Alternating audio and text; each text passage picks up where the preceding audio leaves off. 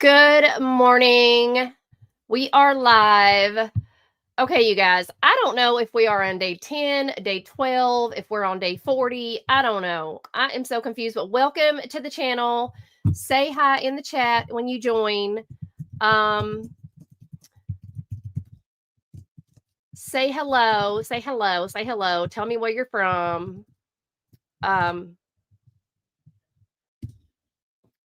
mean, seriously.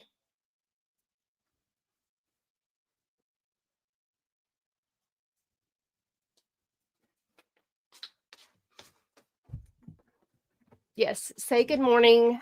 I don't know what day we're on, to be honest with you. The court TV keeps changing, like whether we're on day 1, day 2, day 20, I don't know. So, I'm just going with it. I keep having to change my dates or whatever we are on, but apparently we are on day 10. I thought we were on day 12. And I was going to be like, "Oh, we're on day 12 on May 12th." But nope, we're on day 10. So, I think Court TV is also changing it at the last second, but who knows? So here we are at bright and early with the chickens, waiting for trial to start. They are in the courtroom. So we are just waiting. Yesterday we finally finished. The prosecution finally rested. And now we have the defense. The defense put on 2 horrible witnesses yesterday. If that is where the defense is going, I have to say, for shame, the defense is looking really, really bad. Today, I believe the defense is going to put on a doctor. And then tomorrow, they're also going to put on a doctor. As we could see, the prosecution's case isn't looking very strong for first degree. It's just looking really strong for these people are horrible people. And something obviously happened. We just don't know what or who really did it, when, and where.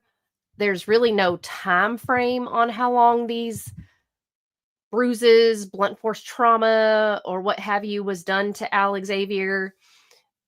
We just know that there was Xanax in his system and that he had injuries on his body. But they are trying to put it all off onto Josie. And I think everyone is in agreement that Josie should be in prison. I think we all agree that she's a very toxic, abusive person as well as Derek. But kind of, I think the more I listen to the exchanges between the two of them, I think Derek is kind of a little bitch. Like maybe he's the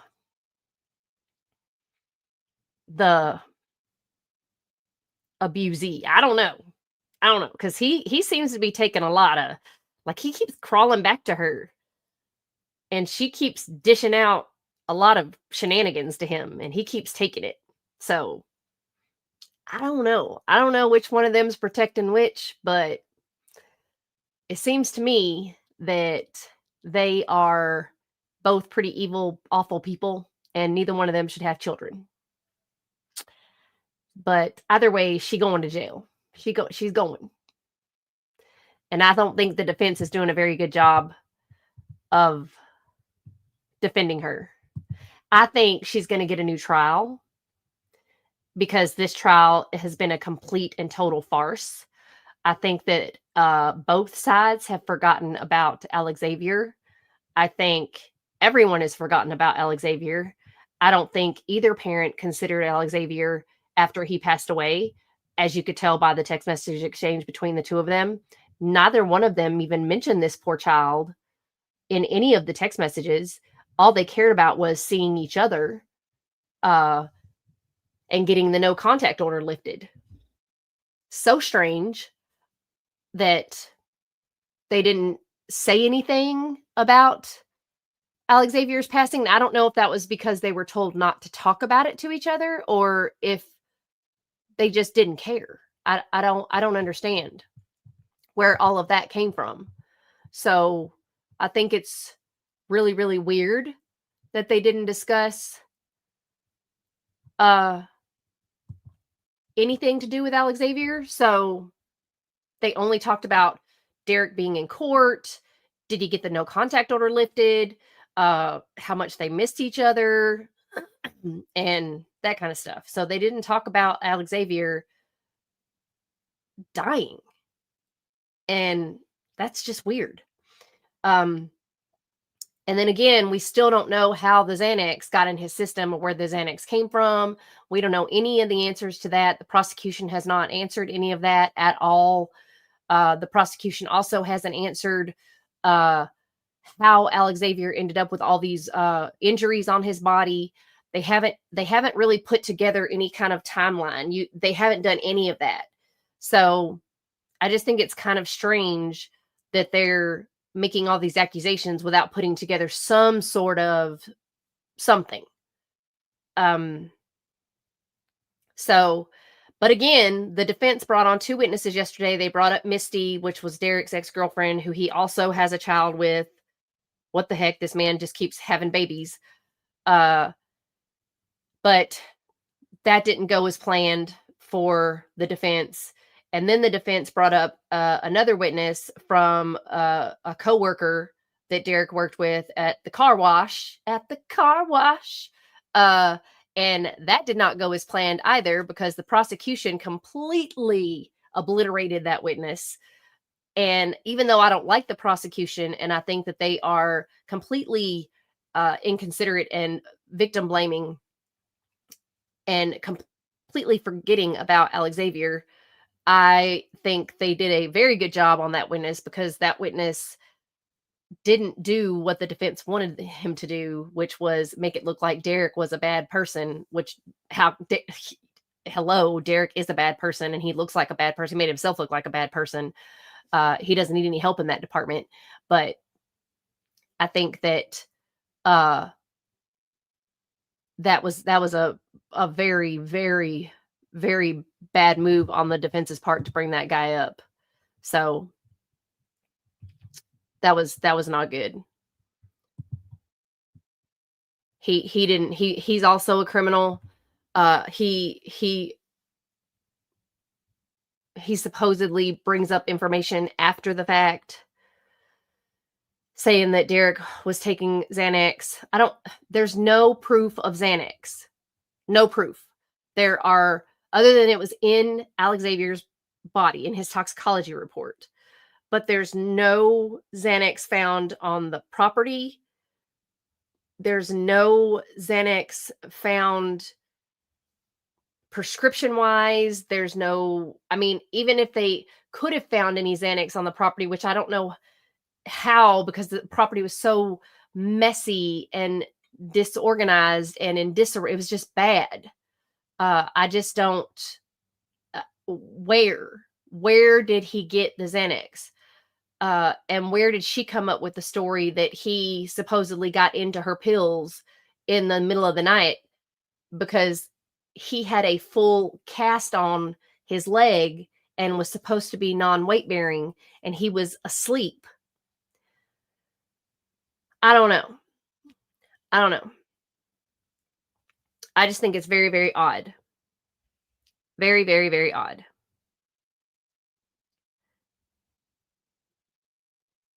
That he would take, and what child would take pills on their own? I don't feel like that would happen. So we're still waiting so that they are in the courtroom, but the judge is not there yet.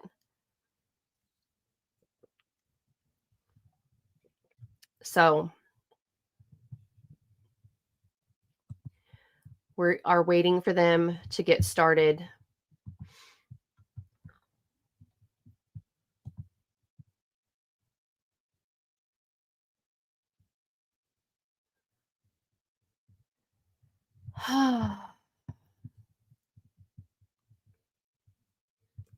So if you have joined, say hello, say where you're from. I appreciate you coming in. I used to do live streams all the time, and then I ended up working full time, and so it was almost impossible for me to do them. Obviously, because you got to work, and and then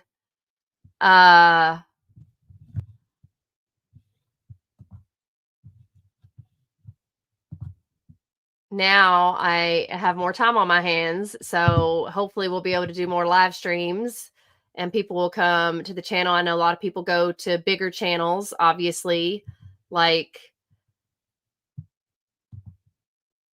Court TV and things like that, which is awesome. But I love to do this. I like to talk about what's going on in the courtroom. Sometimes we'll get to see how many different hoodies there are. Oh, here comes the judge. Okay.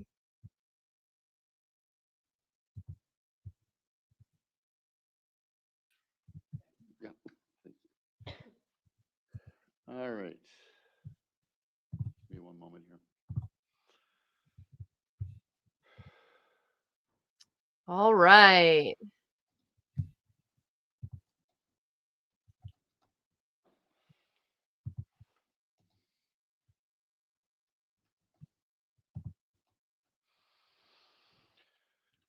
All right, let's go on the record then. This is 23 CF 475 State versus Josie Dikeman. Matthew Torbenson and Emily Root appear for the state. Also present at State's counsel table is Investigative Sergeant Rich Amundsen. Morning, Your Honor.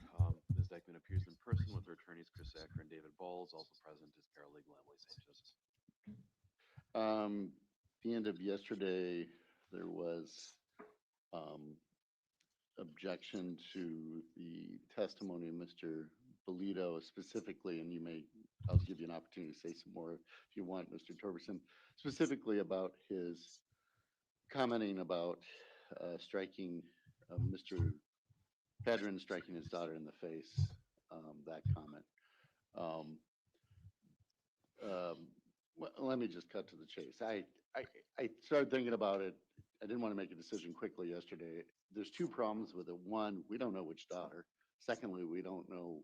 It definitely happened after the fact. We don't know the context.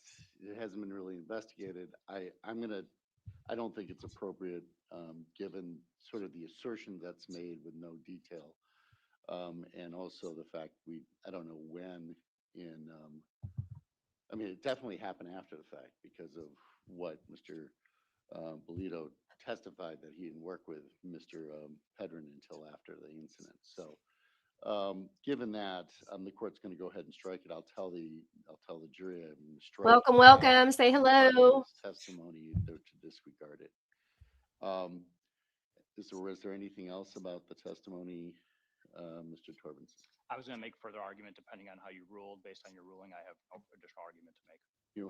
I know I made the ruling, but I mean, that's the reasoning for it. Judge, I understand the court's ruling. Our position is that it's admissible because Mr. Pedron testified untruthfully that he's never hit any of his children, and we've got him admitting out loud to, in the presence of strangers, that he pops his daughter on the mouth.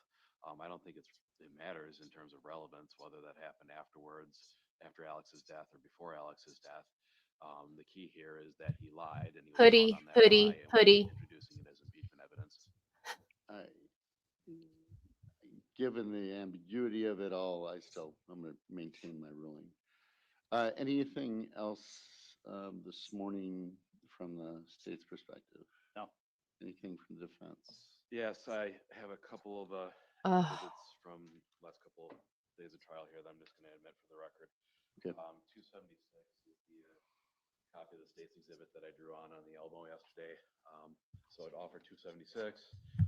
277 is a transcription of the 911 call from November 12th of 2022 that we played previously in court, offering it consistent with the local rule on bar reporting. And it's 270, 277. 277. Okay, any objection to those being received?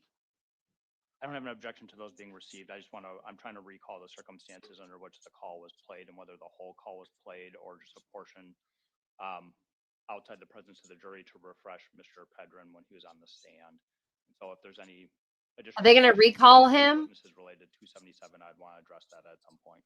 Okay, I believe the entire, I mean, it was this is the 911 call that Ms. Dikeman made. Yes. And it was, I have it in my notes. Oh, I wonder if they're going to recall And I don't think it's Ms. Derek Judge, I can Pedron. go to the chase. I needed to look at the date. I was referencing the November 25 incident that was after the fact that the court rule was not admissible. Looking at the date, you're correct. So Okay. no objection to this one. All right, so that they'll both be received then. And Judge, I would also offer any exhibits that we neglected to do yesterday that the court found admissible for their intended purpose. Yeah, we just like to offer everything, but not for the truth of the matter. Everything that is caveated with not for the truth of the matter.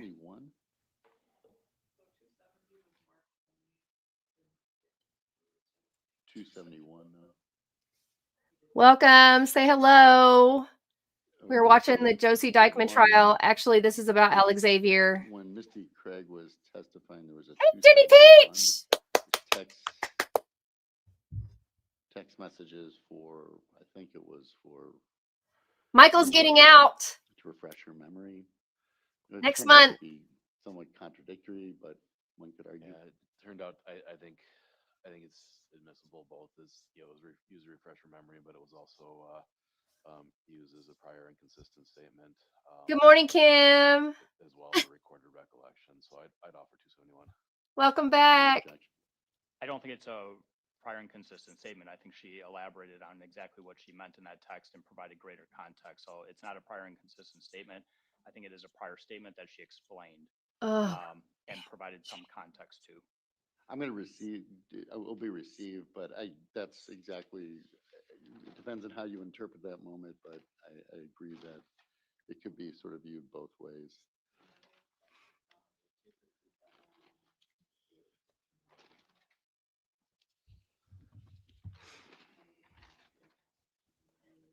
Let's see what disaster the defense has today, because yesterday they ended on a very bad note. I mean, they did not come out swinging. 267, 268. It was rough. 269.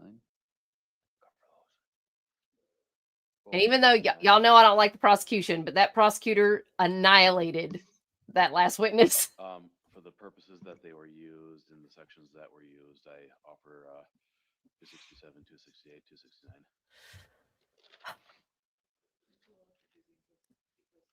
I offer all the evidence. This trial reminds me of that movie Liar Liar with Jim Carrey, where the defense is like, I do not don't put that evidence in there as it is They'll be received. detrimental to my client. Okay. If we find some others, we can talk about them, but that's, I think, where we're at. Okay, do we, anything else before we bring the jury in from the state? No, Your Honor. So we'll bring the jury in. Who's your next witness? Is it Dr. Dr. Andrus. Endres? Okay. So why don't we bring the jury in, bring in then Dr. Endres? Let's bring the jury in. Kim, Jenny Peach is one of my faithful subs. She and Gwen have been here from like the beginning.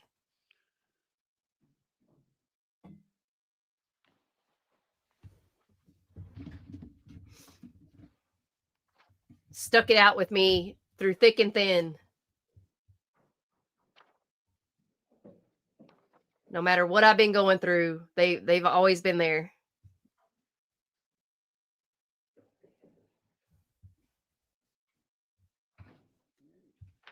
Everybody may be seated.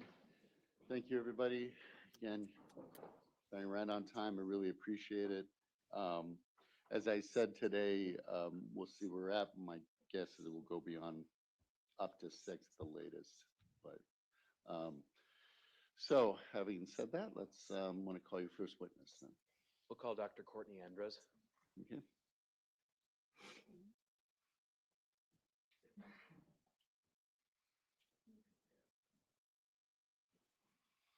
Do you solemnly swear the testimony given in this matter shall be the truth, the whole truth, and nothing but the truth? She is tatted up.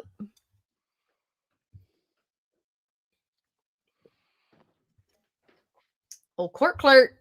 Dang. Go ahead. Ready? Okay. Morning, doctor. Morning. Introduce yourself to the jury, please. I know, but you're on the other side of the earth. Could you spell that last name for the record, please? Endres. What do you do for a living? I'm a forensic psychologist. And what generally is a forensic psychologist?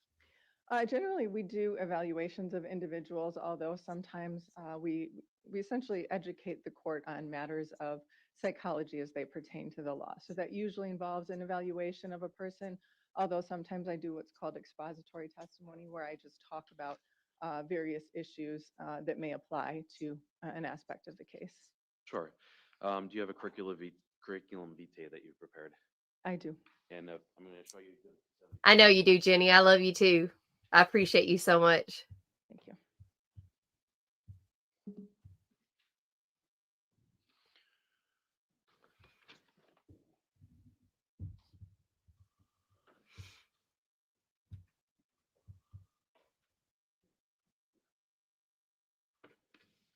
Does that document look familiar? It does. And does that appear to be your current curriculum vitae? I think there's a couple of things that need to be updated, some continuing education that I've taken since then, but the bulk of it is correct. Sure. Generally speaking, does it accurately reflect your education and training? Yes, it does. Offer 274, Your Honor. No objection, Judge. Received. So, Doctor, could you briefly summarize your education leading to your career as a forensic psychologist? Sure. I have an undergraduate degree in clinical psychology, and then I also have a master's and doctoral degree in clinical psychology. I did my forensic specialization with my pre and postdoctoral positions. So you specialize in forensic psychology in your fellowship? Correct. All right. And can you summarize your current practice for us briefly? Oh, thank So you, I've had Jenny. an independent forensic practice since 2012. I do primarily criminal work, so I work on NGI or insanity cases, competency issues. I also do a small amount of civil work with guardianships and protective placements, and then just answering general questions about psychology as they may pertain to issues in the law. Are you currently licensed to practice psychology in Wisconsin? I am. And has that license been maintained and active in good status? Yes. All right. So did you evaluate Josie Dikeman at my request? I did. What generally was the scope of your evaluation? I was told that she had some head injuries, and so you asked that I evaluate her to determine whether or not there was any impact from a possible traumatic brain injury, just to essentially look at her neuropsychological status. Also to look at some emotional behavioral components that might be the result of some reported domestic abuse. So to essentially do some diagnostic testing with her, interviewing, make diagnoses, and talk about her functioning as those things may impact it.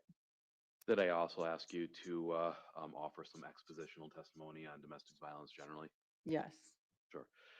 So did you meet with Ms. Dikeman? I did. And can you tell us generally how or what you were doing in that evaluation? So I interviewed her about her background history. We did quite a lot of psychological testing. And I think subsequent to actually meeting with her, I did also review some medical records. Okay. Did you, were the records that were reviewed or those common in your course of review? Your Honor, I object to her discussion of the medical records that was not disclosed to us or contained as something that she reviewed in her report. Judge, I filed this as a 40-day hearsay notice. it's hearsay, but we weren't noticed that Dr. Andres reviewed them or that she was going to testify regarding them, Judge. So I'm not saying that the records are hearsay, given the notice, just that her testimony on them was not noticed and therefore shouldn't be allowed. It's not required by the expert notice statute, Judge. Overruled. Go ahead. Were the records reviewed common records to review in the scope of your evaluation? Hey, Yes. Gwen. Will we be heard on this? Ooh. Yeah, come on up. Good morning. I'm trying to be in a good mood. Y'all have a terrible migraine, but I'm doing this anyway. But this case, let me tell y'all, as I said earlier, they have forgotten about Alexavier. This is a nightmare trial. This is the biggest hunkin' joke. I cannot they're gonna have to take a break. They're gonna have to kick the jury out. Are they gonna have to kick the jury out? Look at the hoodies. Hoodies, I love it. I love it. Y'all, I'm telling you. They're missing some people today in the gallery. I don't know where the young guy is that needs a haircut real bad. And I just can't get over how many hoodies these people own. I'm not going to stop talking about the hoodies. I'm sorry. Attorney Zacker's notice of expert testimony was filed as document 88. Ms. Endre's report, which I don't believe has been offered yet, was also filed as document 115 in this case.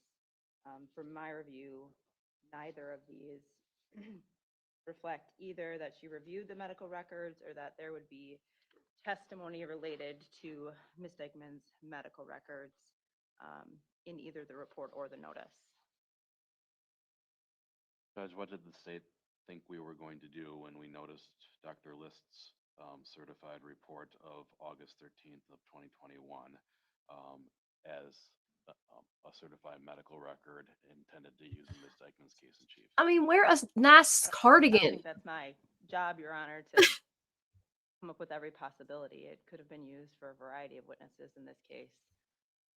This is why, Your Honor, we asked for the Daubert hearing originally related to Ms. Endres so that we could go into what she relied on in her opinions and the methodology for how she came to those opinions, including what records she reviewed and considered. Judge, the notice was clear. The court did not require a Daubert hearing because the notice was clear. This is standard stuff. It was noticed as a hearsay exception, Dr. List's report.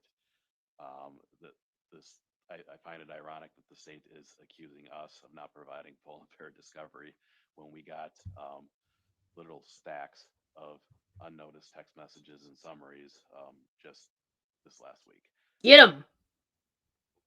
And I'm going to take an issue with the last statement Attorney Zacher just made. He had all of those text messages in discovery, Your Honor. And again, as been previously stated, this isn't a tit for tat thing.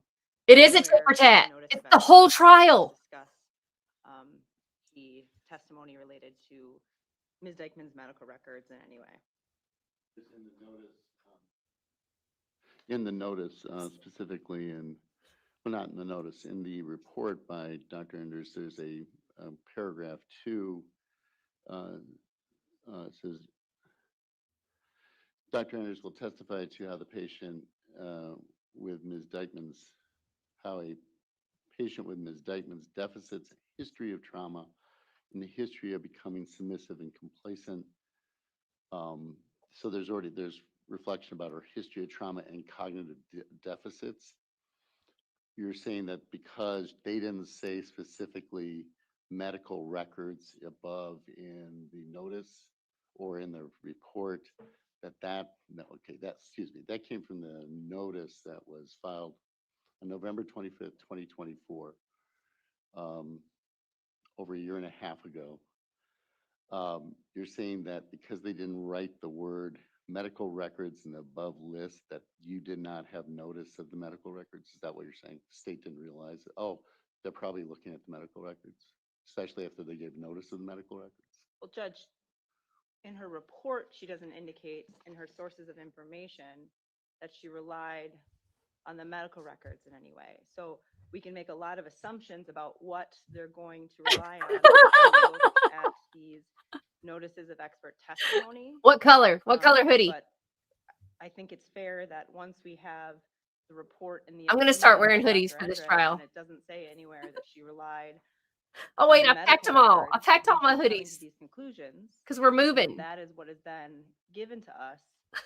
I don't think it's fair to say we should have to guess at what they're going to provide as part It of is expert totally testimony. Gwen. That's why what we have to lay out in our notices of expert testimony, I think is so stringent, Your Honor. If we had known, right, that she's going to be talking about or interpreting the medical records as part of her opinion, that may have been something that we would have then gotten our own expert about if that was an issue, Judge. I'm not contesting anything about, right, her reporting. So you're saying that a report you got a year and a half ago, that you would have gotten an expert if you would have known her opinion? We don't know, Judge, because we don't know what her opinion is yet. We're going to get it for the first time today. Her and that's not opinion's fair. in the report, right? Not about the medical records. She even said she subsequently, after this report came out, reviewed those medical records, Judge. Is that correct? It happened after the fact? Judge, it's relevant to the issue of malingering testing, but the records were 157, or document 157, where we introduced this. If looks the like judge that had was hair to filed pull out, he would in pull it July out. 1st of 2025. The notice of intent to introduce Dr. List's report that's consistent with Dr. Endres's finding. That's the extent of the use of that document. Dr. List's report is independently admissible under this notice, Your Honor. We provided the state with that notice back in July of last year, as required. So if you'd like, I can just ask Dr. Endres about Dr. List's report, but it's going to be admitted regardless. And Your Honor, our position is that she considered this report after she wrote her. Well, I put report, pants on. That's a then it's miracle. inadmissible. Attorney You Zachary only knows see that the she top half did. of me for the most part, but I was like, maybe I should put Judge, pants it's on. completely properly noticed. This is absolutely consistent with expert notice reporting requirements. Okay, so there's a report by Dr. Anders on April 4th, 2025. There was the defendant's notice of expert testimony in November 25th, 24.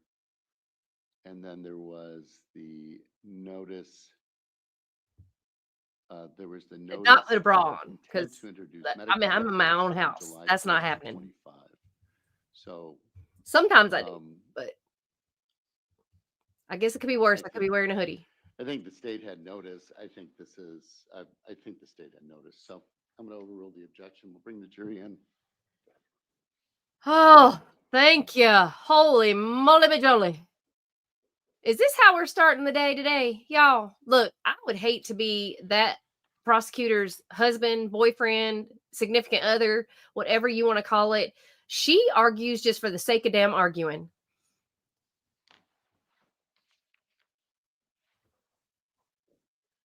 I mean, I wouldn't have got out of bed if I could have. My head is killing it. I'd be laying on my heat pad. But I said I'd be here, so I'm here. But this trial is such a farce. Honestly, if I were the prosecution, just let the defense do what they're going to do. They're going to hang themselves. Everybody may be seated. Go ahead and proceed. Mr. Why are Zachary. they even fighting it? Mr. Zachary. Okay. Thanks for your patience, Doctor. So, did you meet with Ms. Dikeman to administer any testing? I did. And is the length of time that you met with Ms. Dikeman consistent with what you would normally require to conduct the type of testing that you found to be appropriate? Yes, I mean, it varies by individual, but yes, it was fairly common. Did you review the criminal complaint before meeting with Ms. Dikeman? I did. Is that I common agree, for Gwen. professionals in your line of work to review that document? Yes. So I'm going to cover this in greater detail and break it down, but were you able to come to any diagnostic impressions regarding Ms. Dikeman after meeting with her? Yes. And what generally are your diagnostic impressions of Ms. Dikeman? So cognitively, I found that she had some significant deficits with memory and attention, verbal reasoning, expressive language. Emotionally and psychologically, there were a lot of post-traumatic stress symptoms present, anxiety, depression, re-experiencing. Um, the results showed that, test results showed that she tends to view the world as a very hostile, untrustworthy place.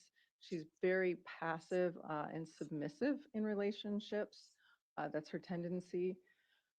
She also presents as very, we call it flat, but basically a lack of emotional expression that you can visibly see, and reduced emotional reaction to what would Oh, normally be true, provoking Gwen. events. And what I found was that that was the result of the traumatic event she's experienced and coping with that versus someone who is callous and uncaring about things.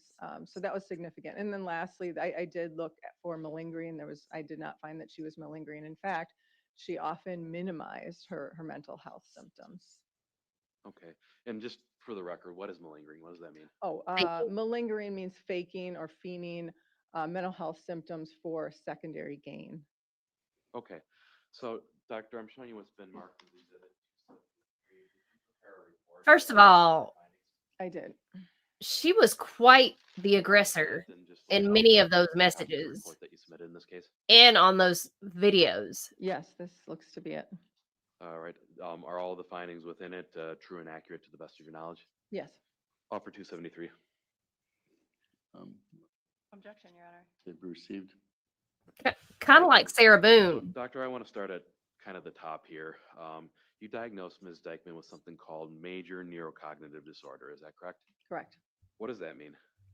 So a major neurocognitive disorder means that there is noted cognitive decline from previous functioning, either reported by the person or by someone who knows them.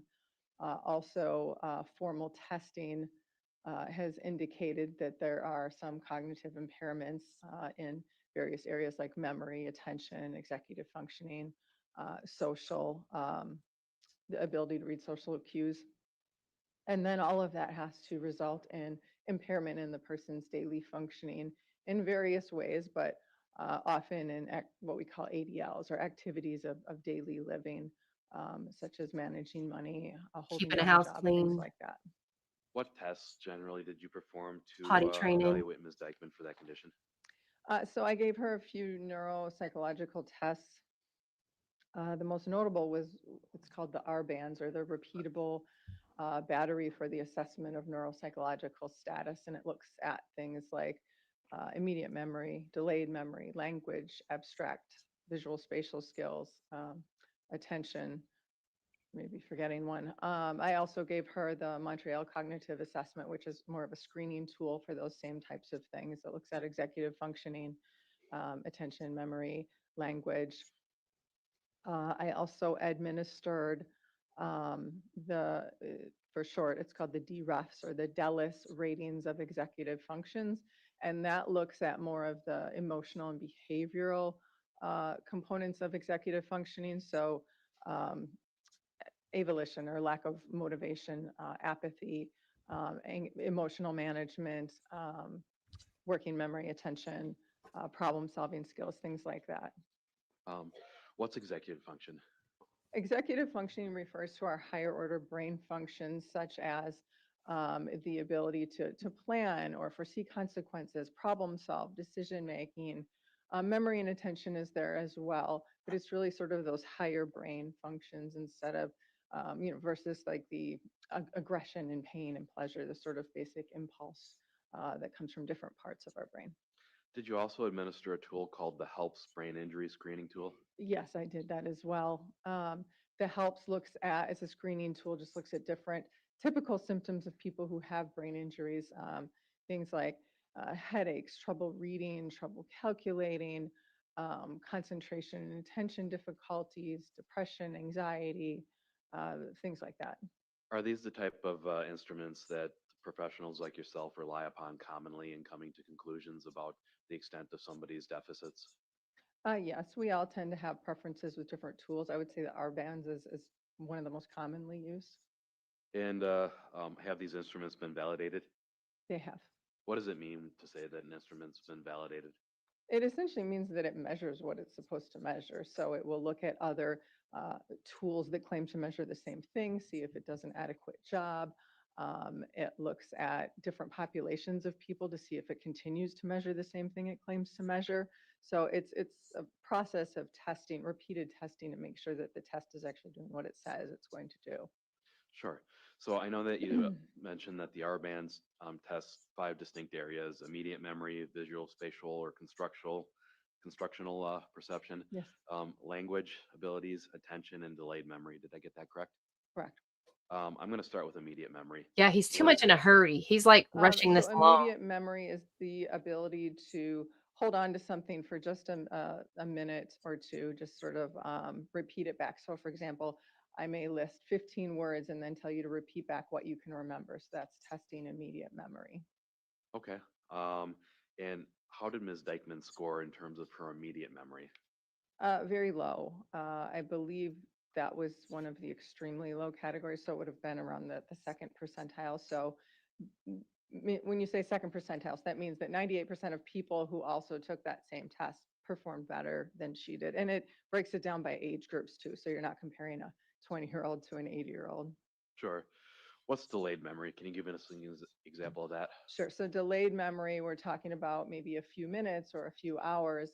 On the testing that I did, it's more like a few minutes, but basically at the beginning of the test, for example, the list of words that I mentioned that I might ask you to repeat for immediate memory, maybe 15 minutes later at a different portion of the test, I'll ask you, hey, do you remember any of those words? And then there's also another test where you're given options. So was this word on the list to look at different types of memory? But essentially delayed is waiting a few minutes or possibly a few hours to see if a person can remember.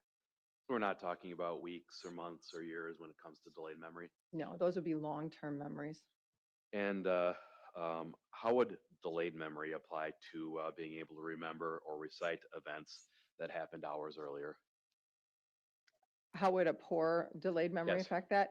Yeah, a person would have difficulty.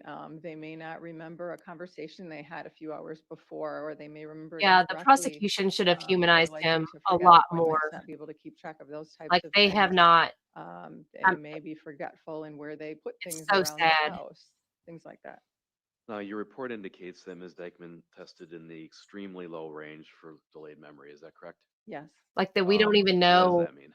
what kind of child he Well, was, it means that not only is her immediate what he memory pretty liked, poor, but her ability to nothing. then try to recall it later on is even Again, worse. It I just really it believe deteriorates it's even more fortunate over that he's time. with Jesus Do you even, and, because this and is you've explained the fact that of the truths and terrible. significance, is that broken down by age groups?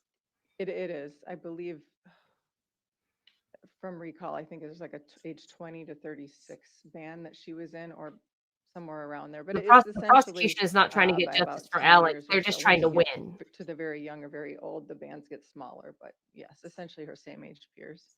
Generally speaking, how does having impaired memory like Ms. Dikeman affect a patient on a day-to-day basis? Again, they're going to maybe misplace things around the house, forget where they put them. They won't remember where they're supposed to be at any given time. Conversations that can be difficult because people get embarrassed. They don't want to admit that they've forgotten things. So sometimes they'll say they remember, but they may not remember the full conversation. Just describing how things happened, telling a story that may be much more difficult for people with delayed memory issues because they don't remember a nice chronological narrative that they can feed back to someone.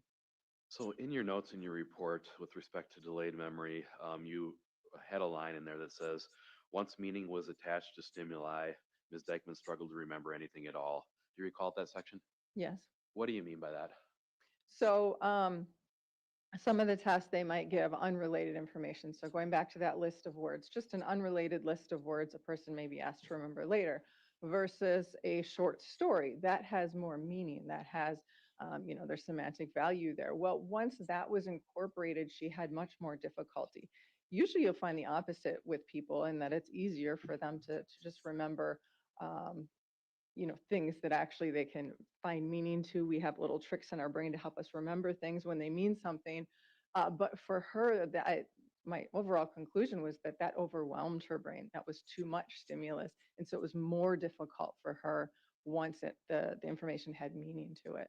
Um, can we take that to mean that if somebody with this deficit might struggle to identify what's relevant to a conversation and produce that information? Oh, absolutely. Okay. So I'm going to get into this in a bit more detail later, but can stressors impede or make an already existing cognitive deficit worse? Yes. Generally speaking, in what ways? Well, people, there have been a lot of tests that we've done over the years researching people's memories. And if you just give a person information to repeat backwards or back later, and then compare it to maybe incorporating a stressful event, or they're trying to multitask, people generally just perform worse when there's more things that are interfering with memory, other things that you're trying to sort of multitask in your brain that can become overwhelming, particularly for people that may be not operating at the level of the normal population to I begin don't know, with. Jenny, you've seen my Did you Neo. observe some of these same memory deficits mean- in other instruments that you administered to Ms. Dikeman? Yes, the memory deficits, that was consistent across everything. All right, and I'm just going to talk briefly about the Montreal Cognitive Assessment. What does that do?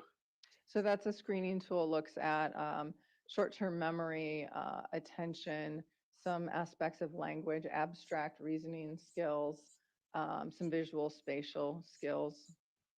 And you noted that Ms. Dikeman scored significantly below the normal range in that as well. Is that correct? Correct. So you get a total score, and then you can also look at the different areas and how people performed. And her total score would indicate that her cognitive functioning is not in the normal level. It's below. Does the Montreal Cognitive Assessment also measure delayed recall? It does, by a few minutes, right? And were the findings of the Montreal Cognitive Assessment consistent with what you found on the R bands? Yes. You described in that section Ms. Dikeman's memory deficits as, quote, a glaring deficit in her working memory. What is working memory, and what did you mean by that? The working memory is similar to immediate recall in that it's attention, being able to. So, for example, if I say I'm going to give you a series of numbers and I want you to repeat them back, but in backward order, you not only have to remember that information, but you have to remember it long enough to maybe manipulate it a little bit. So, working memory is just sort of that information you need to hold on to for a few minutes and maybe be able to think about in more ways than just repeating it back. But it's that ability essentially. That's like So doing the a R bands drunk also test. measures language abilities, is that right? It does, yes. And what is expressive language? So expressive language, as opposed to receptive language, which would be what we understand, expressive is our ability to clearly articulate our thoughts to another person. So things that could affect that might be a lack of extensive vocabulary.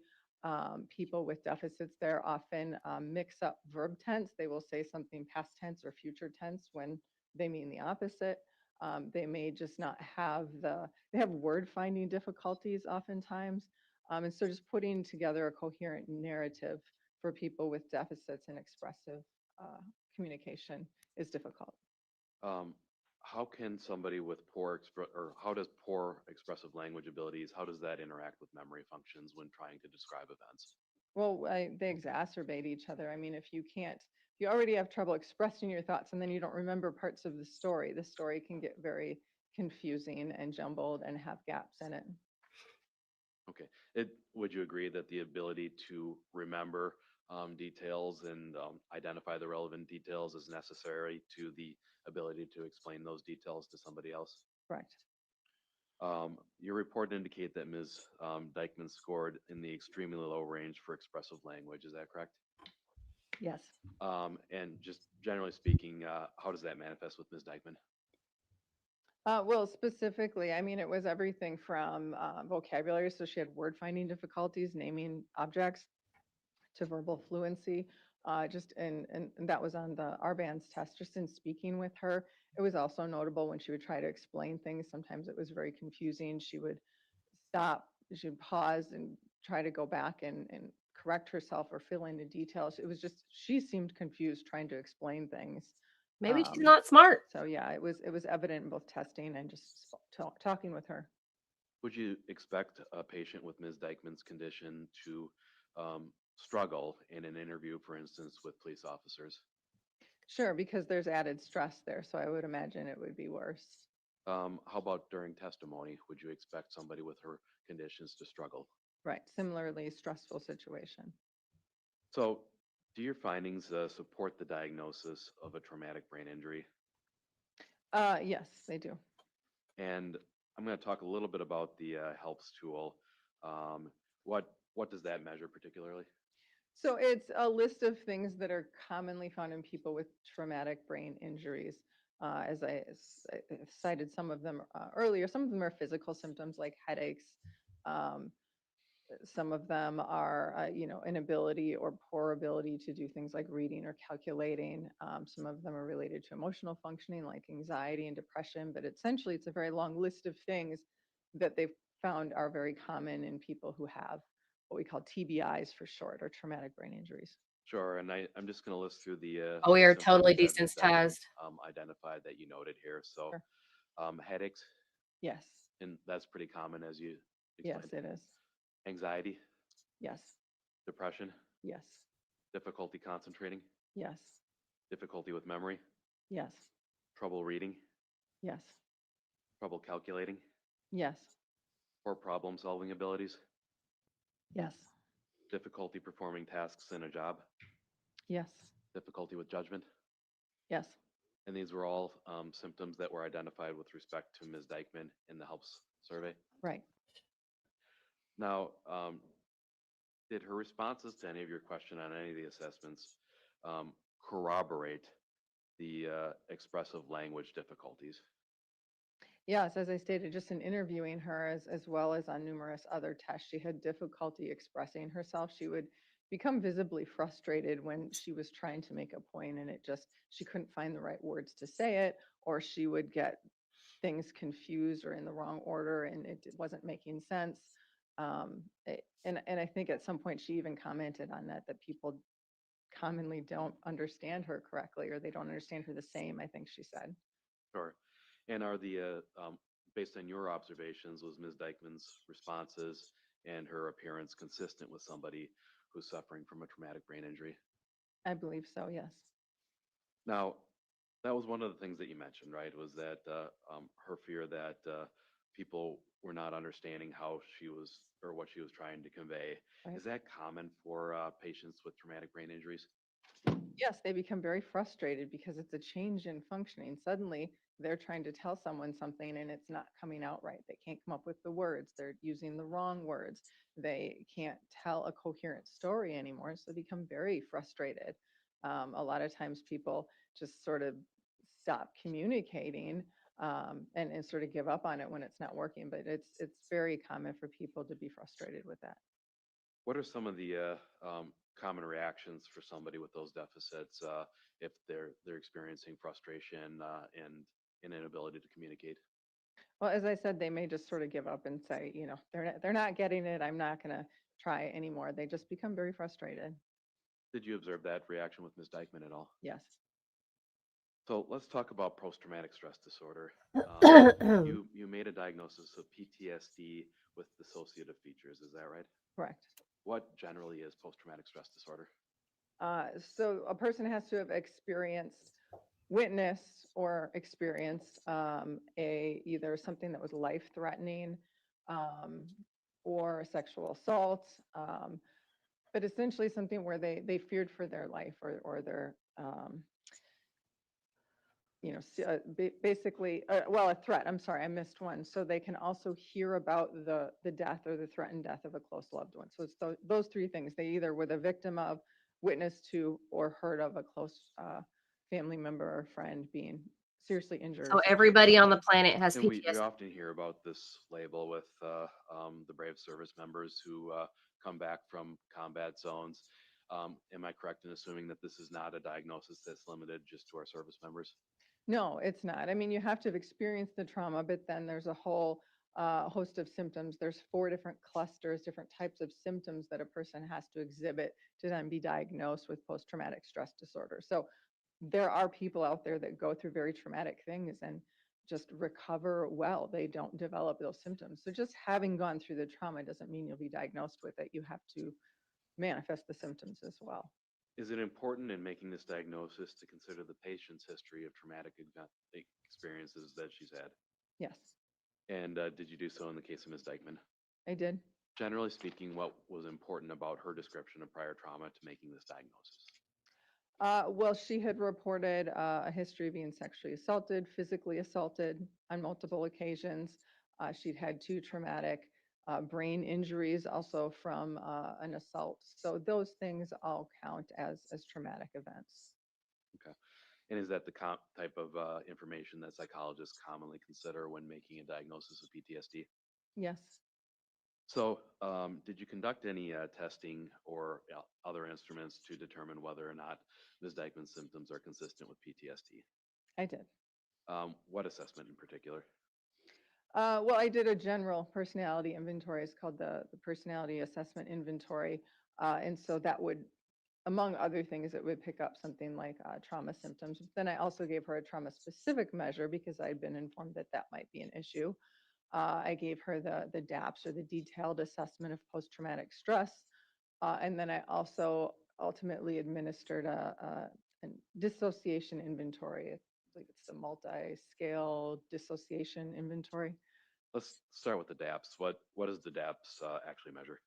So it's looking at, there's actually now 4 symptom clusters that they've identified for post-traumatic stress disorder. That one actually only looks at 3 because at the time the instrument was made, we didn't really understand the 4th one.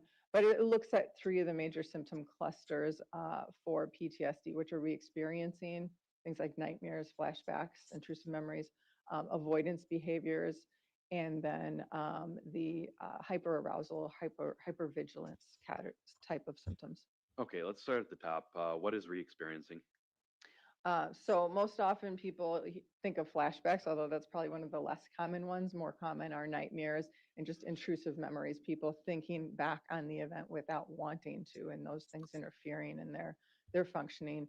Nightmares, they're not even always about the traumatic event. They can be about other things, but it's those chronic nightmares and sleep disruption that happens. Okay, and did you find that Ms. Dikeman meets this symptom cluster for re-experiencing?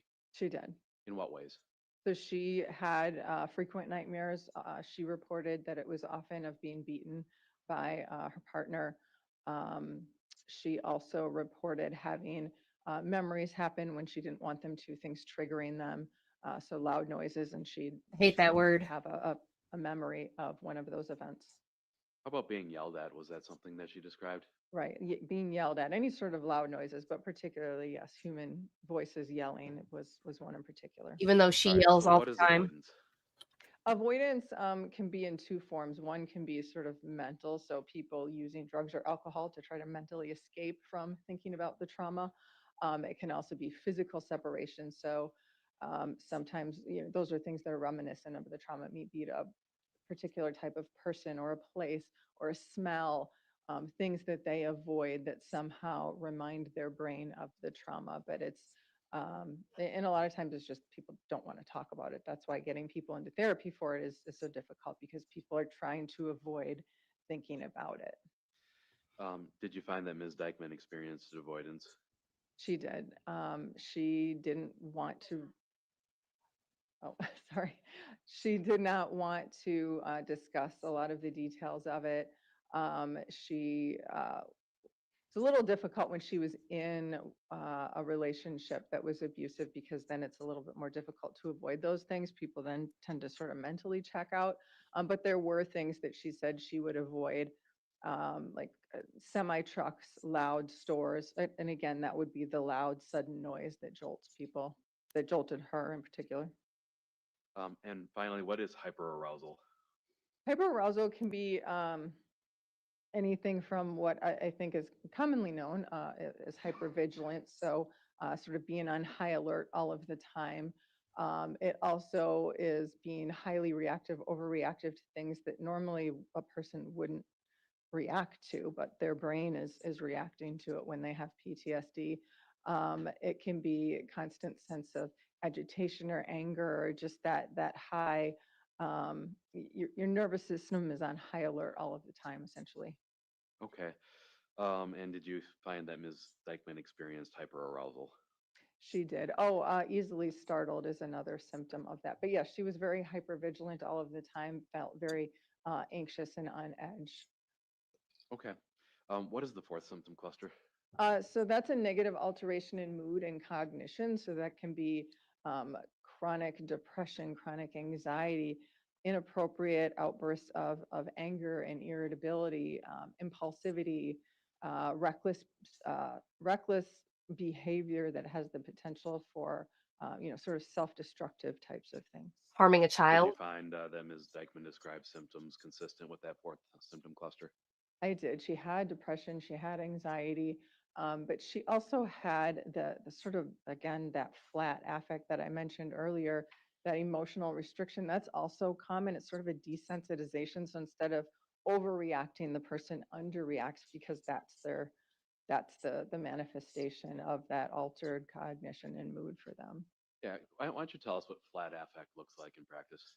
So it looks like a person maybe is very detached. They don't care. They're not reacting. You don't see any visible facial expressions changing.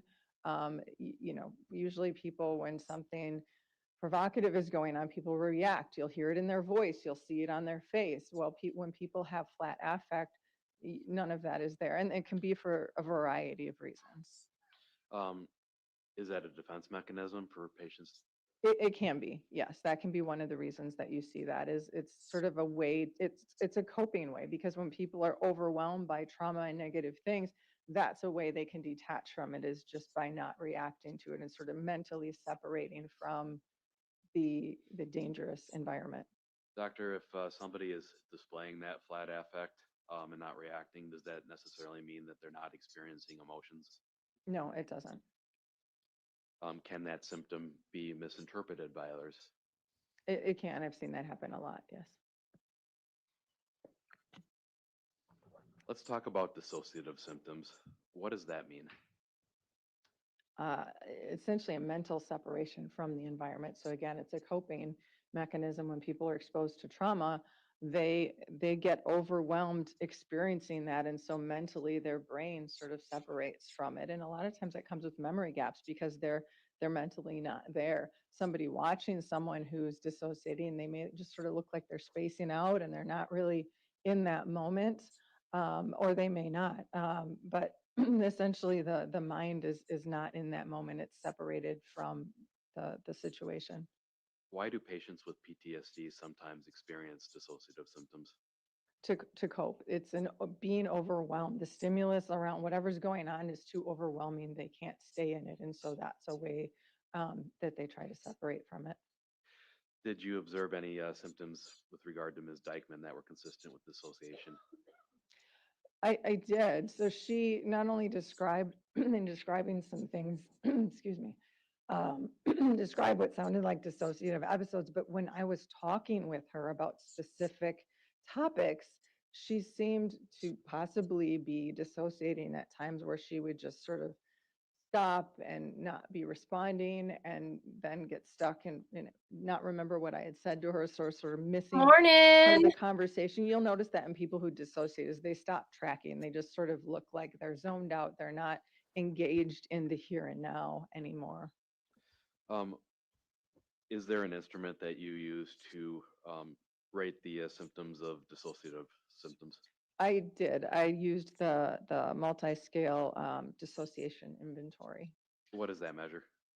A few different things. So it looks at emotional restriction. It looks at um, mental separation from the environment. It looks at memory gaps, I think depression. There's a few other scales. Sure.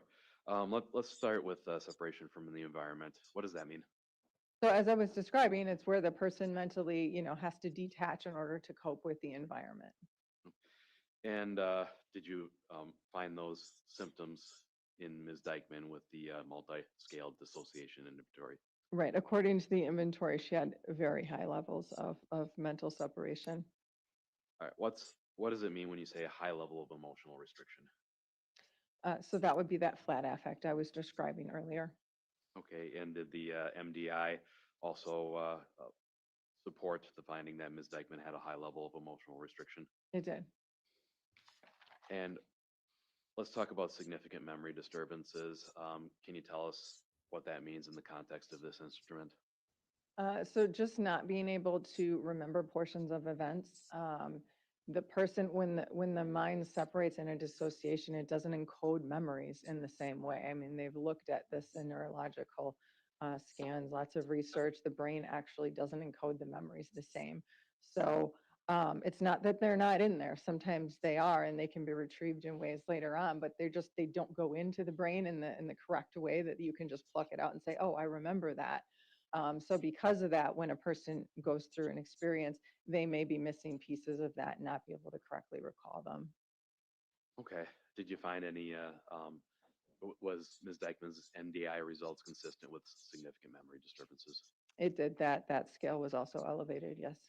My understanding is that several of the other categories Ms. Dikeman did not meet in the MDI for dissociative symptoms. Is that correct? Correct. Okay. Let's talk about malingering. You said what malingering was, but do you have built-in measures to test for malingering when you're doing these instruments? Yes, so there's a few different ways. There are instruments that specifically look for malingering. That's what they're created for. There are also often validity scales within tests to look for things like over-reporting of symptoms or under-reporting or inconsistent reporting. So those are also things that can give you ideas about malingering. Sometimes it's just looking at the consistency of responses, and I can maybe talk more about that later. But so there's everything from very specific formal measures to measures within more general measures, and then just behavioral observations we know to look for. So it's built into the instruments themselves. Some of these are questions that you can look to for inconsistent or unreliable responses. Right. Any indication that Ms. Dikeman was malingering or exaggerating her symptoms as you discussed? No, and as I stated in the very beginning, she actually minimized a lot of her symptoms. She didn't exaggerate them. She really wasn't trying to say that they were very strong for her. They would still come up in the instruments, but she minimized them essentially. Why is that clinically significant? Well, actually, what we find is people who have genuine mental illness, that's typically what they do. It's not the people saying, hey, I'm really sick, I'm really ill, this is what's going on. It's often the people who are saying, I don't think I have an illness, I don't think this is wrong with me. They don't want to talk about or acknowledge the symptoms. So that's pretty common. Fair to say that a lot of people don't want to acknowledge that they have something wrong with them? Right. All right. Is it important in examining malingering to review prior neuropsychological testing or records? Yes, if they're available, that can be helpful. Why is that important? So you're looking at patterns over time. How long have whatever these reported symptoms are been present? If it's a legal case, it can be very significant because if you have records from before the person was accused of something, that's significant because then if you're only seeing it after the fact, they had no symptoms before, wasn't reporting anything, they get accused of something, suddenly they have this whole host of symptoms, that's a little bit more suspicious. Whereas if they were reporting these symptoms long before, not in the context of a legal evaluation, that's a lot more, that's a solid piece of evidence that that's been there for a longer period of time, that there's no motivation to be creating fake symptoms. In the course of trying to evaluate Ms. Dikeman's condition and whether or not she was malingering, did you review a progress note by Dr. Raymond List, a neuropsychologist? I did, yes. And the approach with what's been marked as 270 or 275. Take a look at that, just make sure that you see anything more. This I looks to don't be need it. another doctor to tell me I'm crazy. And What about Dr. List's evaluation of Ms. Dikeman in 2021 was important to your findings here? He noted several of the same things. I believe he gave her a diagnosis of PTSD. Um, Yes, he did. He also said mild cognitive disorders. The diagnostic impressions were similar. He found some of the very same things I did, the significant memory deficits with memory, attention, all of those kinds of things. He gave the R bands, which it's meant to be something you can repeat over time, hence the name. So he gave one of the same instruments I did, found similar results, significant deficits with language and with memory. So just very consistent with my findings. And this was, I believe, 2021. So, and I did my evaluation in 2023. So yeah, several years earlier and before the criminal allegations. Would you expect that consistency in somebody who's not malingering? Somebody who's not malingering? Yes. Well, yes, I would expect consistency in someone who's not malingering, correct? My apologies, that was a poor question. Too many negatives there, yeah. Offer 275. Any objection? Just what was already put on the record, Your Honor. Okay, received. All right. So, just generally speaking, were you able to come to any conclusions about whether Ms. Dikeman's emotional presentation could be misinterpreted by others? It often is. People have an expectation of how other people should look or react in certain situations.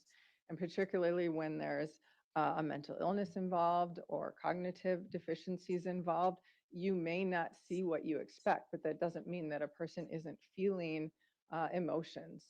That may be, as I discussed earlier, a coping or a defense mechanism. What are some common triggers for PTSD or episodes related to PTSD that could trigger some of those symptoms? Things that are reminiscent to that person for the initial traumas, and that's different for everyone. But loud noises is a frequent one. Loud noises, loud bright lights, being overwhelmed by a lot of people. Then it sort of gets more. Those are sort of the more common general ones. Being more specific, it just sort of depends on the trauma. So maybe a certain smell or a certain type of person, if they were abused by a very overbearing type of person. Maybe they had a beard, then everyone with beards, they may be on edge, things like that. Sure. If a person with Ms. Dikeman's deficits struggles with memory, is that necessarily a sign that she's lying? No. And if a person with Ms. Dikeman's deficits struggles to display ordinary or normal emotion, is that necessarily a sign that she's lying? No.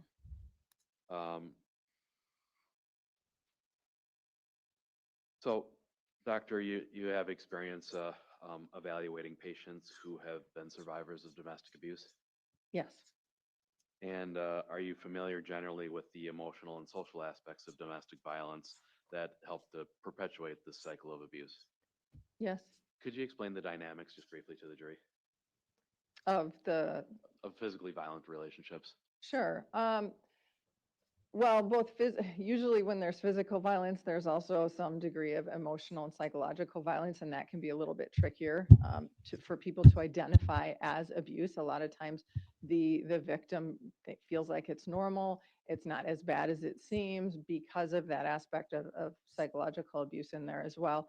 There's usually elements of control where, the person may be cut off from friends and family, the person controls the money, those kinds of things. They may convince them that they're not good enough to do other things. But essentially, it's a cycle where it's not always bad. They have periods, we often call it the honeymoon phase, where they're getting along great and things seem to be just wonderful. And then sort of the tension builds up and there's, some physical abuse or what have you. And then it starts over, they reconcile. But essentially, the victim comes to believe that either A, it's normal or it's somewhat justified, and two, that it's not something that they can easily escape. There's all of these different components to the abuse that they come to believe that's just something they're in.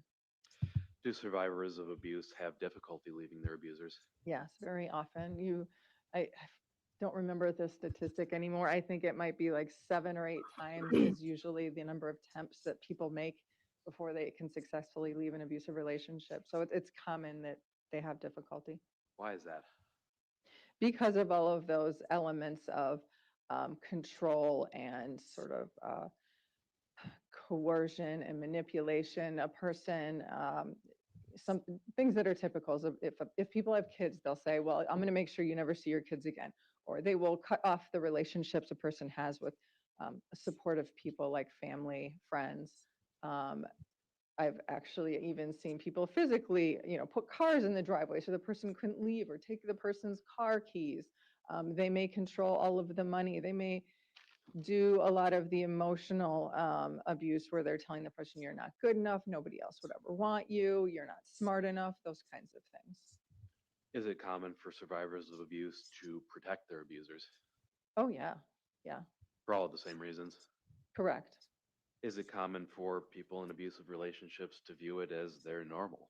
It is, it becomes their normal, absolutely.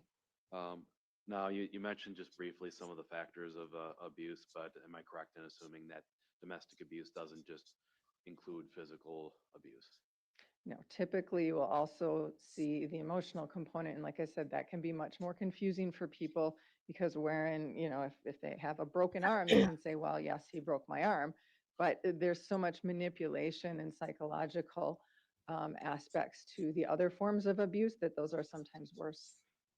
Um, Seems like an obvious question, and it is, but how about sexual assault? Is that a form of domestic abuse? Yes. Um, do survivors of abuse ever feel guilt over their abuser's circumstances when they're arrested or accused of a crime for their abuse? Yes, it really is a mind game. I mean, I've seen so many victims just protect and lie for their abusers. I evaluated a woman who had been in multiple abusive relationships, which once she was out of them, she could see they were abusive. But when she was in the one that she was in, and he was doing the exact same things, she couldn't see it as abusive because it's very confusing for them, the mind games and the manipulation that occurs. Is Are all of these reasons why survivors have trouble reporting abuse to the authorities? Yes. Is there anything in particular about Ms. Dikeman's cognitive conditions that would be an additional barrier to her leaving an abusive relationship? Sure. So she's not functioning at 100% either, emotionally or cognitively. And so that would make it more difficult for someone like her to leave an abusive relationship. She doesn't, she can't function as independently as someone without those deficits. And emotionally, she's constantly struggling. And so all of those things are just going to be amplified and making it difficult to leave. Is Ms. Dikeman's PTSD symptomology consistent with somebody who's been domestically abused? Yes, I believe so. So, Doctor, are all of the opinions that you've offered here today to a reasonable degree of professional certainty? Yes. And I would offer her report if I haven't done that at this point. I believe I I have. think it's already been received, but it will be, I think it was already received. That's all the questions I have. Thank you. Thank you. Cross? Yes, Judge, thank you. Oh, Lord. Oh.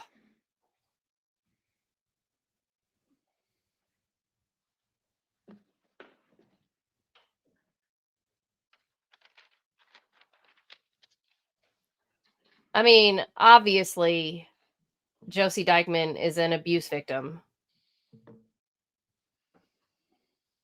And I don't know. I mean, I can see all of this, but I don't know how this. He didn't ask. Morning, Doctor. Did you talk to her about Alex's death? Dr. Andres, you were retained by defense counsel in this case, correct? I believe so. Yes, that's correct. Okay. Specifically by Attorney Zacher. Yes. Have you worked with Attorney Zacher on previous cases? I have. How many times has he retained your Hey, services? Mark, I'm not welcome sure. I don't back. keep track of numbers. More than 5? Possibly. I'm not sure. Okay. Maybe less than. I mean, maybe more, maybe less. I really don't know. What about Attorney Bowles? He has retained your services in I previous believe cases? so, yes. I saw him in the hallway, and I think I worked on a case with him in the past, yeah. Were all of the cases that Attorney Zacher or Attorney Bowles retained you on criminal matters? Correct. And how many times has Attorney Zacher called you as a witness in a criminal hearing or trial? Uh-oh. Again, I don't know what the number is. Uh-oh. You have no idea? No, sorry. More than once? Sure, yes. Okay. More than 5 times? Again, I don't know. I don't know. You keep records related to that, right? Right. I keep records of every time I testify. I don't categorize it and keep track of the numbers of times I've testified for specific attorneys or in certain types of matters. I just don't keep those numbers. You keep records as to your invoices for those matters, correct? Right. And have you been asked previously in proceedings how many times you've worked with a attorney? Probably, although I don't remember specifically if I've been asked how many times did you work with this attorney, but I would guess I probably have. Okay, you can't remember that either. Ooh, she's about to get you. Specific to this case, are you being compensated for your work? Yes, I'm being paid. And what does the fee structure for that look like? My fee is $2.25 an hour, and then I have a flat rate for testimony, and then there's a different rate for travel costs.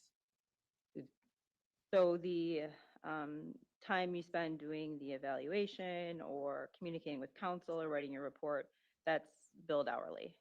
Correct. And then Yeah, you have I a don't flat go for the fee mental for your testimony. mental is that health. correct? You know Correct. me, It's Gwen. different I got for tons of mental health in-person versus issues, Zoom, and but I it's don't a flat rate I don't fee. let that. And at this point, I don't like when how much people use that compensation have you received related to this case? as an excuse. Well, it was 2 years ago. I didn't look. I mean, it would We're have all been mental several here. thousand for the evaluation and the report. I haven't been paid for testimony yet, but yeah, it was 2 years ago, so I don't remember what the exact amount would have been. I mean, it would have been several thousand, would be my guess. Have you been asked questions about your compensation on cross-examination before? Sure. You know that question's coming, correct? Oh yes, Well, they asked me if I'm being paid for my work or bring my it. hourly fee. Yes. And what is the flat rate you're receiving for your testimony? It's $22.50 plus travel costs. 2,250? Correct. And is your testimony that you met with Ms. Dikeman on August 4th of 2023, correct?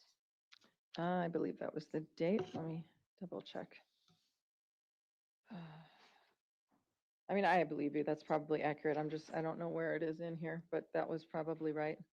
Or wait, August, no, my report was dated in May 2024, so I would have met with her prior to that. Oh yes, August 4th, 2023. There we go. Yes. And that was the only time you met with her?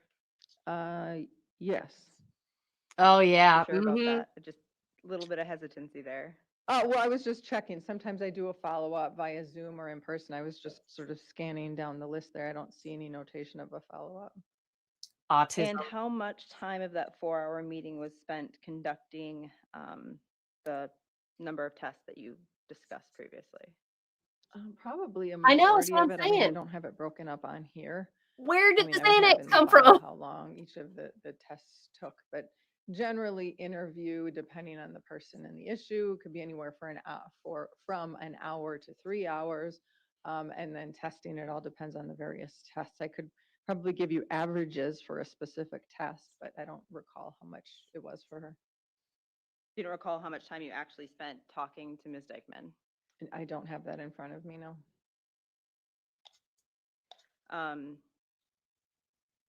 You never observed Ms. Dikeman in her home No. You didn't video or interacting with others? record the conversation. My Aside therapist from records the every jail staff conversation. briefly, no. You've never had the opportunity to observe her under stress or while she's experiencing heightened tension or stimulation? Well, one might say my evaluation was a stressful situation, and being in jail is stressful, so. But there were no, nothing going on during your testing, other than the fact she was being tested, that you would classify as being stressful. Not that I'm aware of. It was just the two of you in a room together. Yes, that's correct. Room was quiet. She could concentrate on your conversation and what you were talking about. As I recall, I mean, generally I'll note in behavioral observations if there's something significant that was interfering, and I don't have those notes, so I would assume it was.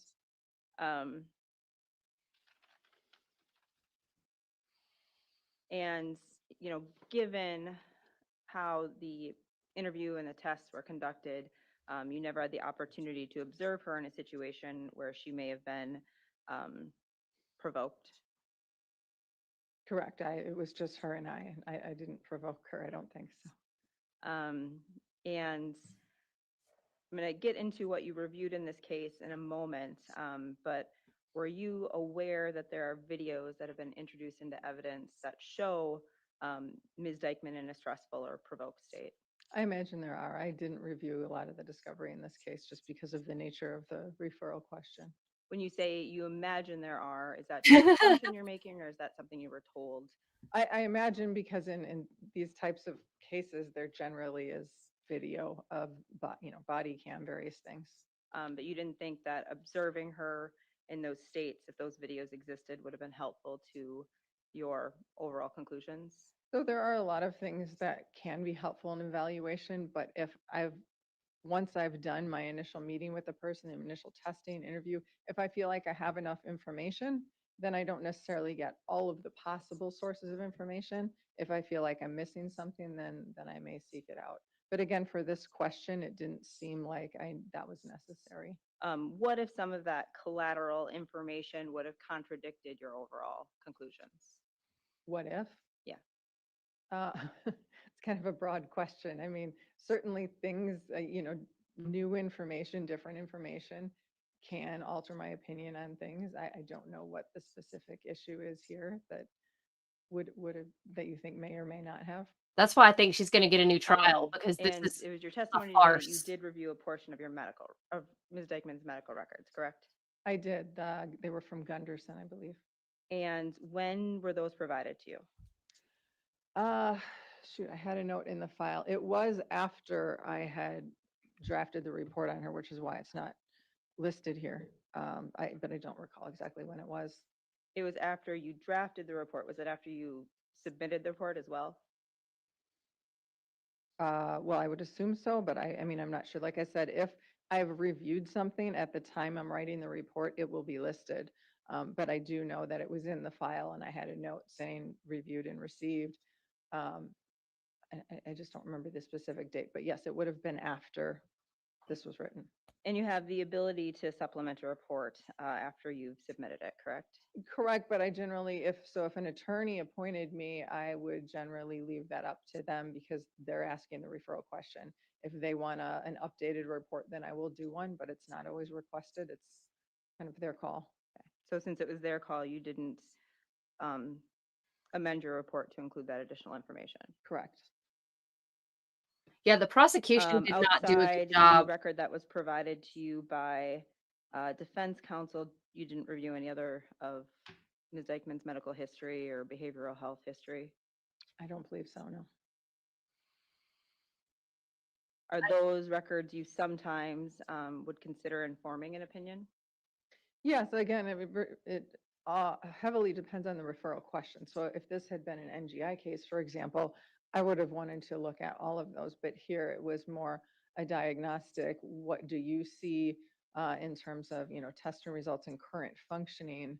So sure they may have been helpful, but they weren't necessary for this particular question. It could have provided some insight into what those other providers identified or what the listed deficits were for Ms. Dikeman. Is that correct? It may have. You still have the medical record in front of you? Oh, yes, I do. Exhibit 275. And you're not aware if there were updated records after this note dated August 11th, 2021, talking about more current Mm-hmm. Yep. status of Ms. Dikeman's diagnosis. Is that correct? Yeah, I remember there was a couple of 100 pages worth of records from Gunderson. This was among them. I don't I remember know, the exact Jenny. I mean, I have span, seizures. the date range. That's You were given a couple hundred We all pages have. of medical records from It We was can Gunderson? all less than relate 200, but yes, it was to more what than this woman 100, is as I saying. recall.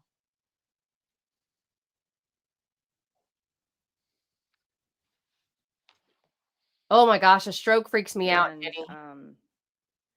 in terms of this particular note, did you have a conversation with defense counsel that this is the note that should be I hope you're okay introduced at now. this trial?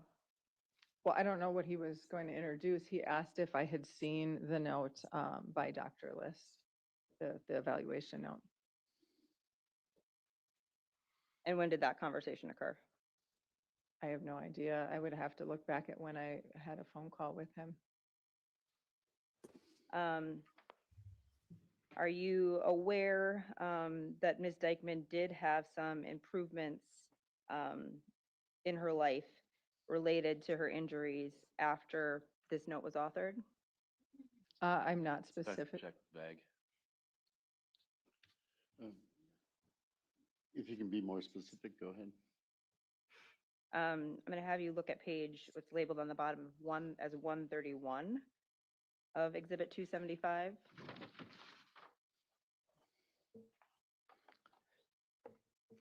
Okay. And do you see under ADL on the bottom of that page, it indicates driving not medically released? Correct. And can you tell us what ADL means?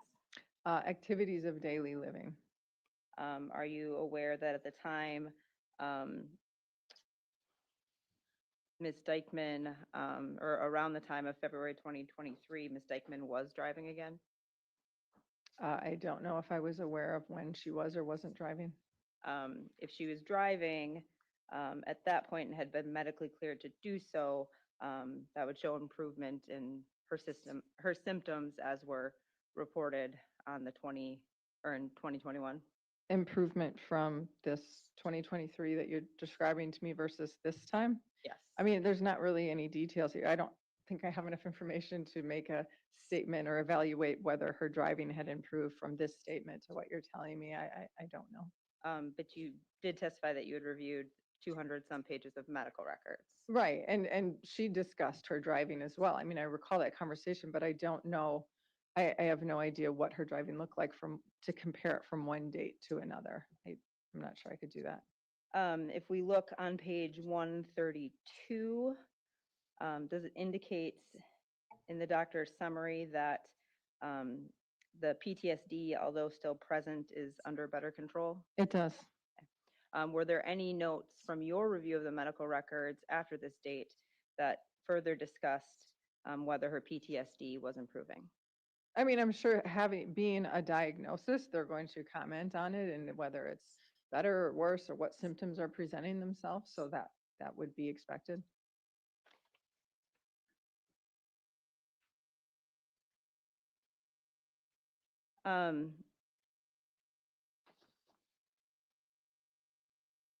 Dr. Andres, you talked a little bit about the source of Ms. Dikeman's PTSD on direct examination. Do you remember that? Yes.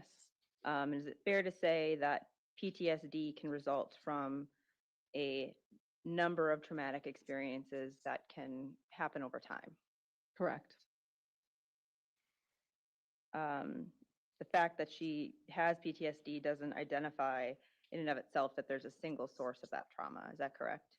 No, and oftentimes as clinicians will talk about it as complex PTSD if there are multiple factors over a long period of time, although sometimes people just find it easier to say PTSD. But yeah, certainly it can be one or a multitude of factors.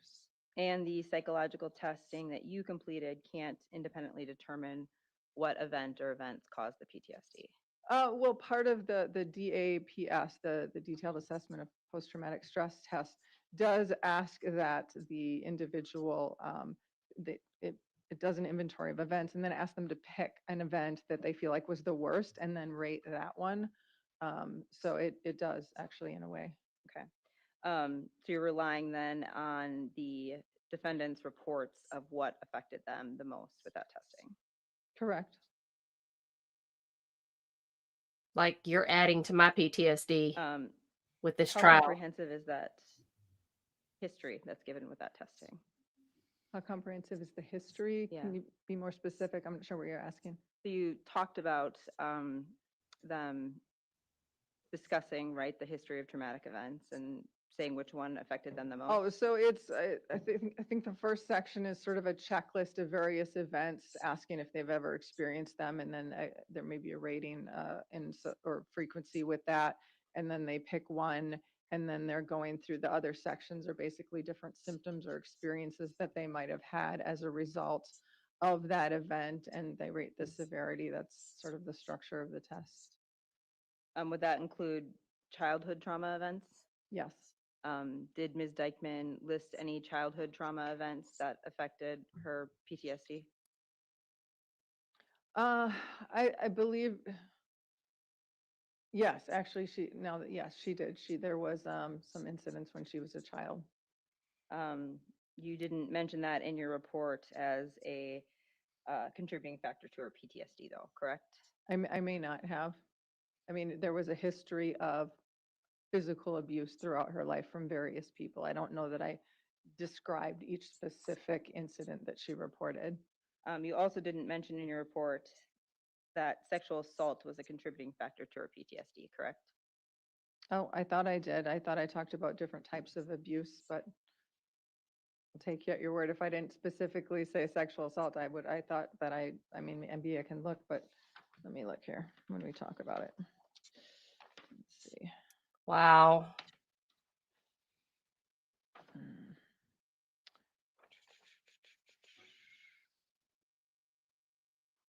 Yeah, I think I do just talk about it as abuse, but I did mention, I think in the earlier part that there was sexual assault. I can't find it here, but if I didn't, yeah, she experienced sexual assault, and that was a contributing factor. But not something you put in your report?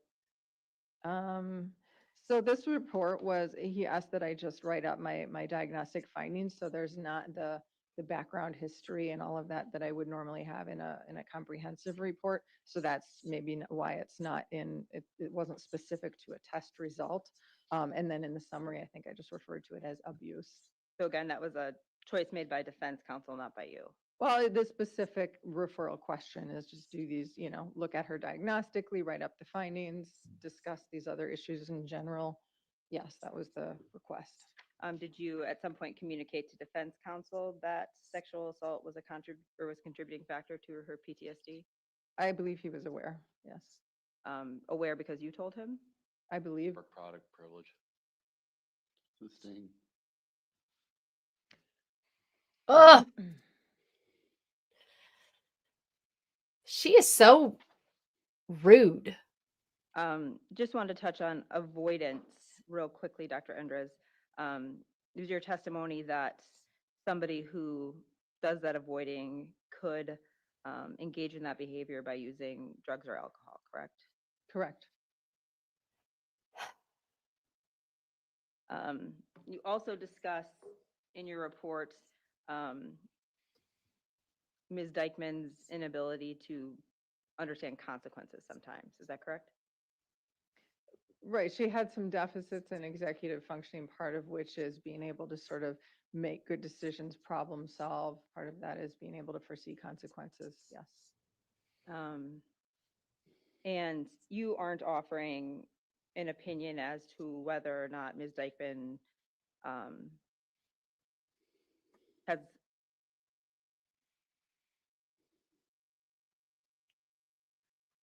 I apologize. That was a bad question. I'm going to go back to that in a moment. I believe what you'd said is that her consideration also of cause and effect is hindered, correct? Correct. That's also part of that executive functioning ability. And I believed when you're talking about predicting consequences, the phrase you may have used is diminished. Does that sound accurate? Probably, yes.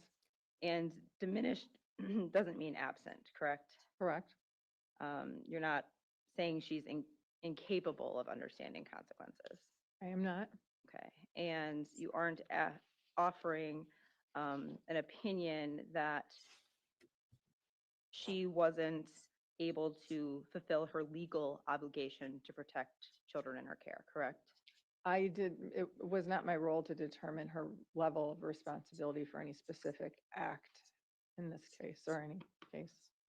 Doctor, can efforts to avoid detection reflect an awareness of consequences? I'm sorry, I missed the question. What was that? Can efforts to avoid detection affect or reflect an awareness of consequences?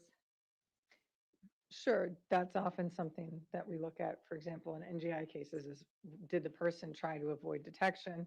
That may suggest that they were aware of the consequences. It doesn't always, but it's certainly something to look at. Is it also something to look at if someone's attempting to conceal conduct related to consequences? Judge, I'm going to object to mischaracterization, and I think it's an improper hypothetical. Overruled. Go ahead. Ha! I would probably just give the same answer that it depends. It can, but it doesn't necessarily. And would trying to influence what other people, including children, say reflect an awareness of consequences? Objection, mischaracterizing. If the facts don't support the hypothetical in the future, it can be ignored. Go ahead. You can ask the hypothetical. It may. It may. It may. You made some or offered some opinions on how Ms. Dikeman may act when she's being questioned by law enforcement, correct?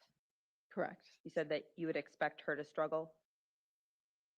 Yes, I would expect there was some difficulty in her talking to the police. You review the video of Ms. Dikeman's statements that captured her interactions with law enforcement? I didn't view any video.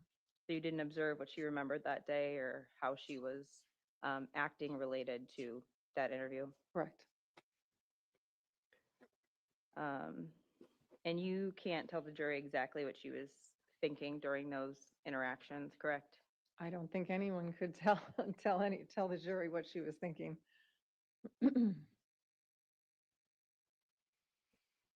Behaviors like hesitations or pauses or inconsistent responses can have multiple explanations, right? That's true. You talked about those memory deficits, correct? Correct. Can they also be influenced by things like stress, Sure. Yes. confusion? Yes. Can they be influenced by things like exhaustion? Yes. Can they be influenced if a person answering the question has a fear of the consequences? Sure. And can they also be influenced by a person who's attempting to avoid getting in trouble? Yes. You included in your report that Ms. Dikeman is overreactive to benign stimuli. Is that correct? Correct. And I think your testimony was that stress can make many of these deficits worse. Is that correct? True. Would that also apply to that benign stimuli? Well, that statement, the overreaction to benign stimuli, that was specific to post-traumatic stress disorder, where people are reacting to things that aren't necessarily dangerous or things that one would react to, but because of the way their brain works with the trauma, they're reacting to it. Certainly added stressors may exacerbate that. I think you just said, right, that benign means non-threatening events. They may be either not threatening at all to your average person, or they may just not seem that scary. For example, someone getting yelled at, one person might just think, oh, that's no big deal. It might be a little scary for another person. Somebody with traumatic stress due to physical abuse, that may be terrifying to them. So it's a different level of reaction to something. They're talking about those ordinary, everyday experiences related to that person's reaction. Correct. And that was just one example. There are lots of things that can trigger those overreactions in people. And when we're saying overreactive, that means responding more strongly than the situation may objectively call for. Is that fair? Right. I mean, either you, and that may be outwardly seen and it may not be, but in the person's brain, yes, it's definitely an overreaction. It feels the nervous system is elevated.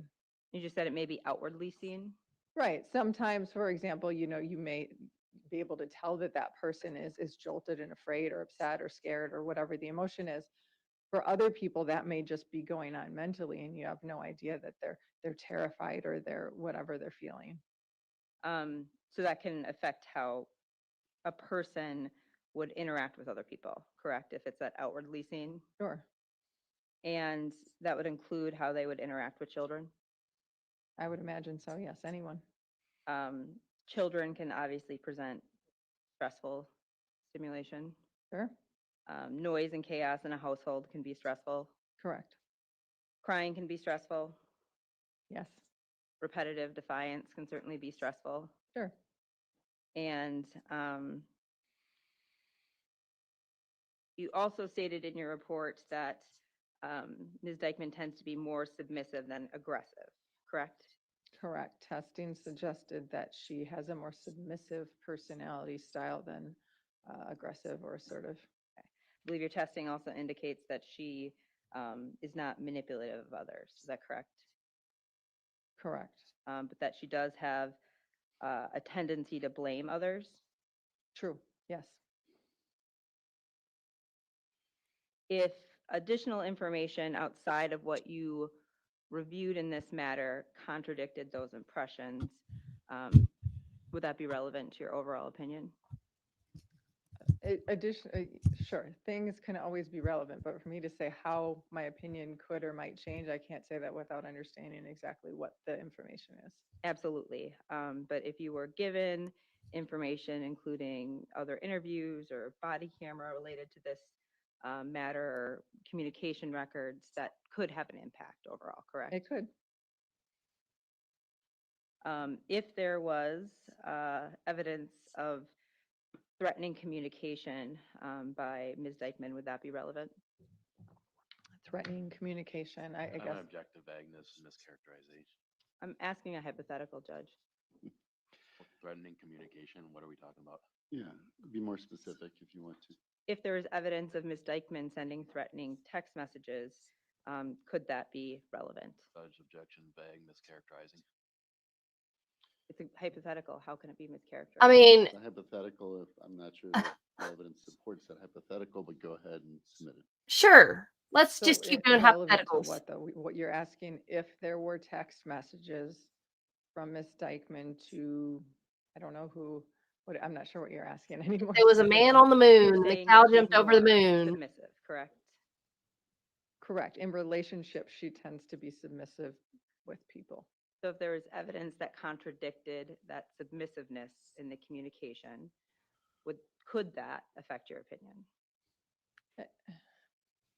Again, it's too vague. It's to say that someone's submissive doesn't mean that they don't show anger, that they may not send what you're terming, and I don't even know if it is a threatening text message. I mean, I would need details to make any sort of clinical opinion on that. I think there's just too many generalities for me to accurately answer that. And you weren't provided any communication records for your review? That's correct. I was not. I mean, if I were to meet Keanu Reeves right this second, If would there I leave my was husband? evidence that Ms. Dikeman was trying to influence others, would that be relevant? Objection, vague, mischaracterizing. It's a You know what? hypothetical. These are hypotheticals that are so vague. You can have to be more specific, but you want to ask her. Sure, Your Honor. One of the materials you reviewed was a criminal complaint, correct? Yes, I did. And you considered that in making your opinions, correct? It was one of your sources of information. Right. And why is that information helpful for you when you're conducting this kind of evaluation? Well, I mean, it gives context to what she's being accused of. I mean, I don't know if anybody knows the But answer. the referral Anybody complaint at wasn't all? for me to make any determination about, her level of responsibility or guilt in that at all. It was literally to look at diagnostically, what does she look like and how does that affect her functioning? I wasn't asked to, make a specific opinion about the particular offense or anything else. It was just very general about her functioning and how it affects her, her behavior. In your review of that, did you identify any behavior that could be classified as aggressive? Did I identify any behavior in the criminal complaint that could be construed as aggressive? Yes. Sure, she's being accused of homicide, so I would mean that's aggressive. The criminal complaints included information about the forensic interviews of the children, correct? Yes, that I recall. Mhm. And the allegations in those forensic interviews were that Ms. Dikeman kicked Alex, correct? Correct. That she choked Alex. Right, I remember that as well. There were allegations of Ms. Dikeman hitting Alex. Correct, I think, yes. Hitting, kicking, yes. There were allegations of threats to the children. Yes, I believe so. And there was discussion of Ms. Dikeman telling one of the children not to talk to professionals. Right, I believe that I recall something when they went to the hospital, she may have made that statement. I don't recall the specifics, but I know that she was hesitant. I thought it was in the context of a hospital visit, but I don't recall specifically. A hospital visit where Alex had a broken leg, is that? Right, yeah. And there were also allegations involving differential treatment of Alex from the other children, correct? There were, right. And despite reviewing those allegations, the testing then suggested that she was not aggressive or manipulative of others, correct? Correct. In the general sense, it doesn't mean someone's never done anything aggressive, but it's looking at overall the PAI and specifics, I guess what we're talking about. General tendencies of a person. Do they operate in the world in an aggressive manner? It doesn't mean they've never done anything aggressive, but it's saying overall in general, that's not how she operates with multiple people. It certainly doesn't mean that the person's never committed an aggressive act or was not aggressive with someone. It doesn't determine whether those historical allegations are true, correct? No.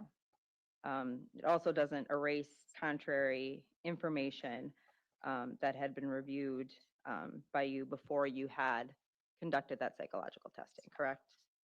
It doesn't what? It doesn't erase that contrary information, the information about her being violent or threatening to the children. Right, that was the information in the criminal complaint that you're referring to.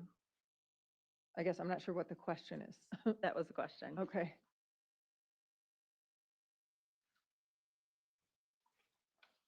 Oh my Lord, have mercy on all of our souls.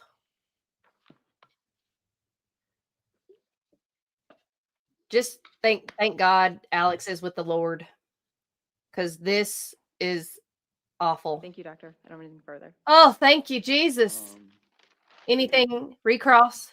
Yes, just a few questions, Your We'll Honor. take a break once we're done with this witness.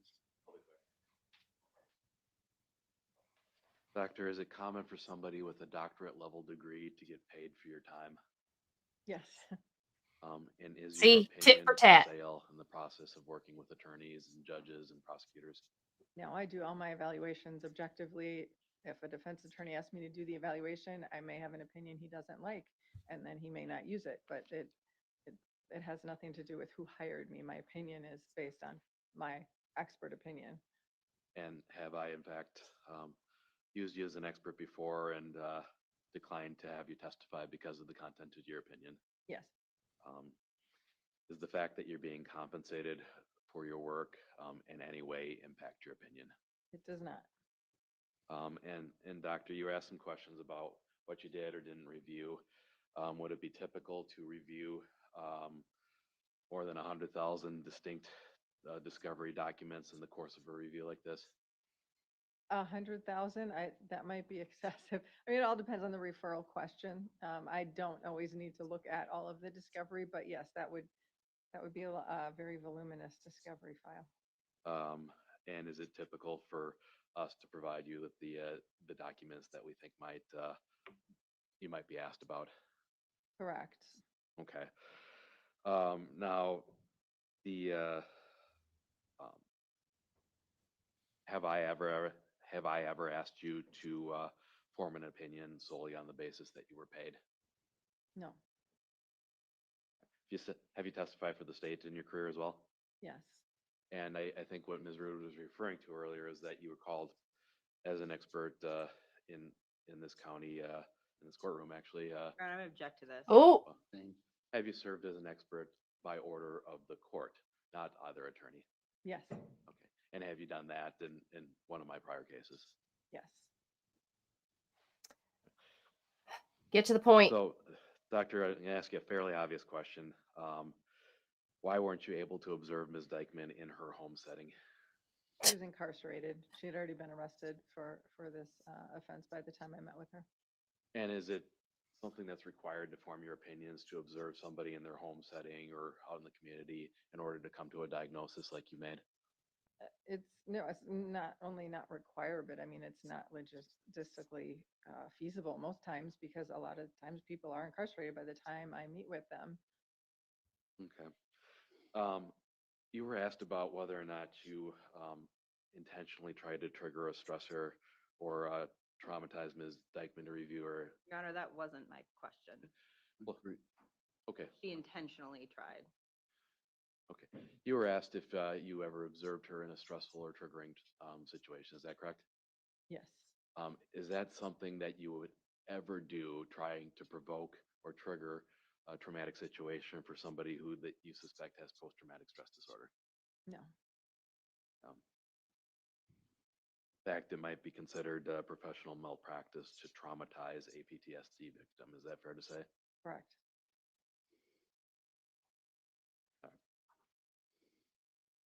So I want to ask you a little bit about the submissive issue. You said that she's primarily submissive. Does that mean that she's going to be submissive 100% of the time? No. Can submissive personalities push back against people at times? Yes. And do submissive people always shut down in response to these triggers? No. Comments were made in generalities. Certainly people act differently at different times. And Doctor, you were asked why you didn't complete a comprehensive report. Is it common for people in our position to try and limit the cost by asking you for just the facts that we need? Yes, there's always a very specific referral question, and that's what I need to address.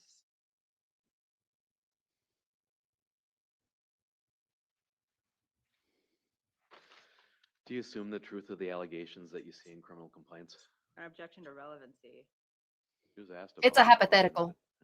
They were talked about as allegations, Your Honor. And I It's think a that's the hypothetical. legal team. Not for the truth of the matter. Well, no, she was asking about the complaint. You can ask about the complaint rule. Yeah, in the course of your allegations, or in the course of your examinations, do you assume the truth of the allegations in criminal complaint? I assume that that's the report of the witnesses to the best of their ability. I evaluate the veracity of everyone's statement. I don't assume anything is 100% true. It's one person's perspective. That's why I try to look at different sources of information. And did we ask you, Doctor, to make a finding at all on the credibility of the complaint? No. Do the instruments that you administer to Ms. Dikeman, do those take into account external allegations like a criminal complaint at all? No. Is it fair to say that those instruments are just plugging in input into the instrument or the test so that you can score it later? Correct. That's all I have. Okay. A recross? Just briefly. yep. Because I got a tit for tat, tit for tat, tit for tat. Ping ponging. Dr. Andres, it was just your testimony that you don't assume the truthfulness of witness statements in the complaint, correct? Correct. And that's why you look to other sources, correct? I assume that every statement, including the person I'm evaluating, may not be 100% true. I'm looking at consistency and trying to evaluate the veracity of all the statements I review. But your testimony was that's why you look at other sources, correct? The more sources, the better is sort of a general rule, yes. But in this matter, the only source you reviewed was statements of Ms. Dikeman and her testing in your interview, correct? Her testing, her interview, and the criminal complaint. That is correct. Yes. Thank you. Anything further? Look at her face. Okay, Ah, go ahead. even she has a sourpuss face. Rely on these malingering Ah. scales that are built into the instruments to determine if somebody's potentially lying to you or not. Correct. That's one component of determining the truthfulness of their statements. And in any of the instruments that you examined, was there evidence that Ms. Dikeman was malingering? No, there was not. In comparing the consistency of Dr. List's findings to your own, was there any evidence of malingering? No. That's all the questions I have. Anything further from the state? No, Your Honor. Oh my gosh. Exhibits there, if you give those to me, thank you. You may step down. Thank you.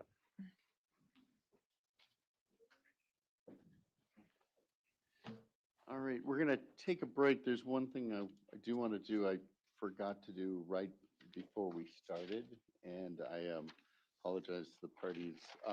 This has, just so it's clear, this has nothing to do with Dr. Ender's testimony at all. It's about testimony yesterday. There was Oh yeah, he forgot. testimony Strike. by Mr. Belito, and specifically there was Because he's in such a hurry. statement that Mr. Pedrin had said to Mr. Belito about his daughter. The court has considered that, but believes it's not relevant, not part of this case, and it should be disregarded entirely. Having said that, we're going to take, let's take a 15-minute break. We'll be back at about 22. Judge, could the court clarify that it's only that specific statement with regard to Mr. Belito and Yeah. not the rest of it? Yeah, it's only that specific statement, Oh my gosh. So there's a lot of people missing in the gallery today. Or there's a lot less hoodies today. So this is just nonsense, complete mudslinging. I think we have all agreed that the prosecution did not put on a good case, but the defense's side is much, much worse. The prosecution did not do a good job for Alex. They did not do a good job presenting how Alex got his injuries, how Alex got the Xanax in his You body. may sit down.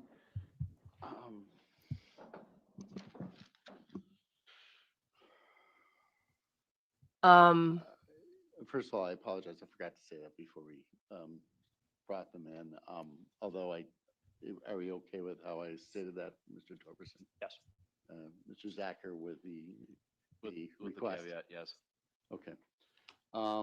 So let's 22. Let's have you come back maybe a little bit after. Give you 15 minutes. There's And, just one thing I want to put on the record relative go to right Dr. ahead. Endress and her testimony. So she testified that she reviewed hundreds of pages of Ms. Dikeman's medical records. There were, I believe it's 4 pages that were filed under seal with the court that were offered as an exhibit. We were never given those 100 or hundreds of pages relative to Ms. Dikeman. I have sent emails to counsel over this weekend relative to their experts because they filed notice of expert testimony, but they have not provided documents about what those individuals relied on or the underlying basis of their opinions. We should have had access to those records if it became a focus of her opinion. So I'm asking the court at the very least to consider giving an instruction to the jury that the state was not given the hundreds of pages of medical records that Ms. Dikeman, that she relied on from Ms. Dikeman relative to her testimony in this case, that all the state had was access to the 4 pages that were brought in as evidence. Judge, what I can assert as an officer of the court is that we initially provided her no medical records. I had Ms. Sanchez search through our correspondence with Dr. Endress here while we were doing this issue. It appears the only document we sent her was of Dr. List's neuropsychological testing. I realize she testified to that. I can tell the court that at the same time that this case was being prepped, we were also prepping and litigating the Zachary Fritz case, where there were indeed, hundreds, if not thousands, of pages of medical records sent to her. I'm wondering if she's confused, but I'm asserting as an officer of the court that it was not hundreds of medical records that we sent to her. Then I would ask that there be an instruction given to the jury that she gave inaccurate information as to the records that she relied on, that she testified inaccurately. Okay. This is a I'm just trying to circus. remember what the actual Crap show. Hundreds of pages. I think it was on cross-examination, right? Yes. That came up. This is a disaster.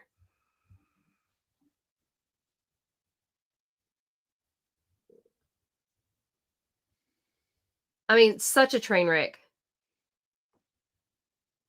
I'd also note that the state subpoenaed Ms. Dikeman's medical records in the course of discovery, so those should be available to them anyways. But I'm confident from my review of this case that the only records that we actually submitted to her was Dr. List's report, and that was just in the course of trial preparation, comparing it. Those were not the medical records we subpoenaed, nor the range of the records See? that we subpoenaed. So it's just, we're comparing apples and automobiles.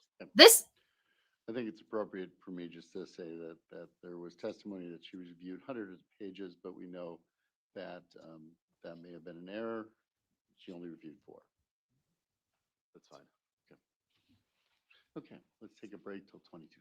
Thank you. oh my gosh. This is an abusive relationship.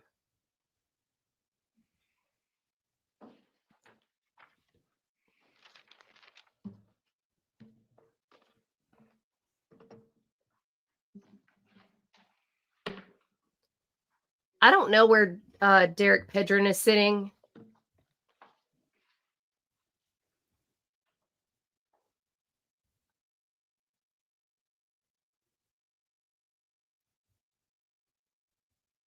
This is so bad. So if the prosecution had humanized Alexavier, because he was a child, a small 6-year-old little boy, if they had just focused on the fact that he was just a little boy, and also like put together some sort of timeline as to what happened in that house, from the time that the police, but I think they're trying to minimize the fact that the police were there the night before doing a welfare check. That, I mean, they're not taking into consideration that the police were literally there. And it's just infuriating that the whole system failed Alexavier, and they're still failing him. So they didn't put together any kind of timeline. They didn't put together any kind of theory, really, of how in the world he could have possibly been abused, how the Xanax got into his system. It's not making any sense. All they're doing is showing how trashy this family is. Like, all they want to do is be right. It's all they want to do is win. It's disgusting. Yeah, it's just absolutely disgusting. I do not understand this trial at all. And we have watched many trials. I mean, we've watched many trials and have figured out the method to the madness. But I don't understand this one. This one makes, like, I don't understand what their end game is. They're still going to let Derek go free and continue to procreate. And like, they dismissed his charges that he was facing. so that he would testify. I don't understand. I mean, even in Michael's trial, we knew what the end game was. You know, the end game was to blame the black guy and not the it was all politics and corruption. This, what are they? The only thing I can think of in this one is that the cops were there and they actually had eyes on Alex and they were doing a welfare check and they did not take Alex out of the home. That's the only thing I can think of, is that they're basically, I mean, kind of sort of trying to make up for the wrong that they did by not, I mean, literally CPS was in the house the day before, or they were at the house the day before. They didn't actually go in the house, but they were at the house the day before. The police were actually in the house the night before, seeing him, doing a welfare check on him, and they didn't think enough to take him out of the house. So all I can think is that now the state is like, oh crap, we messed up. But they're just going about the trial completely and totally wrong. They're not giving any sort of timeline, no sort of anything. Like, they're just, I just like, make it make sense. Put it together. Like, you got to connect the dots, and they're not connecting the dots.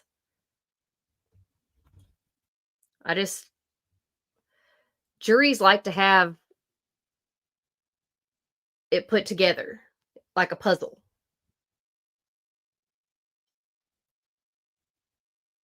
Yeah, and the judge also is disappointing because he doesn't seem to care. He seems like he's in such a hurry to get this trial over with. It's like it's almost annoying him. Like, I don't know what other trial he has coming up after this one, because he seems like he's on such a tight timeline that he just wants this trial to be over with. So he is just like, let's just move this along. Let's just go. Like, he's forgotten what this trial is about. I've not seen a judge be this insensitive, other than Judge Van Houten, who's such a witch. This judge is very insensitive. Like, he is not taking into consideration at all that there's a child that has died. Yeah, I think he's been super duper insensitive. So I find it very distasteful on his part that he's all he's cared about is his time. His time has been the most precious thing. So I think that's been really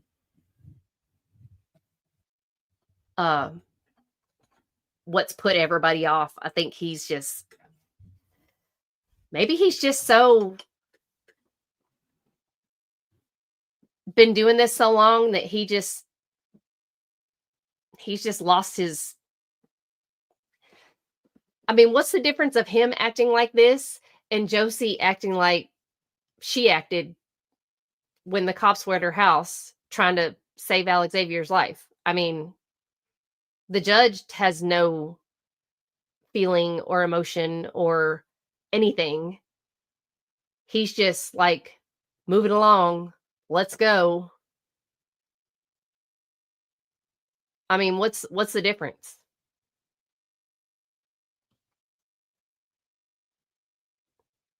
Of having no emotion.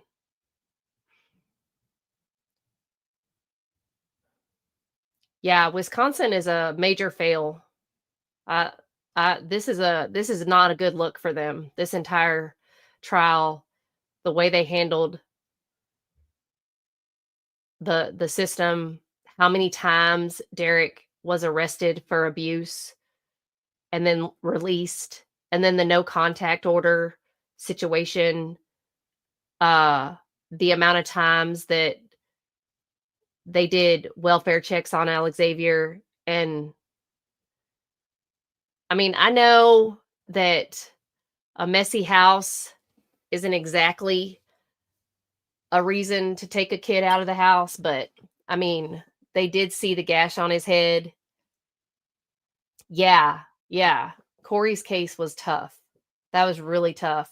And I cannot believe they let him have him. Like, that's tough. It's just,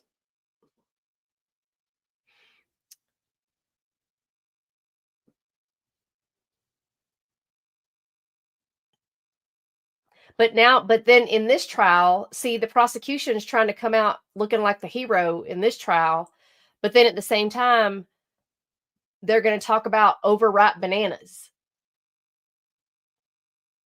How can you talk about overripe bananas as a bad thing when the police were just there the night before doing a check on Alexavier and they saw a gash on his head and the house was a complete disaster? I mean, it looked like a dang tornado hit it, and you're going to talk about overripe bananas as a sign of neglect? I mean, I think they're grasping at straws with the first degree. But if they're going to include the lesser charges, as the prosecutor said, they're going to include lesser charges. I think she's definitely going to prison.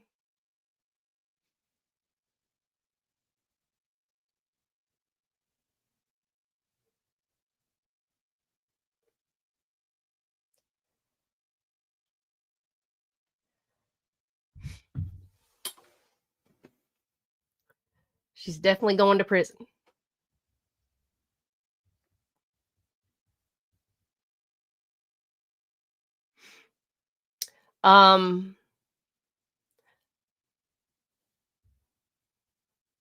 Yeah, it's wild. The contrast between this and Corey is crazy.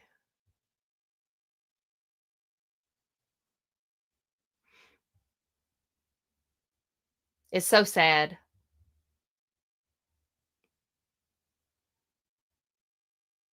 I think all of us, complete strangers, care more about Alexavier being remembered as this child that was on this earth.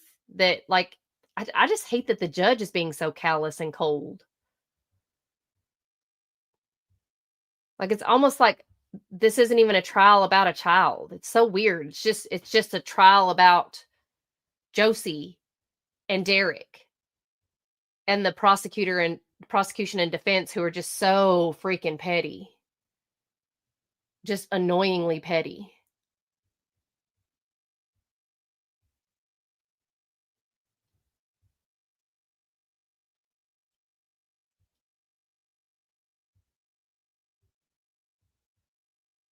And that's exactly what it's turned into.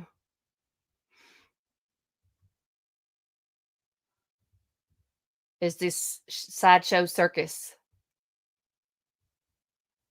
So I don't know who else they have, because I know tomorrow they have another doctor that they have coming into town, but I don't know what kind of doctor. Like, it might be like a medical examiner type doctor, forensic doctor, something like that. So I don't know what kind of other defense witnesses they have today, but they better be better than what they had yesterday, and they did say, the judge said yesterday they were going to go until like 6 o'clock today. So it is going to be a long day, because he's trying to have jury instructions done tomorrow, because he wants this done by Friday. He's trying to have them do closing arguments tomorrow.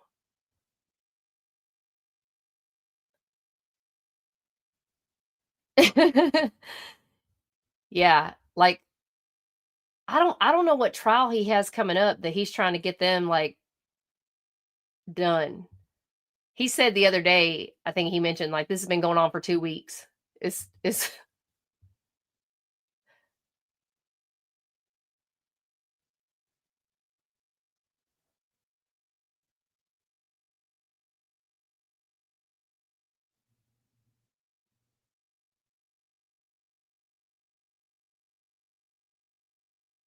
But he's not wrong in the fact that they have been asking.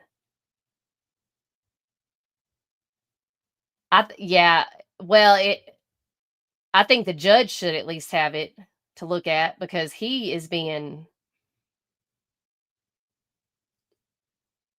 So he should be reminded of, it's not just his time. Alexavier doesn't have time. He has no more time.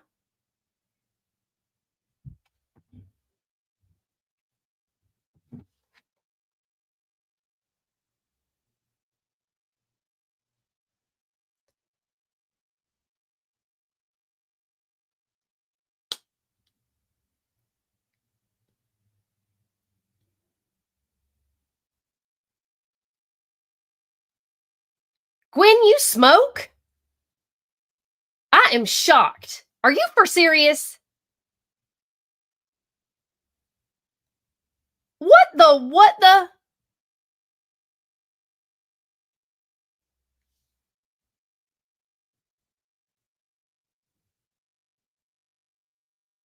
I mean, I am proud of you for not smoking for a week, but I had no idea.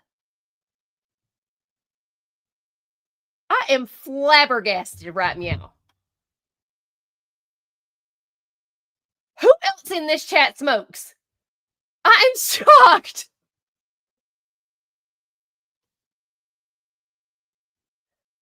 What the? Get the heck out.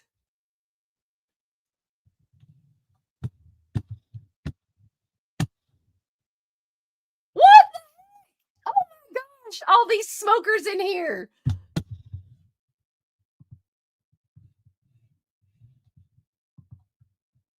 Shut up, China. You stop it. I need to just put something on the record before we begin. Do you want me to wait for Mr. Bowles? It's a jury issue. Oh, here it comes anyway. All the parties are present in the courtroom. I've been informed that one of the jurors' cousins have passed away, not totally unexpected. What I would suggest is I think we can proceed right now, but at some point when I take a break, I could do what I did last time, which is go just ask if this was something that they feel like they can continue on or not. I Oh, don't get the impression it was a big surprise, by the way, but either way, they did inform us that that happened. Is there any objection to us proceeding that way? We'll get through this. next damn, witness puff, and puff, then, y'all. What the I'll heck? probably talk to him at the next break. Any objection from the state? No. Defense? No, Your Honor, like obviously if there's a funeral or something in the next 3 days, I trust the court's judgment. Yeah, and I'll find out. I mean, obviously, the reason we have alternates is because of this situation. So we still have 14 people at this point. So, so when the jury comes in, I'll inform them of this is what I'm going to say. Is Dr. Enders indicated she reviewed 100 to 200 pages of medical records. She may have been that may have been an error, but she only received 4 pages. Judge, this would be my request because credibility is an issue for the jury to determine. So we're inserting Attorney Zachar's belief that she made an error based on another case. That's not the evidence in this case. So what I would ask is she testified to that. The parties stipulate that she only reviewed 4 pages. That's the facts. She testified that she reviewed hundreds. The parties stipulate she only reviewed 4. Judge, I would ask for the mistake language. I think it was very clearly a mistake on her part. This isn't some intentional deception that does or should impact credibility. There's no evidence either way, and it's for the jury to decide. Her credibility is at issue.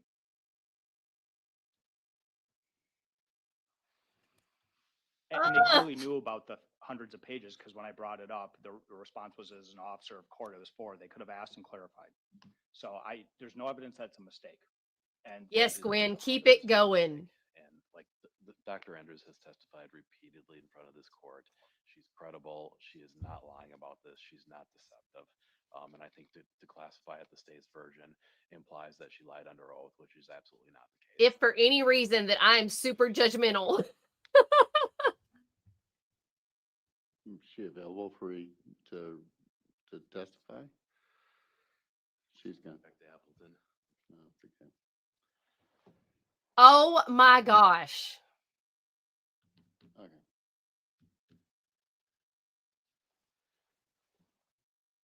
Get out of town, y'all. This is petty. And a juror has lost a family member. Now they're talking about maybe 3 days of. I think factually what the state is saying is correct. We don't know what happened here.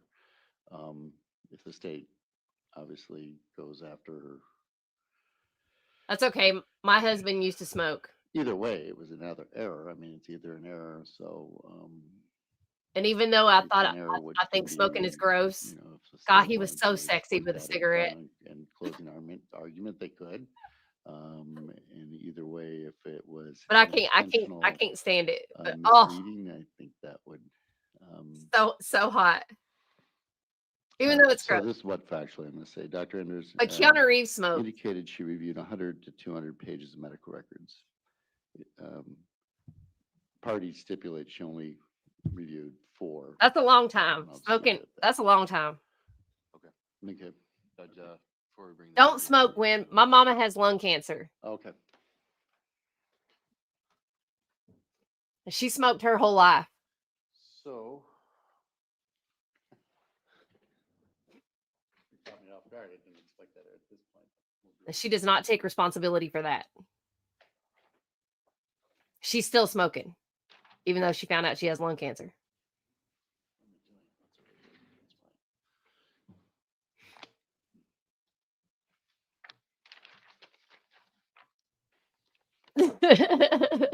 I think she does the gummies because she lives in Arizona.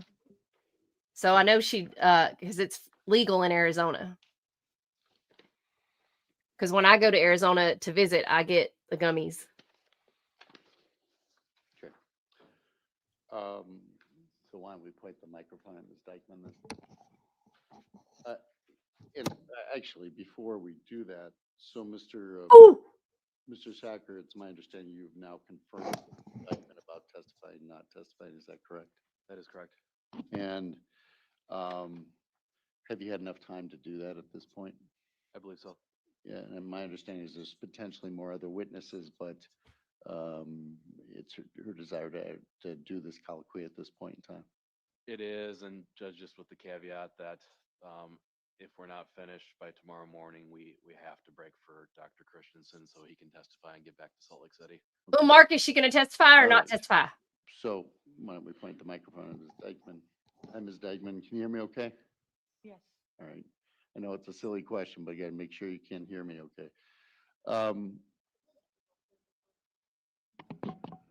All right, we'll get a little closer to you. There you go. Can you hear us? Can you hear me okay? I can hear you. All right. Do you understand that you have a right to testify? I do. And do you also understand that you have a right not to testify? Yes. Do you understand that decision to testify or not to testify is for you to make? I do. And you understand that has anybody made any threats to you at all to testify? No. Has anybody made any promises to you to testify? No. Anything has that influenced your decision at all, threats or promises at all? No. And have you discussed the decision to testify or not to testify with Mr. Zacher or Mr. Bowles or both? Yeah. And have you made a decision? Yes. And what is that decision? I want to testify. You want to testify? Yes. Okay. And if you can point it back to Mr. Zacher again. Mr. Zacher, have you had sufficient opportunity to thoroughly discuss the case and the decision whether to testify with the defendant? I have. Are you satisfied the defendant is making that decision knowingly, intelligently, and voluntarily? Yes. Right. The court will make a finding that Ms. Dikeman understands that she has a right to testify and a right not to testify. The court will also make a finding that she understands that it is her decision to testify. No one has made any threats or promises to influence her decision. She has discussed it with her attorney.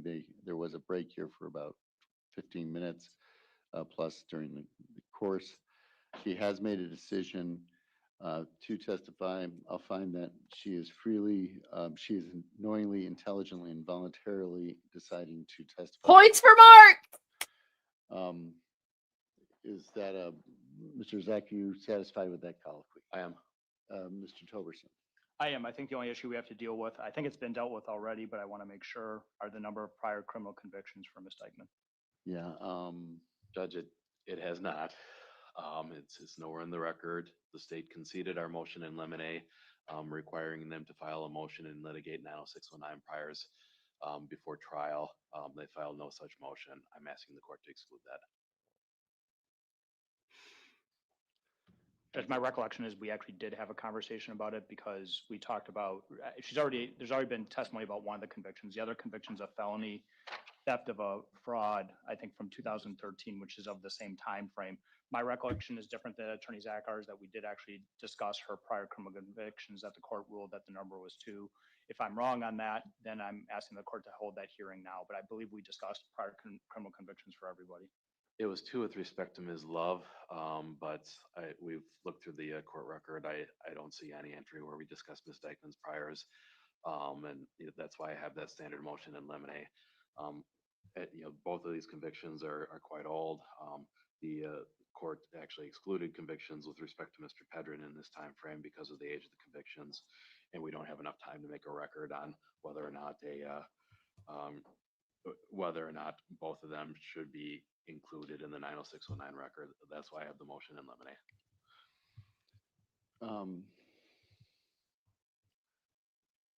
Could you point to the day or the motion? It would have been the day that we discussed all the criminal convictions for all the witnesses.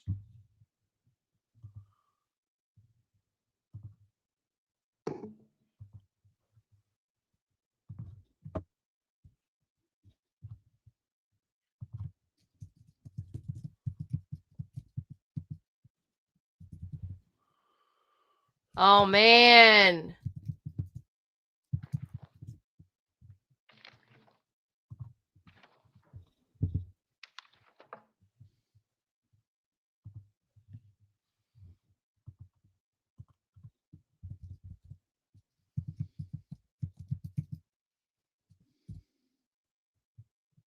June 20th of 2025, where we number of them. I don't see it anywhere in the clerk's notes, at least, that we discussed Ms. Dikeman. Yeah, I don't have time to do this right now, and not only that, I don't. They know about the prior conviction. They've already heard that. So if she does testify, it's yes one time.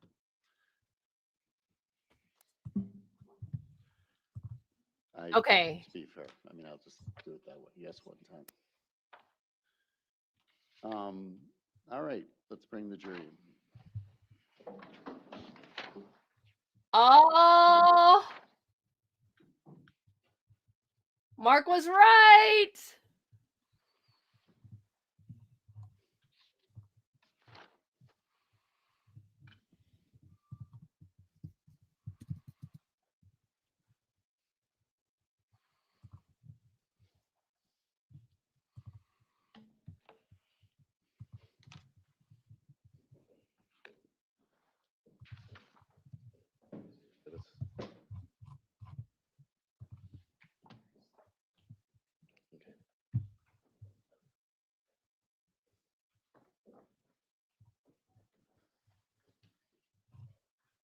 All right, everybody may be seated. Defense, want to call your next witness? Yes, Your Honor. Our next witness will be Ms. Dikeman. Okay. Oh my If you want to gosh. Come up here, we'll have you sworn in and we'll go from there. I was wondering how they were going to fill the day. But here we Swear go. the testimony given in this matter shall be the truth, the whole truth, and nothing but the truth. I do.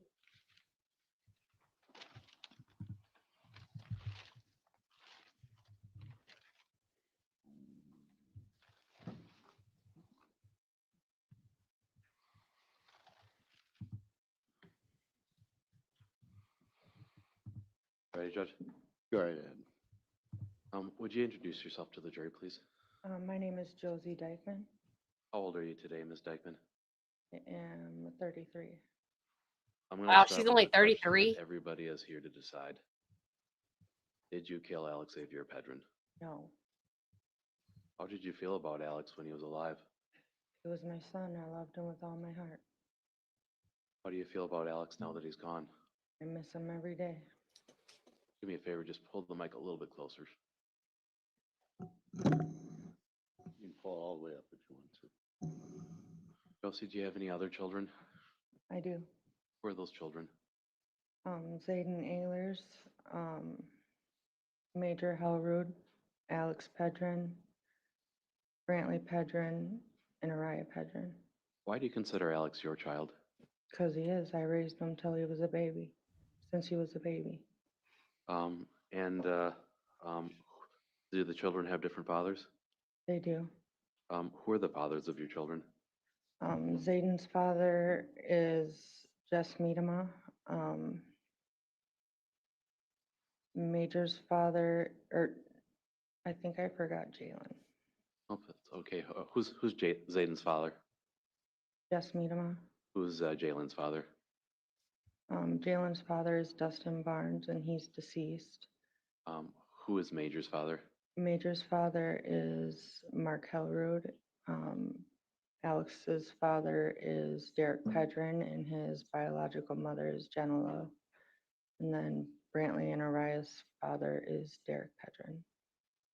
Okay. Were you in a relationship with Derek Pedron? I was. For how long were you in a relationship with Derek? Over 7 years. We're going to talk about it in detail, but just generally, how would you describe that relationship with Derek? Abusive. Where'd you grow up, Josie? La Crosse, Wisconsin. Did you graduate from high school? I did. I graduated from Central. What year did you graduate? 2010. Do you have any other family in the La Crosse area? I do. I have my grandpa and my brother and my mom. And what's your mom's name? Rebecca Ehlers. What's your brother's name? Gabriel Ehlers. And what's your grandfather's name? Richard Ehlers. So, Josie, are you nervous about testifying here today? Yes. Why is that?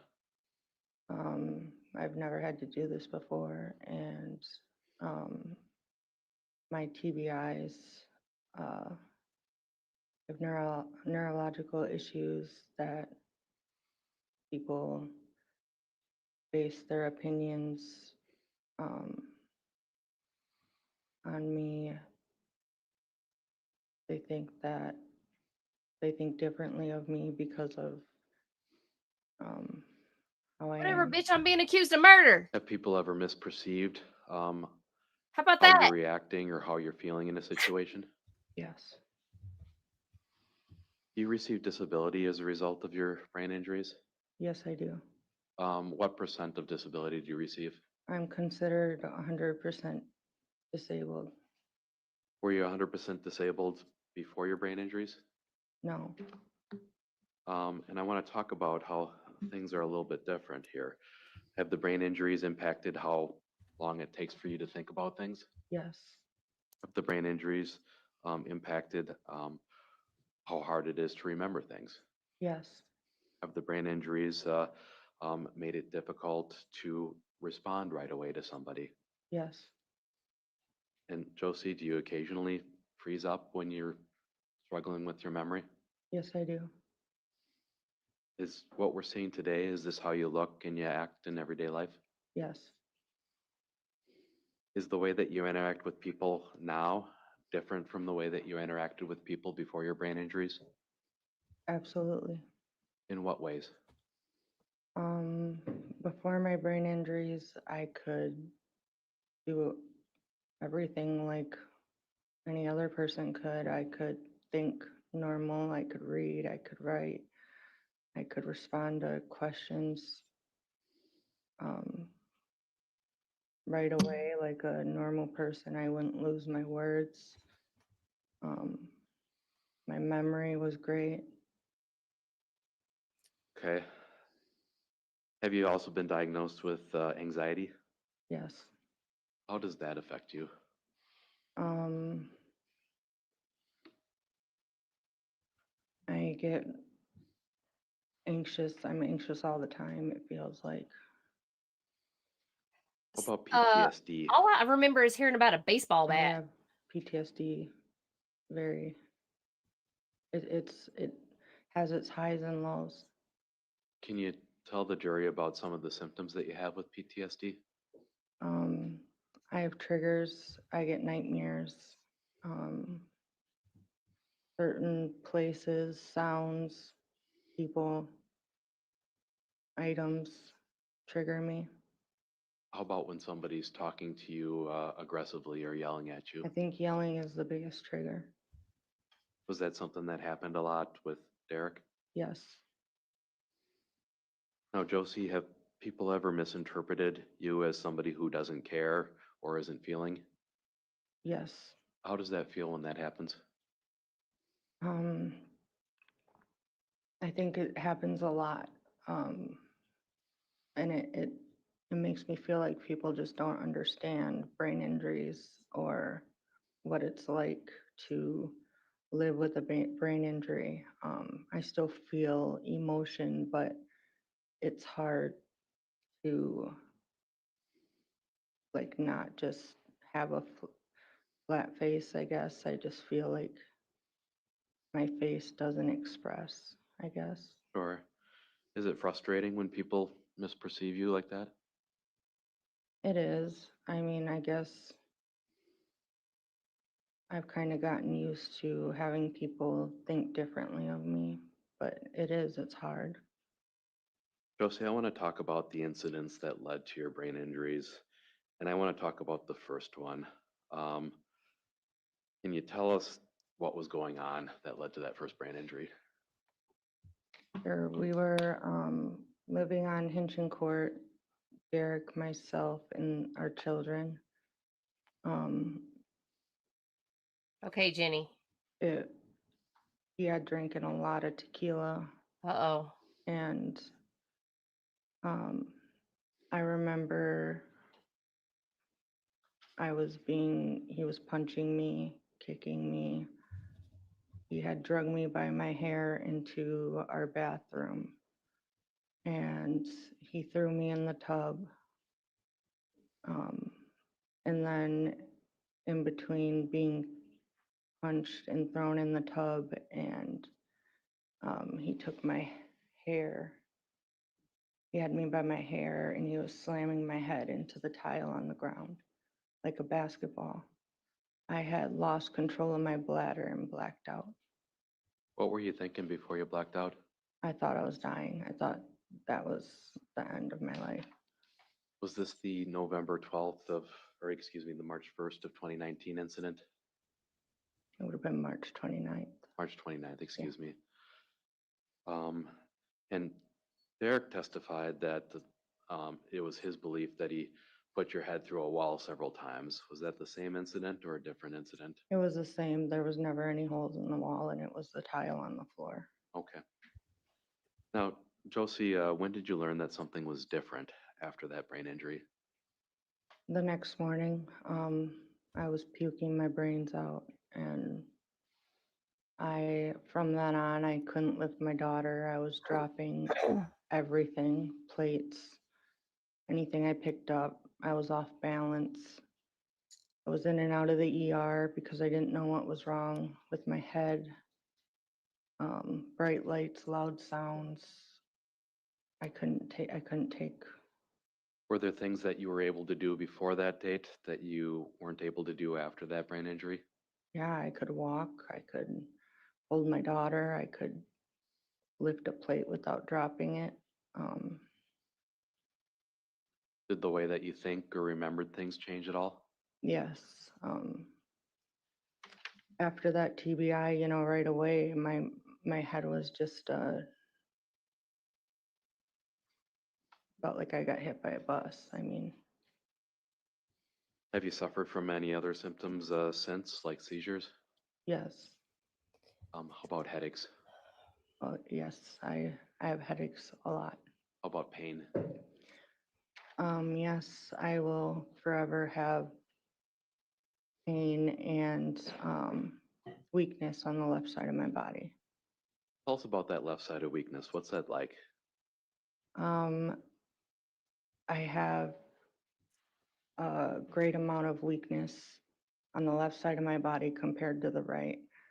And for a while, I was off balance and I would fall, and I've had to learn how to walk and live with that weakness. Tell us about where after that injury, were you able to drive? It was hard to drive. It was hard to focus on the road and the speed limit and the stoplights on several different things at once. And it was very hard to focus on multiple things. Okay. Josie, my understanding is that there's a second time that you suffered a brain injury. Yes. What happened leading up to that brain injury?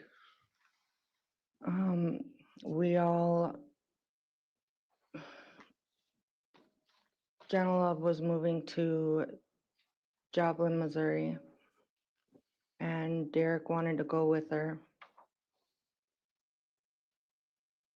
I was still recovering from a brain injury. Okay. And Why were you moving to Joplin? Derek said that, with a fresh start, things would be better. The violence would stop. Whose violence would stop? His. So what was the plan moving to Joplin? Was it just you and your family, or were other people supposed to come too? It was myself, our kids. Jenna was already there, and Mark and Major was supposed to meet us a week later. So the plan was to have multiple adults with different children kind of live together and co-parent all the kids? Yes, How long did that last for? about a week.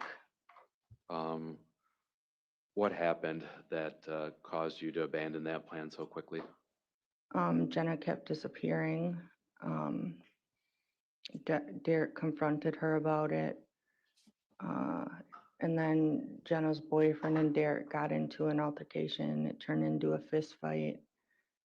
I tried separating them, and then I got in the middle of them to try to break up the fight, and then Jenna jumped on top of me. And then I went to leave. I said, you know what, we're leaving. We're packing up and leaving. And then I walked in the kitchen, and next thing I knew, it was lights out. What happened? Jenna had hit me with a baseball bat from Oh, behind. Jenna hit her with the Did that baseball cause you bat. to lose consciousness? Yes. Dang. What's the next thing that you remember? I remember Jenna and Derek pulling me outside. Did they pull you outside to help, or where did you end up outside? I remember being in the grass, but there was blood on my van seat, so I think they were trying to put me in the van. How did you end up getting to the hospital? Jenna's boyfriend at the time had brought a friend, and he called 911. Okay, so it was somebody else that called 911 to get you taken to the hospital? Yes. At the hospital, Josie, were you evaluated by doctors? Yes. I'm going to object to these and I'm asked for a sidebar. This is bringing back, like, this is bringing, flushing up so many bad memories for me. It's like,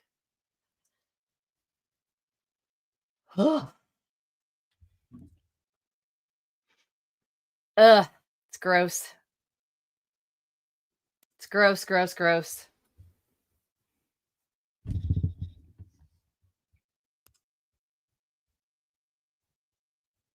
gross. So gross.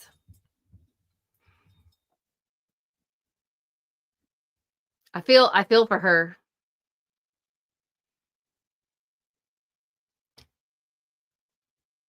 And the prosecution is just gonna just destroy her. They are going to absolutely obliterate her. This is marked Exhibit 286. What's in that photograph? That's me in the hospital after I got hit with the baseball bat. What do you look like there? I was in pain and I had blood all over. Looks like you're wearing a cervical collar around your neck. Yes, And what's that red substance all over your face? blood, How about that red substance throughout your hair? blood. What's been marked as Exhibit 287. Do you recognize that? Yes, Does that appear to be a closer up view of the wound on your head? yes, What caused that wound? baseball bat. Here is Exhibit 285. Is that a closer up view still? Yes, Is that how you appeared in the aftermath of Jenna hitting you on the head with a baseball? yes. Offered 285, 286. Yes, subject to the objection I place on the record and subject to the objection to our photographs on another matter. Yeah, this is not a matter of this. This was subject to a whole different motion, and court will receive it. But given the graphic nature, I don't think you need to publish it. Go ahead. Okay.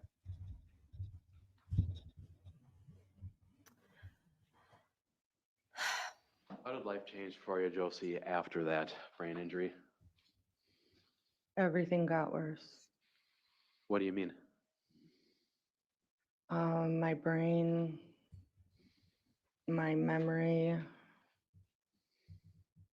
my weakness, my headaches, the ringing in my ears, my right eye doesn't work with my left like it's supposed to. I have eye pain because of the bouncing in the skull from when the bat hit my head. Did it take you a long time to try and recover from that injury? Yes. Have you fully recovered from that injury? No, I never will. So Josie, after that incident, was Jenna prosecuted? Yes, Are you aware of whether or not she was sentenced to prison for 5 years in Missouri? he was. Were you scared of Jenna? I was. So that So, explains the no after that contact. incident with Jenna, did you listen to how Dr. Andres described your brain injuries to the jury just this morning? I did. Do you agree with how she's described some of your problems?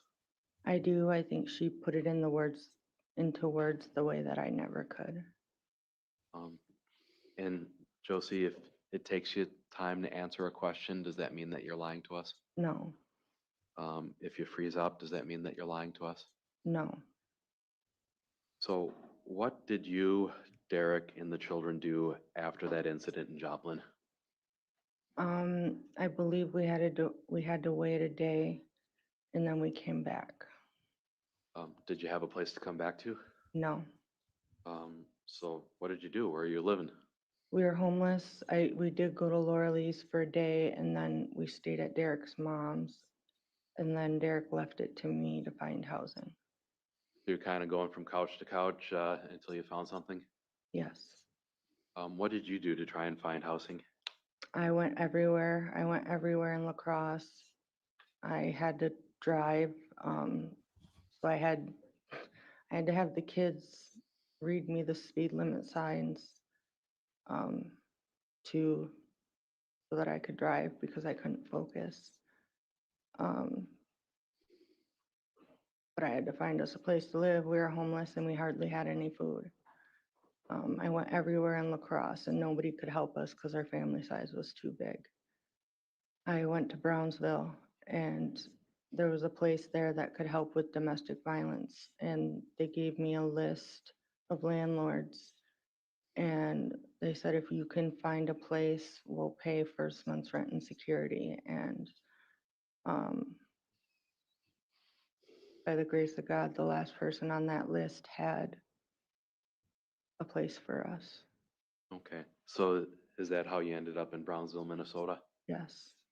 And we'll get to Brownsville in a moment, but what I'd like to do is jump forward to the household in 2023.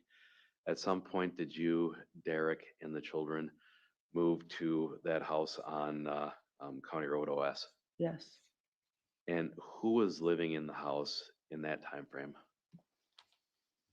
When we first moved there, Um, well, yeah, let's start with when you first moved there. my mom lived there at first, but then she had to move out and we took over. And once you took over, who was all living in the house? Myself, Derek,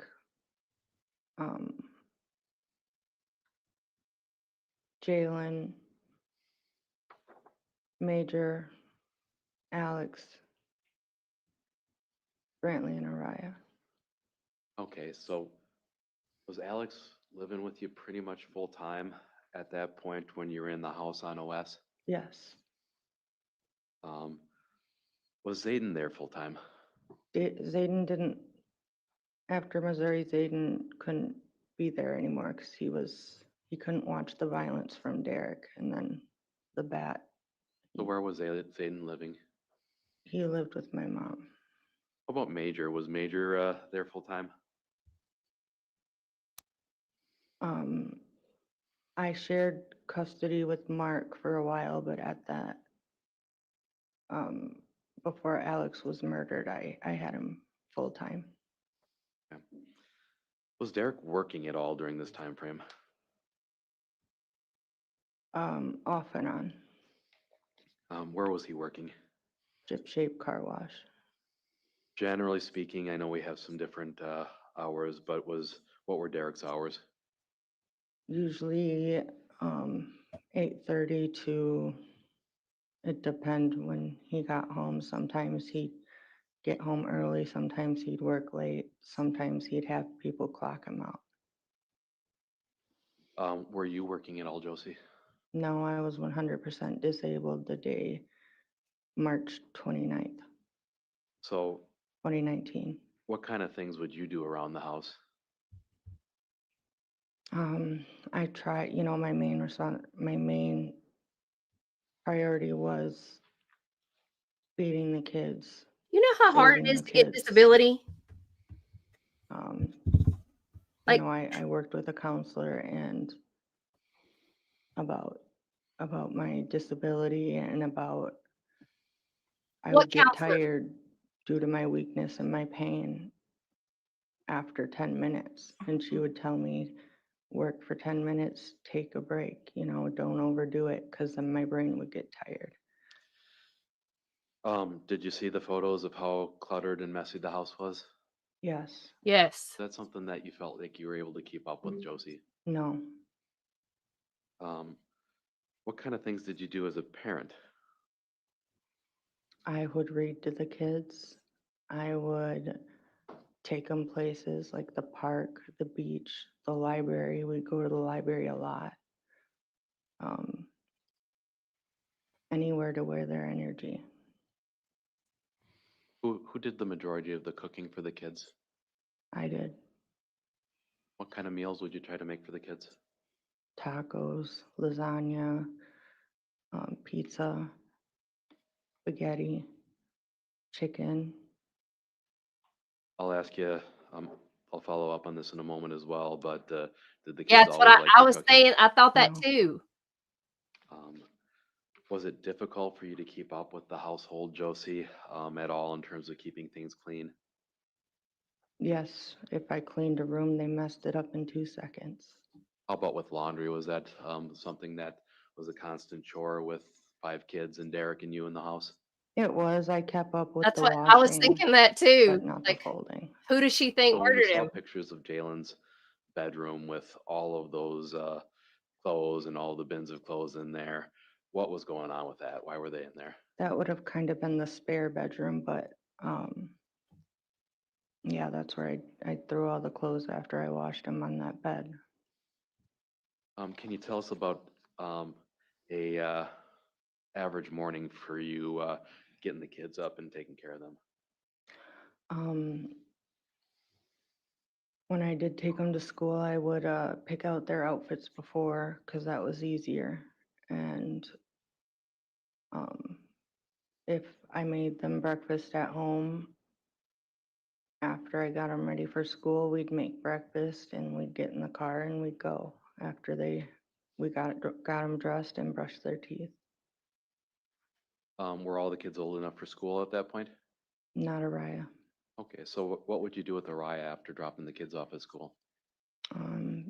If I had appointments, we'd go to that. Sometimes we'd go to my mom's. Sometimes we'd go to the library. Did you ever play with Brantley? Yes, How often would you play with Brantley?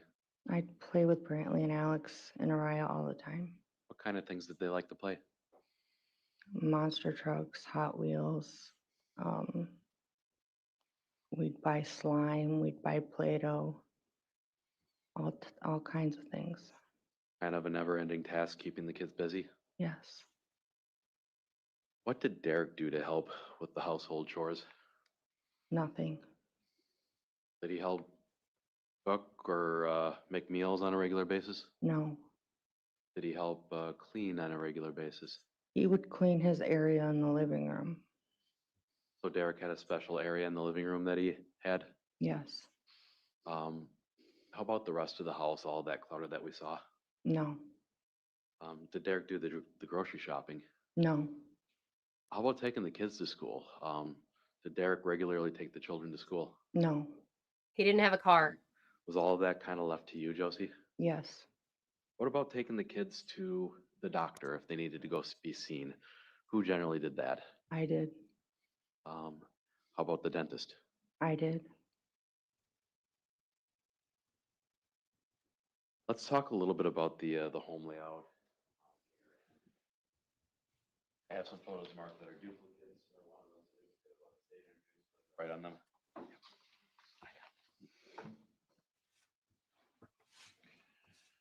So, Josie, this I'm going to show you three photos that are 3D views from the total station that the State Patrol went out and did of your house. Do you recognize these photos? I do. And I'm showing you Exhibit 278. Which floor of the home is that? Down the middle floor. The main floor? Yeah. How about 280? What floor The is that? basement And how about 279? What floor is that? upstairs. Okay, offer 278, 279. Objection. If you received, go ahead. This is Exhibit 278, and I'm going to zoom as far as I can here. I should ask you, since this was taken after the search warrant was executed, are all of the things in the same position, or are all of your property in the same position it would have been before Alex died? No. All right, I'm going to use the laser. I'm going to use the laser pointer here, and I'm going to ask you to identify some of these rooms. So, right here, this room down in the middle, which room is that? That would have been my room. Was it originally a bedroom? Yes. I mean, was it intended as a dining room? Oh, yeah, I'm sorry. Yeah, that was the dining room originally, and then I made it into a bedroom. You said it was your bedroom. Was that a bedroom that you typically shared with Derek? No, he was out on the couch. And where was the couch located, Josie? It would have been out here. Okay, so I'm pointing the laser pointer to the rightmost area of the image in the center. Am I circling kind of the area where the couch was? Yes. Is that where Derek spent most of his nights? Yes. All right, I'm going to label these here. We have some impressions, so. I can't tell what anything is.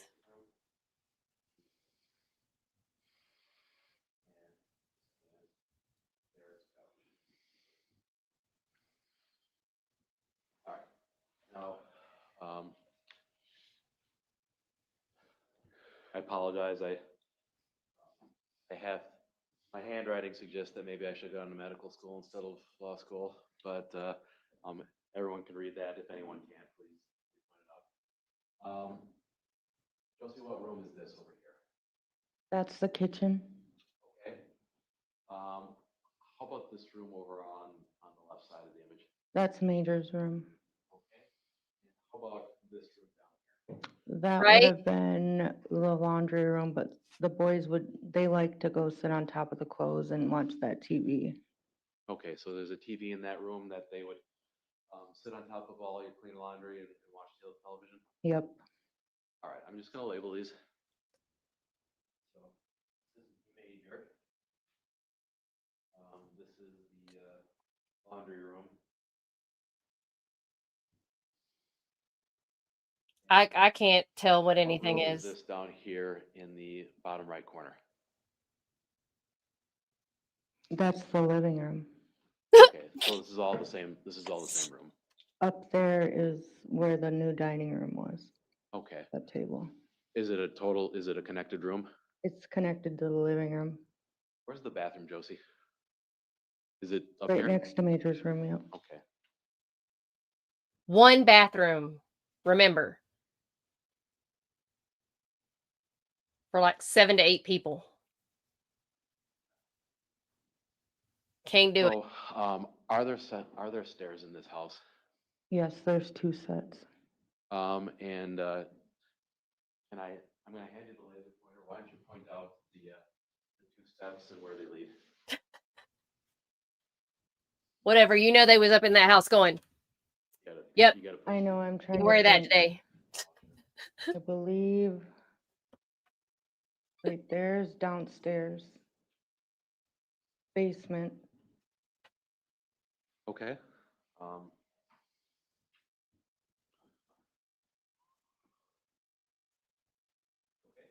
This is a And right terrible here goes to floor plan. upstairs. to look at.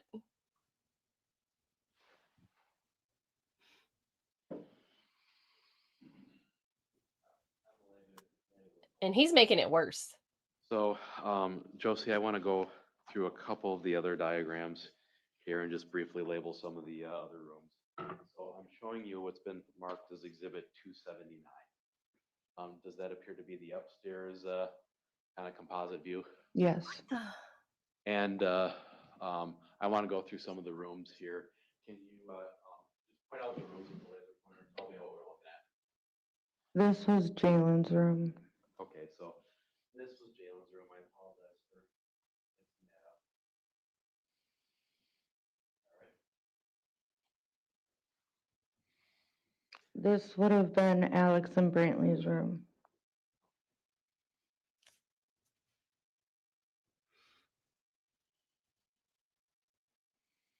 All right.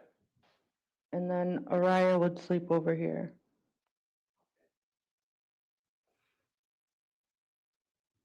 How about that area at the bottom of the right? What was that? This was just a Trash. walkway. Okay. I don't see a specific bedroom for Zayden in here. Did he have a bedroom in this house? Well, the laundry room was his room when he did stay there. Okay. Josie, was there a crawl space or like a little cubby hole upstairs? Right here, these doors opened. Okay. So this is the cubby hole? Yeah, and right, yeah, these. I think it's more over here. Over there? All right. Send the line there. All right. Did the kids always sleep in their bedroom that they had reserved for them? Never. Why is that? They slept by me. Why did they sleep by you? They felt safe.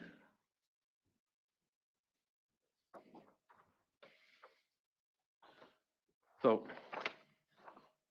I want to show you Exhibit 280 as well.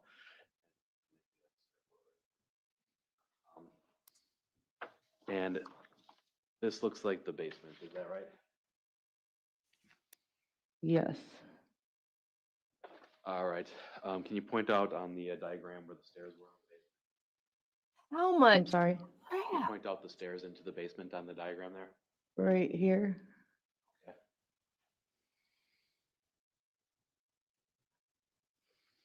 And, are you familiar with what the floor was in the basement? It was concrete. Where's the Where's the floor? laundry area? Where did you do your laundry in the basement? Honestly, I can't tell. I can't. Sure. Was the laundry, were the laundry units in the basement? Yeah, that kind of looks like the wash. Yeah, I know it's- She can't even tell. washer.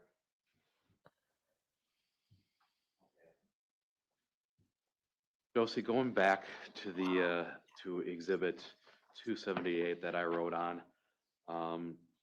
was there a door that you and your family usually use to go in or out of the house? Yes, Which door was that? that door. Okay, so this is the normal door. Yes, And I really butchered that, but everyone knows what I just said. So was there another door into the house? yes, this door. Okay. Did you and your family typically use that door coming in or out of the house? No, a while when she slept, she always was in my room and she liked to set up her dolls right there. Okay. Josie, were you renting, buying, or something else with this house? Renting. Okay, so the condition that the house came in was just what you rented? Yes, All right. I'm showing you what's been previously received as Exhibit 204. Does this look familiar? yes. What are we looking at here? Basement stairs. And were you responsible at all for the conditions of those stairs? No, Would you agree that those stairs were not particularly safe? they were not. Let's talk about the stairs. What were the stairs themselves on the basement made of? Wood. Was it ever slippery if you're in your socks? Yes, I don't see any hand railings at all on this staircase. Were there ever hand railings when you were living there? no. And what does the floor look like at the bottom there? It's concrete. Okay. Did you ever have to warn the kids not to horse around or near the staircase? Yes, I did. They ever listen to you? No. All right. So Josie, I'm showing you what's been marked as Exhibit 281. What are we looking at here?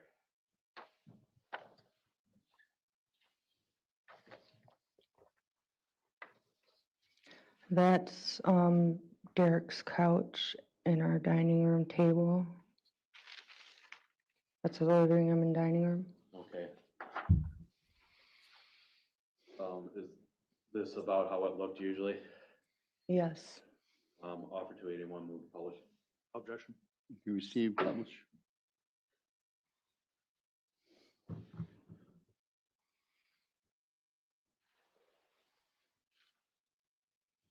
So was this the Derek's area of the home, so to speak, where he would spend his time?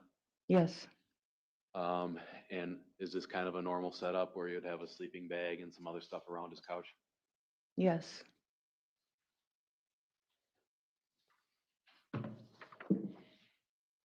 So I want to talk to you a little bit about your bedroom. And we don't have a particularly clean picture of the entire bedroom, but I'm showing you what's been previously marked and received as Exhibit 244. Is this your bedroom? Yes, Is that, I'll take the laser pointer back from you. Is this your bed up here in this area? yes, it is. Was it usually in that position up against the wall? No, Had it been moved at all from the search warrant that you can tell? yes, everything was moved. How about, where was Alex's place? Where would Alex typically sleep? He either slept on the, I don't know what you'd call it. It was a couch with two different seats in a middle compartment, Okay. So like, either on that, and then Araya or Brantley would sleep on the other side, or he slept in my bed. okay. And if I'm pointing off here to the left side of the picture, is that generally where Alex's The couch? double couch, but yeah. Okay. I've got a better picture of that in Exhibit 282. You recognize this photograph, Josie? Yes, that's the couch. And does that represent where the couch would have been in that time frame? Yes, it was. Offer 282. Objection. Received? Vote published. No. Any objection? No. Go ahead. Can we get to the, can you tell us what happened the night Alexavier died? So are we looking at Alex's couch kind of in relation to where the bed was up against the wall? Yes. And I have seen in several of these photographs, this red curtain up there. When did you hang that curtain, Josie? Oh, it was up there since I put the room in there. Okay, so it was pretty consistently up there. Yes. How did you secure the curtain to the top of the wall? I believe I nailed it. So nailed it with nails or thumbtacks or something? Yeah, I think I thumbtacks at first and then I had to nail it because Derek was ripping it down. Did I assume that the curtain is up there for privacy in your bedroom? Yes. Was it consistently in that position where it was from the top of the wall to the floor? For the most part, yes.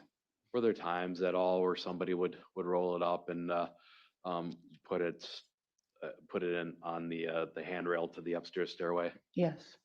And why would you do that? If I was cleaning, Okay. Did you have cats too, Josie? I did. And did the cats come in and out of the bedroom that way? Yes. So, looking at this side of the picture to the right in the center here, it looks like this is the edge of an end table. Is that right? Yes, it is. Was there an end table directly next to that where you kept your medications? Yes. Sounds like you were on a lot of medications back then. Is that fair to say? I still am. You ever have a talk with the kids about what was or was not safe for them to take with mom's medication? I did. They knew that they were all for my brain injury and that I had to take them for my head injury or for my headaches and my seizures. Okay. I'm going to talk a little bit about the other rooms here in the bathroom. So I'm showing you what's been marked as. Do you recognize this? Yes, I do. What is that a picture of? My old bathroom. Offer 283. I just want to see it. No objection. Thank you. Received, republished. All right, so Josie, how many bathrooms are in the house? Just that one? Just one bathroom for 2 adults and 5 kids? Yes. Oh, Did that ever cause any congestion in the mornings or after school? Well, bath time kind of felt like an assembly line. Okay. And just so we have the setup here, it looks like there's a laminate or a hardwood floor of some sort on the bathroom floor. Yeah. And standard setup, otherwise we have a toilet, a shower tub, and a vanity mirror. Yes. So I'm going to show you what's been previously received as Exhibit 241. What are we looking at here? The hallway from the upstairs stairs down and leading into Major's room and the laundry room. Where's your bedroom in relation to Major's room? It's right before the picture. Is it over here on Yeah. the side? Yes, We don't see your bedroom in this photograph, is that correct? right. Is this Major's room here in the back where it looks like there's a toy T-Rex or something back there? Yes, Josie, are you familiar with the layout of Major's room and what you can see from a perspective of Major's room? I am. I'm showing you what's been previously received as 243. Is this an interior view of Major's room? Yes, And where would Major typically hang out when he was in his room? on his bed. So I'm showing you what's been previously received as 242. Is that Major's bed up there? Yes, Why would he hang out on his bed? because he'd play games or watch TV. Did Major usually have his own TV there in the room? Yes, Okay.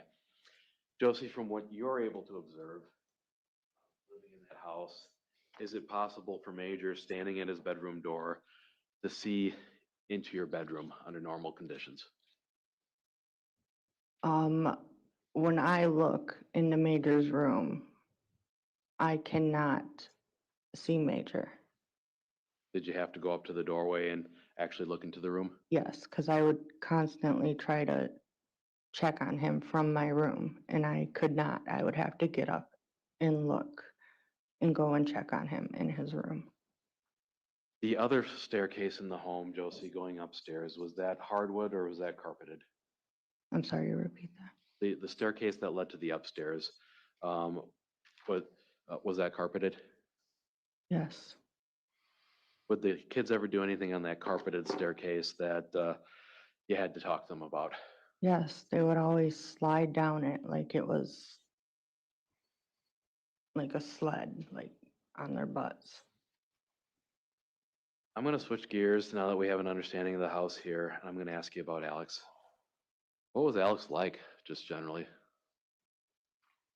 He was a happy kid. When he was with me, he was full of life.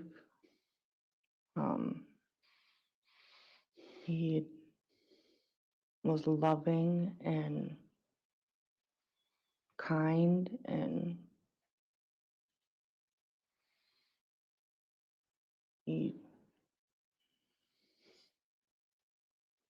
always, no matter what, even though his life was so crappy with his dad, he always had a smile on his face. Always. How would you describe your relationship with Alex? I loved him and he loved me with all his heart. I always think back, in the best times with Alex was him running to me, yelling mommy at school, and going to the library and picking out books and reading them to him, going to the beach and making sandcastles, and outside, Mom, look at this, look at that, and he'd show me tricks with his bike. Running to the truck when I pull up, like he was just so full of life. You've described some of the things that you would do together. Tell us about reading with Alex. Was that something that he liked to do with you? He loved to read. What do you mean by that? He would pick out books at school and be so excited to go home and read them. Now, Josie, was it uncomfortable at all being a step parent to Alex, knowing what his mother had done to you? I didn't look at Alex as Jenna. I looked at Alex as Alex. Did you love him despite what Jenna had done to you? I loved Alex with all my heart, just as if he came out of me. What was Alex's relationship like with your other children? Him and Brantley were best buds. They did everything together. How would you describe his relationship with Major? Major was mean to the younger kids. Not so much Araya, but Brantley and Alex. He was meaner to Alex. The allegation's been made repeatedly in this trial that you treated Alex differently because he wasn't your own son. Do you agree or disagree with that? That's false. That's absolutely not true. Why do you say that's not true? I treated them all equal. Did you care about Alex any less than you cared about your own children? No. Let's talk about Alex and eating habits. Were some of the kids picky eaters? They all were at times. And did Alex have any food that he particularly liked or didn't like? Alex wasn't the pickiest out of the bunch, but there was times where he didn't like what was made. Now, did you have any rules about dinners and food with the kids? They had to try it before they said they didn't like it. Okay, so you always, if you put something in front of them, they said, "Mom, that's gross." You always said you have to try a bite before you get something else. Yes, because I'd give it to them and they said they didn't like it before they even tried it. So they had to take a bite before, and then if they didn't like it, they could have something else. What other options did the kids have if they didn't like what you cooked? They could have something that went in the microwave. Like I always had corn dogs, I always had chicken nuggets, hot pockets, Easy Mac, anything that was easy. Kids know how to access that? I've made corn dogs so many times, they wanted to do it. They're like, Mom, I want to do it. I want to try. So yeah, they learned how to make a corn dog. And just for the record, how do you make the corn dogs that you were feeding to the kids? You open the wrapper, you put it in the microwave for a minute. Okay, something that that the children knew how to do. Yes. Okay. Josie, did you have any healthy foods available for the kids? Yes, I started hiding the snacks because I wanted them to eat better, especially with going to the dentist and all their teeth were rotting. I wanted to, I put out a basket with fruits in it. Were the kids welcome to have those fruits if they needed a snack? Yeah, they could have as much as they wanted. So the allegation, Josie, has been that you intentionally starved Alex or withheld food from him. Did that ever happen? No, How about water? Did you ever withhold water from Alex? no, and anyone who's ever been to my house knows that I have right on the floor, I always had cases of water, juice box, Gatorade, everything ready for the kids. Did Alex like sweets? They all like sweets. Would Alex ever get into the sweets? He would get up and get into sweets or drinks or stuff that he would make him sick. Were you ever mad at him for that? No, I would Would you- talk to him about it, but I wasn't mad at him for it. Okay. Can you remember a particular instance where We come from a different Alex got up generation. and ate something where he ended up getting sick? Yes, a whole pack of ice cream sandwiches. All right. Back in Did my you talk to day, Alex we after didn't have a that choice. about why he needed to only have one? Yeah, the next day he had diarrhea and his stomach hurt, and I had talked to him that, it's not good to eat a whole pack of ice cream sandwiches because it's not good for your belly. You eat what Let's was talk made, or about you don't eat it pizza. all. Did you get pizza regularly for the family? Now it's considered We got child pizza a lot. abuse if you don't So give the your kids claim has been options. made that you would only allow Alex to eat pizza crusts. Is that true? No. That's why these kids are soft. Did you have any rules at your house about the crusts? Yes, they all had to eat the crust. Do they all like eating the crusts? No, Why did you make them all eat the crusts? because I was finding half-eaten pizza, and they'd want more, and pizza's expensive. Did Alex ever complain about having to eat the crust? No, So this is a rule that applied to all of the kids in the house? yes, So the claim's also been made, Josie, that you would force Alex to eat food with hot sauce on it. Has that ever happened? no, Can you think of a time when somebody put hot sauce on Alex's food as a joke or a prank? yes. I remember the kids crying because Major had put hot sauce on their food. How did you react to that? Major had to make them more. Is this something that you use as a punishment at all? Absolutely not. Did you joke around with the kids about, well, wash your mouth out with hot sauce if they were misbehaving? Not wash their mouth out, but like Laura Lee and I would say, you want hot sauce, but we never did it. So, let's talk about the dental If care. I had here. a penny for You every time mentioned I was that some of the threatened with kids had issues wash with their my teeth. mouth out with soap, Yes, Brantley and I would Alex be had rich. cavities. and I wouldn't be having to do So YouTube. what would you do in response? Not that to, I'm making the any kids money saying on that my YouTube. teeth hurt? I can promise you. I limited the sweets. Would you take them to the dentist? Yes. Did Derek ever take the kids to the dentist? No.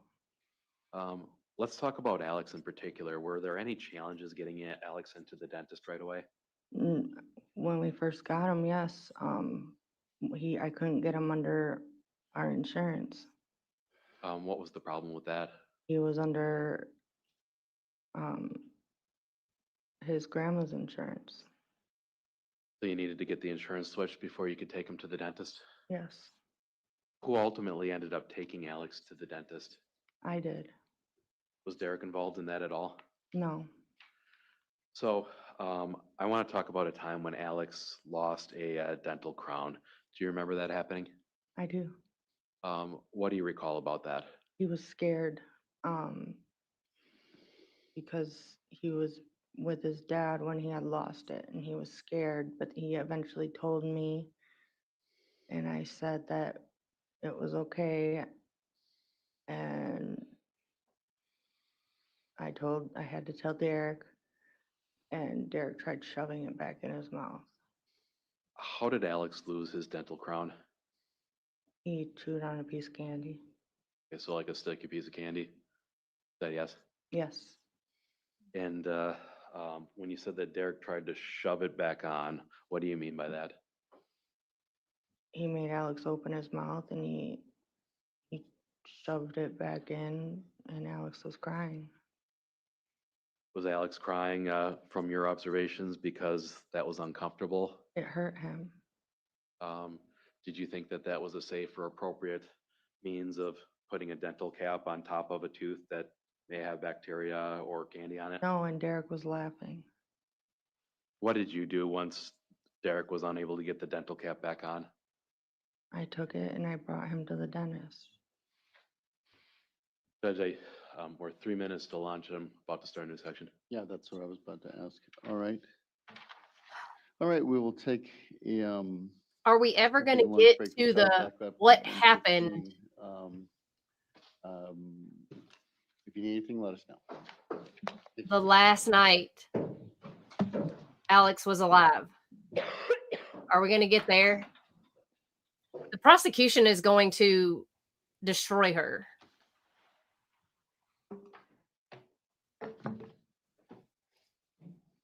Yeah, like, how did she think he got into her pills? What made her think that was the thing? Like, and why did she say that on the stand the night Alex was murdered? Why would she make that comment? That is wild.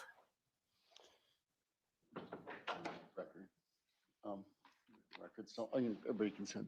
I talked to the juror sometime during lunch, and then I'll come out and let you know if there's any issue. Anything else before we take a lunch break from the defense perspective? State? No. All right, be back about 1:10. Thank you. Wow, thank goodness they don't have anything to say. That's a shocker. I want to know how this even went to trial to begin with, because this is crazy talk.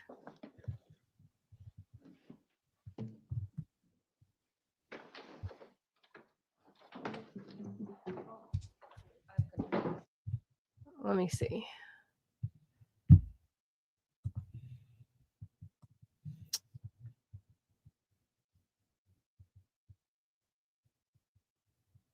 I wonder who's going to do the cross-examination of her. Who do you think is going to do it? The woman or the man? Because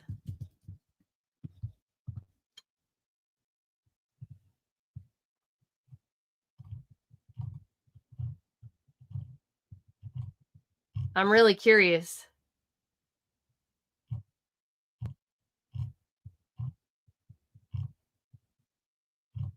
Who's going to be the one? It might be the woman. She's going to come across looking like super duper insensitive because she's a witch. Like a real witch.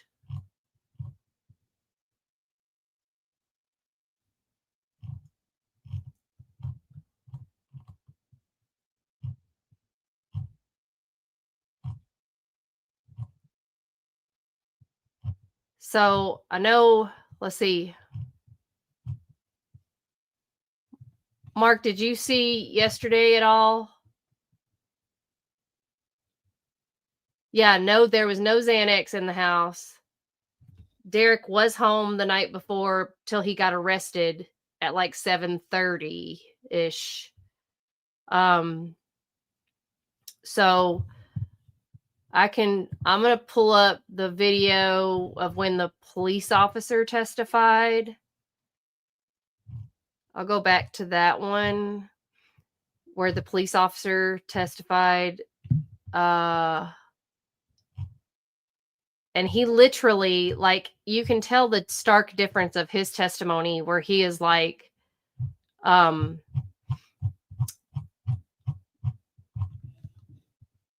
in the body cam footage where he's like, what's up with this scar on his head, this gash on his head? But on the stand, he's like, oh, I could tell by my experience and all this shenanigans. It was healed.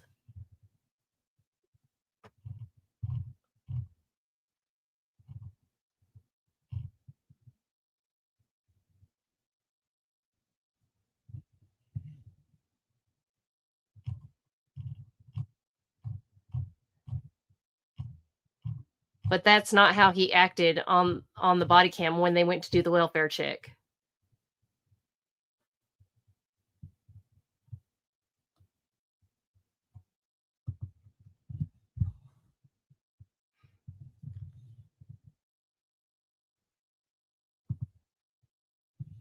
I mean, not at all.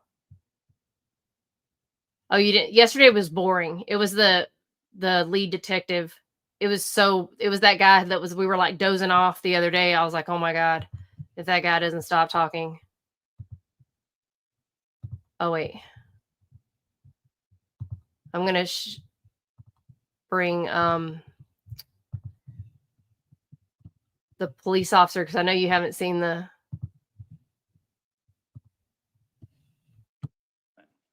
I was requested along with another deputy to. How are you employed? I am a patrol sergeant for the La Crosse County Sheriff's Office. How long have you worked with the La Crosse County Sheriff's Office? 15 years. So this is the police officer that went in to do the welfare check on Alexavier the night before he was found overdosed on the Xanax or whatever. This is the police officer that went in and actually put eyes on him.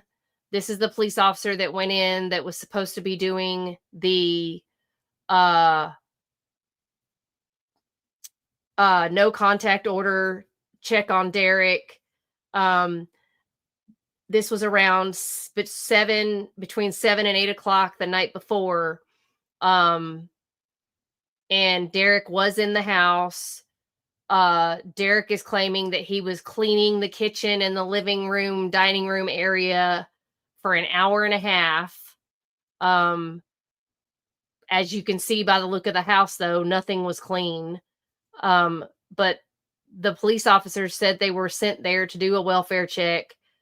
And this officer is literally going to say on the stand that he felt that Alexavier was fine. He was just sleeping, and he is literally going to defend Derek and make Derek look like he was a father of the year.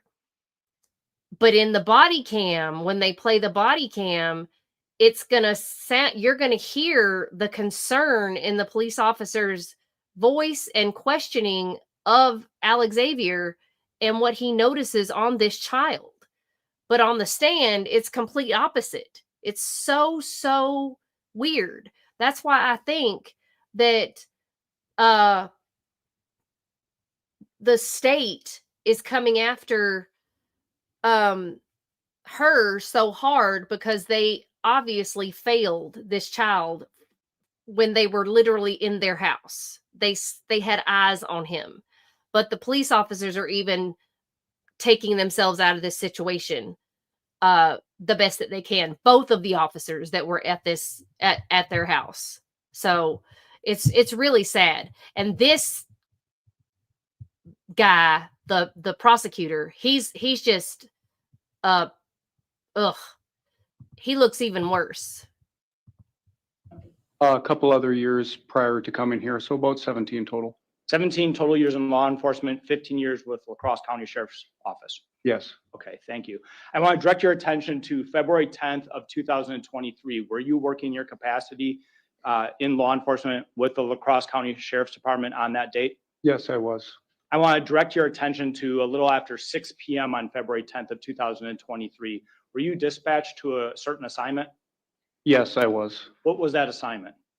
I was requested along with another deputy to kind of do two things. I believe the initial complaint was one, to check on the welfare of a 6-year-old boy, Alexavier Pedron, and also to look for his father that would be at the residence who was on bond not to be there. Was the initial assignment that you received just involving performing a welfare check on Alexavier? No, It was both those purposes? Yep. Okay. Do you recall what time you received this assignment? a little after 6 p.m. Do you recall how long it took you to get to the scene? I know I wasn't right there. Another deputy, Deputy Path, had gotten there before me. I would be guessing, but I think I got there around 6:30, 6:40, somewhere in there. And the scene that we're talking about is address W5512 County Road OS, Yes, I believe so. and that is in Onalaska in the county of La Crosse? Yes, Okay. Through your employment with the department, do you wear body-worn cameras? yes, Were you wearing a body-worn camera that night? yes, I was. Okay. And if you saw portions of that body-worn camera played in open court with all of us today, you would recognize those portions? Yeah, I believe so. Tell us what you did when you first arrived on scene at that address. The other deputy was already at the address before I got there.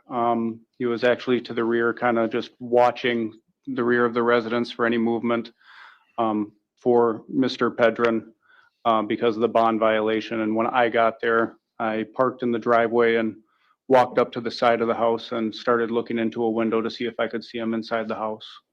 Was the other deputy a Robert Paff? Yes, Okay. You described that Robert Paff positioned himself behind the residence. Did I get that correct? yes. Is there a hill behind the residence? It was dark out. I don't remember seeing the whole property in the daylight, but I believe it slopes up from the house and into like a light wooded area behind it. Did the department as a whole have knowledge that Mr. Pedron had run up that hill in the past to the back of the residence? I don't know where he's run in the past, but I do recall knowing or believing that he's run or hid from law enforcement before in previous attempts to find him. As you testified today, do you know if Robert Paff has had prior experiences with Mr. Pedron? I believe he has. Okay.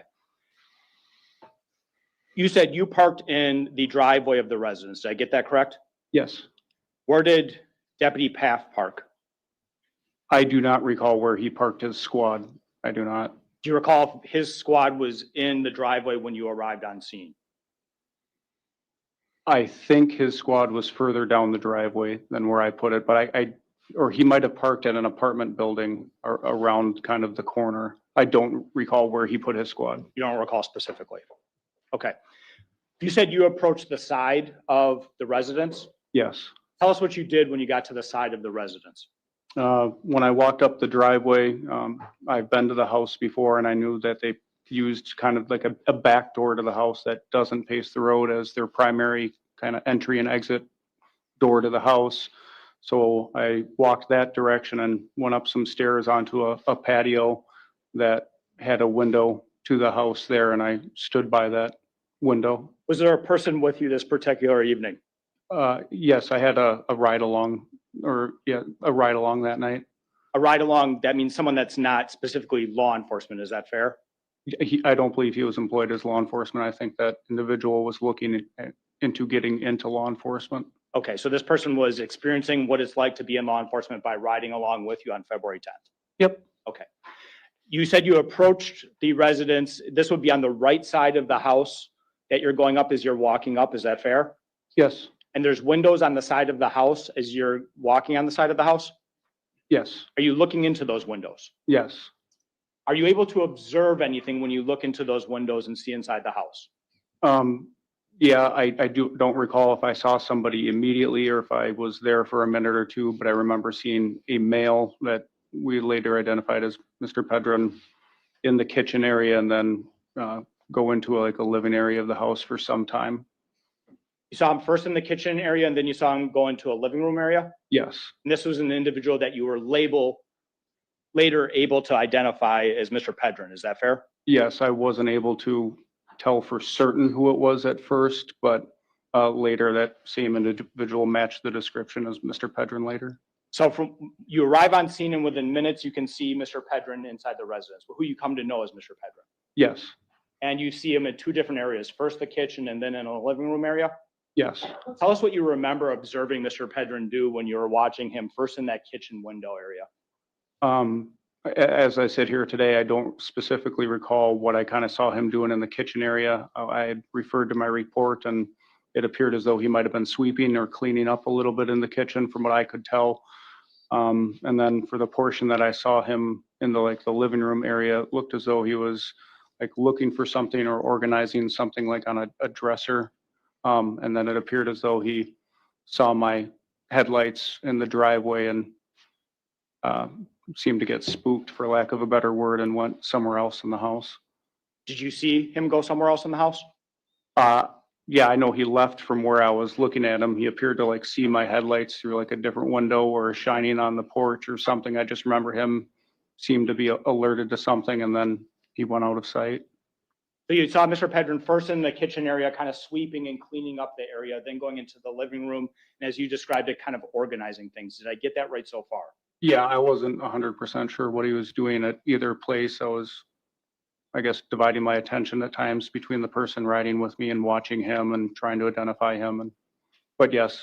Anything about what Mr. Pedron was doing that caused you concern in terms of what you were observing him do in the house?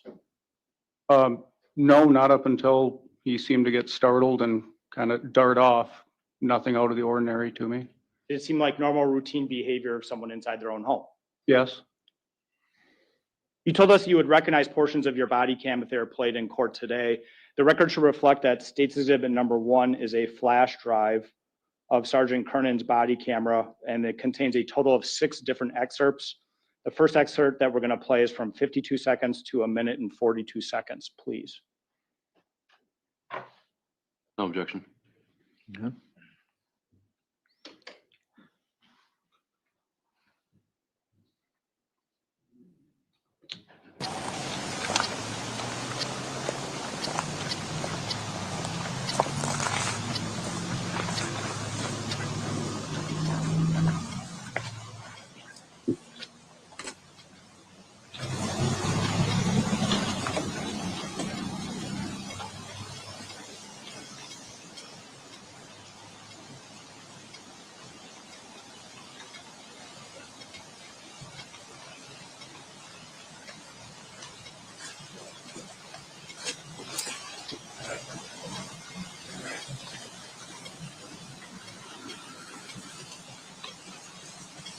One 126. I see a male inside. I can't tell for 100% sure if it's him.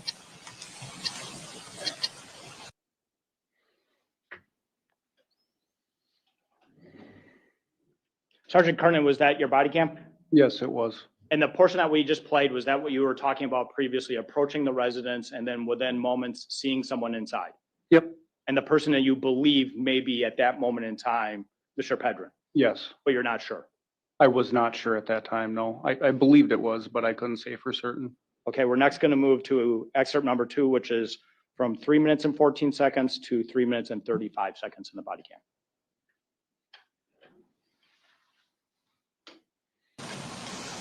121 dispatch. Do Derek's bond conditions say no contact with Josie or this address as well? No contact state. Just with Josie.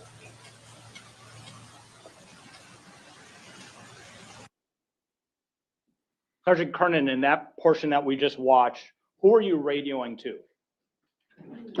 Dispatch. And what information were you seeking from dispatch? I was trying to clarify Mr. Pedron's bond conditions as to whether or not he could contact just Josie, or also if that address was listed specifically as well for him not to be there. So if he had a no contact order with Ms. Dikeman, the defendant, or Ms. Dikeman and the residents, is that fair? Yes. For example, if you went to this call, Ms. Dikeman was not there, but Mr. Pedron was there, and there was only a no contact order with Ms. Dikeman, that would not be a violation of him being at the residence, correct? Possibly not. I know bond conditions can state different things, but yes, essentially. Okay, and in this particular case, what did they inform you, or what do you recall being informed regarding the status of the no contact order? I do not recall their exact response, but I believe he had no contact with either. Okay. We're next going to move to excerpt number 3, which is 6 minutes and 40 seconds to 7 minutes and 31 seconds.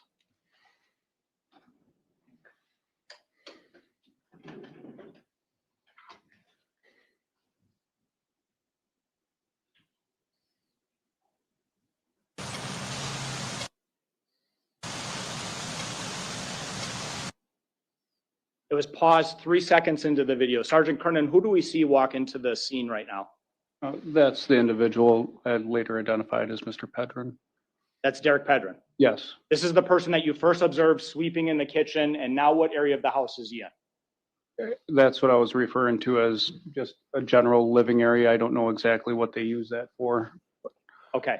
And at this point, does it appear as though Mr. Pedron knows that you are there or that law enforcement is on scene? It doesn't to me, no. If we continue to play this, are we going to see Mr. Pedron continue to do something at the position that he's standing at as though he doesn't know anyone's there? Yes. Okay. I'd ask that continue to be played, please. Or we can start over.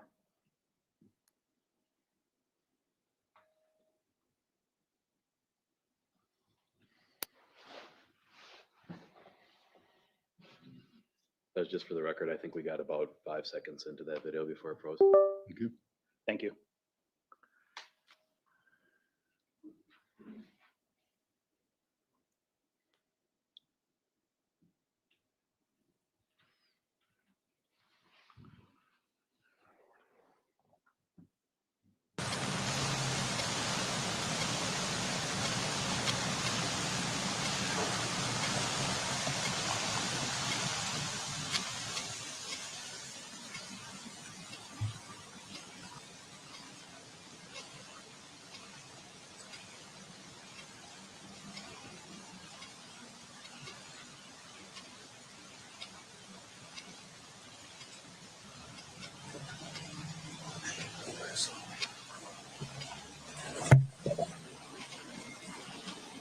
Robert, come on down. He saw the squad, I think.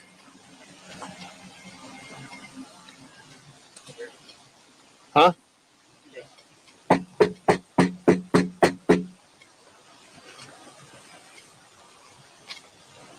I'm 90% sure that's him, but I'm not 100.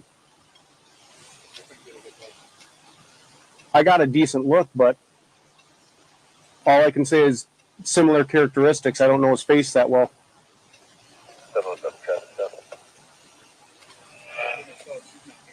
Well, yep, that's why I asked that. But Derek, it's a welfare check on what's the 6-year-old's name again? Huh? On Alexavier.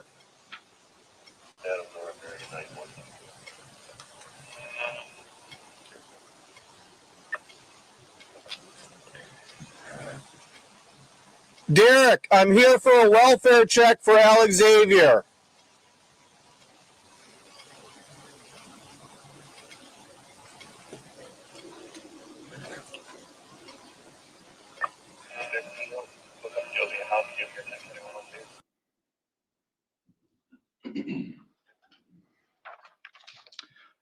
Sergeant Kernan, after seeing excerpt number 3 of your body cam, do you recall what specifically you saw Mr. Pedron do that made you think he knew law enforcement was now on scene?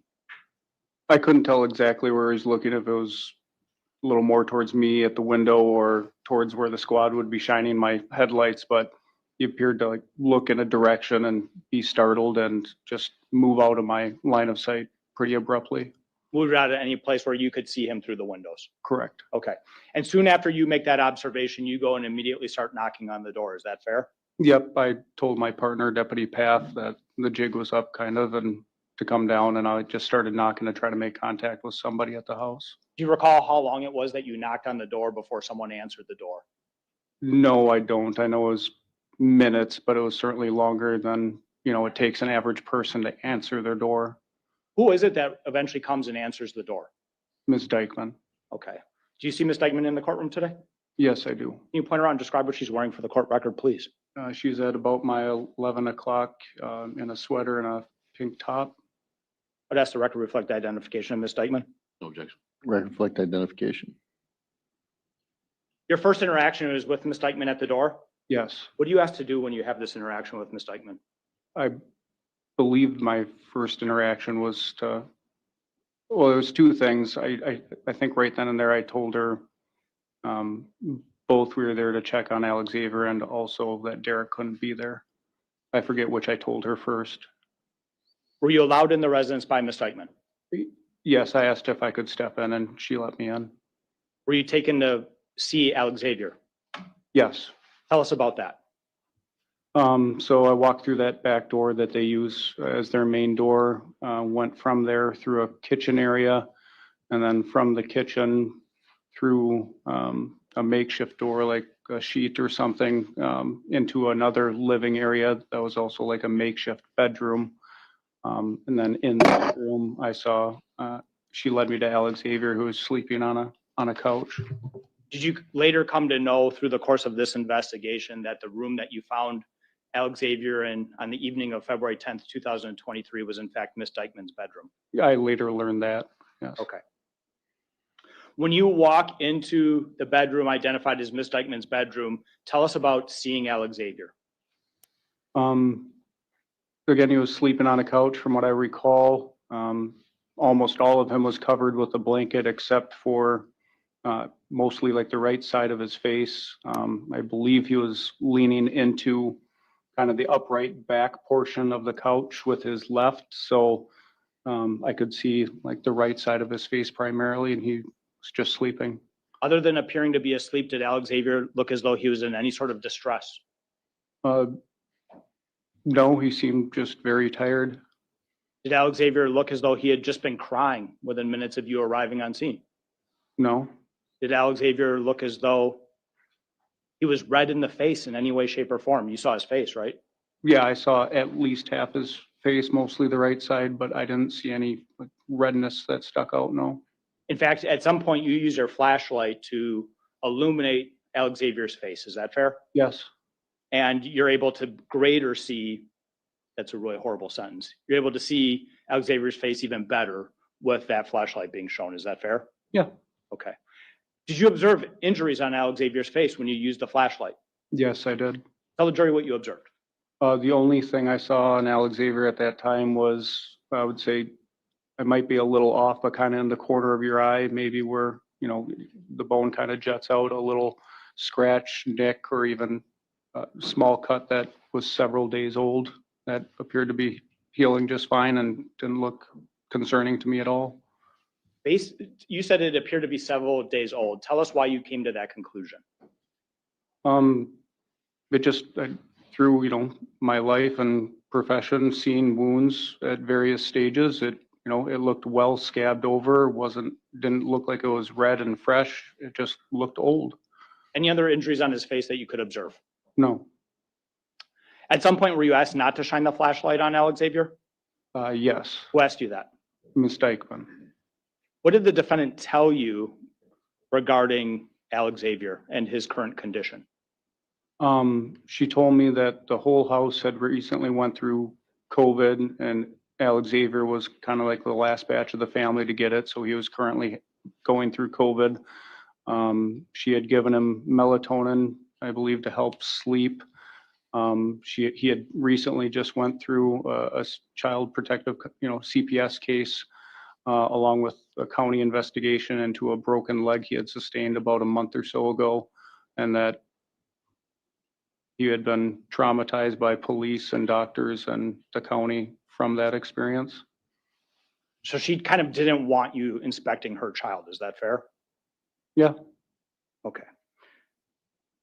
I'm gonna ask that we play excerpt number 4, which is 13 minutes and 26 seconds into 19 minutes and 14 seconds of the body cam.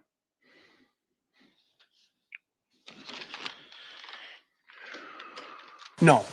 He came in and went and smoked something. Hey, Josie. I'm just trying Hello. to get my kids Here, situated. can I step in? I know Derek's here and he can't be here. I had someone else here. Can I step in to talk to you? So the reason I'm here is actually somebody called in a welfare check on Alex. Again? Yeah, what's Alex's phone? Who? Huh? He's sleeping. Raven did. Oh, wow. Can I check on him? Well, he's sleeping if you want to peek. Yeah, I'd appreciate it. Thank you. What? Yes, he does have one. 121, 126, I'm in the house. Did you shut the door? I have cats. I remember them getting out. We're all holding so we can cover this door at the same time. Do what you guys can say about that mail being in there. He's been puking. Has he? We all just had COVID. Oh, really? So we think we have lingering symptoms. He's okay. He's okay? Yeah. What happened to his eye? He bumped it. He's having a hard time. He has a broken leg. And He has a broken leg? last night, well, it happened about a month ago. Him and sister were playing on the stairs and he took the tumble, but last night. Has he gone to the doctor for that? Yeah, he's been to he has a cast. Oh, geez. Oh, gosh. Alex, are you feeling okay, bud? Why's that? Don't hit that. Don't touch his leg. Alex, I'll turn off the light. Alex, I'm Joey. What feels bad? We just had COVID? We all did, yeah. And who does that? He said it happened at school. He hit it on something. He said he hit it on his desk. I don't know. He came home with it Friday. Where does he go to school? Pinchon. Pinchon? Yeah. Okay. He was reaching for something out of his desk, he said. Okay. Like, did you talk to a teacher about that? I didn't. They usually just come into the van and we go. Okay, because that would have bled. It was just a little scrape. He's been taking it. Alex, would he talk to him and then he can go back to sleep? Mm-hmm. He already had his mouth. Maybe he'll finish his head hurt, so he's tired. Lay down. 121, 126. Why don't you come in and multitasking in here? Okay, so obviously I'd still like to check on him, but we have to address the Derek thing. He's on felony bond. I can't let that go. Literally, Okay, well, he's not here, so you guys can go. My only other option would be to apply for a warrant for the house. Then you can do that. I know my rights. I have a lawyer. Okay, I understand that, but I'm also not pulling your leg about that. Derek can't be here when you're here. I understand that. I'm the one who asked for the no contact. Mm-hmm. Right. Then who is it that's here? Can I confirm that it's not here Derek? anymore. No, it was another guy I've been talking to. Okay, and how do you get out? Because we've been around the house. He's just coming inside now. There's only so many exits to this house. Nobody's left. Josie. No, baby. You want to hold my hand? It's okay. They're going to leave. Yep. You guys go, please. You're scaring my kids now. We've been outside. I don't care. You get a warrant. Get a warrant. Okay. Leave. Out of my house.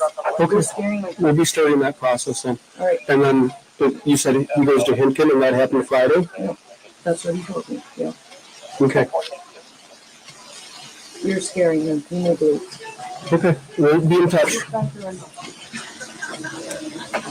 It's all right.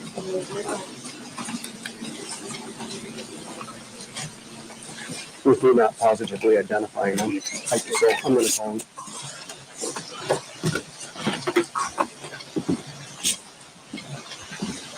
I can call the DAs and see if they want us to stick around for a while with them.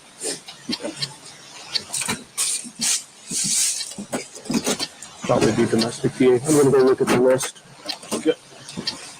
I suppose I'll have 139 come before too long. 121, 139. Yeah. And I'll be on this corner.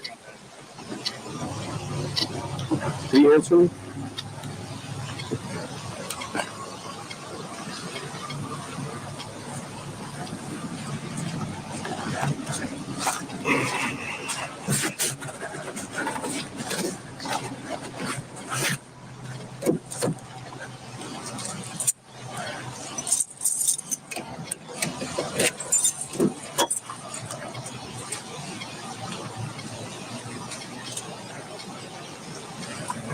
Look at how many times he mentioned that gash on his head.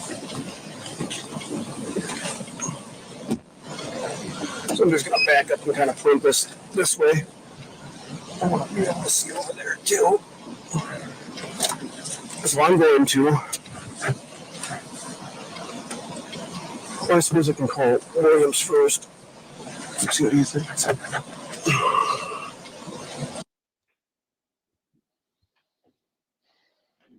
Look at how many times he mentioned that gash on Sergeant his Kernan, head. there's a couple things I want to Asked her talk to you about about relative to the last clip that we watched. And on Okay? the stand, he's like, When it was a- the defendant it was first comes to illegal. the door, you ask her about Derek being in the residence. Is that right?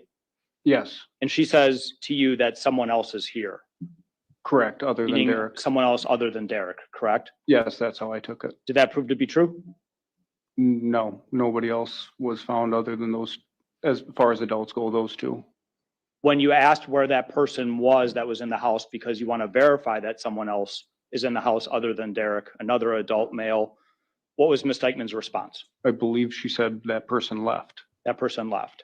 And at the point that she's making this statement, you've had, through you and other people on scene, the house under surveillance, correct? Yes. Front door, rear door. Yeah, I was at, their rear, and then Deputy Path was also monitoring the rear of the house and possibly another side at the same time. And so you informed her that the house was under surveillance, is that correct? Yes, that we had been watching the house. Okay. And that also proved to be untrue. Nobody left the residence, correct? Not to my knowledge, no. She references again later on when you're inside the residence with Ms. Dikeman that it was another guy that was in the residence. Is that fair?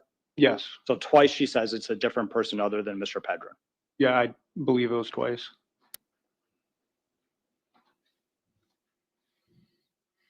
There were a couple things that happened when you were making observations of Alexavier that I want to go over. When you were in the room overlooking Alexavier, or at least looking at his face, you made a statement, "What feels bad?" Who was communicating with you that you said, "What feels bad"? Alexavier had just made a noise, I believe it was like just a waking or motion movement noise. I don't recall him actually saying anything that I could understand. Did it appear as though he was coming to consciousness or waking up such that you could communicate with him? Slightly, or adjusting, just reacting to us being in the room, I believe. Okay. And then when you said, "What feels bad," who are you communicating that to? Alexavier. So at that point in time, you must have had a belief that he was conscious and alert and able to talk to you? Or coming to more so, yeah. Okay.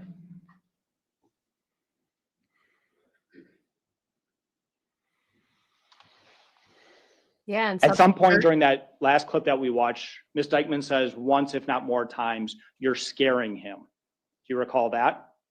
Yes. Who was Ms. Dikeman talking about, if you know, regarding who she was saying you were scaring? I believe she was referring to police presence. No, what person appeared to be scared? I'm sorry. Oh, Alexavier. Alexavier. So you could see Alexavier and you could see Alexavier coming to consciousness from sleeping. Is that correct? A little bit. I never recall him, fully opening his eyes and, appeared to be able to have a full conversation, anything like that. He was very tired. Yeah, I wonder why he was so tired. at that time of the evening. At that first interaction with the defendant at the door, when you ask to see Alexavier, her response to you is what? I think she used the word peek, if I want to come in and peek or take a look. Do you recall Ms. Dikeman saying multiple times he's sleeping? Yes.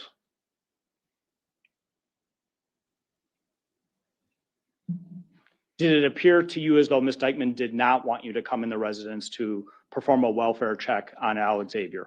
Objection, speculation. Sustain. Based on how Ms. Dikeman was communicating with you, saying that he was asleep on the couch, did it seem as though she did not want you to perform the welfare check? No objection. Sustain. Move on.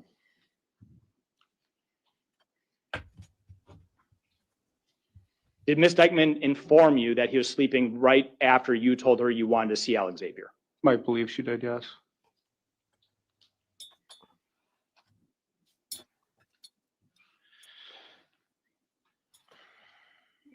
All right, I want to move on to excerpt number 5, which is from 21 minutes and 56 seconds in your body cam to 24 minutes.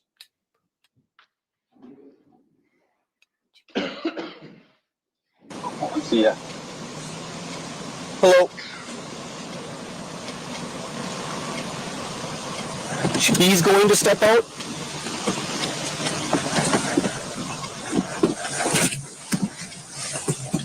Okay, coming.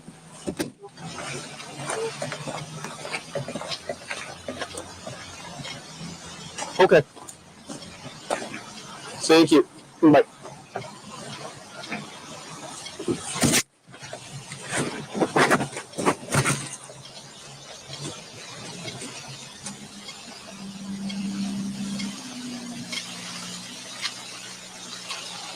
No, it's dark in there. I can't.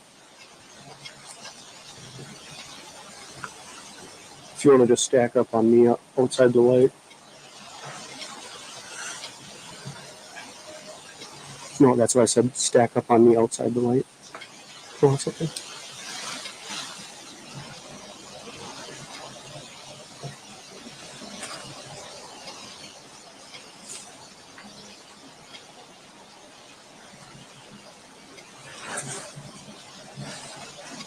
So 121 to 139. Were you starting this way?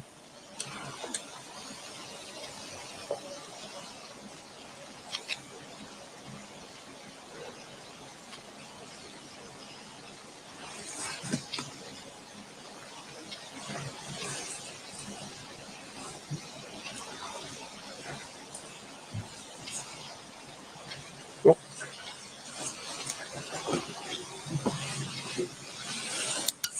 118 to 121. I'm clear if you want me to come over there. yeah, why don't you? 1040 for now is fine. Yeah, it looks like he's getting zipped up. Zipped up. Zipped up.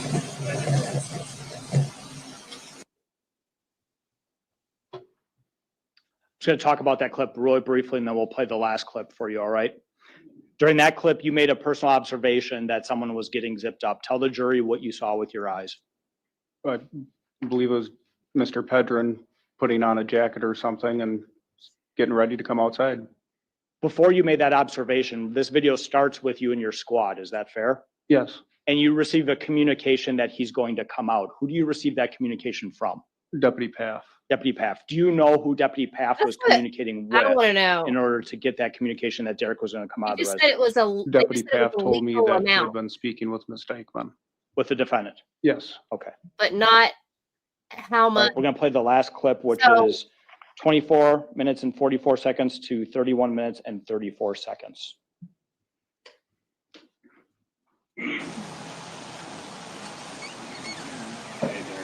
Appreciate it, Derek.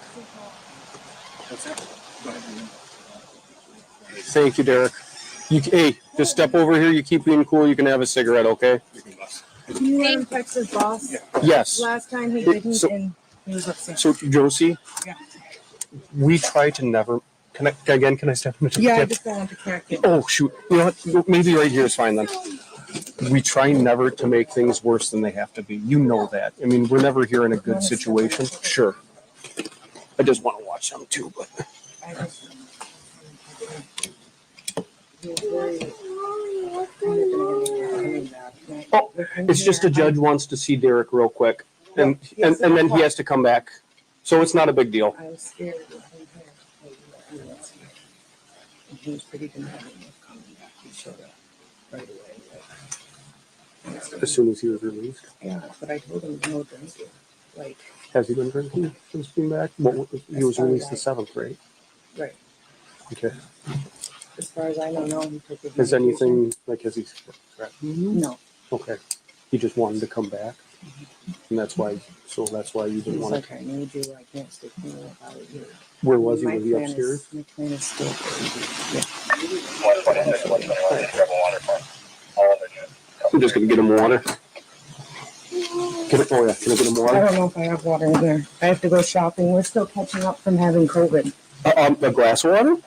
Or a cup? Oh, yeah. This is his. Oh, perfect.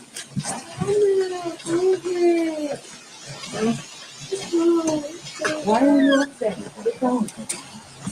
Yeah, we're honestly here for Alex's welfare. Yeah, somebody had called in. How did he get the cut above his eye? He fell down the stairs. No, that wasn't that long ago. We got that one from school. Okay. So yeah, we weren't here. We weren't trying to pick on you, but we appreciate you coming out.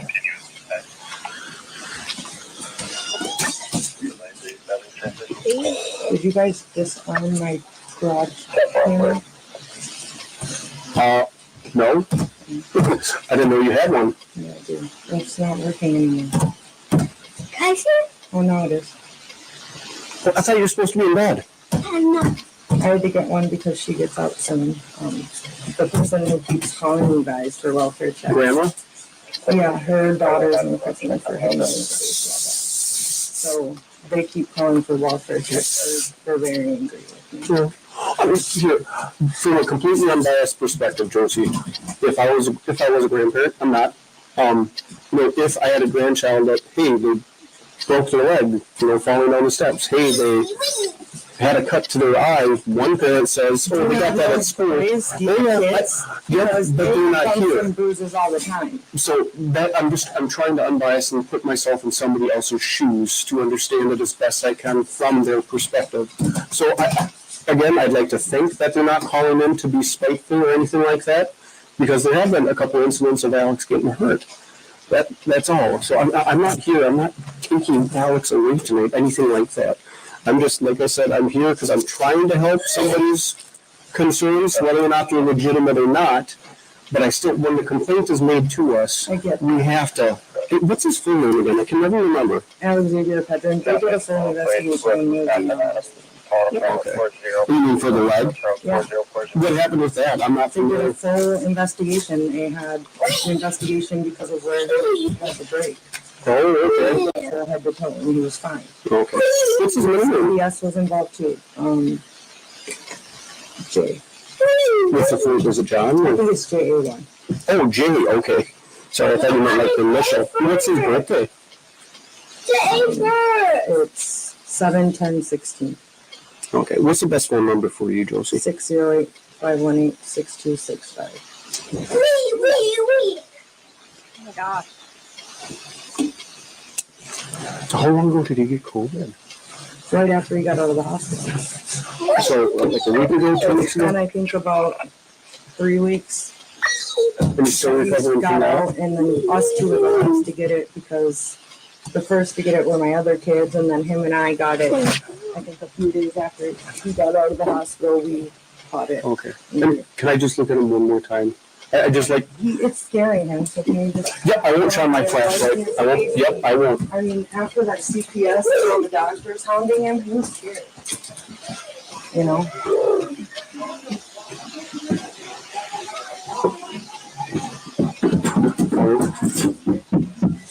He's been trying to sneak up without his walker, so I've been thinking, oh, see? That's how he gets the bumps and bruises. He's a very active boy.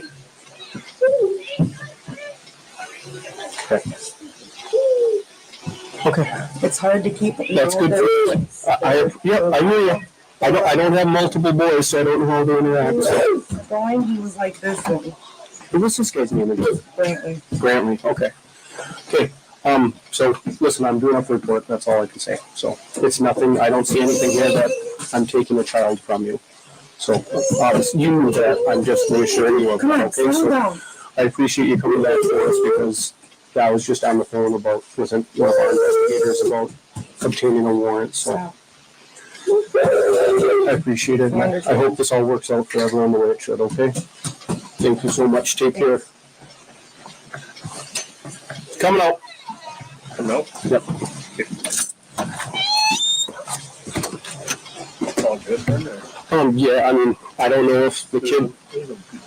Yeah, well, I checked on him, and he does have a new head above his eye, like he said, from falling down the stairs, which is what she said from. He has a broken leg that's been investigated, cast. And then what she said, that was from him. She believes he just bumped his head at school on the desk reaching for something. But, different stories. So it's possible something happened here. It's just not enough to whip him out of here tonight. And she's not exactly cooperative because of previous complaints, and maybe it was something. So Yeah, I think last time. Oh my gosh, that one child is bananas. Sergeant Kernan, there's a couple of things I want to talk to you about relative to the last portion of the body camera that we watched, okay? The first topic I want to talk to you about is cameras and cameras at the house. Who referenced having cameras at the house? Ms. Dikeman did. And specifically, did she make a reference to believing that law enforcement somehow was interfering with her ability to access her cameras? I believe she had asked if we had shut her camera off. Okay. You didn't do that, did you? No. To your knowledge, nobody did that with the department. Is that fair? That's fair. That's what I was thinking, Jenny. Because during your conversation after Derek comes out, you have another conversation with Ms. Dikeman. Is that correct? Yes. You asked her if Derek had made any threats during that evening, correct? Yes. What was her response regarding threats made by Derek that night? She said that he had not threatened her. You asked her about whether or not Derek had been drinking that night too, correct? Yes. And to her knowledge, she told you what? Not that she knew of. Well, I mean, Ms. Dikeman also said that she was scared of Derek. Is that fair? Yes. Did she connect being scared to Derek with Derek engaging in any activity? Drinking, I believe, was the activity.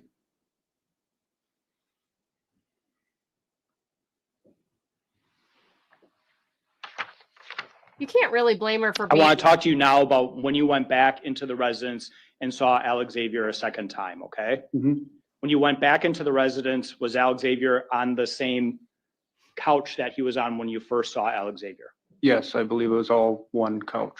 Was his body positioned differently than the first time you interacted with him? Yes, it was. Explain to the jury how Alexavier's body position changed from the first time you saw Derek to the second time you saw Derek, the first time you saw Alexavier to the second time you saw Alexavier when you went in the residence. Again, the first time he was a little more propped up, leaning against the back portion of the couch, his left side against the back portion. And the second time just now, I don't think you could see any of it on my camera, but he was laying, from what I recall, down more on the actual couch cushions on his right side in a more classic, laying down sleeping position. Did it appear to you to be awake at this point when you went in and saw him the second time? No, not at all. Did anything appear to be amiss with Alexavier at the second time that you saw him? This time, the only thing I saw is, I don't recall if it was this way initially or if Ms. Dikeman had actually moved the blanket while we were together, but I could see, I think pretty much the entirety of his outer left thigh, and I saw one bruise like the size of a coin. One bruise on his left thigh about the size of a coin? Yes. Okay. So now and you could not see his left thigh the first time that you were in the residence, is that fair? on his head. Yes, I couldn't. The second time the blanket was moved and you saw one bruise on his left thigh. Do you recall where on his left thigh you saw that bruise? Broken Closer to leg. the knee or closer to the hip? In between, but on the back side of the back side of the leg, like in between the fronts on the side, or maybe slightly towards And the kid is back of it, unconscious from what I remember. at 7 o'clock at night. The second time that you saw Alexavier, did he appear to be in distress in any way, shape, or form? No. Did it appear red in his face or on his leg that you could see? No. I don't remember seeing much of his face the second time or focusing on it. Did you see any signs of recent trauma on the parts of Alexavier's body that you could see? None that we already. Okay, so he couldn't see anything, but he saw a gash on his head, a bruise on his leg. He had a broken leg, and he was basically unconscious. And he was asking him, where did it hurt? But he didn't see enough to take him out of the house, even though he was doing a welfare check on the child. I just find it very, very, very strange that these police officers were in the house and didn't think enough, even though they asked repeatedly. He asked repeatedly about this gash on his head and how did he get it and what happened and this and that and the other. But he gets on the stand and it's a complete opposite story. It just baffles me. And again, yes, Kim, they just think it was her. They have no evidence. Also, I'll point out, as far as the toxicology report, I think it is odd that they don't have a more clear answer of how much was in his system, because we have seen in another trial where we watched, it's on my channel, we watched the Samantha Wall trial, where they did a toxicology on her and they were trying to say how much Ambien, GHB. I'm still trying to find out if anyone knows, if anyone out there knows, do our bodies actually carry a natural level of GHB? Because according to that trial, they said that our bodies carry a natural level of GHB. Even though in her car they found a solo cup with GHB in it.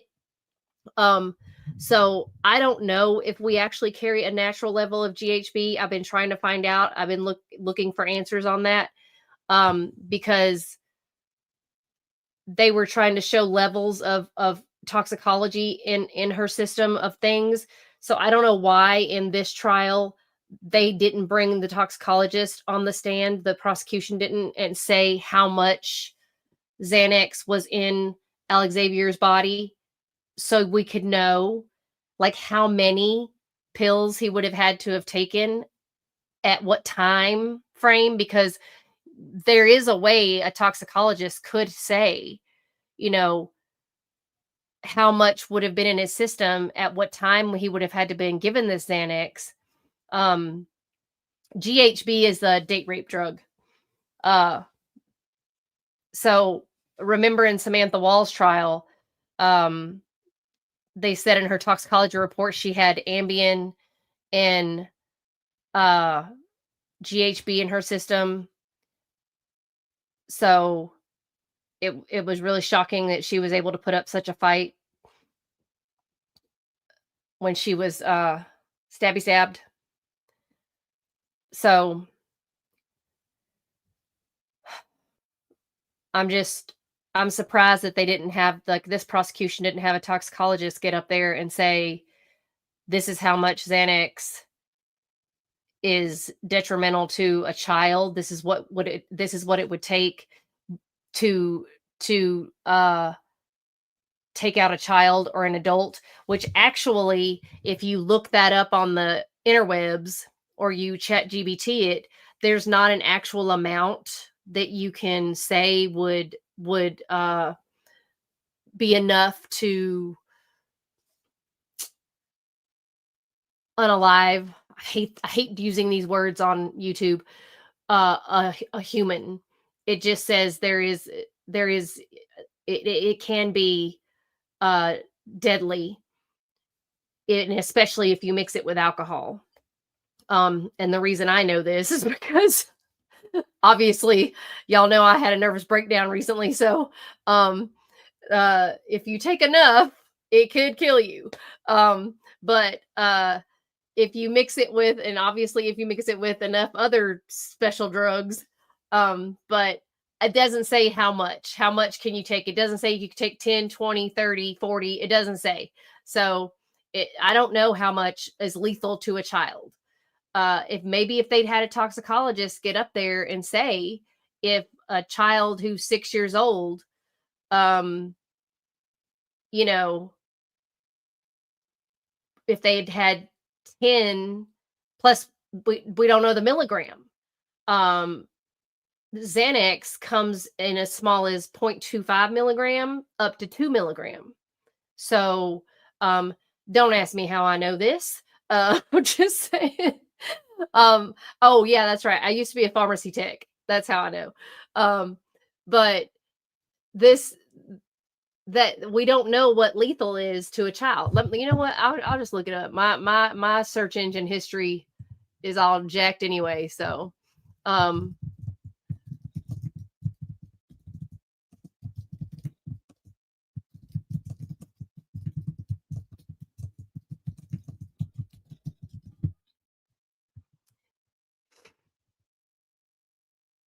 so see, there's not a directly stated amount for humans, like I said. You can type it in. I already know this because I've already been typing this. I've already been looking this up. There's not a set amount of what is lethal, but apparently, you can say that after they've done a toxicology report. So I don't know how they can say in the toxicology report that he had a lethal amount of Xanax in his system. That's so weird. It would be difficult. It even says it would be difficult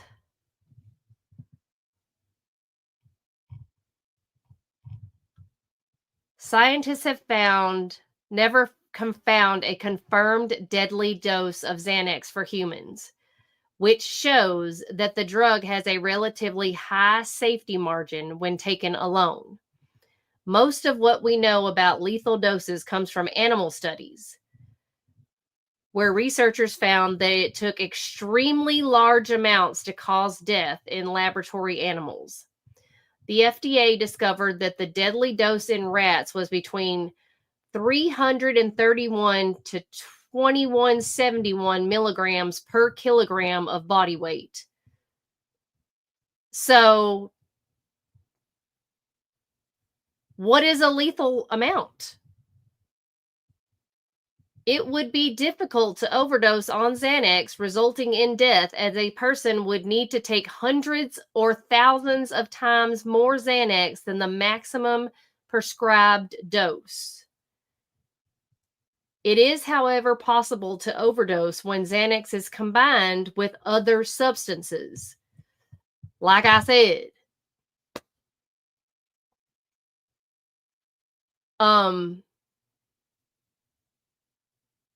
so that's what I'm saying. Like, I don't think the prosecution has done a good job connecting the dots of this. So if they were going to go with that he was beaten to death, then I feel like they need to show, like,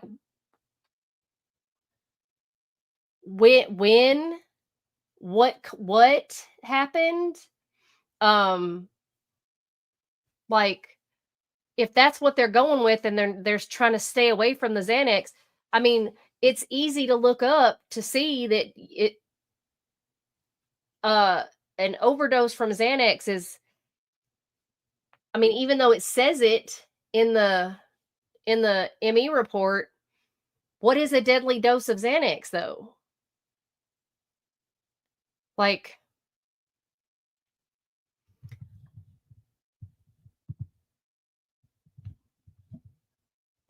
and you do have to combine it with other stuff. It does decrease your like your breathing. It does calm you down. It does, like, make you tired. And maybe for a child, yeah, it could do that.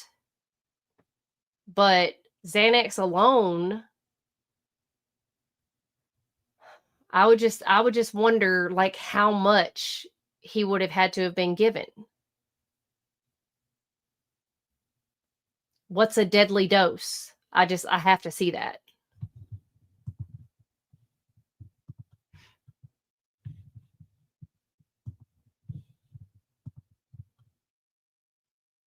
He was only, if I remember, he was small for his age. I can't remember how much he weighed. Let me see if I can find out.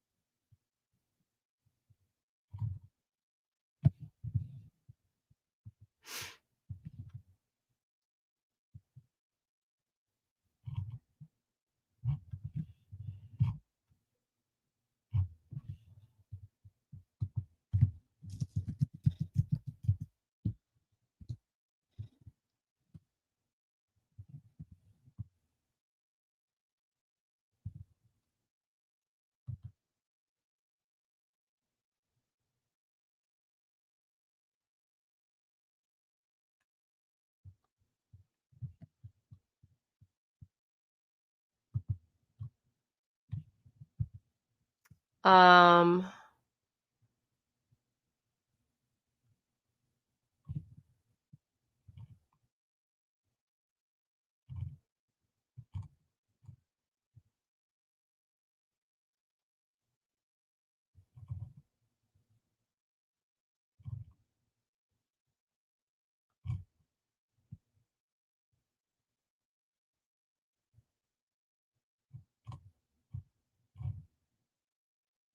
I don't know how much he weighed exactly.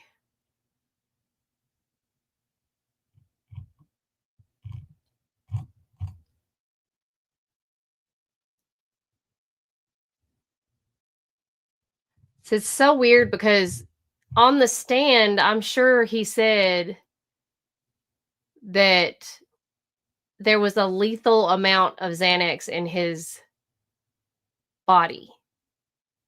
Somebody correct me if I'm wrong. Is that not what he said? A lethal amount? But they're saying in articles, they're saying there were traces of Xanax appeared in his bloodstream.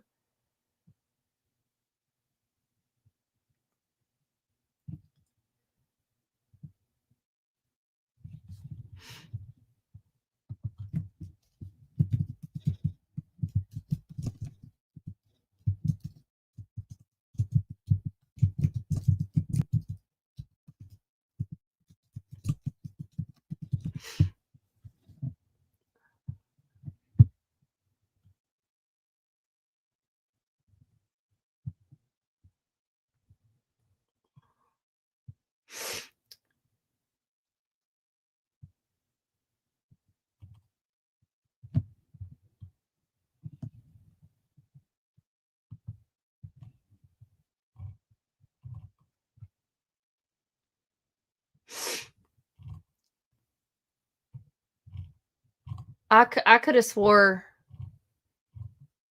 it said lethal amount.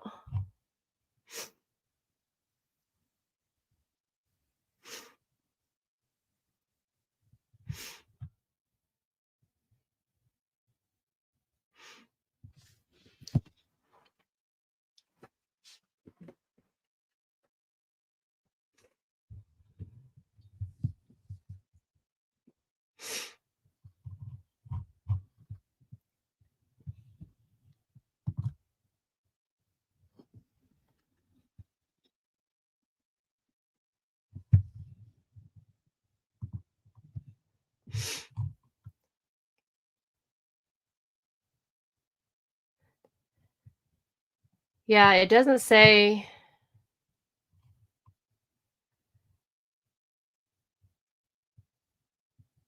how much he weighed. So this says the autopsy. So she's out on. Oh damn! Somebody paid $1 million cash bond for her.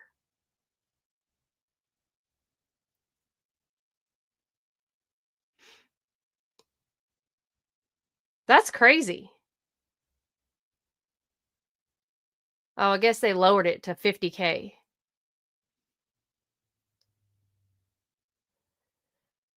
So the autopsy says he died from blunt force trauma. The medical examiner he said he had multiple bruises on his face, scalp, and neck, as well as internal injuries, including a torn liver and brain swelling. And that Xanax was found in his system that also contributed to his death. Just contributed.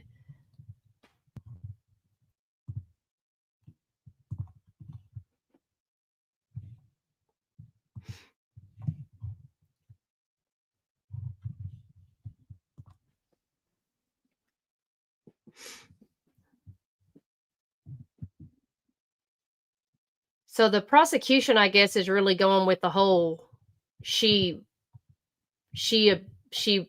beat him. But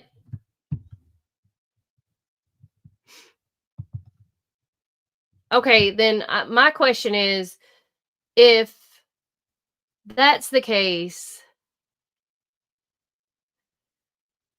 even if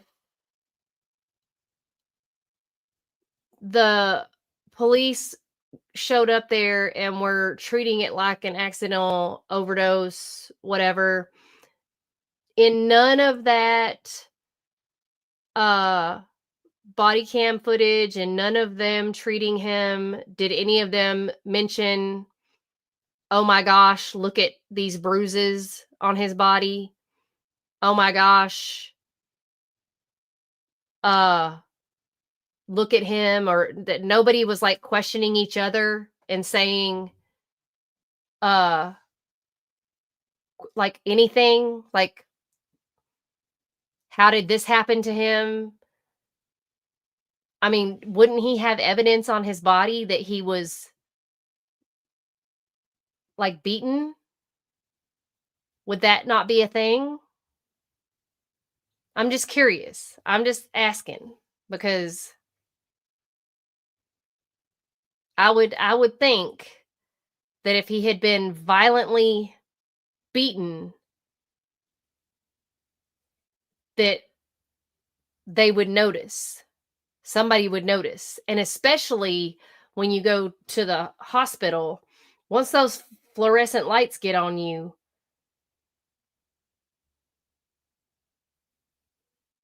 yeah, she was the biological mom and she was in prison. And they kept making a big deal of Josie having a no contact with her, but now I know why. Now I get why you would have a no contact with her. Now I understand why you would not want her to, be around. I mean, she hit you upside the head with a baseball bat. So Derek was on the stand acting like Josie wouldn't allow it. Josie wouldn't let her. Josie wouldn't, like, well, duh. Bitch hit me in the head with a baseball bat. I mean,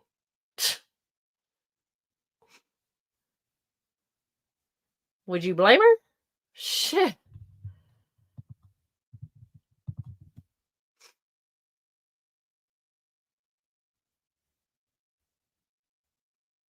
I mean, that's some craziness.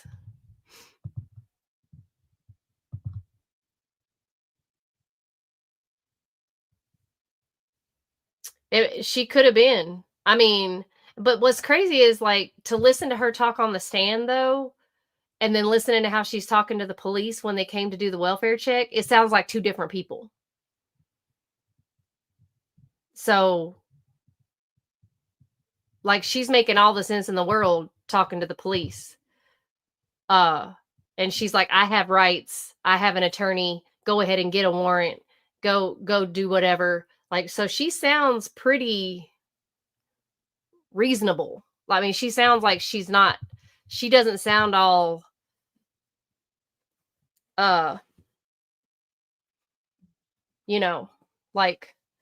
I mean, don't get me wrong. I'm not saying that she can't have the whole brain injury mess and still not have seizures and stuff. I mean, like, we all have our days, but I mean, when I have 20 seizures one day, I'm not all there the next day, but that doesn't mean she's not about herself. I'm just saying she's not. I can't say you can put everything off on. I don't believe in this whole mental health defense. I never have. I don't think that people shouldn't. I just don't think people can put their whole like I'm gonna let it ride on that. That's not fair. You don't get away with what you get away with because of that. No, except for Betty. Betty's the only exception. Betty's the only one who should have been able to. I mean, she still needed to do time. I mean, Betty still needed to do time, but she didn't need to do the rest of her life. But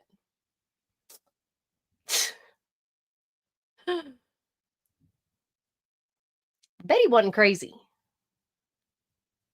She was pushed to the edge.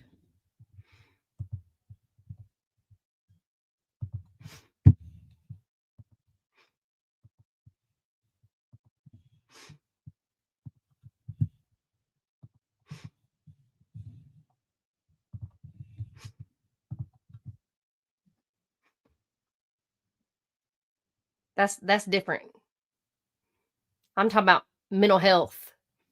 Like, I have seizures and I got issues, but that don't give me the right to go like stabby stab.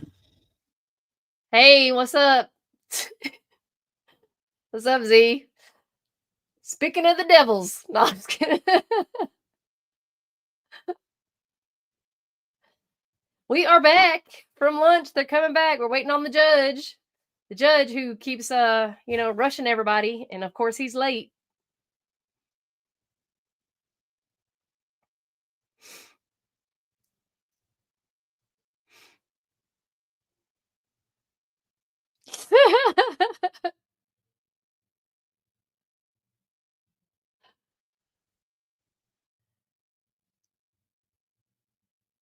I have a terrible migraine today, but I showed up, believe it or not. I came today anyway. He probably is. Oh, Josie is testifying. She didn't have Mark was right. Josie was gonna testify. He's good and she is. You see there, everyone?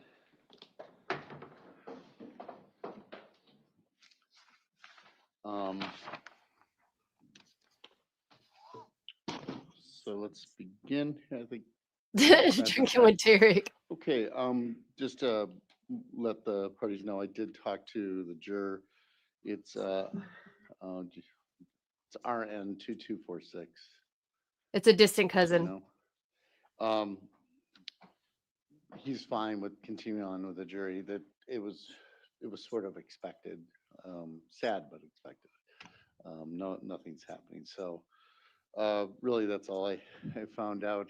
Any concerns about that from the state's perspective? None. Defense? No. Okay. Well, anything we need to talk about before we begin from the state? No. Defense? Your Honor, I should put on the record that I'm told, and one of my other paralegals was in here delivering us lunch earlier. She observed, and Ms. Dikeman observed, several members of the gallery shaking their heads, making gestures at Ms. Dikeman, gasping audibly, speaking. It was loud enough where I could hear it up here. Just ask the court to keep an eye on it and remind the gallery to not intervene. No matter who's testifying, we just need people to try not to respond. That's all I'd ask you to do. If it's hard for you not to do that, it is being streamed. You can step out, watch it. But otherwise, please, Yes, go to the alternate desires point of get all the view evidence in without for the jury to pay. and watch me talk about you all wearing hoodies. Okay. Court. Having said that, Ms. Dikeman, why don't you go ahead and we'll have you go ahead and take the seat up here. We'll bring the jury in and we'll go from there. Yeah, you can come right up here. Because clearly that's the Wisconsin dress code. for court.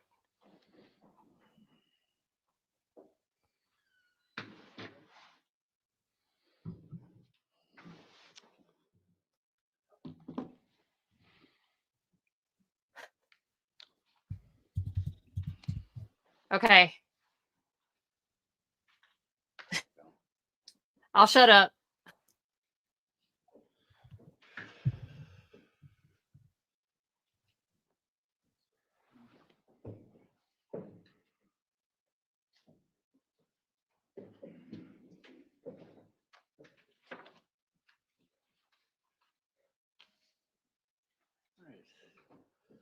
All right, thank you, everyone. Have a seat. And we'll continue on with the question. Go ahead. Sure. Josie, I want to ask you just a brief follow-up question about rent. How are you making rent at that home on OS? I had to go to charities and churches and ask for help with rent. Did Derek help out at all financially with the family? He would give me a couple $100 and that was it. What's your understanding over the rest of his paychecks went? Drinking and drugs. All right, let's talk about school. Did you communicate at all with the school for any of the children? I'm sorry, can you? Who communicated with the school at Hinchin when something came up with the kids? I did. Would you describe yourself as involved in the kids' education? I was very involved. Did you want the kids to go to school, Josie? I did. Why is that? Because I wanted them to be at school and it was important for them to learn, and honestly, I could use the break. Okay. Thank you. So, in other words, did you like the fact that the kids were missing so much school? No. Now, who would be the parent communicating with either the principal or the teachers if there were issues in class? I was. Would Derek ever handle that? No. What kind of things would you reach out to Alex, Brantley, or any of the kids' teachers about? Birthdays. There's a number of times where there was bullies. Alex, I remember a couple times where Alex would come home and say kids were mean to him, and I did not stand for bullies.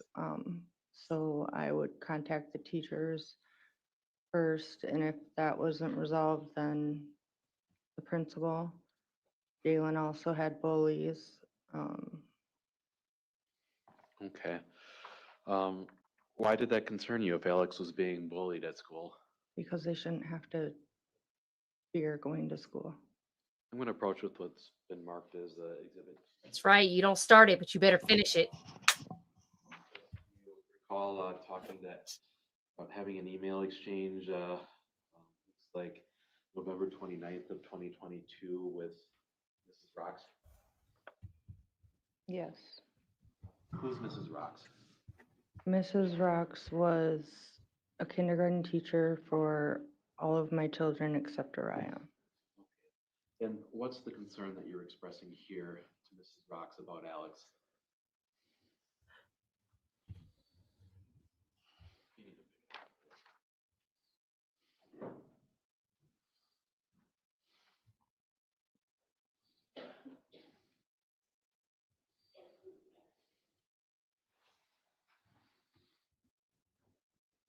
Oh my goodness, honey. What does it say?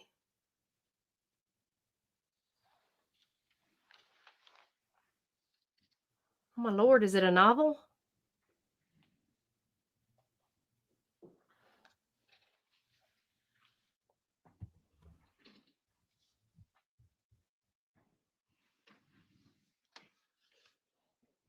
Well, remember, she has a brain injury. She can't read, even though she read to the kids all the time. Are you having a hard time reading that? Yeah, it just takes me longer. Good Lord. Can you imagine her reading to the kids? That Alex and Brantley were getting bullied by notify another student. Is this email the email that you sent to Mrs. Fox to try and stop Alex and Brantley from being moved? Yes. Objection. Received. Josie, at certain points, do you remember talking to Mrs. Rocks about your concern that Alex needs to get enough water and have chapstick at school? Yes. Did you email her on March 15th of 2022 to ask if it's okay to bring an extra water bottle and chapstick for Alex to school? I don't remember the date, but if that, yeah. Yes, I do remember him having very chapped lips and needing a water bottle, yes. So why did you ask her if it was okay to send an extra water bottle and chapstick with Alex? I didn't want to just send him with the stuff and having it get taken away. So I wanted to make sure she was aware. You thought that Alex needed this and you asked for permission to bring it in? Yes. Offer 289. To 289. Okay. Any objection? No. Received.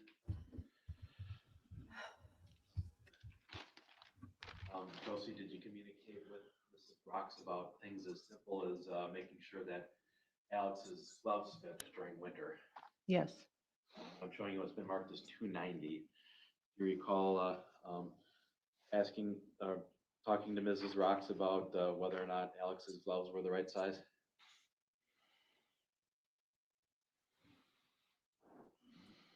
Can we just get to the last night? Yes, it was hard for the kids when they pull out the gloves. The holes kind of come out. And so I was practicing with Alex how to get his gloves on. And so I was letting her know that we found a pair that worked. So the internal felt lining or cloth lining of the gloves would be pulled out? Yeah, the fingers would come out and then it was hard for him to get each finger back in. Why did you work with Alex on putting his gloves on the right way? So that he was able to have time to go and play at recess and he wasn't struggling with his gloves. Offer 290. Any objection? No objection. I just asked that the dates be referenced to when these emails were sent, please. I think I did, but if not, for the record, that email was sent on December 8th of 2021. Was there ever a time when Mrs. Rocks told you that Alex had picked on another student at school? I don't remember. Do you remember if Alex hit another girl because of she didn't like his shirt? Yes. How did you handle that situation? I believe Alex wrote a card saying sorry. Is that something that you suggested that he do? Yes. I'm showing you what's been marked as Exhibit 291. This is an email dated November 29th of 2021. And just read those two lines to yourself, Josie. Let me know if you're familiar with that.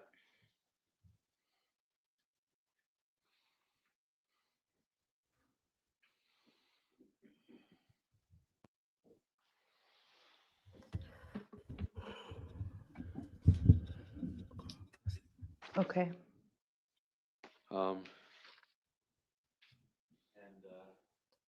Josie, did you email Mrs. Rocks that you were having Alex work on a thank you card or a sorry card for Tegan? Yes.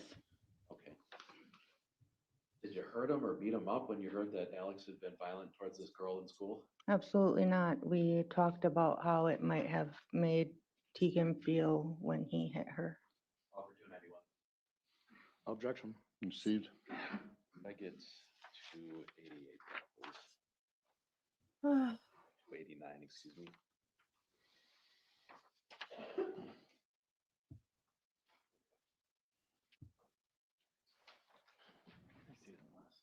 Josie, when was Alex's birthday? July 10th, 2016. Okay. Are you aware of whether or not the school had any birthday celebrations for kids during their birthdays? It depended on the teacher, but not in Alex's classes. Was it difficult to get, did Alex want to have his birthday celebrated in school?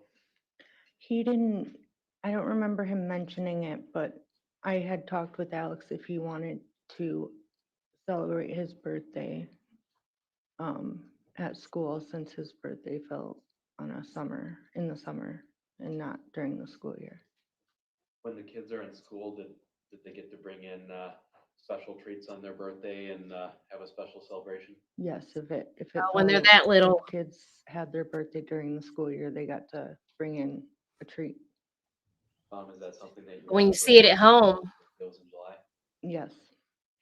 Showing it's been marked as Exhibit 288. This is an email dated April 5th of 2022. What are you referring to, Josie, when you ask her if it's okay if you bring in Alex's summer birthday treat on Friday? Can you wait just a second? I don't have a copy yet.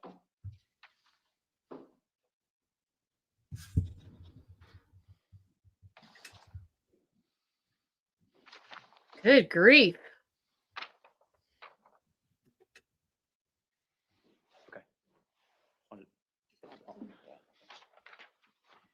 Oh, that would kind of stink if your birthday's in the summer. What did you mean by that? Bless his heart, he'd be I 10 this asked year. Mrs. Rocks if, since Alex's birthday was in July, if he could bring in a special treat to celebrate his birthday on Friday. And did she agree to do that? Yeah. Okay, offer 288. Objection. Received.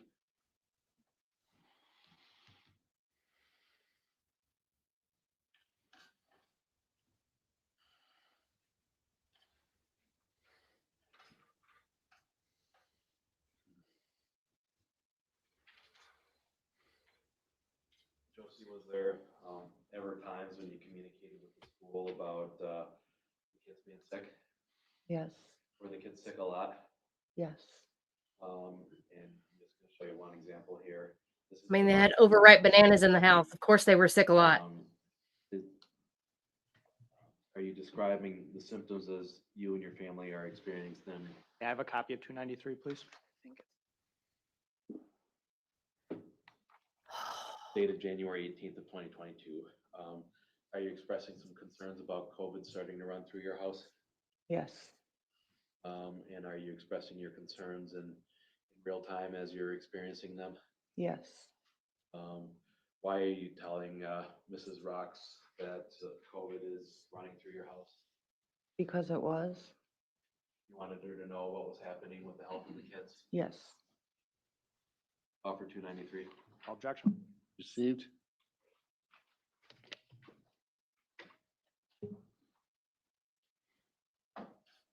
Josie, after Alex passed away, were you concerned at all about how the other kids were doing in school? Yes. Did you reach out at any point to the teachers of the children to see how they were doing after Alex passed away? Yes. Showing you Exhibit 294. Yeah, the prosecutor's annoying. Both of them, the male and the female. This is an email dated February 23rd of 2023. So approximately 12 days after Alex died. Why were you emailing Mrs. Rocks on that day?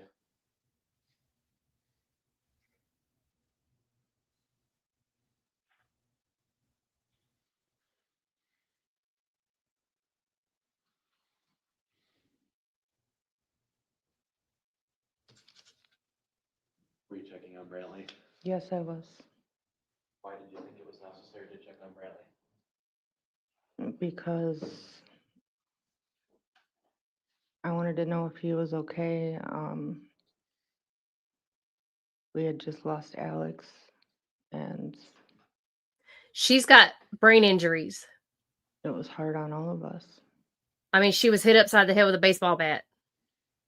And Derek bashed her head into So you're the concerned about tile your floor kids and how they were doing with that? several Brantley wasn't times. handling it well. No, Brantley and Alex pretty close. they were. She's 100% Offer 294. disabled. Received. So She's not all there. Josie, it looks like you had a lot of communication with both Mrs. Oliver, the principal, and Mrs. Rocks, the kindergarten teacher. Is that fair to say? Yes, Um, are you aware of whether or not Derek ever reached out to the school about concerns with the kids? he did not. Now, were there times when Alex was given the option of remote learning? Yes, there was a time where they all had to have remote learning.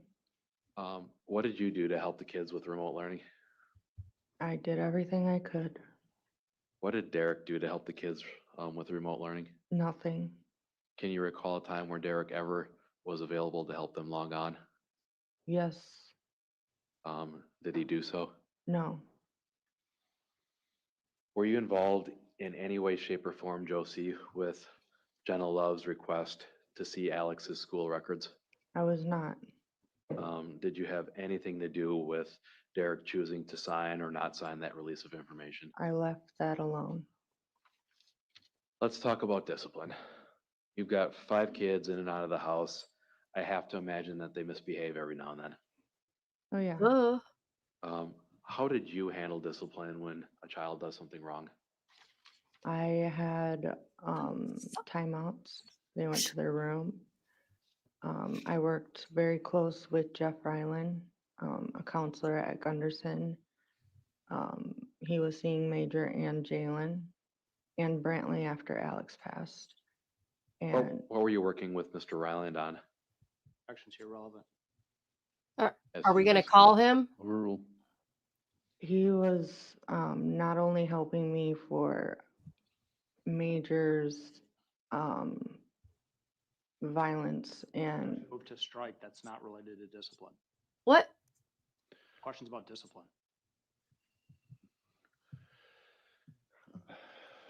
I think she can talk about what her experience is. Overruled. violence and lying.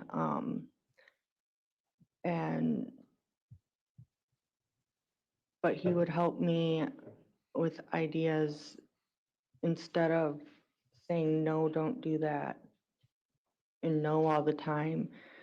How about we do this? How about we do that? He diagnosed. Oh, we can't go into what he Right, diagnosed. I but, know, that's why I stopped. Um, But he would give me better ideas for parenting all the kids and getting them to listen better, like a star chart or a star system. Like what is a star chart? Oh, I've been there, done I that. did, where they would get 5 stars, and they would earn them if they did something to help or Look, just a good they did old fashioned something ass whooping. good, or they would earn their stars, and if they got 5 Yeah, stars, I they mean- would get something they wanted or get to do something they wanted or get extra tablet time, get to stay up Ugh. late. Yeah, you've listed a couple. What are some of the rewards that the kids would get with the Back star in chart, my day, chart system? it was do it or die. I'm going to object to the relevancy at this point. It's on discipline. It's part of discipline. Overruled. Go ahead. This one's not a defense in this case. Not a legal We're- defense. We're not saying that she used physical discipline, Judge. That's not relevant. What the? Overruled. Go ahead. I'm sorry. What were some of the rewards that the kids would get with the star chart system? It depended on the child, but it could be anywhere to treats, because I would limit those, to staying up late, extra tablet time, because I would limit electronics, or staying up late. I don't know if I said that. Okay. That's right. Did the star system work? In the snow. You Not forgot for the all of snow. them. Do you acknowledge that occasionally you would yell at the kids? No shoes on. Yes, I would. Did the star system work better than yelling? Yes, Did you ever hit the children as a form of punishment? no, Did you ever kick the children as a form of punishment? no, Did you ever use physical discipline with something like a spoon or spatula or a I see paddle it. on the kids? absolutely not. Now, have you had a chance to observe Derek's means of disciplining the kids? Yes, Was his way of disciplining the kids different from yours? Yes. How so? He had a short fuse. He was unpredictable. He had no patience. He was very violent. He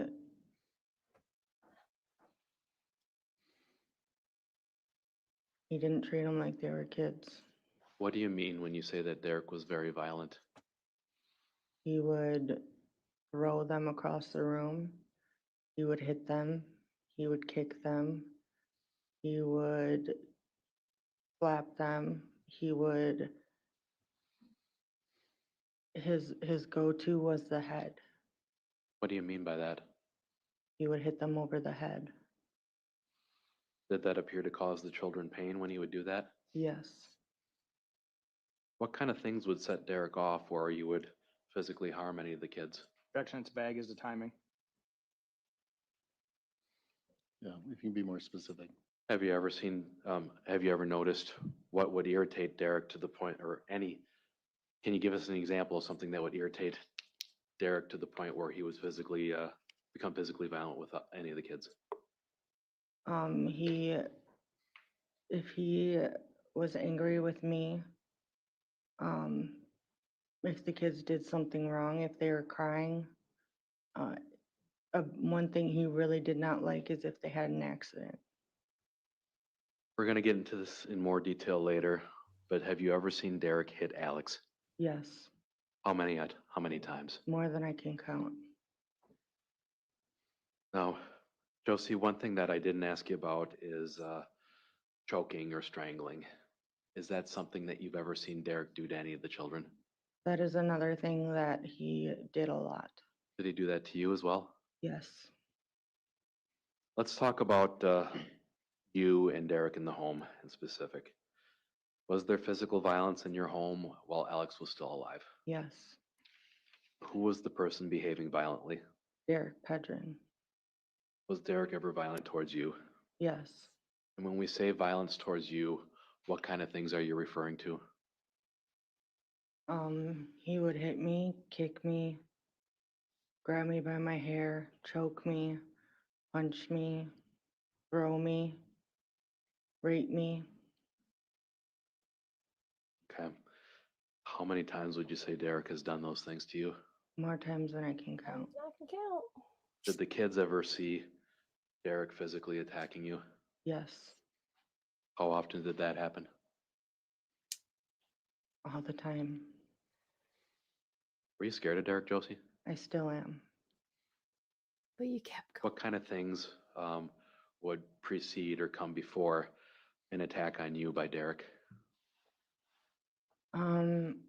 If I took too long at the store, if I took too long anywhere, if I wasn't home when he wanted me home, if I was on my phone, if I took too long in the bathroom, if I wouldn't talk to him, if he was too drunk and high. Was Derek violent with you both when he was sober and when he was not sober? Yes. Did it matter if he was drinking or using drugs in No. terms of when he would become violent with you? No. Josie, I'm not going to belabor the point here, but I am going to ask you. You mentioned that Derek raped you. Is that correct? Yes. What do you mean by that?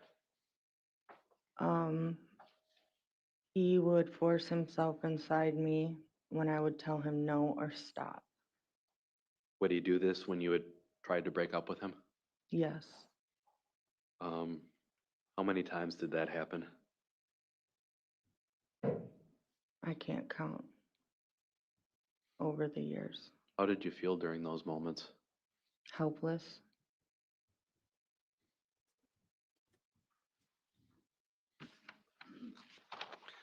I want to talk about some of the specific instances where the police became involved. Have the police ever become involved because of Derek's violence towards you? Yes. And have you called the police every single time that Derek became violent with you? No. How about with the kids? No. So I'm going to move you back to March of 2019. Is that the incident that you've described where where Derek used your head like a basketball? Yes, And was Laura Lee there at that point? yes. Did you ask her to call the police for you? I screamed it running from Derek, yes. Was Derek asking her to call the police on you? No, Now, that incident, I know you said that your head was banged against the tub. You recall hearing Derek say that there was another incident where he put your head through a wall. yes. Was that a different incident or the same incident? If he did it that time, I don't remember. But I know he repeatedly slammed my head into the tile floor.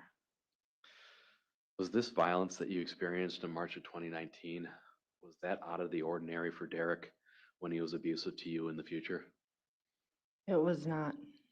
There's several times I thought I was gonna die. Let's talk about when you moved to Brownsville, Minnesota. That would have been around the summer of 2020, as I understand it. Can you repeat that? Sure. You moved to Brownsville after you moved from Joplin. Yes, And I know that you were kind of homeless for a period of time in between. Is that right, Josie? yes. Now, were you working with anybody at the Salvation Army trying to get funding for your housing? I was. And did you discuss any concerns about violence in the home during that time frame? Yes, Did Derek agree to move out or leave? no, So I want to bring you to July 13th of 2020. Do you remember 911 being called in Brownsville on that day? yes. To the best of your recollection, Josie, can you tell us what happened? I'm sorry, did you say it was a hang up? Nope, this is not the hang up. This is the, was there, do you recall an incident where Derek threw you to the ground and broke Yeah. your phone? Yes. Okay, tell the jury what you remember about that. He had beaten me and broke my phone. Were there any kids present for that? Yes, How about Alex? Was he present? he was present. And was Alex ever present for any other time that Derek was abusive to you? He was present a lot of the times Derek was abusive to me. Would Alex ever try to help you out when his dad was behaving like that? He would, and he would scream and cry, Mom. How would Derek react to that when Alex would scream and cry, Mom? He would take the boys and he would throw them in the room and he would tell Alex I'm not his mom. How did that feel, hearing Derek say that you're not his mom? It would hurt that he'd use him as a pawn. That's something that you said before, right, Josie? Using him as a pawn? Yes. What do you mean by that? He would bring him in the middle and sometimes I was his mom, sometimes I wasn't. And when we were fighting, I wasn't. And I didn't feel like that was fair to Alex. Now, was Derek arrested from that Brownsville incident? Yes, When's the next time that you saw him? when he got out.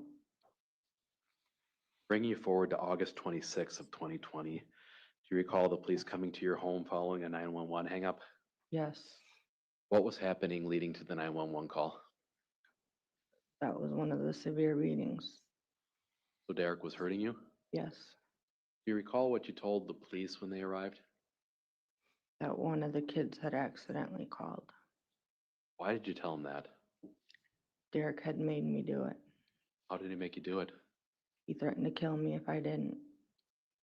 Would he make you talk to the police and tell them that things didn't happen on other occasions? Yes, Would you agree to do that for Derek at times? I felt like I didn't have a choice. Moving you forward to November 12th of 2022, this is at the house on OS. Do you recall Derek being arrested by the sheriff's department on that day?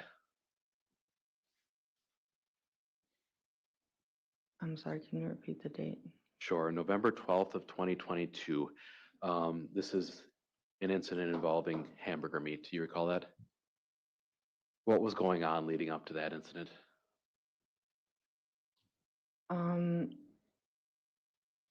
Derek was mad at me, fighting with me. I told him it was over. I'm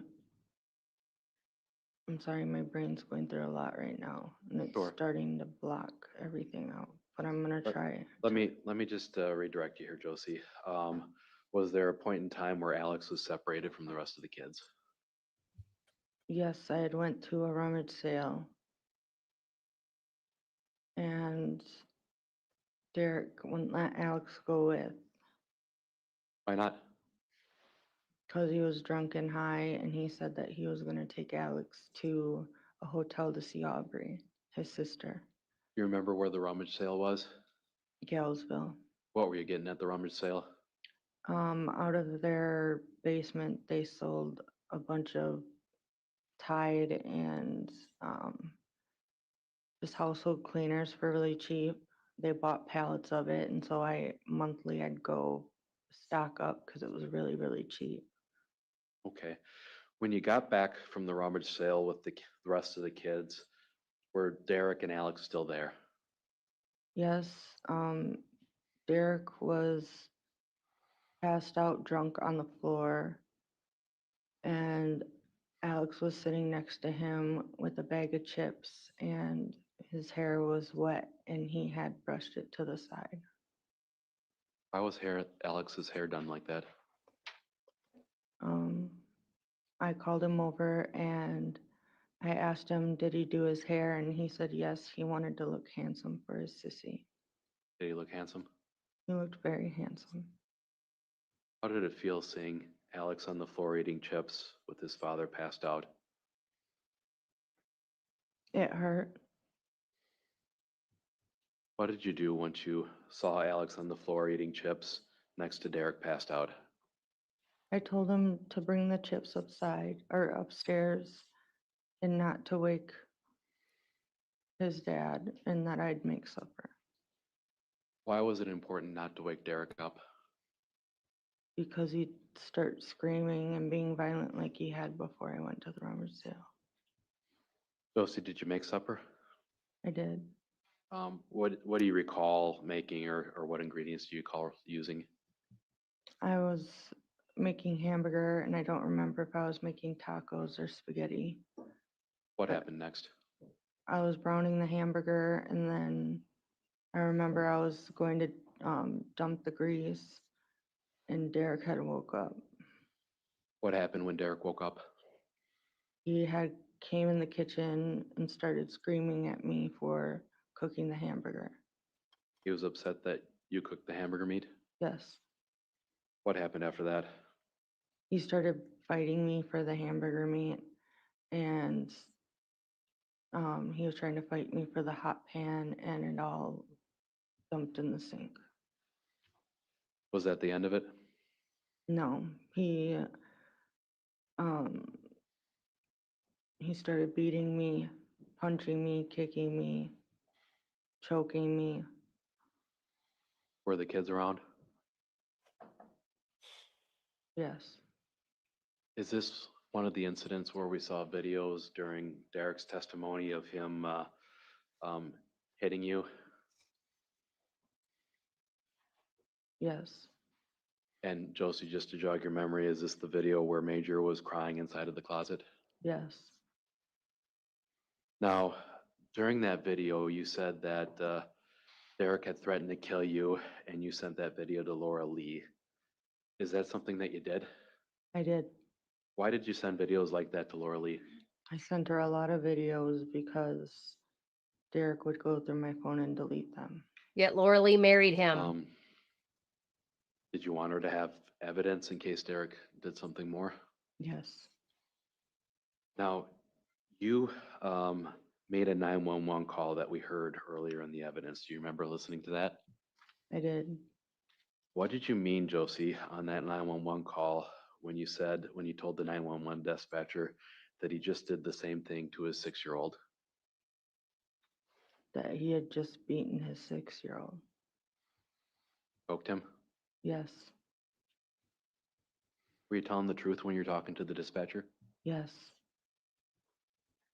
Did anybody ever ask you what you meant by that comment on the 911 call? No. Now, was Derek arrested as a result of the November 12th incident? Yes. Was he prosecuted for strangling and battering you? Yes. Did the abuse stop after that point? No. In that 911 call, you also made a comment to the dispatcher that he was teaching his son to lie. What did you mean about that? He would take Alex outside or in the living room, and he would tell Alex to tell me or other people that I hurt him, or he would even video him saying that mom hits him, mom kicks him. He would try to get Alex to say those things, and Alex would cry. Did he ever call Alex any names when Alex sided with you, or? There's times where Derek would be so drunk and high and violent that Alex would be scared to go by him. And Derek would call him a traitor. How did Alex react to being called a traitor? I would tell Alex that Derek didn't mean it. And Alex would say, I know he's just drinking liquor. You said wicker, is that right? Is that yes? Yes. Is that how Alex pronounced liquor? Yes. So he was able to attribute some of his father's behavior to his substance use? Yes. Moving you forward, Josie, to February 7th of 2023. This is 4 days before Alex died. Do you recall seeing those videos? It was a series of 2 videos where Derek came in screaming that you were a whore. And then the subsequent video, he says he hoped you died and pulled down the curtain. Yes. What was happening leading up to those videos?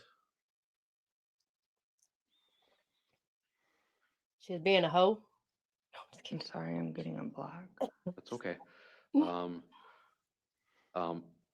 It appeared that all the kids were in the room. Do you recall that? Yes. What were the kids doing in the bedroom?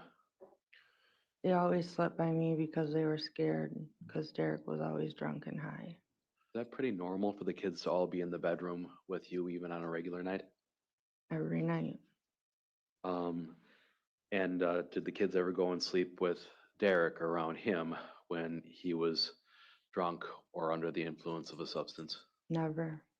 How about when Derek was yelling and screaming like that? Would they ever go and sleep by him? They'd be scared. So it was pretty common to have a bed full of kids and then have kids on the couch? Yeah, I'd always have them in my room. Now, during that video, does Derek say did Derek say anything that was concerning enough to you that you had to call the police? I know he said he was gonna kill me, and this is how he was acting at home just 4 days before Alex died? yes, it only got worse.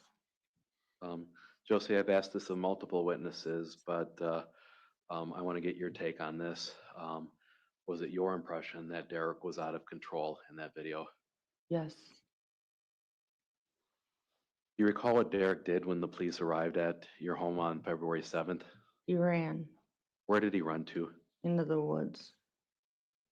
Now, are you aware of whether or not Judge Horn issued a no contact requirement between you and your home after that? He did. Did he ultimately comply with that contact? No. So, Josie, I'm going to show you what's been marked as the state of. Yeah, it's already been. I'm going to show you what's been previously marked. Did you turn to Laura Lee? when Yeah, you I were agree, Gwen. Something's violent in missing. these moments? Yes, Was she somebody you could talk to about what was going on at home? yeah, All right, I'm showing you what's been marked as 233. This is a series of Facebook exchanges on February 7th, beginning at the UTC time is 7:28 and 37 seconds. However, subtracting 6 hours for Central Time would be approximately 1:28 a.m. Have you seen these before? yes. And why are you reaching out to Laura Lee? Because I always talk to her when things happened with Derek. And do you recall telling Laura Lee that it was bad enough, or that Derek got arrested before it even got too bad? Yes, So what we saw in that video wasn't Derek at his worst? no,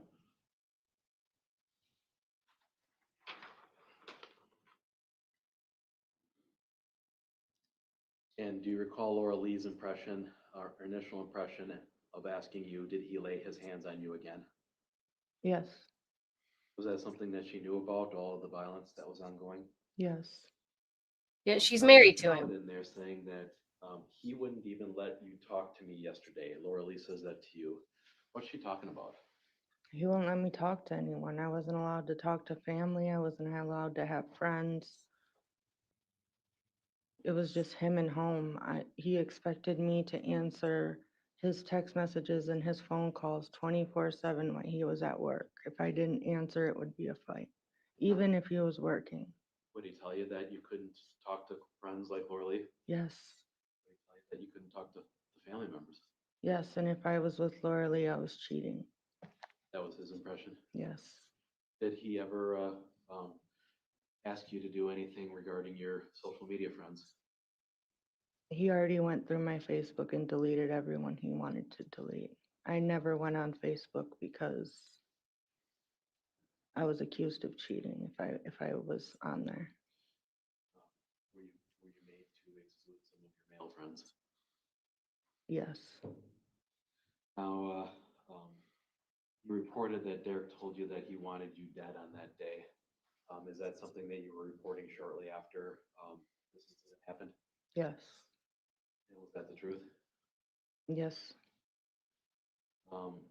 Now, at the end here, Laura Lee says, duck him. Maybe I need to get my friends get on him again. Do you recall that comment? I do. What's that referring to?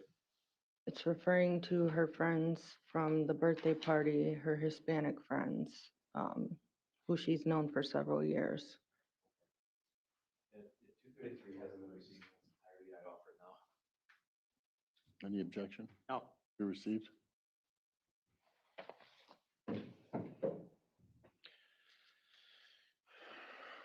Now, Josie, these times that the police were called, were these all of the times that Derek abused you?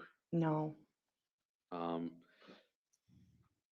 Why didn't you always call the police when Derek got like that? I remember times where I would fight for the door, try to send the kids to the neighbors to get help.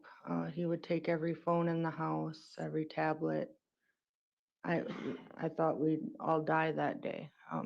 It was impossible to get help. Was it so normal, Josie, that you accepted that Derek would become violent with you and the kids? Yes, I thought it was normal. I thought that was our life. Let's talk about drug use. Are you aware of whether or not Derek was taking any prescribed prescription medication? Not prescribed. What are you aware of? He was taking Xanax. How do you know that, Josie? I watched him and I've seen his phone and I've seen him with it. So what would you see Derek do in terms of how would he take it? He would snort it on his table in the living room. Would he take it any other ways? He would take it in his mouth. Okay, like a normal way that one would take a pill? Yes. How many times would you say that you've seen Derek use Xanax? More times than I can count. Has Derek ever admitted to you that it was Xanax that he was using? Yes. What did the Xanax look like? Bars, but there's times I've seen other types of pills that I assumed were Xanax. Do you notice anything about the colors of the pills? Or the bars? I think they were like not like a white, but like a off-white maybe. I didn't get too close to it. They're called ladders or bars. A bluish Got little color. cuts in them. You Yep. ever saw him? Yeah, you saw him with the blue pills as well. Yeah. Did you know where Derek was getting it from? Yes. Yep. Had you ever gone through his phone and seen some of those text messages? Yes, I've never met the person, but he's told me who it was, and he's told me he was going to that person's house, and he sent me pictures of guns on the table at that person's house. And yeah, How did that make you feel when he sent you a picture of guns on his drug supplier's table? scared. He How was many- like trying to brag about it, like, these are my friends. If, and there's times where he's threatened me, if I don't kill you, I know people who will. How many times would you say that you've seen text messages on Derek's phone going to buy Xanax? Yes, Jenny Peach. People snort all kinds of pills.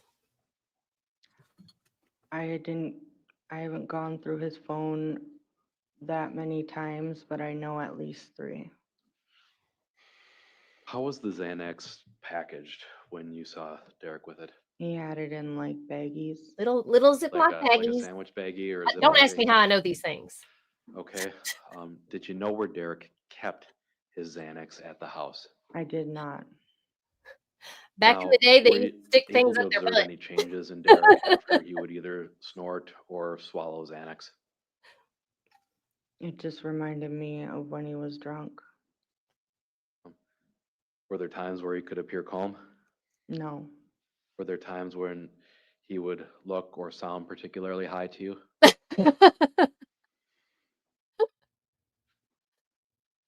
I mean, it just reminded me of his blurred, stumbly, drunk Derek. And did Xanax prevent Derek from acting violently? No. Woo! Now, Josie, Anything, he used I'm to going to sleep a ask lot. you, did Derek ever give you Xanax? No. Were you taking Derek's Xanax? No, I was not. I want to talk to you a little bit about one of the videos that we saw of you and Derek arguing on a couch in the living room. Do you remember that one? I do. What did you mean when you confronted Derek and said, you mean the Xanax that you bought and took? They were his Xanax that he bought and he took. What did you mean when you said that you checked his messages and then sarcastically asked him, so you just buy the Xanax from your friend? That they were Xanax that he bought from his friend and he took. Did you have any reason to believe, Josie, that this video would be played more than 3 years later in a trial that you're facing prosecution for homicide? Absolutely not. Were you speaking the truth when you confronted Derek about using and purchasing Xanax? Yes. Now, Derek's testimony was that he bought Xanax, but only to give to you. Is that true or not true? Not true.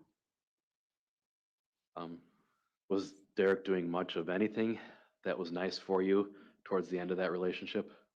No. I want to talk to you a little bit about that text from July 6th of 2021 to your mother asking her if she wanted to try a Xanax. Do you remember that? I do. What was going on? I was talking to my mom about I was going to go over there and help her because she wasn't doing well. And Derek hated going to my mom's. He hated me being at my mom's. He hated me giving anyone else attention other than him. And he told me to ask her if she wanted Xanax. So it was Derek offering to provide her a Xanax? Yes. Did your mom take one? No. So, Josie, the claim has also been made that you would get Xanax from your mother. Was that true? No. Would you occasionally pick up prescriptions for her? I would. It was at the Walmart pharmacy in Onalaska? South side of La Crosse, next to where I pick up the kids from school. Oh, sure. Now, Josie, do you deny at all that your mom would occasionally give you prescription painkillers? I do not. What was she giving you the painkillers for? I was in a lot of pain from being beaten and my left-sided pain. Would you ever get pills like hydrocodones for after Derek had been violent with you? Just hydrocodone, that's it. Did you have a prescription of your own for hydrocodone at some point? Yes, I did. I was on a very low dose. Was it ever Xanax that you got from your mother? Absolutely not. I want to talk about Ted Colkind. Who's Ted? He is a family friend that my mom's known for several years. Okay. And what were your interactions like with Ted? I would, if I went to the store, I would help him with groceries. If I always made dinner and there was always way too many leftovers because it seemed like if I made a meal, the kids wouldn't like it. So I'd bring him leftovers. Man, F them and, kids. They need to eat whatever you cook. Honestly, he was a getaway, a place to go with the kids Hey. to avoid going home. How would you describe Ted's health generally? He has poor health. He's in a wheelchair. Okay. Has he needed people to help take Oh, care of hey, him? the clean his Wawas, man. apartment, cook his meals, go to the grocery store, that sort of thing? Yes. Is that something that you've been doing for Ted? Yeah, I help him when Duster. he needs help. It's And all it free sounds like your game. mom helped him out too as a family friend. Yes. Did Ted get to know the children at all? Jenny, you don't know the Yes. half of it. Would you ever bring the kids over to Ted's house? I would. How would you describe the kids around The Ted? dust off. Yes. They draw him pictures. They thought it was really fun to go under his bed and grab like the Don't ask me how I know remotes, that and either. He has a grabber and he'd drop that under the bed or whatever he'd drop under the bed. I don't know. Alex and Brant would crawl under there and grab all his stuff he dropped under there. So, it was teaching them to help too. So one of those like toy claws that you get at the Yeah. the fair. Okay. Did Ted appear to get along with the kids? Oh yeah, he's very good with kids and the kids loved him. Was Ted somebody that you could confide in at all about what was going in at home? Yeah, I would talk to him. Talk to him about Derek? Yes. Did he ever express to you that you need to get out of that relationship?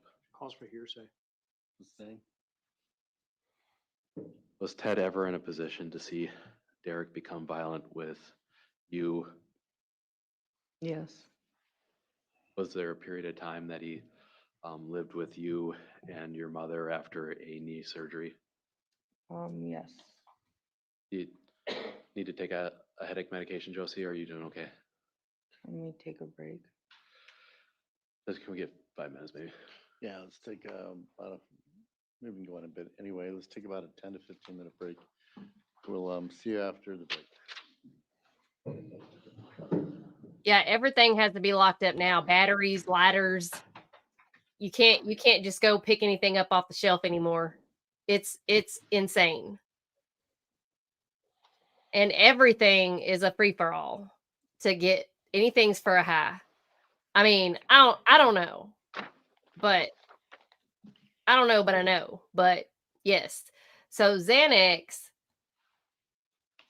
I can't take Xanax anymore, but Yeah, about 25 after. 25 after.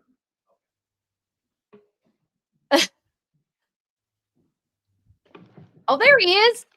Kid that needs a haircut. He's there. He made it. And he's wearing a hoodie, of course. Yep.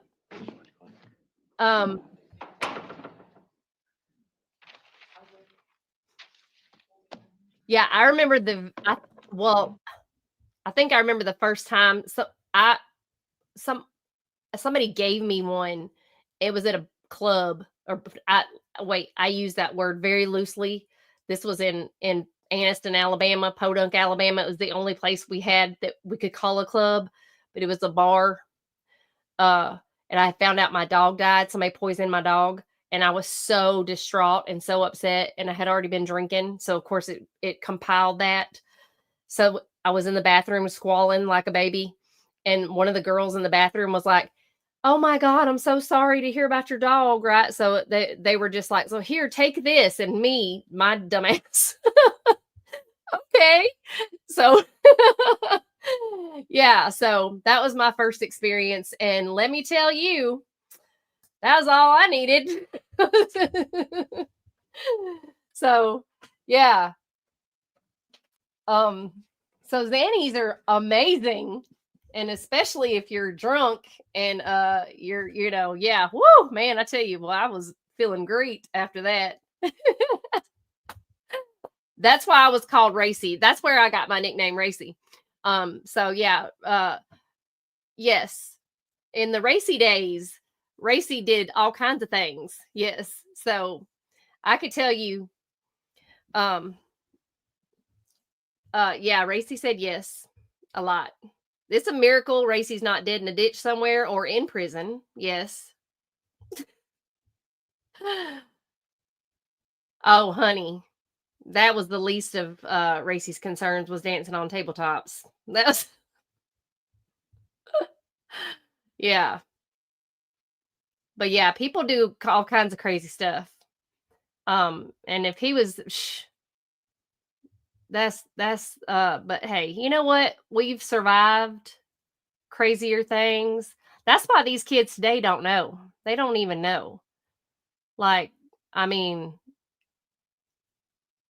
we came from a time where we were up. We showed up to work with the hangover and the stamp on our hand and still worked the whole day, and we were fine and didn't complain and didn't complain. But this generation, you can tell they never lived like that. You could tell they didn't do it. They don't know what they're doing. So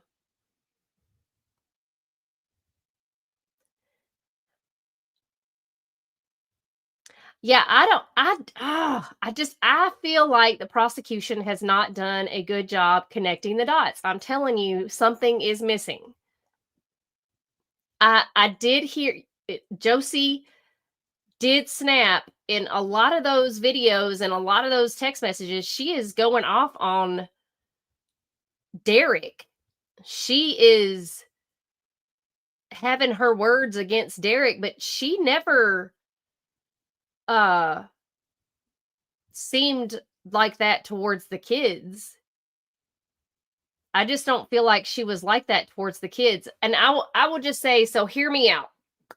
I think when it came to Alexavier that night, maybe, just maybe, because he was knocked out right when the cops came there to do the welfare check, maybe because there was Xanax in his system, somehow, some way, I don't know who gave him the Xanax. Maybe it was Derek. Let's say Derek gave it to him. Let's say Derek gave him the Xanax somehow.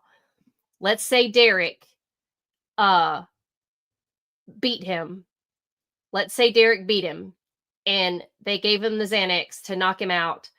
And that's why he was asleep when the cops got there. Let's say that. And let's just say it wasn't until in the middle of the night that he had after effects of the abuse. And maybe that's why when she woke up, she sees that Alexavier is kind of non-responsive, whatever. And she's like, holy crap, what am I going to do? He's acting weird. And then she calls 911 and she thinks it's because maybe he got into something. Yeah, right. So yeah, exactly. Corey's injuries were not obvious right away, right? So this could be a similar situation. So this could be where Derek, because Derek didn't seem too much like he cared when he found out Alex died. All he cared about was getting the no contact order lifted. He didn't care, and even on the stand, he didn't act like he cared one way or the other.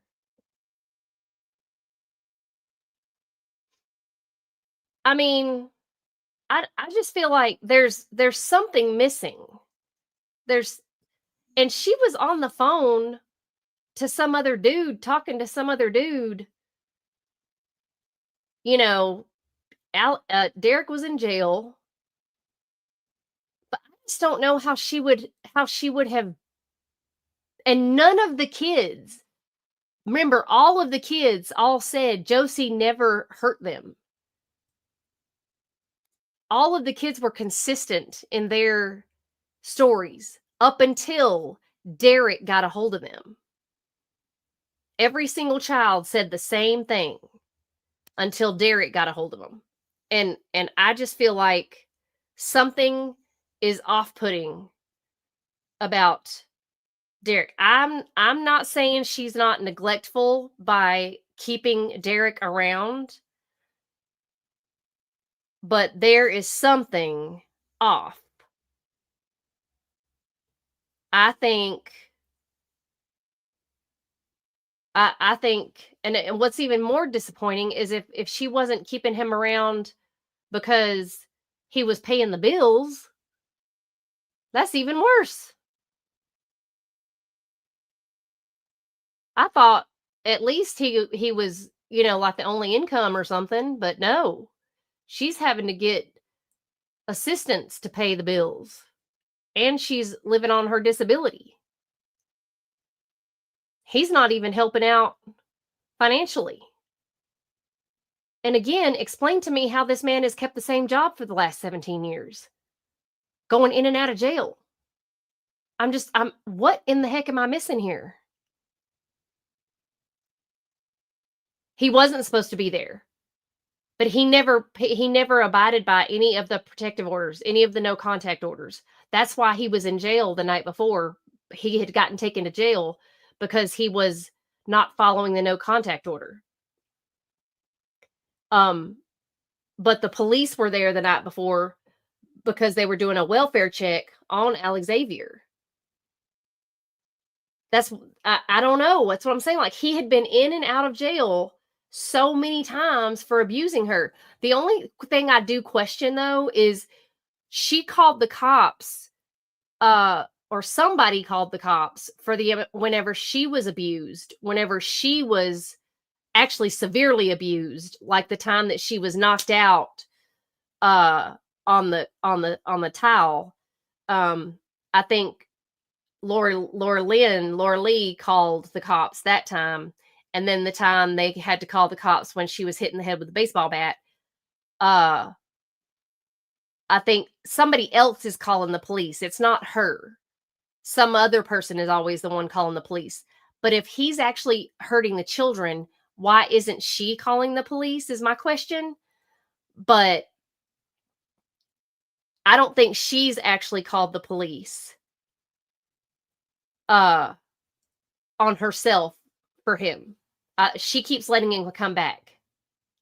So the birth mother, her family was the one calling the police on Derek and getting welfare checks done on Alexavier.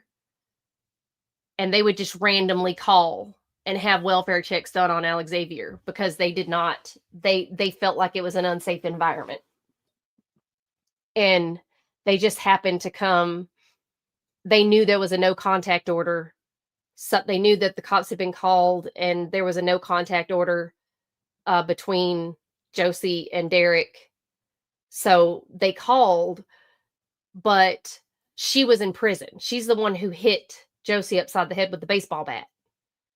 So the birth mom was in prison. So that's why she didn't have custody of Alexavier. And her family was trying to get Alexavier because I think Derek had another child. Alexavier had a sister, but I don't know who the birth mom was of that sister. I don't think it was the same mom that was in prison. Derek has kids everywhere. He's got kids with like 5 or 6 different baby mamas. It's wild. He's just out planting it around. Just going everywhere. And he's still having babies. Yeah, it's the white trashiest of white trashy. It's you can't get. I mean, you would think they're in Alabama. It's wild. But no, they're in Wisconsin.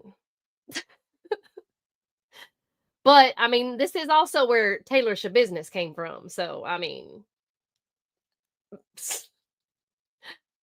we all about the Shabusiness here in Wisconsin.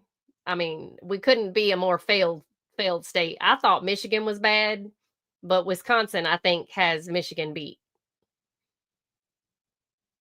I dare say. All I do know is if the Pistons don't get their head out of their butts and start getting the playoffs back in check, I'm going to get real ticked off because the Pistons are finally doing something in basketball.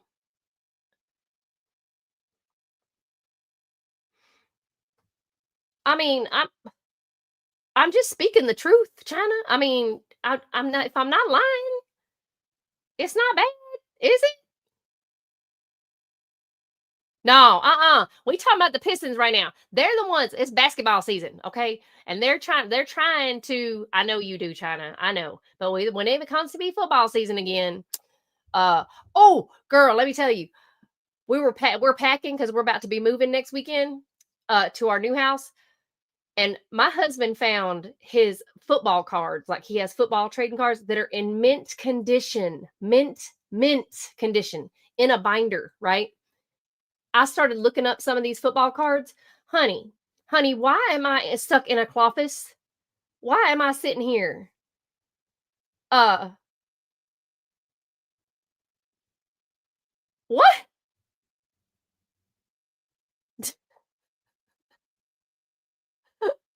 Oh no, shut the front door. Are you for serious? Well, he has football cards that are worth some money.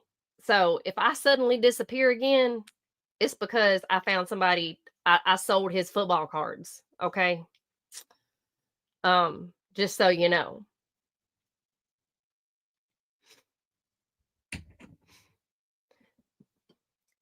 Yeah, I'm affected by this case because I have been in Josie's seat. I every time she talks about something Derek has done to her, it makes me think of my baby daddy, my son. Makes me think of Seth's dad. Every time she talks about girl, there's one card in there that might be worth like a lot. I'm like, dang. And then he's got 2 in there. I'm like, dang, we could, like, what am I doing in this office?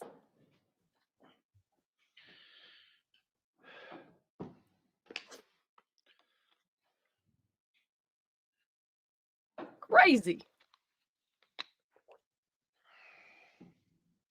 Yeah, when Josie talks about some of her incidents with Derek, it takes me to situations, and I'm just like, whew, girl, I feel you.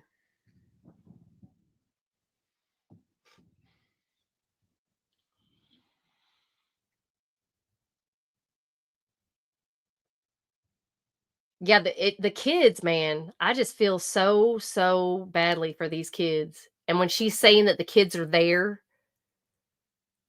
and that they see it and that Alexavier saw that happen to her.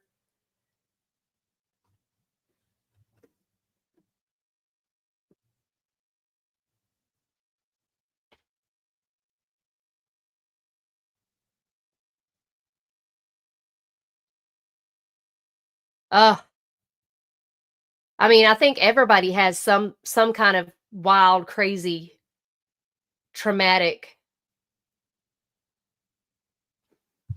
Oh, sorry. Oh no. I thought I had the mute button on, but I don't. They're just not talking. Oh my Lord. Good. Oh, gravy.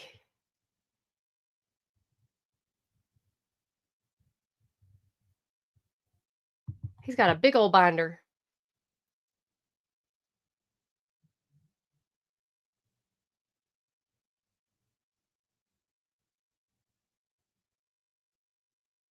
I just wonder who on the prosecution is going to do the cross-examination of her. Oh. Looks all the parties are here. Okay. Can we bring the jury in from the defense perspective? Yes, Your Honor. State? Ready? Okay. Bring them in. I think in every situation there's always pills or alcohol involved. Otherwise the person is just a psychopath. They have to be. Which I think Derek is definitely a sociopath because he sounds like one.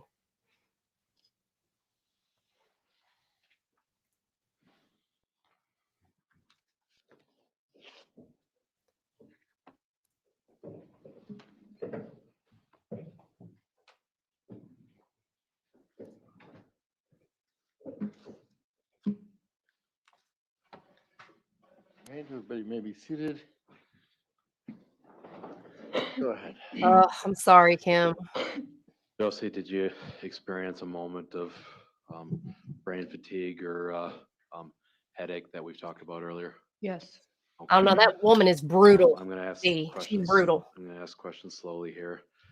At any time, did you receive fentanyl patches from Ted Colkine? No, Would Derek accuse you of things like that on video? that and multiple other things, yes. Is that something that he would do when he knew that he was being recorded? Yes. So let's talk about this. Why did you make the decision to start recording Derek? Because I thought that he would stop. I thought I needed to show, I thought in case something happened, I would have something to show if something happened, but You'd have evidence? yes, Did you ever think that that might protect you, that he wouldn't become violent if he knew there was a camera on him? thought there was a chance. Did that ever serve as a shield? Did that ever protect you when you had a camera up? No, How often would you say that you were recording Derek? a lot more than what we've seen. And how would Derek react when he would do something like hit you or hurt you on camera? How would he react to the videos? Sorry, can you repeat that? Sure. Did Derek ever take any steps to delete the videos? Yes, What did he do? he would take my phone and delete them during the abuse or after. Did he ever destroy any of your phones? Yes, More than one? yes, Did Derek ever take SD cards out of your phone or other devices? yes. Now, I want to talk about some of the videos. I'm not going to play all of them again here, but I want to talk about the video where Brantley is walking around with his fingers in his ears. Do you remember that one? I do. Was that something that Brantley just knew to do when Derek was acting like that? It did, or he did.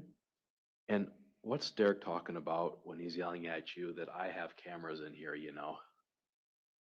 He had, Objection, that calls for speculation. Unless she knows. She knows. Yeah. Derek had cameras in the house. Both of you had the apps on your phones for those camera systems? Absolutely. I want to move forward and talk a little bit about the video that was completely dark that we played in opening statements, where Derek was in there yelling at you and then eventually hit you. Do you remember which video I'm talking about? I do. Did you notice anything about his appearance from what we were able to tell? He was drunk and high. Is that a state that you've seen him in before? Yes. Do you recall about what time of day that was? It had to have been in the night. I think I said maybe 12 or 12:30. Yeah, if you said out loud that it was midnight, do you believe that that would be about the time that this happened? Yes. So Derek's testimony was that he never hit you in this video. Did you get hit? Yes, I did. Where did you get hit? In the face. Is that why you said that he confronted him and said that you just hit me in the face? Yes. When Derek said that he only hit your cell phone and nothing else, was that true? No.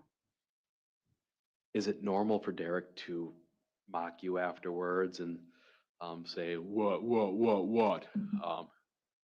It is. Yes, that's normal. Was it normal for him to threaten to send materials to Mark to try and get Major taken away from you? Mark or my lawyer, he would say. Your lawyer being Sean O'Neill at the time? Yes. Anything out of the ordinary in that video, Josie, in terms of the abuse that you experienced at home? No, it was that and worse. So, did you wear patches at times on your skin? I would try to quit smoking, yes. So what were you doing to try to quit smoking? I would wear the nicotine patches. Would Derek frequently accuse you of wearing a fentanyl patch? Yes, he would. I want to talk about the video of you in bed with Brantley, and you can see Orion part of the video. Do you recall which one I'm talking about? I do. You sounded very congested at the beginning of that video, Josie. What was going on? I had been crying Why were you crying? because Derek had beat me with my child in my hands. Whose child or which child was in your hands? Brantley. Is this the incident, Josie, where you used something to get him off of you? I did. What did you do? I believe, I grabbed it was a flower pot, a little flower pot. That was all I could reach, and I hit him in the head with it. What was Derek doing to you before you hit him in the head with it? He had slammed me into the countertops, and as I was going to the ground, I had grabbed the flower pot. Do you recall Brantley turning to Derek and saying, Objection calls for hearsay. the video's already been played, Judge? We'll play the video. How did it make you feel, Josie? Brantley's response on the bed. Or watching it hurts me to see that those kids went through all that. I mean, the mind I have now versus being in that situation, I didn't know that there was safety. Was that a way that you felt often back then? Back then, I thought that was normal. I thought that was life forever. I thought we were trapped. Was it apparent to you that the kids knew Derek was out of control? Objection calls for speculation, also vague. Overruled. Was it apparent to you that the kids knew when Derek was out of control? Yes, they did.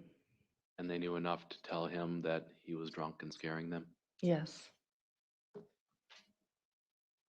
Now, during that video, Josie, you said that Derek had pushed you and punched you.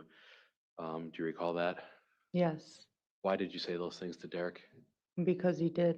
That's the flower pot one, correct? Yes. He did. He had pushed me into the counter. We fell to the ground and he was punching me, and that's when I hit him with the flower pot. On the subject of Brantley, how long had it been since you'd been able to see him or talk to him or interact with him? The only child I have seen is my oldest son, Zayden. The rest I have not seen in 3 years. What was it like seeing Brantley for the first time in this trial? Heartbreaking, especially hearing all of the lies that he, Objection. She's commenting on the testimony of another witness. I ask that that be stricken. they are lies. Be struck. Go ahead.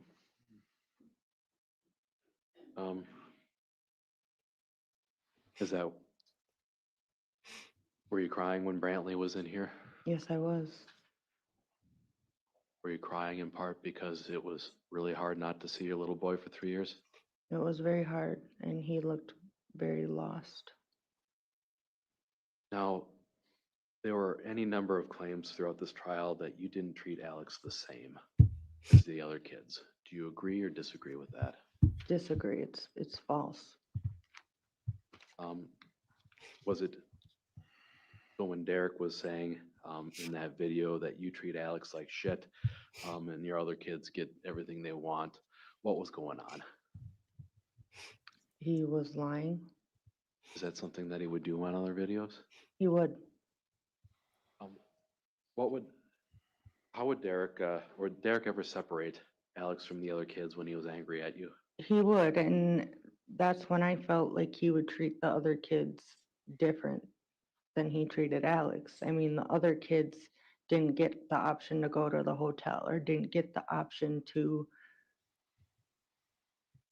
do anything. He would just separate them, and they would feel like, why does Alex get to do these things that we don't get to do? So Josie, moving on from that video, I want to talk about some of the others. Are those videos,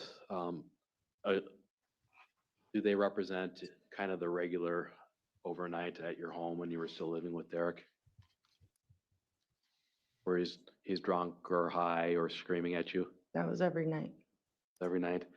Yeah, what did you mean in one of the videos when you said, every night, this is my life, you standing over me drunk? That's how it was. What did you mean when you said that the kids need a better life? They did. Every day I prayed and wished for a better life for them. I just didn't know how to get it. What did you mean, Josie, when you said that maybe once we're broken up, the kids can finally go to school? That's how I felt. Did Derek's behavior keep the kids up that you were able to observe? Yes, it did.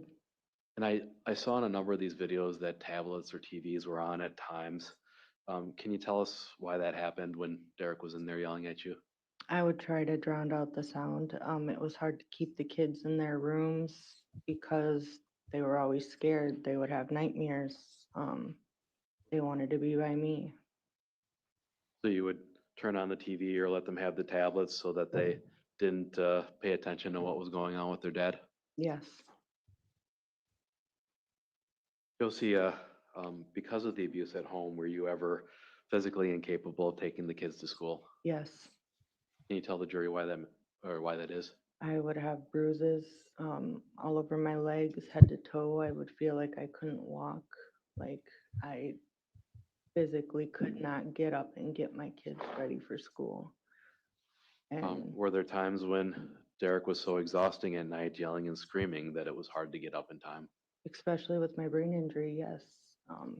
Mentally, with a brain injury, it's and no sleep, it's hard.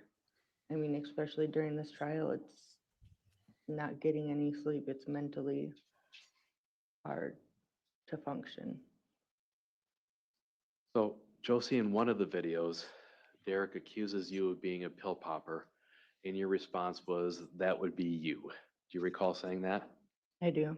What did you mean by that? Well, Since my first TBI, all I had was a thyroid medication before that. After that, I have like a whole pharmacy due to my TBI and seizures. He called me a pill popper since then, Why did you tell Derek that he was the pill popper? because he takes Xanax.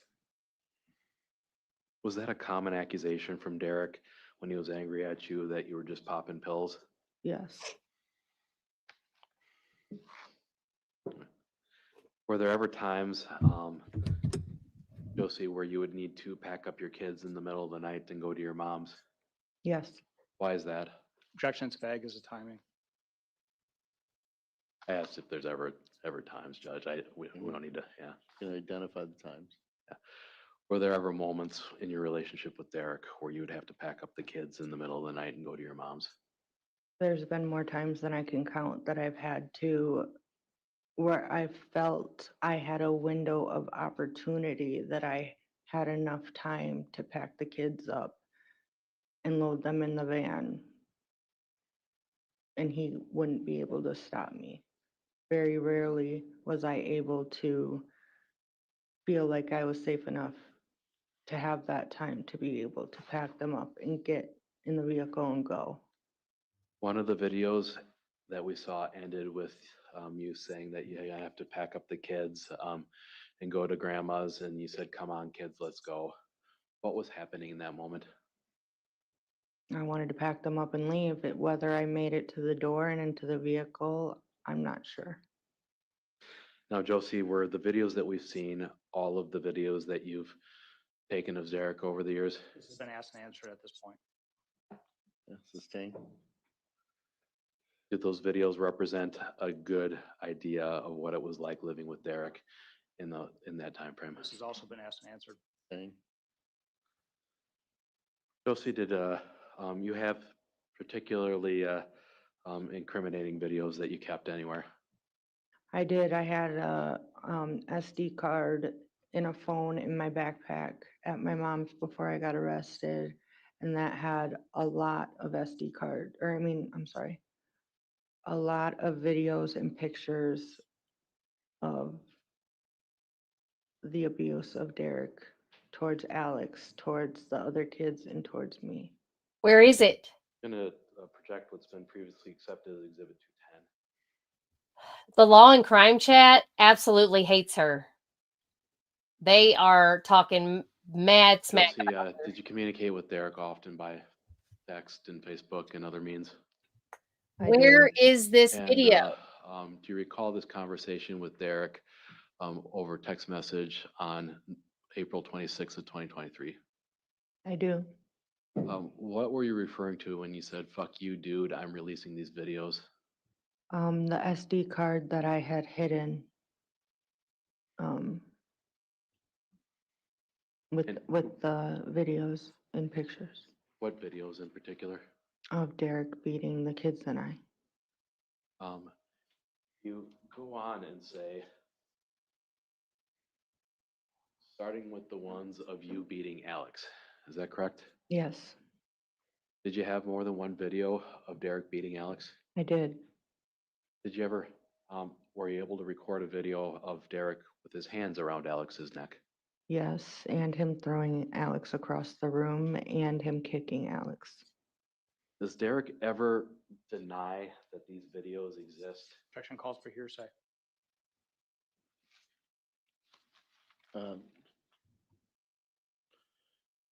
In the text messages or? At any point. Okay, it does call for hearsay, sustain. Did Derek know that you had some of these videos? Objection calls for speculation. Overruled, there's a comment about videos in the text message. Go ahead. Did Derek knew that you had some videos of him behaving violently towards the kids? He did know. Did he ever ask you to give him the videos or delete them? No. Calls for hearsay. Sustain. To strike the answer. Yeah, that the answer is struck. Please disregard. So, Josie, what did you mean with, when you said in that, well, strike that.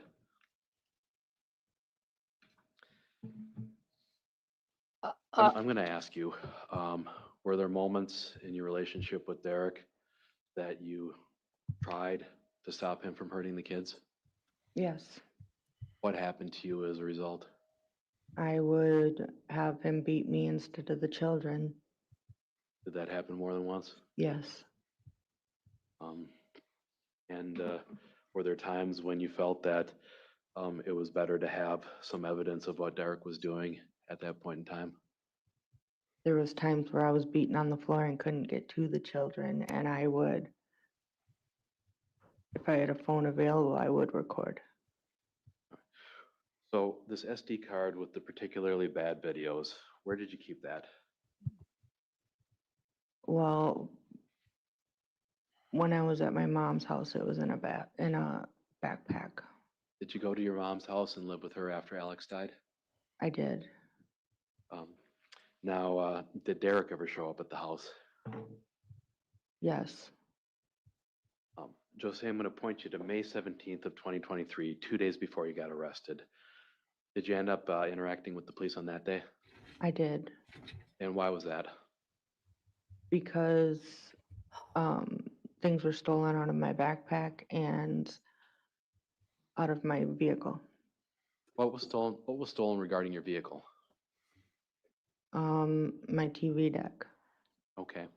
How about the vehicle key, or the, I guess what you call the smart fob for a car? Yeah, that was stolen. And anything from your backpack stolen? Yeah, the fob out of the key fob out of my backpack, and I had noticed later that my SD card in my phone. Josie, was anything else taken that you could tell? Just those two things. Okay.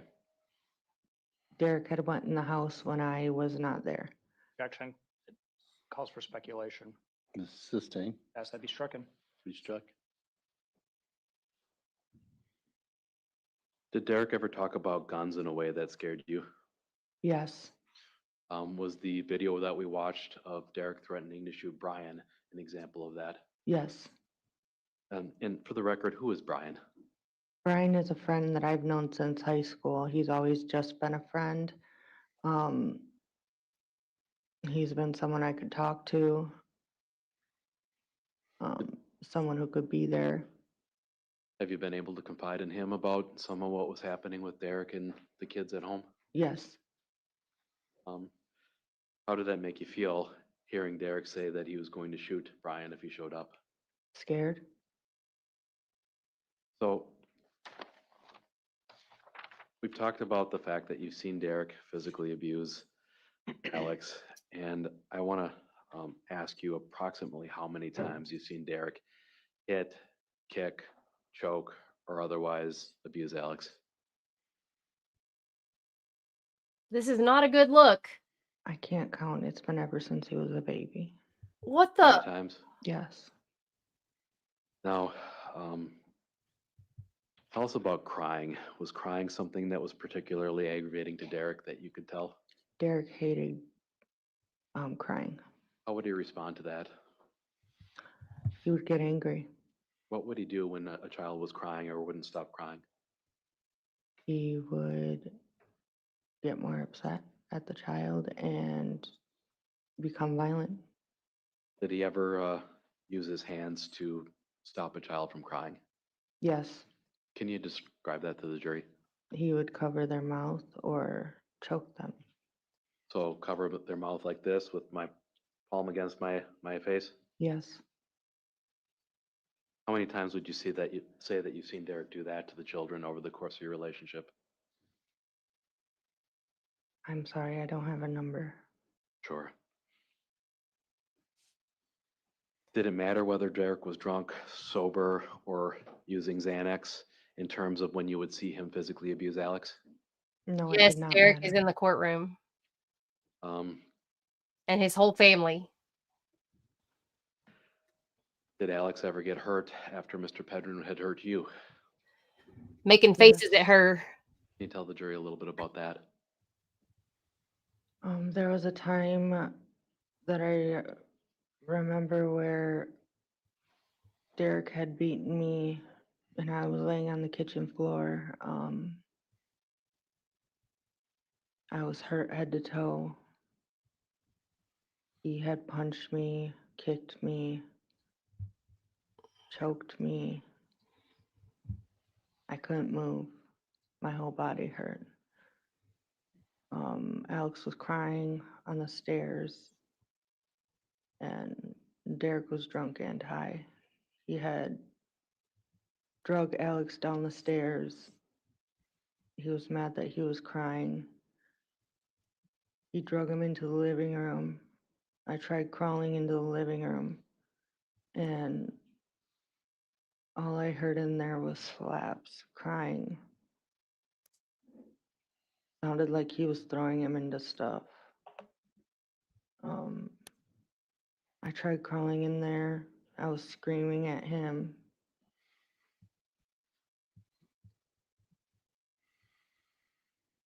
Okay. The staircase that Derek dragged Alex down, which one was that? The one leading upstairs or the one leading to the basement? Upstairs. Did you ever try to stop Derek when he was hurting the kids like that? Yes. Were you ever physically strong enough to get him off of the kids? No, Derek was way stronger than me. Did you ever get hurt when you tried to intervene with Derek abusing the kids? Yes. Did that happen frequently as well? Yes. So, Josie, I gotta ask you, why not just call the police? I was scared. He would threaten me. He Threaten you with threatened to, what? he threatened to kill me. He threatened to kill me, the kids. He threatened to kill me, the kids, and then himself. Did the police ever stop Derek from coming back to the house after these incidents? No.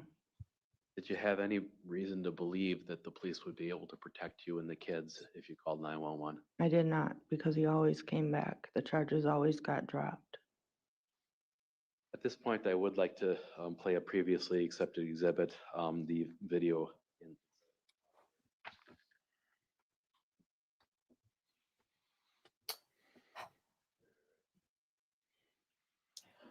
I want to get to the night Derek was arrested and Alex was alive.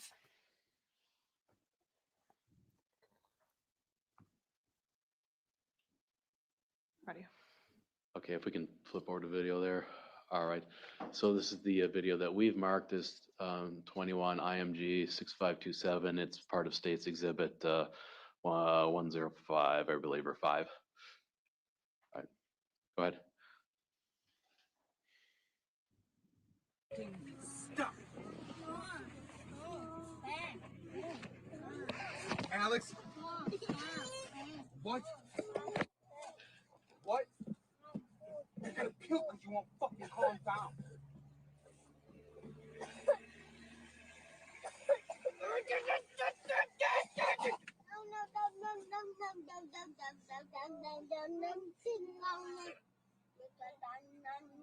Fucking stop now.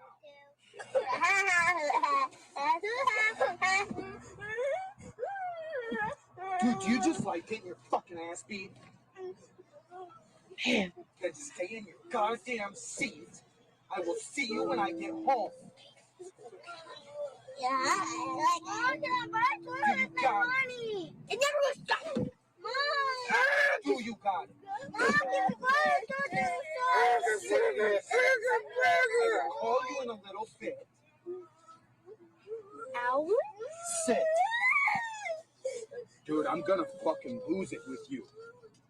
Mom! Why do I have my money? Just go when you want to go.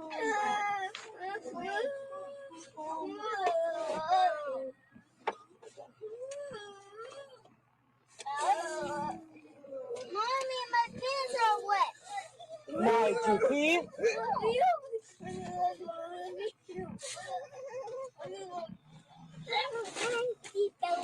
Here. Settle down. Let him hold it. Alex? Just hurry. Okay, quit crying. Hurry, You will see me in a little bit. Mom, yeah, buy it with my money. Yes. Mom, get my money.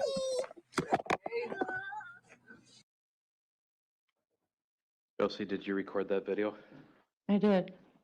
What caused you to hit record on your phone? Derek was being violent towards Alex Why do you have your phone towards the seat rather than pointed at him? because I was scared of Derek.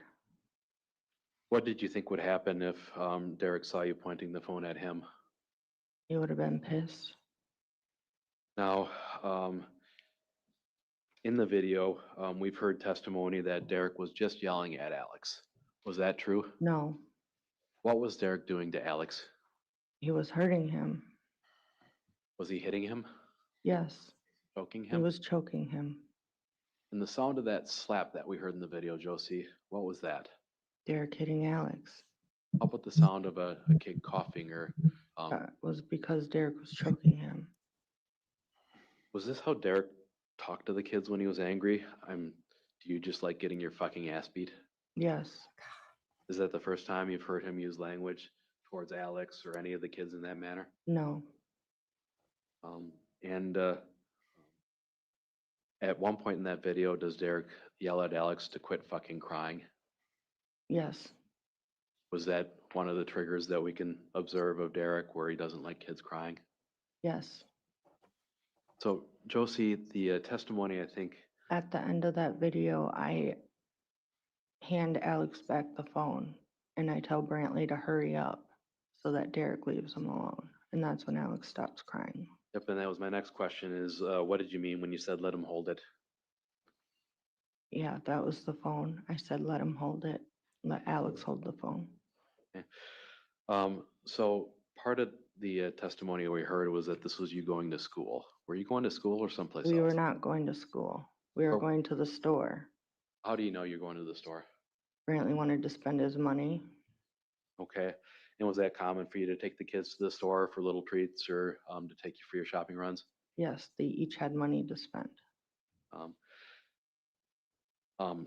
Josie, do you agree or disagree that the reason Alex was upset was because he didn't want to go with you? It was not because he didn't want to go with me.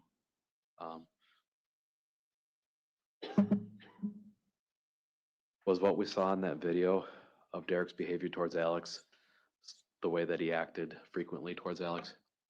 Yes, Did Alex ever confide in you that Derek had hit him? Objection calls for hearsay. Objection, it's vague as the timing. And It was in the other X motion, Judge. it's hearsay. Still hearsay. Okay. Was Alex the only child that you saw Derek? Well, Judge, I want to go back and say, like, I think it's present sense impression or statement of then existing mental or emotional condition. Are you saying this is a statement at this time? No, the statement that Alex made to Ms. Dikeman. Still hearsay. I don't have enough detail to get present sense impression. Sure. All right, I'll move on. Did Derek ever hit, choke, kick, or throw any of the other children around? Asked and answered at this point. Yeah, sustain.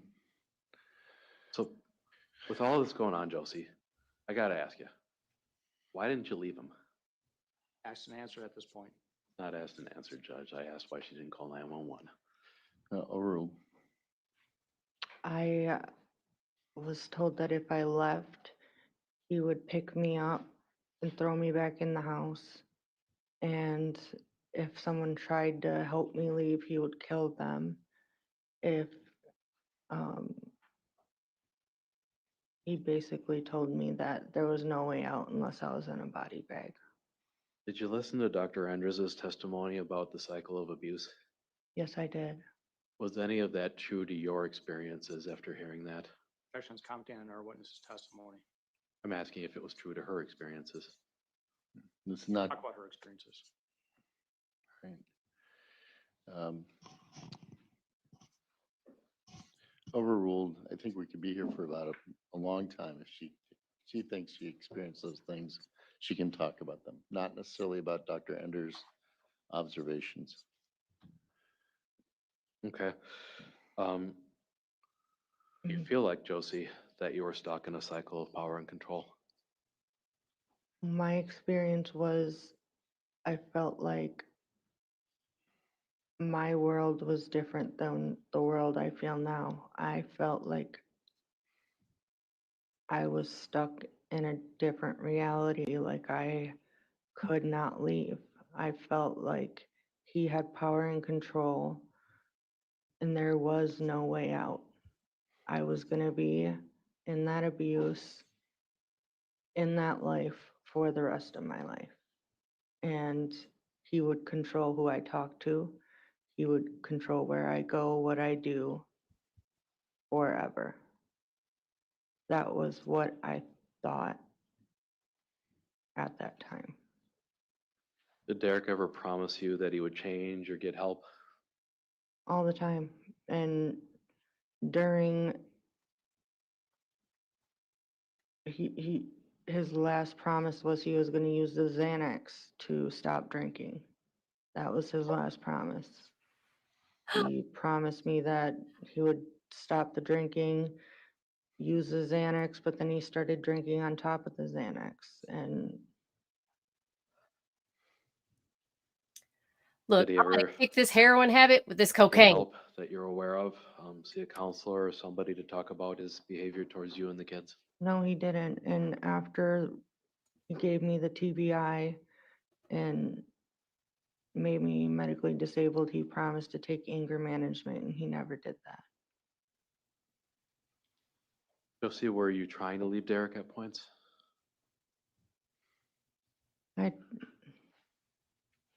Sorry. I would try, but he would put me down, tell me I would never make it. He would take the kids from me. I can't live on disability. Exactly. Nobody would believe. Nobody would put up with me. He would just break me down to the point where I felt like a piece of dirt, and I believed him. Girl, I feel you. I know. Other than Brian, did you confide in anybody about how difficult it was for you to leave this relationship? And then you look back and you're like, what the? You mean Raphael? Well, sure. Did you confide in Raphael about that? I did. We talked for a while. He was also in a relationship with his partner being an alcoholic. And so we had a lot in common in that aspect. And so we talked about how hard it was with partners who were alcoholics. Did you ever confide in a social worker at the Salvation Army? Yes, I did. Did you ever confide in healthcare workers that Derek was abusing you? Yes. Are you familiar with New Horizons? Yes. Did you ever try going to New Horizons for help? No, I didn't feel like I could. Why not? Derek's mother works there. So the man who's abusing you, his mother works at the only domestic violence shelter in town. Yes, and when Laura Lee's ex-husband, Oh. Laura Lee's ex-husband was, when Laura Lee was divorcing her ex-husband, Laura Lee had went there, and Derek's mom would give us information about Laura Lee being there, so I didn't feel like I would be safe there. Oh. Josie, we saw text messages and I think some Facebook messages as well, where you're calling Derek things like babe or telling him that you love him, both before and after Alex died. Do you admit sending those to him? I did. Why'd you do that? Because it's a Because I cycle. felt like, when you're in that relationship and it's either fight or tell them what they want to hear. And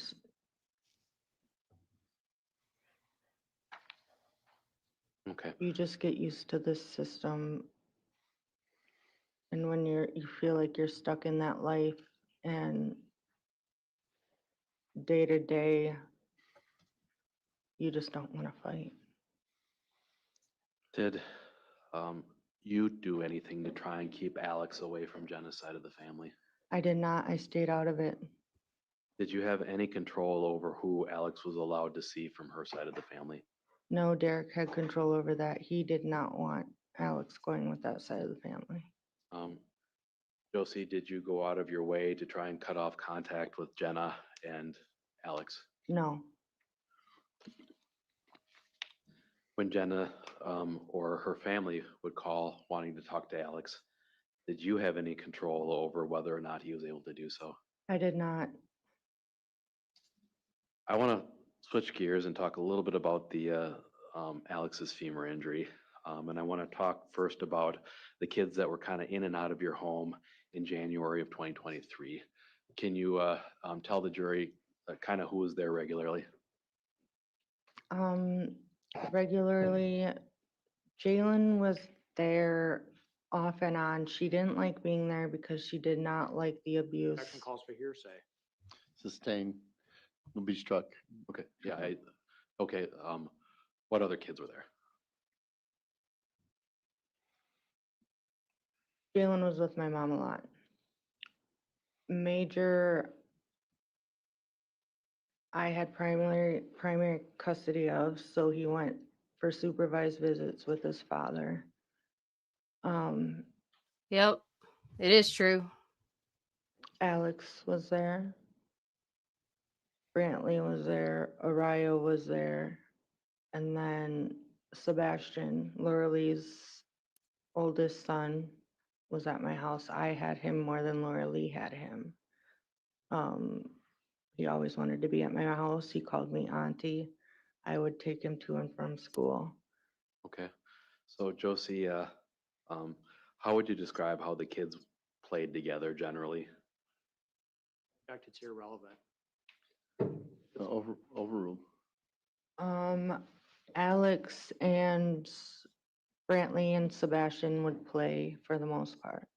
And I guess Major would play with them too, but sometimes yeah. Did they ever play rough with one another? Yes. They ever do things that they might have thought were funny, but had the potential to hurt others? That was more Vague and it's speculative. I think overruled. Major was more rough, not Sebastian and Alex and Brantley. Major liked to be the strongest, the toughest, the bigger, badder, I guess. He was more rough than the other three. Three, yeah. Any of the kids ever get hurt or bumps or bruises when they're playing rough together? Yes, sir. It's vague as the timing. January of 2023, Judge. Okay, January of 2023 is what we're talking about, so. I mean, yeah, they would ride bikes. They'd go down this hill and ride their bikes down it. They would jump on the trampoline. They would, yes. Okay. I want to bring you to the day that Alex injured his leg. So, Josie, how did you become aware that Alex had been hurt? I didn't like them going down those stairs because they were dangerous. So even I would throw the clothes down there. I told the kids, throw your pajamas down the stairs and I will go get clothes and make breakfast. So I was going upstairs to get their clothes for the day and I heard the thump. I heard that and then I heard Alex screaming. What did I you didn't do know it once was you? Alex, but I heard screaming. I'm sorry, I spoke over you. You can finish that.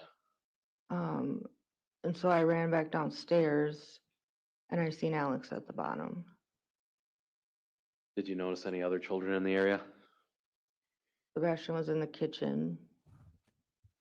And I seen Major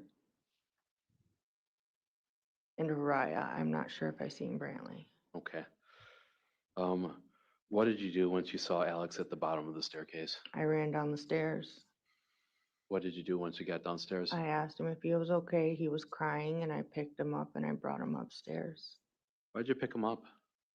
because my baby was crying and hurt. At some point, did you find out what had happened? Yes, I was screaming like, what the hell happened? I don't think I said hell. Maybe I did. And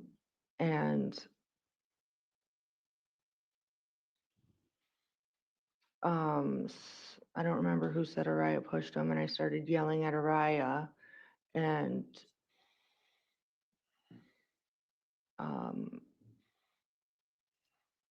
Alex said it was an accident.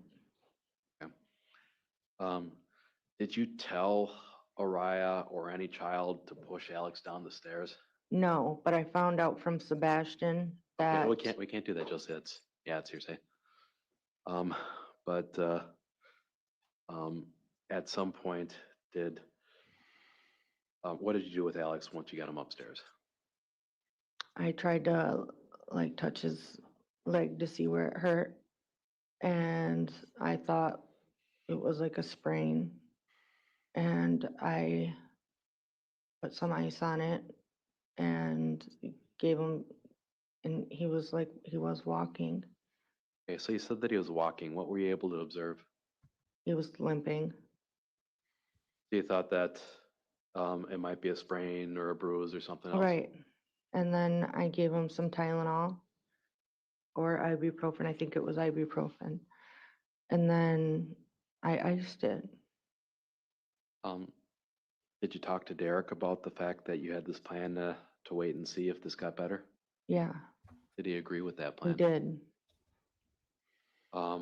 Now, did you have a talk at all with the kids about how important it is to play safely around the stairs? Yes. And Araya was crying because I yelled at her. So at some point in the day, I believe the day after or the day of the leg injury, you go to this birthday party at Laura Lee's home in Sparta. Is that correct? Yes. And just for the record, what was your relationship with Laura Lee at the time? He was my close friend. Somebody that you considered one of your best friends? Yes. Who was the birthday party for? Her younger son, Christian.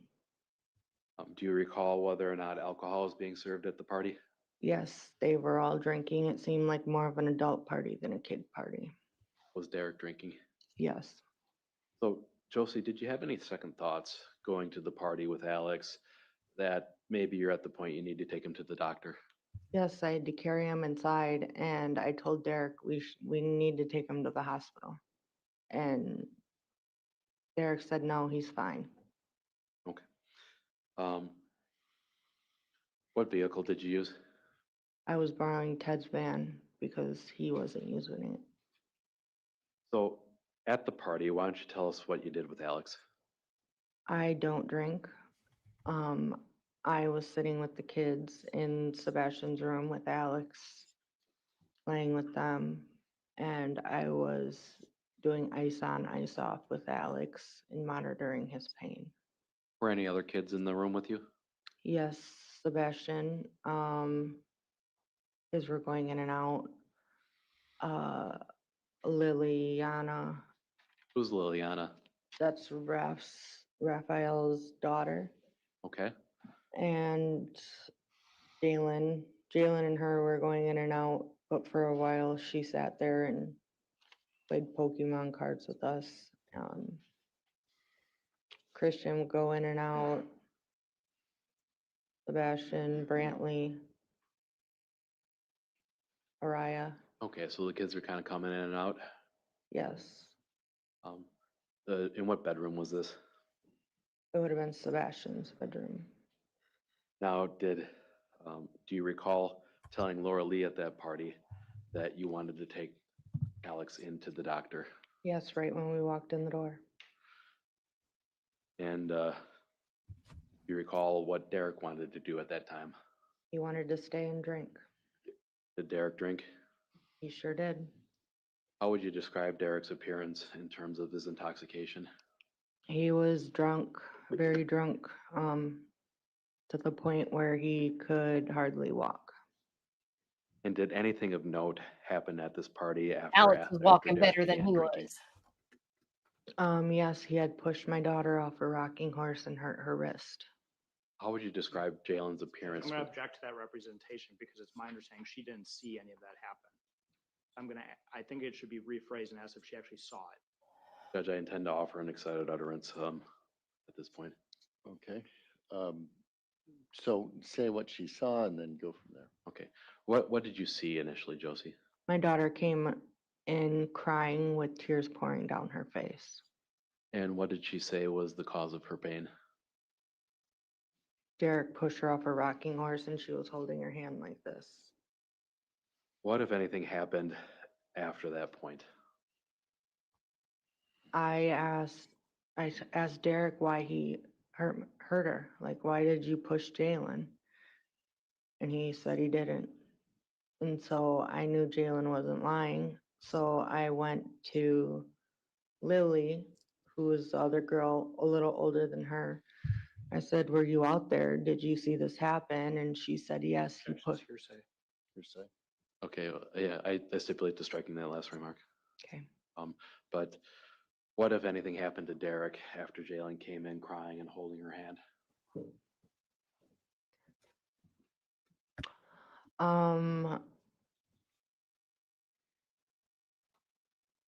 Hispanics, there was a bunch of Hispanic. Laura had knew these Hispanics for multiple years. These Hispanics came out of taking me to nowhere. their, building sites, and so she was really close friends with them, and they're gang affiliated, I guess. And Object. Yeah, Sounds like speculation. that Your was Honor. unanticipated. I stipulate to striking that last So comment. that will be struck. sorry, What happened between Derek and the Spanish-speaking men? The Spanish-speaking men. You just assume they speak Roy Spanish? came in and got me and said Derek's being beat up outside. I was in the room with the kids holding her infant baby. And she said, come here, come here. So I went to the window and I seen a bunch of Hispanics in a circle beating Derek up. Was this inside or outside? They were outside, I was inside. Okay, so Josie, Laura Lee claimed that you were watching from the window and laughing and saying that Derek deserved it. I was not laughing and I did not say Derek deserved it. I said, there's nothing I can do, I'm holding a baby. Okay. How did Derek react when he came back in? In her after the head, though, testified? she was saying, she was laughing and saying he deserves it. From what I remember, he was out there for a while. But I remember the Hispanics left pretty quick. But when he did confront me, he said I set him up. Was he mad at you? Very mad at me. And how did that manifest? What did that look like? An ass whooping. He wouldn't leave me alone. I wanted to just stay there. I didn't want to go with him. I knew I was going to be in trouble. What do you mean by that? That you knew you were going to be in trouble? I was going to get beat. I knew it would be my fault. At some point, did Laura Lee tell you to leave the party? Derek wouldn't stop banging on windows, banging on doors, trying to get to me. So she eventually kicked me out. Okay. Did you feel safe going home with Derek and the kids in that condition? I did not. Did you have any choice at that point? I didn't. I was kind of like, wow, my friend's kicking me out with this man, but I had to go. How would you describe the ride home? Dang. Violent. What was happening? Well, Laura Lee and I agreed that Jalen needs to stay there since he already had. Okay. What was happening in the car? He was punching me. Yep. He was. Ooh. punching my face, punching my arms, punching my legs. I had to pull over multiple times and tell him to get out, or I'd stay parked there, and he didn't want police contact because he was on a no drink. So he was punching you while you were driving? Yes. Were there kids in the car? There was they all fell asleep because it was late, and there was kids in the car. Was Derek yelling and screaming? He was. What kind of things was he yelling and screaming? That I had him jumped and it was my fault, and I'm sleeping with the Hispanics. And for the record, did you have Derek jumped? I did not. For the record, were you sleeping with the Spanish-speaking men? No. Josie, I want to talk about when you pulled over and Okay, what's the politically correct got the car terminology? when Derek was behaving like that. How many times do you think you had to do that throughout the ride home? 4 or 5. 4 or 5? Was this something that was out of the ordinary for Derek when he was acting that way in a car? Absolutely not. I'm going to show you what's been marked as Exhibit 296. So this is a Google search pulled from your Cellbrite download of your telephone.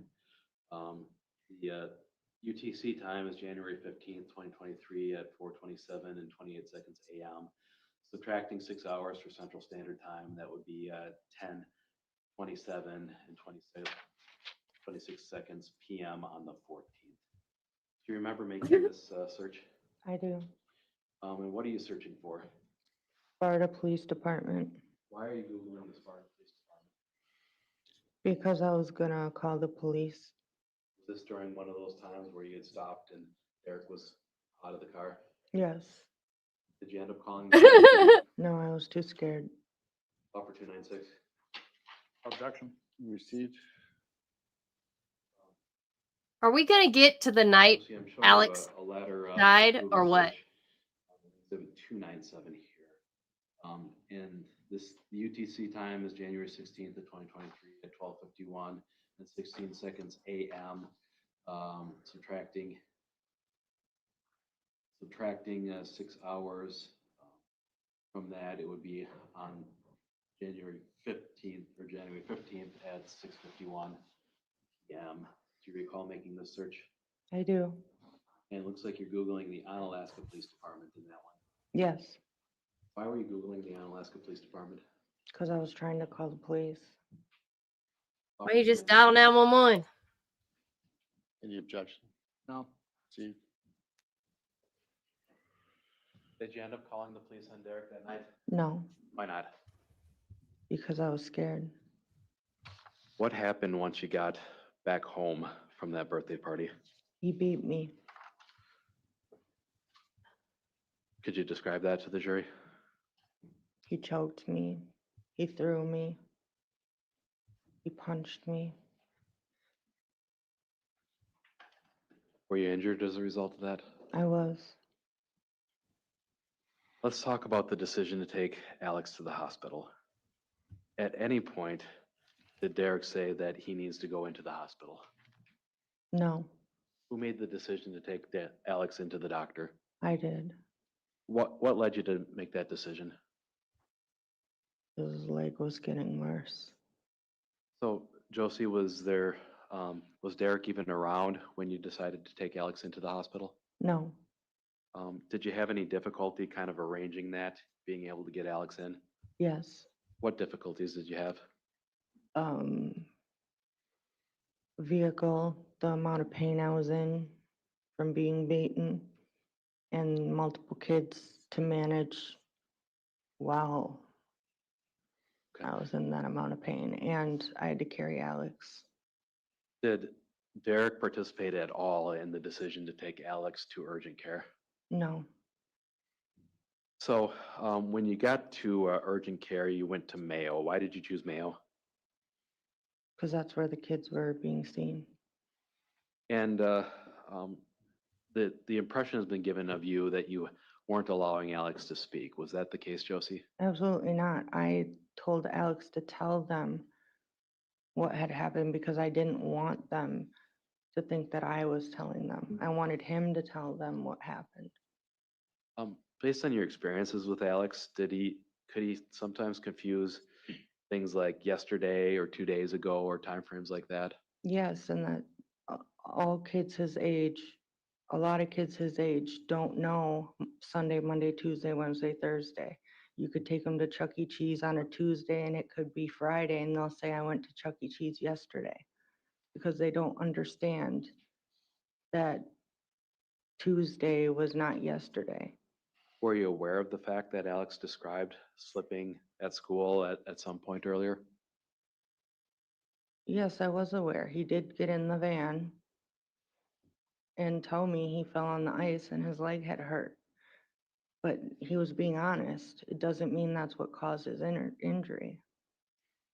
And at any point, did you interject and correct Alex or tell him to not speak up when he was meeting with the nurse practitioner?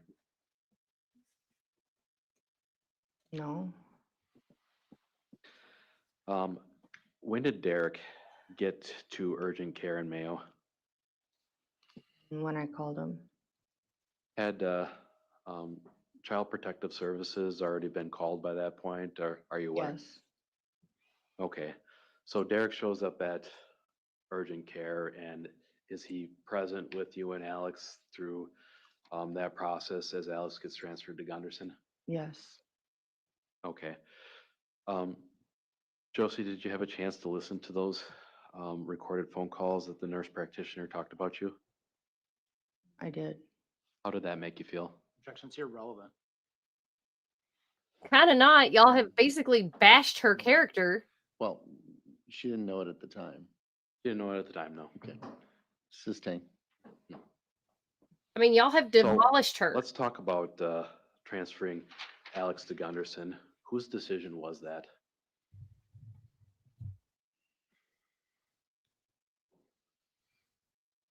Sorry, I don't remember. That's okay. At Gunderson, was Derek there with Alex when the nurses and the doctors started evaluating him? Yes, And I want to talk about a little bit of your Google searches. So we saw some Google searches where you're Googling, or using a search engine rather, battered child syndrome. Why were you looking that up? I was looking at Alex's Mayo records and I just wanted to know everything that was in the charts. I wanted to know everything that was going on because I don't trust the hospitals. Why were you looking up things like DNR or DNI? I didn't know what they meant. You didn't know that that meant do not resuscitate or do not intubate? No, Why were you looking up full code? I didn't know what it meant. So these are all things that you saw on Alex's Mayo chart. Yes, Josie, did you ask some of the providers for their names? I did. Why?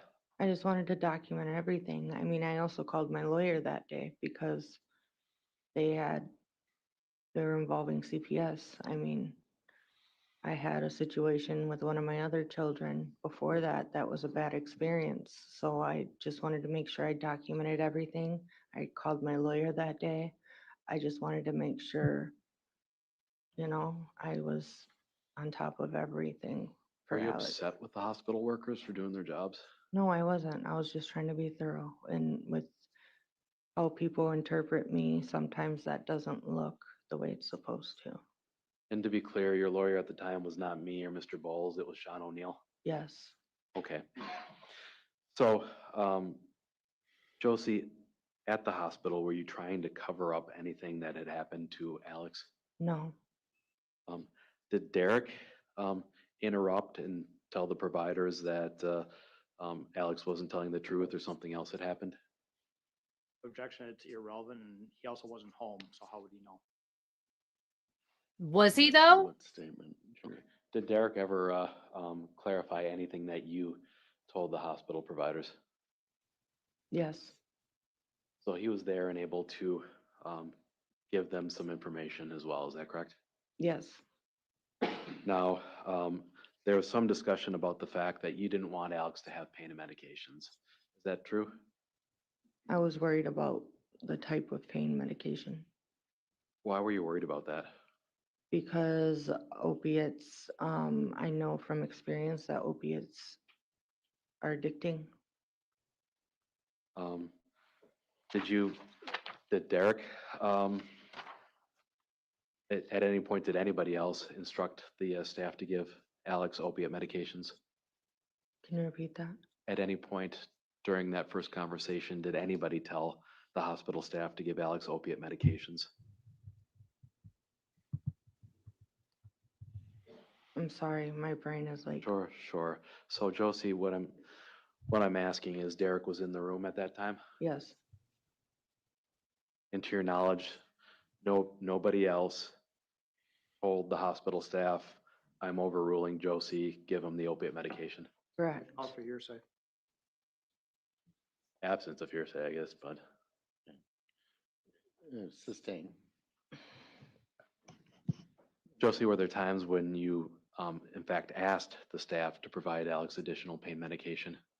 Yes, after I seen that the pain medication was helping and how much pain he was in, I did tell them he needed more pain medication. Okay. Did you like seeing Alex in pain? Absolutely not. So let's talk a little bit about the elephant in the room here and why you don't like hospitals. Have you been through an investigation for child neglect in the past? Yes, And was that child referred to by the initials of HT or Haley? yes, I want you to tell us, like, approximately how old you were at the time that this happened. I was 19. How many kids did you have at that point when you first came into Haley's life? I had 2, Which kids were those? Zayden and Jalen. And were you in a relationship at that point? It would have been with Jalen's father, Dustin Barnes. How old was Mr. Barnes? Was he older, the same age, or He younger? was older than me. Okay. Where were you living with Dustin and the kids? With my mom. Was any of, did Dustin have any kids of his own? He had just Haley. Okay. So you're 19 years old and you and Dustin have 3 little kids running around your mom's house. Is that accurate? Yes, Jeez. I'm just going to ask you right at the front here, Josie. You agree that you and Dustin neglected Haley? yes. You feel like you were a good mother at that point? I was not a good mother at that point. Were you a good mother to any of your kids at that point, Josie? No, What was happening in your life that caused you to be a not good parent? I was addicted to drugs and I was not a good parent at that time. You concerned more about not getting sick and getting your next high? Yes, that's all I cared about. How about Dustin? Was he using drugs? He was. Was he using drugs at the same level as you were? And he was further in his addiction than I was. Okay. I want to talk to you a little bit about Haley and some of these injuries. But first, I'm going to ask you, was Dustin also prosecuted for child neglect? Yes, he was. Stipulate to that, it's part of the stipulation. Okay. He was prosecuted for child neglect. Let's see. Let's just talk a little bit about the home at the time. Were you keeping a careful watch over the children at home? I was not all, I was high or I was trying to get high. How about Dustin? Was he keeping a careful watch of the children at home? No, Were there reasons for, you acknowledge that you would have Haley have her hands up when she was toilet training? yes, Why was that? because she was playing in the toilet. Playing after she had used the toilet? Yes, Were there parenting techniques that that you agree were not appropriate parenting techniques for a child of that age? yes, Now, Was there any concern at the time that Haley was overweight initially? Dustin had concerns with her weight. Did you? I did not. So tell us about feeding Haley. What were your practices with Haley and eating? I was I seen she was losing weight and I was trying to get her to eat more. Is that why you would have her sit at the table until she finished all of her food? Yes, Now, Josie, did you ever intentionally abuse Haley? I did not. Hit her, kick her, choke her, anything like that? No, Was there a time frame where you were home and Haley fell down the stairs? yes, Josie, was there a child gate at the time? no. Why not?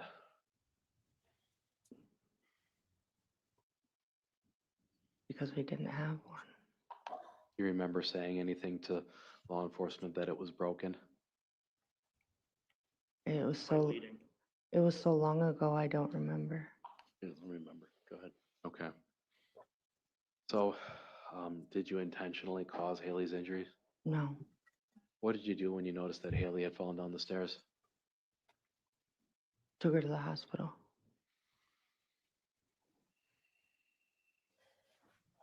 So, where did notices for Haley's doctor's appointment go to? Who were they addressed to? Dustin, That because Dustin was her legal parent? yes, Was Dustin working back then? no, Were you working at all? yes, So Dustin would have been home a large period of the time with Haley? yes, Now, were you Haley's parent or legal guardian in any sense at that point? no.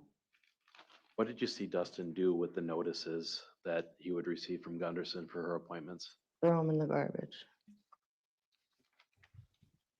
Josie, did you plead guilty to neglecting a child? I did, Why? because I was. And I'm required to ask you at this point, have you ever been convicted of a crime? Yes, Is that one time? yes. How do you feel like you were as a mother back in 2011 to 2013? I was a horrible mother back then. All I cared about was getting high. Do you feel like your mothering skills improved at all over the years?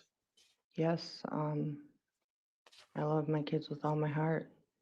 I'm not who I was then. I successfully completed probation in drug court. I changed my life. Drug court saved my life. I've never used those drugs since. Josie, to be fair, have you Phil. used prescription opiates at times since that point? Yes, they are prescribed, and those are not the drugs I was using back then. And have you gotten prescription medications from your mother at times, prescription opiates? Yes, So I want to bring you back to the hospital here. Is your experience with Haley in that scenario, is that something that's caused you any distrust with the hospital system or the child protection system? well, I feel like since then they treat me like I'm always guilty or I'm looked at as a bad person. So I want to bring you back to Gunderson. How was Derek treating you when you got to Gunderson with Alex? He was treating me horribly in the hospital. What do you mean by that? He was saying that if CPS gets involved, it's all my fault and I better not say anything about abuse. And he had me in the bathroom crying. So Derek's remarks were causing you to go into the bathroom and start to cry? Yes, While in the bathroom, did you communicate how you were feeling at that time to Derek? I did. And I'm going to approach you with what's been marked as Exhibit 270. Can we wait till I get a copy, please?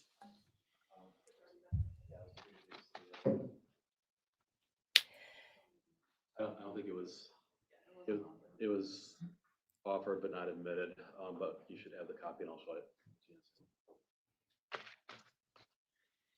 So Josie, was it common for you to communicate with Derek by Facebook Messenger at that time? Yes. And just read this yourself. Just don't read it out loud. Let me know if you that's the message that you sent to Derek about how you were feeling when Alex got to the hospital. If you tried to use against me how I was when I was younger to now, I mean, that's not really fair. And that's what they're doing here.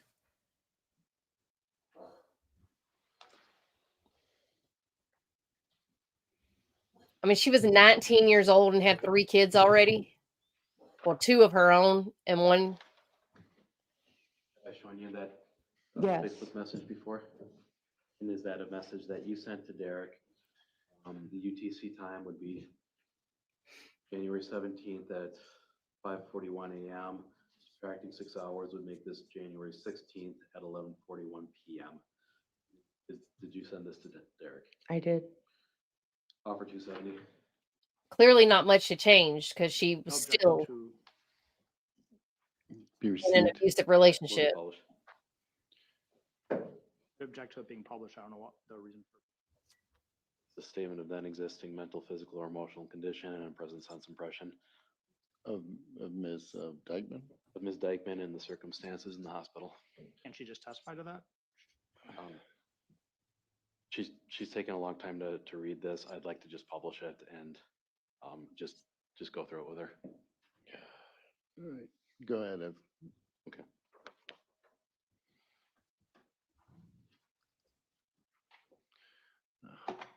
All right, I'm gonna read this out loud. So it says, "I'm here for Alex, not you. I won't ask you to do nothing else. I am so sick of your abuse. I cannot be right by their side 24/7, so no, Derek, this is not my fault. Pretty sure all of our kids got taken because of you before.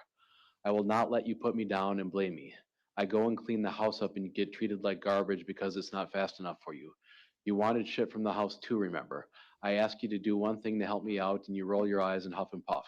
But I need to grow up, huh? I'm done with this life you give us. You can't stay calm and be helpful to save your life. I'll get myself together in here and then I'll come out and be there for Alex. If you don't want me here for him, say so, and now I'll go pack my shit and leave because I'm done with how you treat me." Did I read that accurately? Yes. What are you trying to tell Derek in this message? But the only reason I'm there is for Alex. Did you care about Alex's well-being in that moment? Yes. What did you mean when you told Derek that you're so sick of his abuse? That I was sick of his abuse and all I cared about was Alex. How about when you told him that he can't stay calm and helpful to save his life? It's true. And that was how you're feeling during that argument when you were in the bathroom? Yes. I'm telling you, the prosecution does not care about justice for Alexavier or even exactly what happened to Alexavier. They just care about winning because they haven't proven what exactly happened. Okay, Josie. Is this a second Facebook? I mean, this message you poor sent child in the same suffered. time frame? The UTC time is January 17th, 2023 at 5:48 and 26 seconds. Yes. Were you describing how you were feeling in that time? Yes. And were you talking about any concerns related to Alex in this message? Yes. Offer 298. Objection. Received. Move to publish. Objection. Go ahead.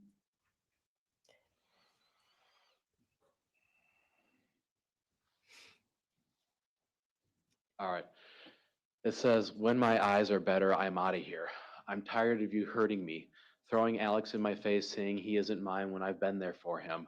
I'll be out here in a little bit." Did I read that correctly? Yes. What are you trying to tell Derek in this message? That when my eyes were better, I was leaving and I was tired of him throwing Alex in my face. What do you mean by throwing Alex in your face? saying he isn't yours. Yeah, he would always throw Alex in my face. When he was mad at me, he would say Alex wasn't mine. Did that hurt you? Yes. What was wrong with your eyes? Derek went like this to my eyes and pushed in. So you demonstrated 2 thumbs into your eyes.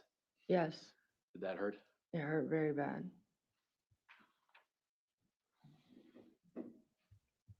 Was that something that he's done to you in the past when he was angry? Yes.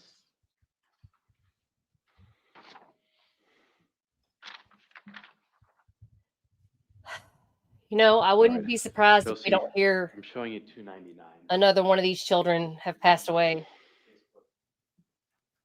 Exchange with Derek the following day.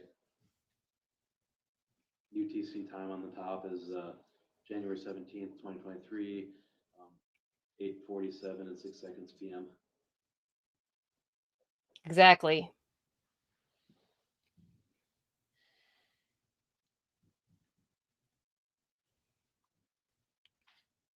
Yes. And in this message, Josie, are you and Derek still arguing? Yes. What did you mean by, what did you tell Derek not to talk to you? We aren't here for Derek, are we? Yes, I did. Why were you saying that?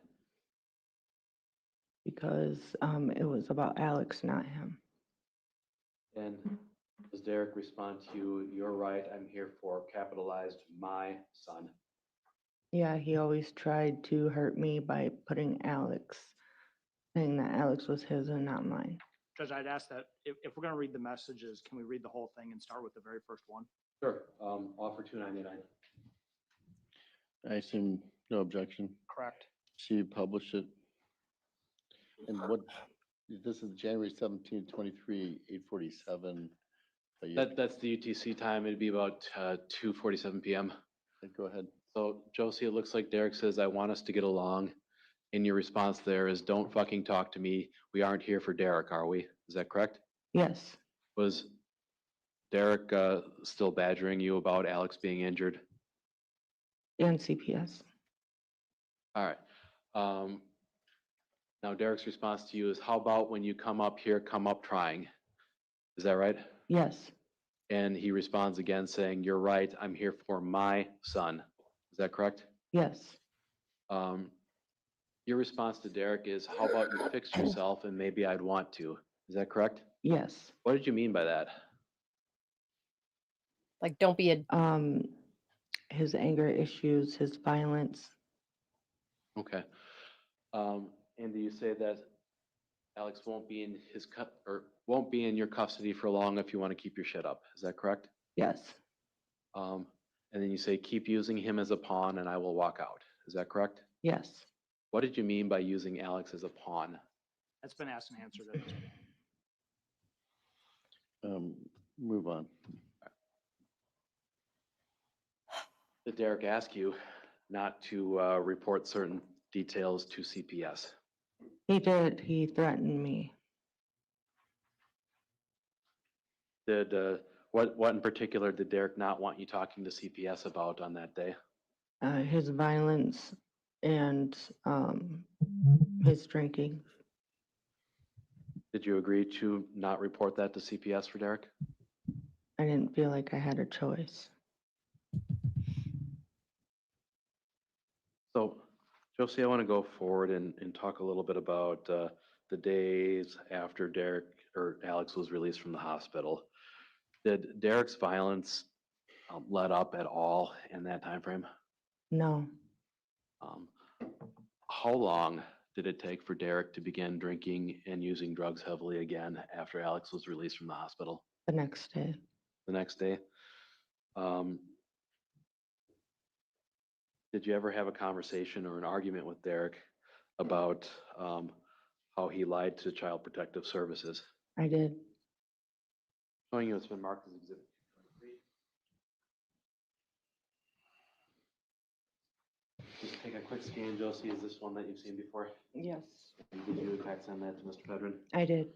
UTC time is January 19th, 2023 at 9:32 and 51 seconds PM, making this 3:32 and 51 seconds PM. Offer 223. I don't have a copy, so I don't know.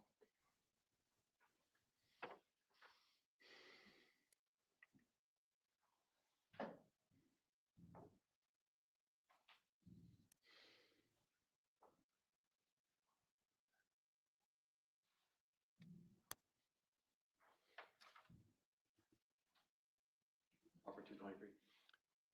All right. Objection. We're here, proceed. Publish. Go ahead, publish.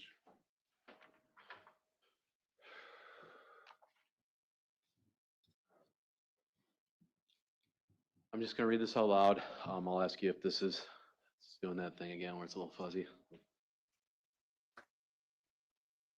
All right. You wouldn't do what to me, LOL. You have beaten me more times than I can count.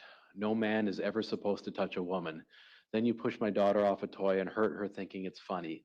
Then to the CPS lady, you lie and say you didn't choke me. I'm getting real fucking sick of you lying about that night. You think you can just put your hands on me then lie about it? That's bullshit. How do you think that makes me feel? You won't change if you don't admit what you did. Did you send that Facebook message? Yes, What were you trying to tell Derek? that he's never gonna change if he doesn't own up to what he does. And did you have any reason to believe at the time that you sent this, Josie, that it would be read out loud in a homicide trial more than 3 years later? Absolutely not. Were you telling him what you believed to be the truth? Yes,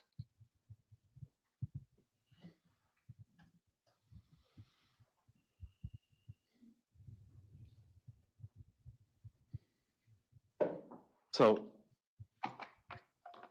has Derek ever threatened you as to what would happen if CPS were to become involved or take your children? yes, What was that? Objection calls for hearsay. Sustain. Listener.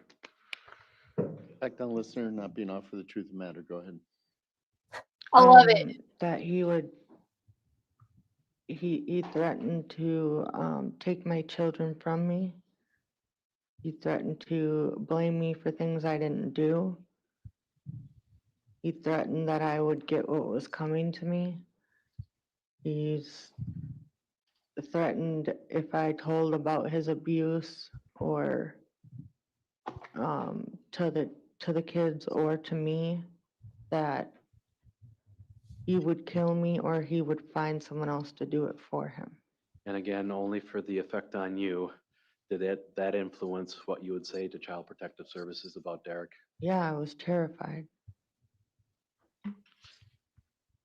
Let's talk a little bit about some of what we've heard in trial here. The allegation's been made that you kicked Alex. Is that true? No, I never Been kicked. asked and answered already. Sustain. Is there something about your condition that would make it difficult for you to kick Alex? My balance. What about your balance? I have a hard time with my balance. That would make it very hard to kick. Okay. And the allegation's been made that you would bend Alex's leg backwards until it was injured. Did that ever happen? No, So, Josie, did you have concerns about Derek's behavior after after Alex got back to out of the hospital? yes, What concerns generally were those? Object, this has been asked and answered. Yeah. After the hospital, Judge? That No, was asked. we've already talked about the days after the hospital, so Okay. if there's something new, move to that. Well, How about let's talk about the last day. is this a Facebook Messenger exchange between you and Derek? Alex was alive. yes, And the date on this looks like it's January 19th. Subtracting 6 hours would be 5:06 PM and 21 seconds. Is that correct? yes. What are you trying to tell? And this would be one day after Alex got out of the hospital. Is that correct? Yes. What are you trying to tell Derek one day after Alex got out of the hospital? I forgot what it said. Sure. Offer 3 of you. Any objection? I think she can look at it again, say what she said. Any objection to being received? No. Be received. I think that was Josie, dumb. Did you tell Derek that, Derek, I just need to leave you? Yes. And Derek's response to you is? That's what? hearsay. Sustain. Did you tell Derek, I'm sick of how you are, followed by a text or a message that says, how you are with Alex? Yes, I did. What were you trying to tell Derek about how he was with Alex? He was abusive. He had no patience. Didn't matter if his leg was broke, he was still abusive towards him, violent towards him. Did you have any concerns about Alex getting up and walking around after his leg was broken? Yes. I'm showing what's been previously marked as Exhibit 205. Is this something that, this conversation that you had with Derek about that? Yes. And Josie, you tell Derek that Alex said if he sits up in the couch, he wants to sleep where he is tonight. He fell off the bed last night, so it's safe for him to be on the couch chair where he can't fall. When I picked him up from the floor last night, he was spraying my spray all over his blanket, and he wanted it to smell good. If he hurts his leg worse, then they will operate. Yes. Why did you tell him that? He got mad when he was really drunk one night and he said he wanted to know everything about Alex. What was your concern about Alex falling off the bed? That he would re-injure it and have to have surgery. So did you tell Derek later in that exchange? Now he said he didn't fall. He was trying to get up, so I talked to him about making sure he is with a parent at all times. He said he didn't want help. He wanted to go alone. I explained if he didn't follow the orders, he could hurt his leg worse and they will operate. Yes. Was this you showing concern for Alex and trying to make sure that his leg was healing? Yes, because they were really adamant at the hospital that if he hurts his leg worse, they will have to operate. Did you say after that that we will have Judge, to? I don't have these messages.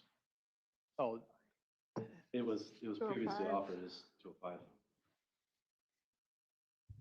I feel like the guy prosecutor is going to cross-examine her. Did you tell Derek that we will have to make sure he doesn't get up by himself? Yes. Why'd you tell that to Derek? Just so that, because he needed 24-hour supervision, so we had to make sure that we were always with him, or he wakes someone up if he wanted something.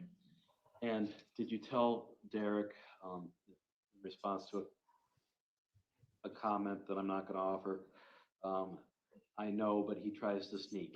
He got into the car wax light and was playing with things on the shelf. This was at 3 a.m. He's got to know that he has to follow the rules because it's what's best for him. He isn't being safe, which is going to fall back on us with CPS. Yes. What were you talking about in that? That we had to find a way to teach him that he has to wake someone up, because I didn't want him to re-injure it because the hospitals assume the worst.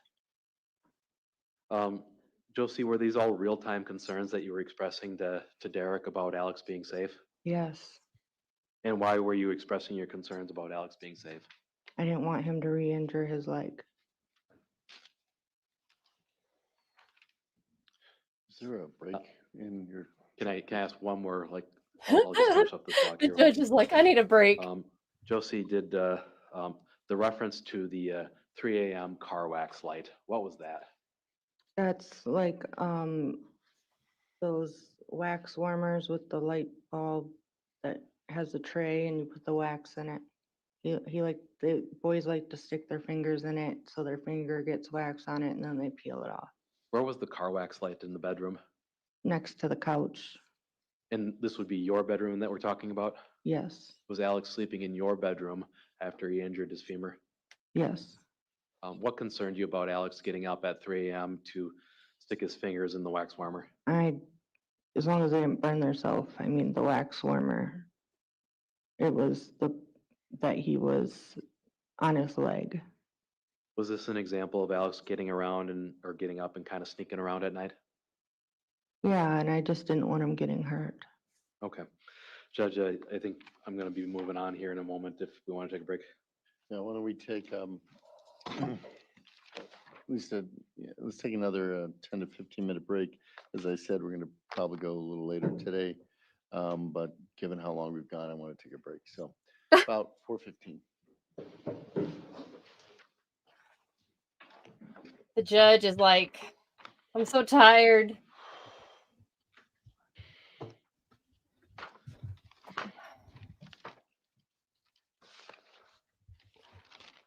Ah.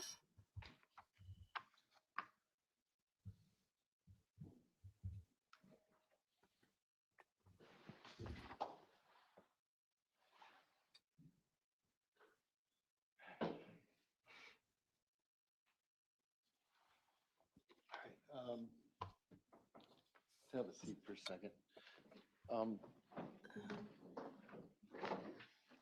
Do you expect that your direct will take the rest of today? Yes. Believe it or not, this is the short version, Judge. Well, Judge, I have concerns then about breaking up cross. When I was told that we'd make an exception for the doctor, I did not believe it would be the defendant, which is a very different thing than any other witness. Whoa. we broke up. We're gonna keep the schedule as it is. My hope is, can I just ask for the doctor, do you know how long, have an idea on that? Is that a very long witness? Cross, I would imagine maybe a couple hours. Mr. Bowles is witness. Okay. And, okay. All right. We'll be back at 4:15. One thing I want to address on the Go record ahead. related to Ms. Dikeman's testimony. So Ms. Dikeman just testified to her prior drug use, and she also said that she's been substance-free except for prescription medications. We have evidence to the contrary. I believe that testimony opens the door to that evidence. So I'll be asking permission to go into those specific instances of conduct for which she herself admitted to when she was interviewed by police when I cross-examined her. Can I ask you what type of conduct are we talking about? Ed Colkind made a report about a number of Oxycontin pills being stolen from his residence. She was interviewed during the course of the investigation, and she said she did not steal them, but she did buy Oxycontin, which she did not have a prescription for from Ted Colkind. There's other text messages that further confirm such transactions. So, Okay. Yeah, Mr. Zacher, did you want to respond to that at all? We're sort of anticipating tomorrow. I'll have to take a look at it. Obviously we'll have to put that into context with the other individuals who are in the home, but it's her admissions, and it directly contradicts what she said. Okay, 4:15. Yeah, the guy is gonna cross-examine her, not the woman. So the prosecution is dirty. They are going to beat her down. So they don't care that she has been abused. They don't care. They have literally, they are dragging her and beating her and running over her with the bus frontward and backward. And let me just tell you, I get it if she did it, but on this channel, we believe in our justice system. Yes, we have seen cases where we're like, like we see, like, obviously Wade Wilson, right? Like there are people out there where we're like, they did it. They deserve to get, put in the slammer, run over the bus, hung by their neck or whatever. But there are some cases where we just don't have the full story, and we really do we have a justice system where there's innocent until proven guilty, and we're questioning, like, what is the story, the full story? And especially when there's children involved, because we aren't seeing where Alexavier is getting his justice. His story is not being told. The prosecution has not told Alexavier's story. And it's so, so, so, so sad. I just don't feel like it. I'm not getting it. And in the other chat rooms I'm looking at, Law and Crime chat room is just hanging her high out to dry. I don't know how this jury is seeing it. I don't know if the jury is seeing it with the same perspective that we are, with kind of a 50-50 perspective. But I can tell you the other chat rooms are ready to hang her out and put her in the slammer, and they hate her. They absolutely hate her.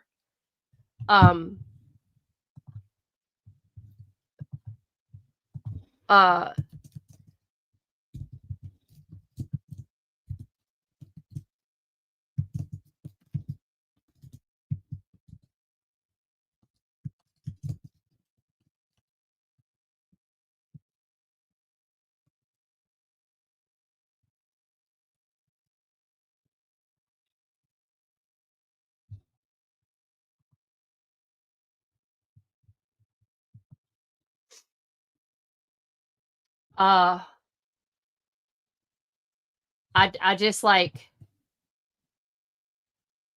yeah, they believe that she did it. They are like, they're calling her a liar. They're calling her every name in the book. It's just shocking to me.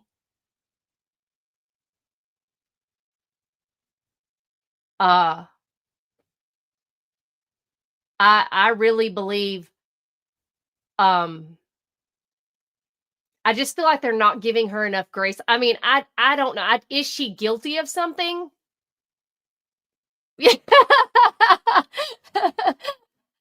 I mean, I can't, they're not both on trial though. She's on trial. That's the problem. That's where we get caught up in the whole,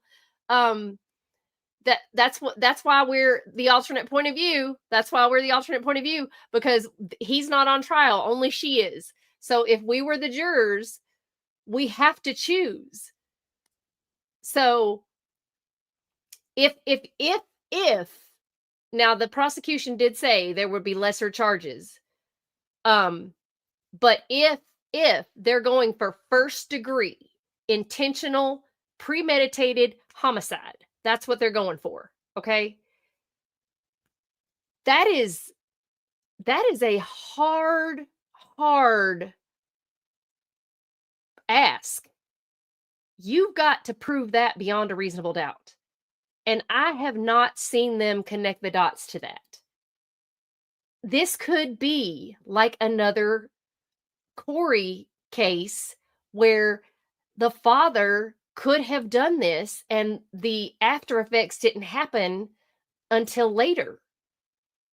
I mean, we all saw what happened to Corey. I mean, yeah. Yeah, I'm glad Michael will be out soon. He's very excited. The only problem, I'm just going to say, with an abundance of caution, that they're going to keep going after him. They're not going to stop. I'm pretty sure his release is conditional of some sort. So, but we'll see. We'll see. Yeah, I don't know what other charges they're offering. I'm sure there's like lesser like maybe second degree. I don't know if they're offering that. But I will say I am very upset to hear that she has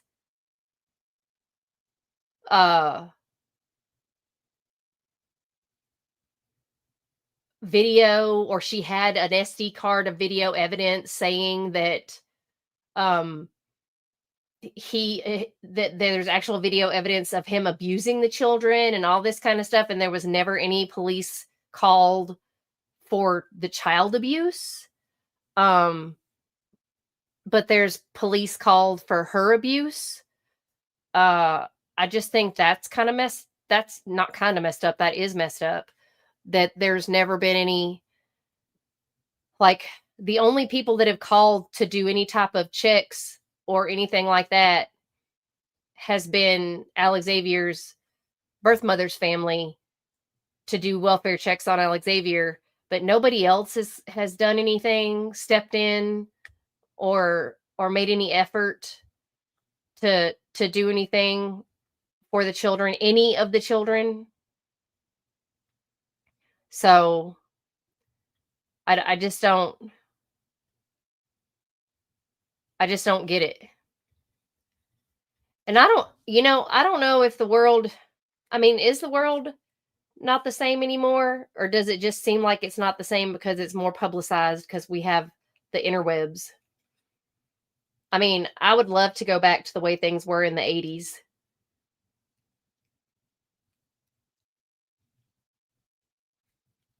I mean, I don't know how.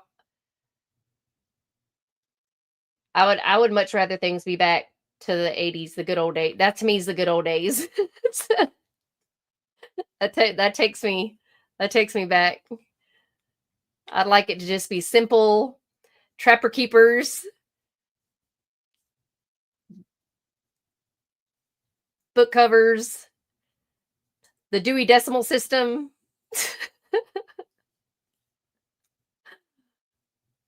I'd like it to be that.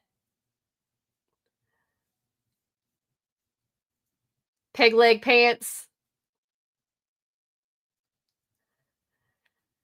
Oh, I mean, yeah, I mean, back when serial killers were the top headlines, not mass shootings.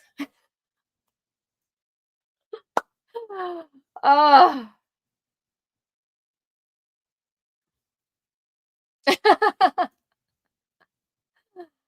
Yeah, I mean, it's true because and an abuser like that, that's exactly what they use as the child, because he doesn't care about the child. I mean, but he knows she does. That's what's crazy is if she were going to hurt Alexavier because of him, but that's not her jam. That's his jam. Because he knows she loves the children, or he knows that's what would hurt her the most is the using the children. And that's exactly what guys like that do. I mean, it's just exactly. I can just tell you, just like I said the other day, the one time that I tried to buck up on my son's father was when he was in my face, like right there, and he was like yelling at me and telling me, I'll make sure you never see Seth again. And that's when I like finally I'd had enough, and I bit him in the nose. And he was like, and that was that. Don't do that again. Don't do that again. That was it. But I mean, don't tell me you're going to take my kid away and I'll never see him again. That was like messed up. But that's what abusers do. That's what they know, they use the kid. And that's where she was. She was in that same situation. But I just feel like if they start hurting your kids, he was actually hurting the kids, I just think it's odd. I don't think it's odd. I think it's messed up that that the police are getting called for him hurting you, but not getting called hurting the kids. That seems kind of strange. I don't know. But he does sound like he's a mean person. Why do I feel that way about what?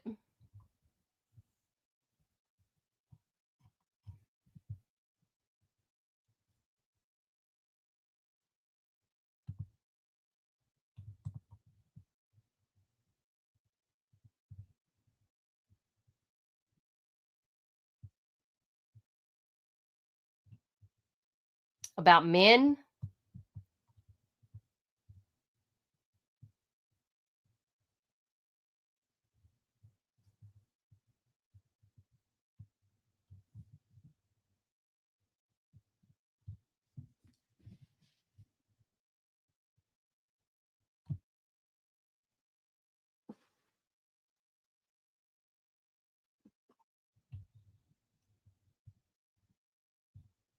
Is that what you said, Jenny Peach, about men?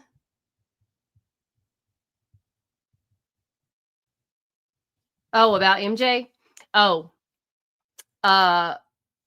because how much they fought to keep him in prison and how much they've tried to keep this case so out of the public, and just how much I covered this case, and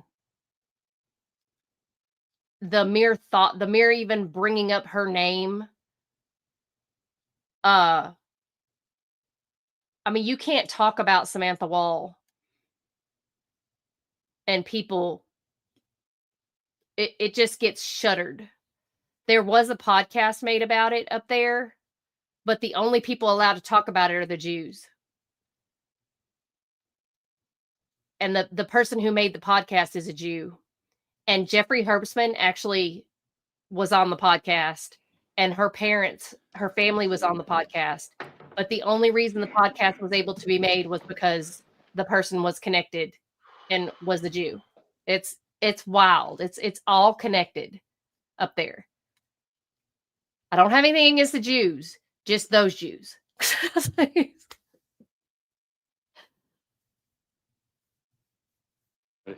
Because they're covering for their own. I'm just. Anything with the state's okay with bringing the jury in? Yes. Okay. Bring the jury in. Yeah, it's they're gonna keep trying to mess Michael up. But the appeals court did uphold,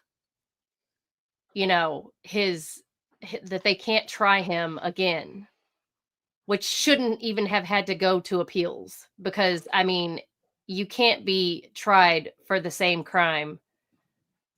It's double jeopardy. Oh, so dumb. Mark, we're talking about a case that we did, Samantha Wall, who was murdered in Detroit, Michigan, October 21st of 2023. It's a long, convoluted disaster, but the wrong guy was charged, tried, and put in prison.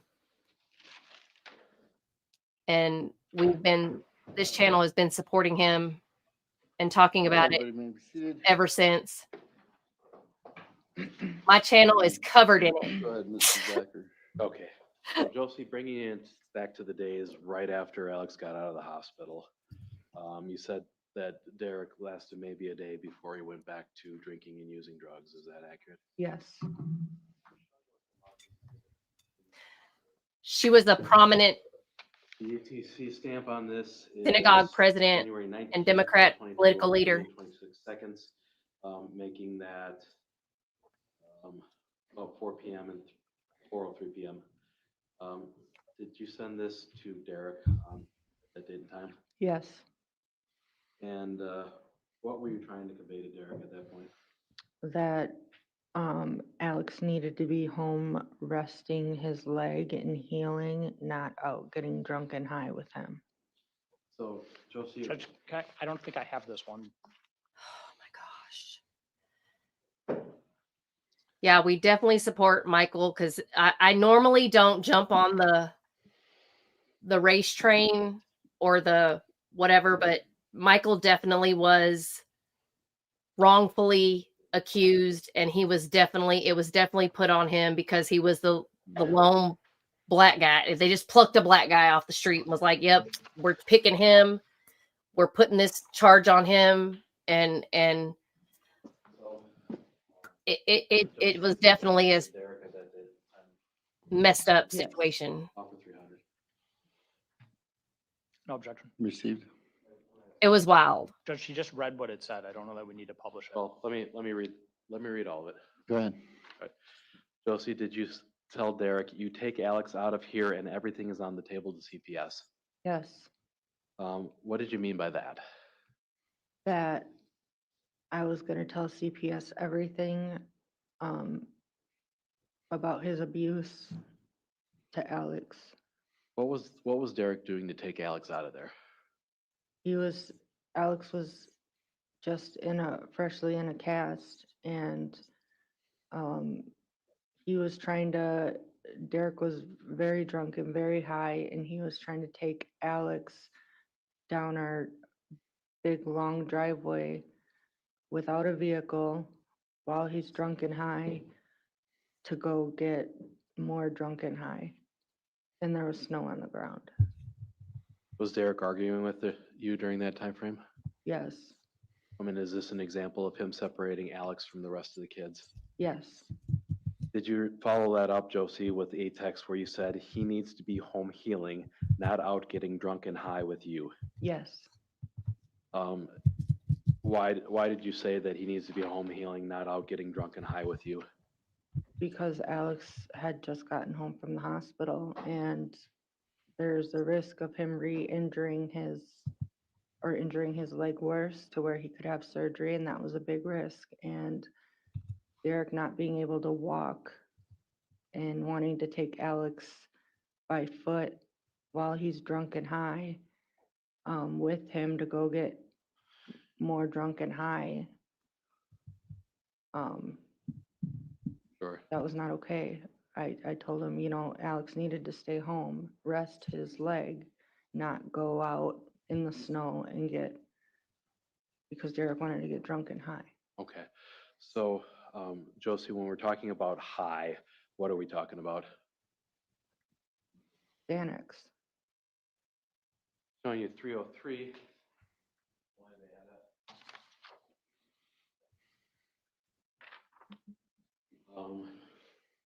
This is from the following day, January 20th. The UTC is 1:20:23, 22:21 and 35 seconds, making it about 4:21 p.m. Is this a series of text messages that you sent Derek, or Facebook messages, excuse me, that you sent Derek the following day? Yes, And does this convey how you were feeling at the time? yes. Offer 303. Any objection? Hearing none, received. Move to publish. Go ahead. Yes. Okay. All right. So did you tell Derek, I tell my own friends not to fucking come here because I'm sick, then you get drunk and invite people over? Yes, I'm so sick of your life, Derek. yes, I hate you. yes, I can't feel comfortable in my own house yes, because you want to get high. yes, I don't want people in my house, so go to his house. yes. What was happening in that exchange where you sent him those messages? Derek had a bunch of people over. He was getting drunk and high, and they were coming in and out of the house while we were trying to sleep, and Alex was trying to heal. And when we say that he was getting high, what was Derek doing? Xanax. This would have been 3 days then after Alex was released from the hospital. Yes.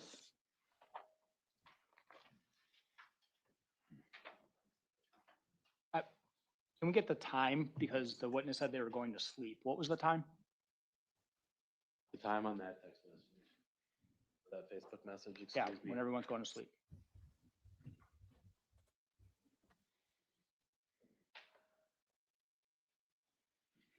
I don't see that in this exchange.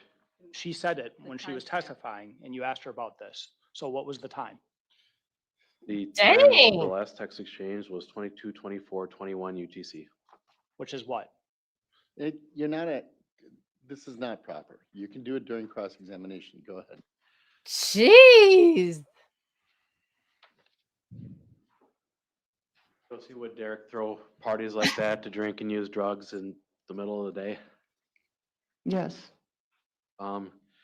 And did Alex need his rest at that point that you were able to observe? Yes. All right. So we talked about the escalation leading up to Alex's death. How many times would you estimate that Derek became physically violent with you between Alex coming home from the hospital and Alex dying? Can you repeat that? How many times would you estimate that Derek became physically violent with you between Alex coming from home from the hospital and Alex dying? I can't count. I mean, he was escalating. Did you ever express to Derek how scared you were of him in that time frame? Yes. And did you send him a Facebook message on February 1st? It'd be converted for UTC about 2:18 and 34 seconds in the morning. Yes. I'm approaching you with Exhibit 207.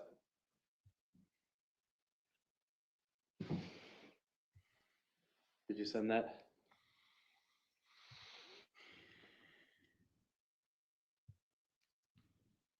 Yes. And this would be 10 days before Alex died, is that correct? Yes. Were you expressing to Derek how you were feeling at that time? Yes. Offer 207.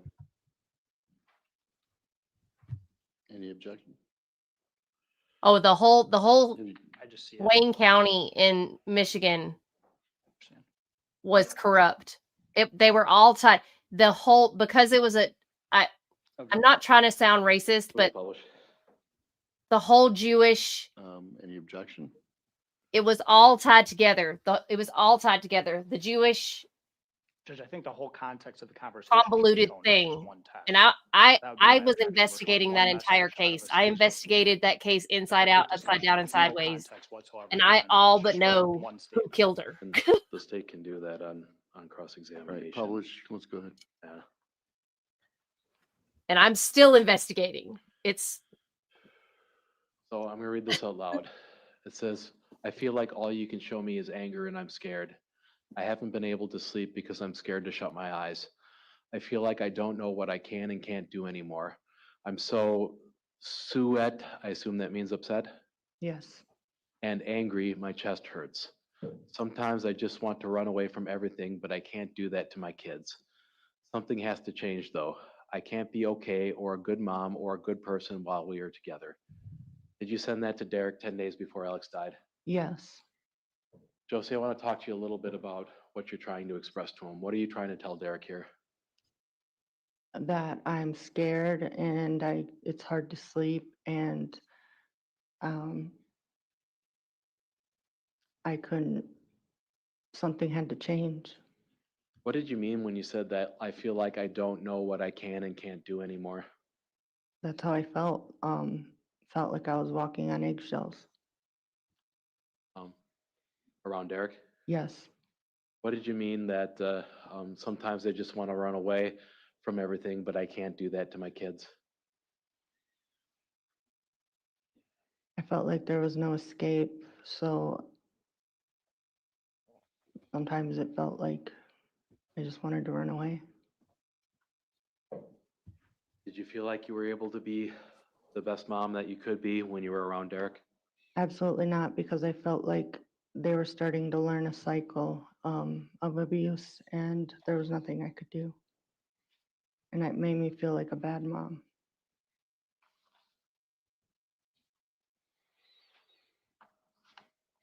yeah, the Samantha Wall was follow the money and the connections. Because Dana Nessel, the attorney general up there, was Samantha Wall's best friend. So And they don't know who killed her.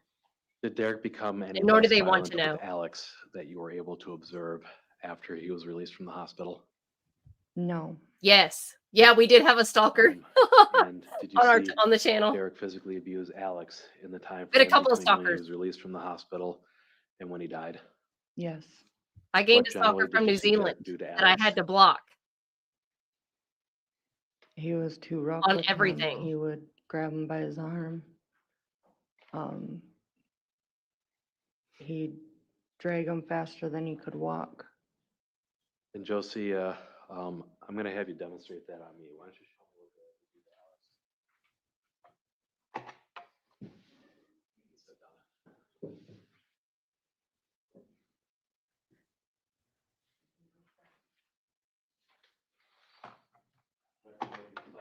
Dikeman grabbed my right bicep, held it up, and said that that he would be dragged in that direction. What were Alex's bathroom habits like with his broken femur? He wouldn't always make it to the bathroom because he would struggle because of the cast went right up to his groin area.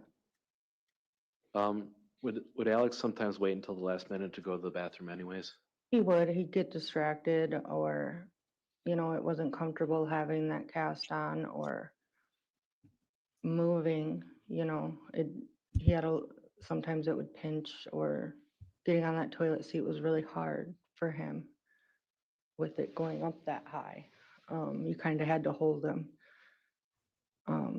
So he'd wait till the last minute, and sometimes he wouldn't make it.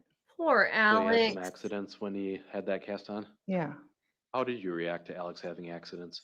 I didn't, you just clean him up and wipe him up, and Was it a big deal to you if Alex had an accident?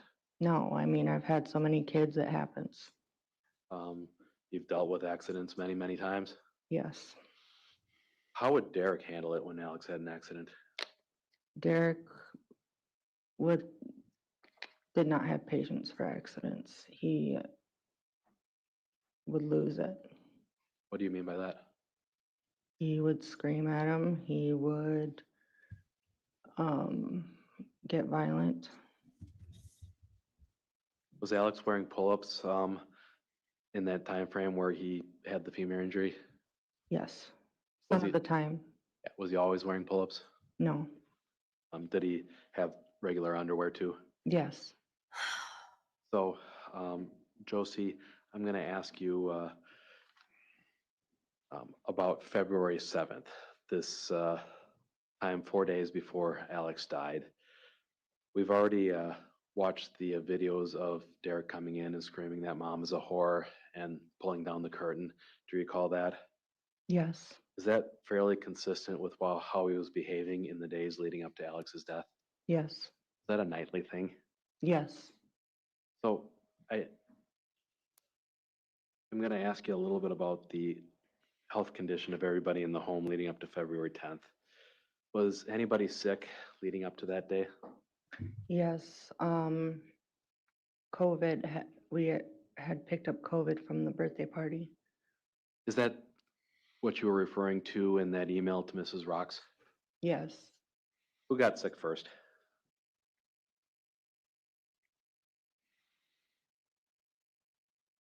I can't remember who got sick first, but I remember Alex and I got it last. Okay. Now, in the video where Derek was screaming at you and saying that you tried to poison him, do you recall saying that you had COVID? Yes. To your knowledge, did Derek have COVID in that period of time? Yes. So I want to talk about some of the symptoms that both you and Alex experienced. Did you see anything related to Alex's physical condition that you thought was symptomatic of COVID? He had a sore throat. He had diarrhea. He was puking. He had a stomach ache. Okay. Did you have any symptoms like that? I had a severe sore throat. I had body aches. I think I had diarrhea. Did you notice whether or not Derek was throwing up in that time frame? I don't recall his symptoms. Okay. So when you said that the kids had come down with COVID, was that the truth? Yes. Did you do any rapid response tests? We did take COVID tests. My understanding is that Alex was able to actually do his own swab. Yes, we had the kids do their own swabs because it was easier than trying to get a swab from them. At some point, did you remark that Alex was better at it than the rest of you? Yes. So after those COVID tests came back, were the kids out of school for a period of time? Yes. So You described how you were feeling. Were you feeling that way leading up to February 10th? Yes. Do you think you were on the upswing and recovering, or do you think you were still very, very sick at that point? I know my throat still hurt. Okay. Do you recall whether or not you were supposed to do something for Ted Colkind on that day? I know, yes, What were you supposed to do for him? drop something off. Groceries? Yes. And by the 10th, had Derek come back home with that no contact order still on? Yes. So, Josie, were you well enough to drop the groceries off for Ted Colkind? No. What else was going on with your health in that day? I had a UTI. I was peeing blood. You've had UTIs before Yes. and have held consistent with prior UTIs that you've had? Yes, very consistent. I had a lot of pain when I urinated, and I was peeing blood and bad stomach ache. At some point, did you want to get yourself checked out in urgent care? I did. I just didn't have the strength to bring all the kids to the hospital. So what did you do instead of going to urgent care? I asked Laura Lee for antibiotics because she never took hers. Did Laura Lee agree to give you some antibiotics? Yes. And did she deliver that, or did you go get them from her? How did that happen? She brought them to my house. So it was bad enough that you wanted to go to urgent care, but just couldn't get the kid, or couldn't bring yourself to get all the kids, bring them into the doctor's office with you? Yeah, I mean, it's not really kid friendly, and when you take yourself in, they want to jump and run and play, and I didn't have the strength. You have a thyroid condition as well? I do. What is that? Hashimoto's thyroid disease. And do you take medication for that? I do. What is that? Levothyroxine. Josie, did you have the current prescription strength of your levothyroxine as of That February 10th? Jeffrey was No, in? the dose I had was way too low. Okay, so we saw some levothyroxine. Was that the dose that you were actually taking? No, Were you taking the lower dose of levothyroxine? no. What does it feel like when you're not taking your levothyroxine? You get very fatigued. You get water weight. I don't remember. You get headaches, sore throat. So it sounds like you're feeling pretty miserable on the 10th. I was. What would you do for food for the kids when you were feeling that unwell? We picked up McDonald's that day. Okay, so you felt like you could get the kids into the car and go to McDonald's? I believe I had to pick up other kids from school, so we picked it up on the way home. What did the kids get from McDonald's? The youngers usually got Happy Meals. The olders got a regular meal. Would Alex have gotten a Happy Meal on the 10th? He did, but all he wanted was a Sprite. His Sprite? I think he ate a little something, but he puked it up. Okay. So, as of the 10th, Josie, were you still trying to leave Derek? I was. And did you talk to Derek at all about whether or not you could fix your relationship? I told him several times that it was over. Was Derek still sleeping out in the living room that entire time when he's trying to fix the relationship? I'll have to look it up and Did see. Derek I can't look for remember. an answer about not being able to fix the relationship? No. So, was it fairly common for Derek to accuse you of cheating on him in this time frame? Yes. Was it fairly common for Derek to do things like text you when you're in the bathroom to ask who you're talking to? Yes. And did that happen at points in your relationship with him? Yes, he would also, if I was showering or going to the bathroom and I locked the door, he would break in. I wasn't allowed to shower by myself. He would always be in there. I'm showing you what's been previously marked as 215. Dude, don't be coming in the bathroom Josie, when I'm in the bathroom. is that That's my representative time. of text messages that Derek would, or Facebook messages that Derek would send you while you were using the restroom? Yes. And do you know what he's talking about when, or is he confronting you about talking to somebody in the bathroom? Yes. What did he, or how did you take it to mean that Derek, when Derek asked you if you were saying goodbye to your turds? He was accusing me of talking to someone. He didn't like that the door was shut. Were you talking to Raphael? No. I mean, I was talking to him at the time, but it wasn't. Oh, yeah. That's all it was. I never ever met with a guy. Nothing in our whole relationship. I was just talking. How did you get introduced to Raphael? At the birthday party, his daughter Liliana was there, and That's right. How ironic. She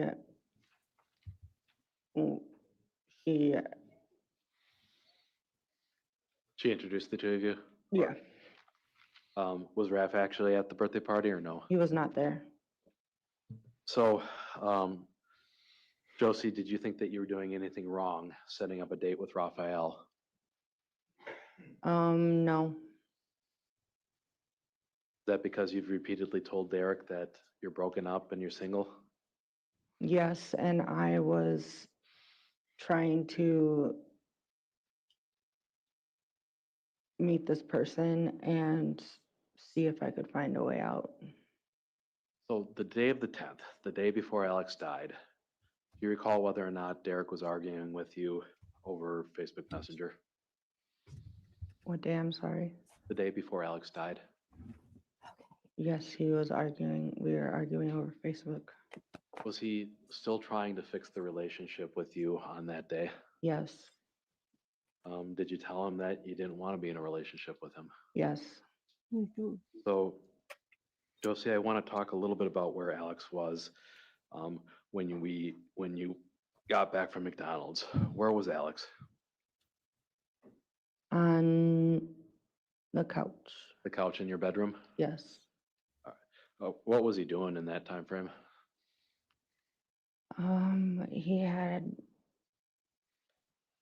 He slept for a while before Derek got home.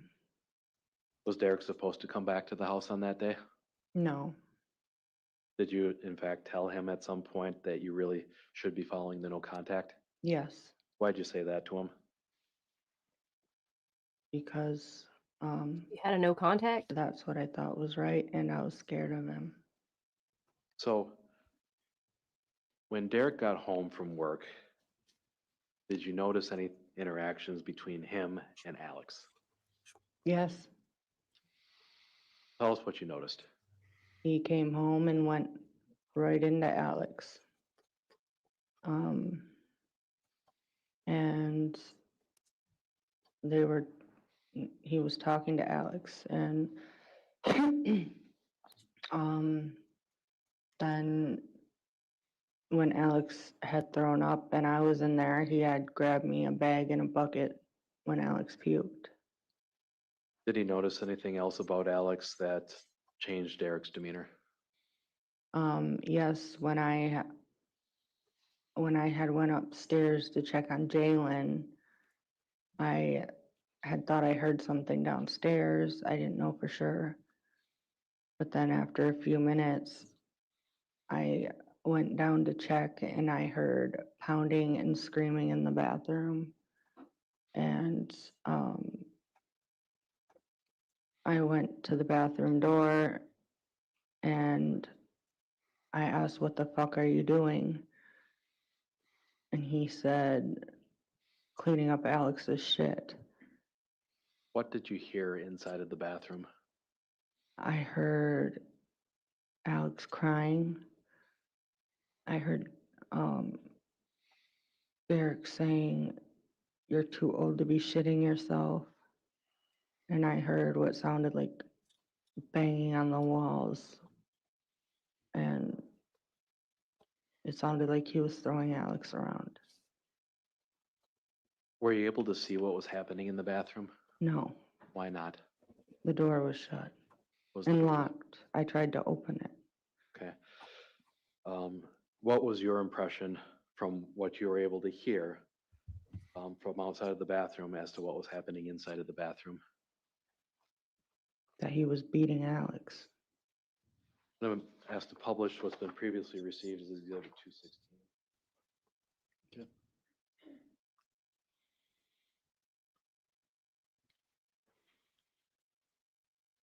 Josie, do you recognize that underwear in the bathtub? Yes. Whose underwear is that? They're Alex's because blue is his favorite color. And we've heard previously that red was his favorite color. Was that not your impression? That's not true. I was with Alex every day and blue was his favorite color. So what do we notice about the underwear there? Looks like he had an accident. Josie, when you clean up children after an accident like that, where it's poop, what would you do with the underwear? Throw them away. I didn't clean up poop. Would with the you underwear? Would you launder or put through the laundry underwear if it was just pee? If it was pee, yeah, I'd rinse them out and wash them, but I did not clean out poopy underwear. I just tossed them. Did you put that pair of soiled underwear in the bathtub of the home?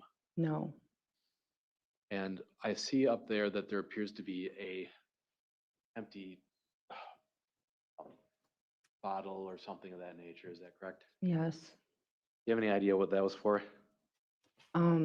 Instead of Derek putting him on the toilet, he would have Alex pee in a bottle. So you would just empty that into the bathtub? I guess. Did you put that bottle there? No.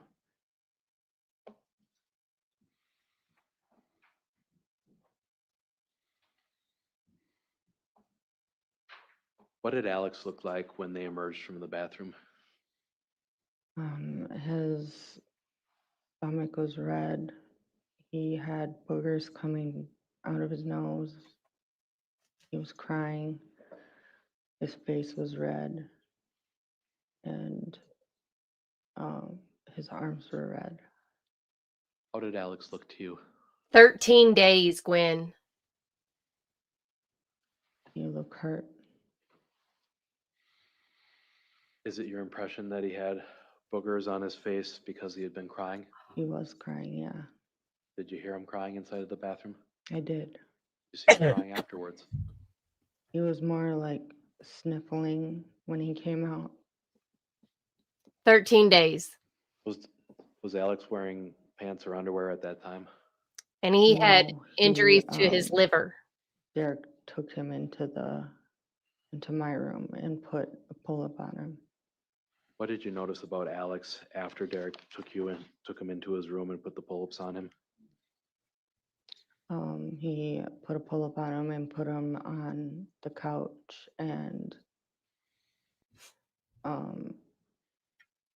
Alex started to calm down, and I put a movie on for him and asked if he was okay, and he said yes, but a lot of times he said that. Did you have any reason to believe, Josie, that whatever Derek did to Alex in the bathroom that evening was life-threatening? No. Was this a normal event with Derek and the kids? Yes, and when Derek came out, I asked what the fuck he did to him, and he said nothing. Now, you previously told law enforcement that Alex was asleep between 5 to 7:30 p.m. Do you remember that? I don't remember that, but that's what I seen in or read, I think. Was he actually asleep from 5 to 7 p.m. or were you estimating? I was trying, I'm so bad with times with my memory. I think I'm worse with times. I'm really bad with times. Sure. So did this incident in the bathroom happen before Alex went to sleep? Yes.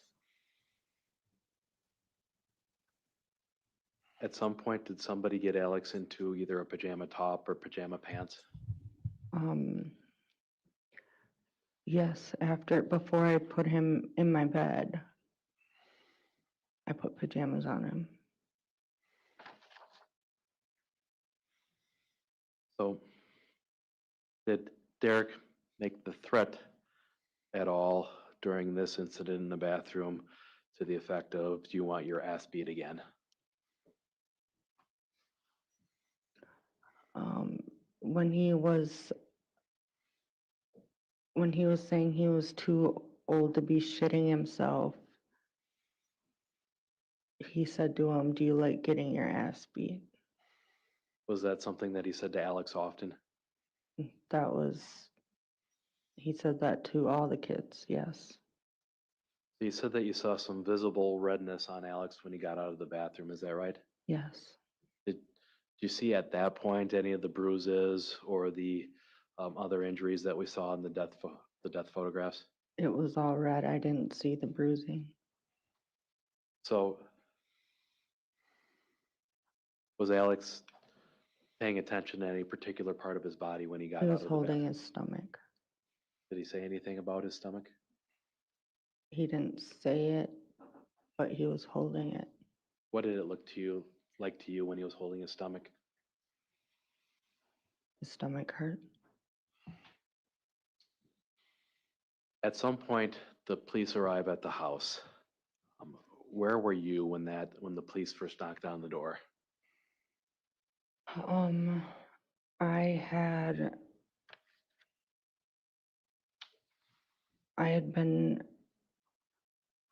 I was in Major's room checking on Major, I believe. And what was Derek's reaction when it was apparent that the police were knocking on your door? He ran to me and said,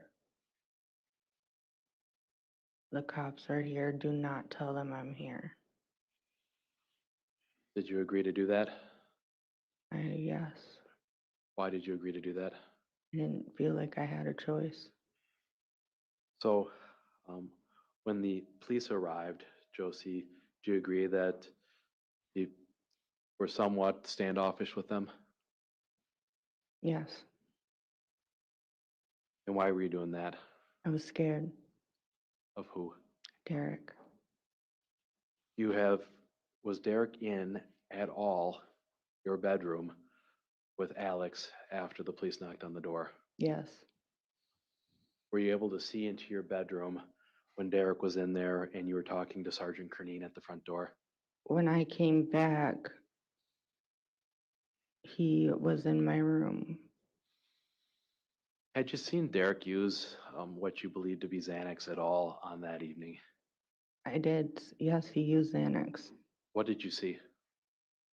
When he got home, he snorted the Xanax on his table.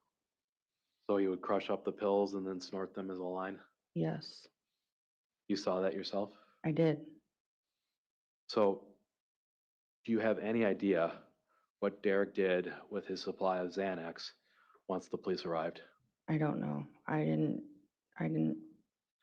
pay attention to his Xanax. I didn't care about his Xanax. I wanted nothing to do with his Xanax. To your knowledge, Josie, had Alex been awake at some point before the police arrived? Alex did not look. When he came out of that bathroom and I seen him on that chair, he looked different than the way he looked when the cops were there, and I didn't notice that at that time. Yeah, let's talk about Alex. I'll start by asking, do you know from personal knowledge how Alex ended up with Xanax in his system? No, Who was the only person that you saw in possession of Xanax the evening before Alex's death? Derek.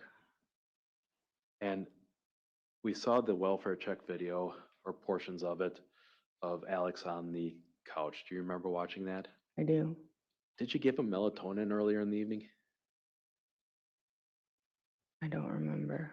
Was that pretty common for you to give the kids melatonin? Yes. Was that something that the doctor recommended to you? Yes. And did that help them sleep, that you were able to observe when Derek was behaving like that? Yes. Would it have been out of the ordinary for you to give Alex melatonin? No, but I just don't remember. I mean, it was a normal thing every night. With him puking, though, I don't remember. Sure.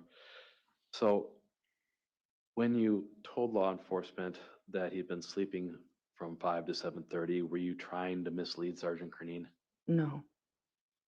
Was that just you struggling with dates and times? Yeah, I was just trying to tell him what happened, and I didn't remember the times. Josie, are you aware of whether or not Derek gave Alex Xanax in order to calm him down before the police came in? I don't know. Do you agree, like watching that video, that Alex appeared to be pretty out of it at that point? Yes. Let's talk about your pill bag. So that was the Coach bag of old medication, is that right? I don't know what type of bag it was, but yes. I think it said Coach on it. The what was in there? When I first got my brain injury, the first one, they put me on a bunch of different trial medications. They continued to do that for a while. And I didn't respond very well to all the trial medications. I believe they were them. That had to have been them in there. Why hang on to them? Because we all keep When we came medication. from Brownsville to that house, COVID had hit, and I wanted to bring them to a proper place to dispose of them, but I never got around to it. So it looked like there were a lot of different pill bottles in there. Is that fair to say? Yes. Would the kids ever use empty pill bottles for anything in the house? Yeah, I'd give them like old containers, old bottles, to build towers or to make tracks for their cars or their monster trucks. So they pole positions for racing their cars or their monster trucks? Yes. Would they run the cars into the towers at all? Yes. Was it unusual to have empty or old medication containers around? If it was empty, yeah, I'd give it to them to play with, or I'd help them build stuff and use my old containers. Do you recall at all where you had this pill bag full of old medications? I believe it was on the shelf. The shelf that we looked at earlier with Sergeant Amundsen? Yes. Now, would it have been, or do you know when that bag was moved from the shelf to the I ground? do not. Do you know whether that prednisone bottle that was located on the ground was moved there at some point on the 10th or had been there before? I don't know. It could have been there for a while. Josie, did you empty out a prednisone bottle into the bottom of that Coach bag? No. Do you know whether or not Derek hid or stashed his medication in or around that Coach bag? I don't know. So looking at Alex, would you said that you would agree that he seemed to be kind of out of it? Yes. At that point in time, did you have any reason to believe that Derek may have given him Xanax? No. At that point in time, did you have any reason to believe that whatever Derek had done in that bathroom might be life-threatening? No. Who would Alex turn to when he was scared? Me. Did Alex do that during the welfare check? He did. What did he say? Mommy, I'm scared. What did you do in response to that? I held his hand. Why'd you hold his hand? Because that's what I do when he's scared. I hold him. Did he ever turn to Derek for comfort like that when he was scared? No. Was it always you? Yes. Was that normal for him to call you mom? Yes. So, Josie, I gotta ask you, when Sergeant Cernine was at the house taking a look at Alex, why didn't you tell him what you thought you had heard or noticed happening in the bathroom? Because I was scared. What were you scared of? Derek and his threats. Did you think that Sergeant Cernine or any police officer would be able to protect you from Derek if he knew that you had told them about suspected child abuse? No, I didn't. And did Derek always come back regardless of the no contact order? Yes. Josie, had you known what we know now, would you have told Sergeant Cernine what you thought happened in the bathroom? Absolutely.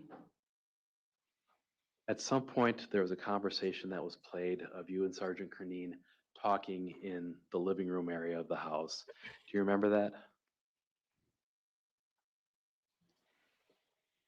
It was after Derek had been arrested. I remember listening to the call, but I don't really remember. Yes. It sounded like you were whispering when you were talking to Sergeant Cernine. Do you remember that part? Yes. Why were you whispering? So Derek wouldn't hear me.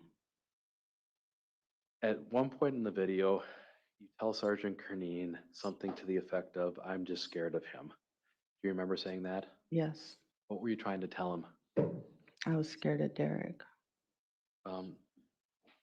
When you told Sergeant Cernine that Derek just showed up and was very demanding, was that the truth? Yes. Was that typical for Derek when he wanted to come back to the home? Yes. And you recall telling Sergeant Cernine at the end of that conversation that it's still your plan to try and leave Derek? Yes. Were you offered any assistance in trying to leave an abusive relationship? No. You regret, Josie, knowing what we know now, not telling Sergeant Cernine that Derek had done something to Alex in the bathroom? Yes. Did you have a chance to watch the video of Derek as he was being arrested? Yes. And Josie, what was your impression of how Derek appeared in that video? He was high Why'd you say that? because I've seen it a million times. It's a condition that you've seen before. Yes. Did you have any idea what he did with his Xanax before being arrested? I don't. Now, leading up to Derek being arrested, my understanding is that Deputy Paff called you on your cell phone. Is that right? Yes. And he asked you to help them convince Derek to come out. Is that right? Yes. Did he say anything about whether or not a SWAT team or the sheriffs would have to enter if he didn't come out on his own? He said if I didn't get Derek to come out, the SWAT team would come and that wouldn't be good for my kids. Did you feel comfortable going to Derek and trying to negotiate his surrender for the police? In that time, my heart dropped and I was terrified. Did you do that after Deputy Paff told you so? I did go to Derek and I didn't know what to say to him, but I told him that the cops said if he doesn't go outside that the SWAT team was going to come in and that the kids don't need to see that. Was that the point that Derek agreed to come out? Yes. Josie, when's the next time that you heard from Derek that evening? When he called from jail. So he gave you a call from jail? Yes. What was his concern at that point? Me dropping the no contact. Did you agree to do that? Yes. Why? Because he wanted me to. Recall whether or not any kids were up and talking when Derek called you from jail? Brantley was up. Did Brantley know from your observations that his dad was on the phone? Yes.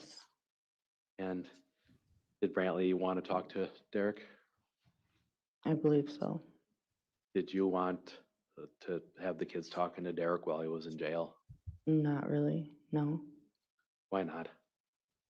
I don't feel like that's a place, but Okay. So at some point, did you Squirrel. text Derek's mother about his arrest? I believe she called me. She drops all the no contacts. And generally, what was the concern?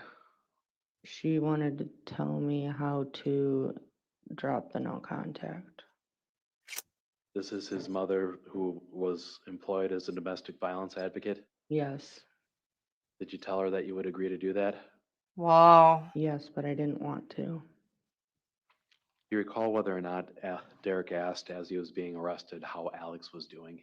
He did not. So by the time that you went to bed, my understanding is that around 9 or so, your mother would have shown up to pick up Jalen and Major. Is that right? Yes. Why was your mom taking Jalen and Major that night? Because she knew I didn't feel good and she was taking 2 kids for me. So 3 kids at night was easier to manage than 5? Yes. Dang. So by the time your mom picked up Jalen and Major, who were the kids that were left in the house? Alex, Brantley, and Araya. Now, about what time did you try to start getting the kids to bed?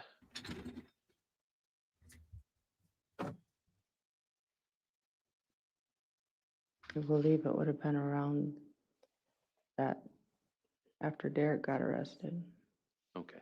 Was it possible to try and get the kids to sleep while the police were there and Derek was being arrested? Yeah. Was it difficult to do? Yes. So where did all of you go to bed? My bed. You and all 3 children? Yes. Did Araya sleep upstairs on that bed that you had for her that evening? No. Did Brantley sleep upstairs in that bed that evening? No. Can you describe for us the order of the children and you on the bed? It would have been, looking at the bed, it would have been myself on the left, then Brantley, then Araya, then Alex. Okay, so I'm just gonna draw a little diagram here of the bed. So we're looking at the bed. Why don't you write for me the order in which you were laying on the bed? He would have shown up. He would have got out of jail that night anyway and shown up. Clearly, the no contact didn't matter. And his own mother, who worked for apparently the only domestic violence haven in the area, was trying to help him get the no contact lifted. Because I'm gonna have this marked as an exhibit and then we'll publish. Okay.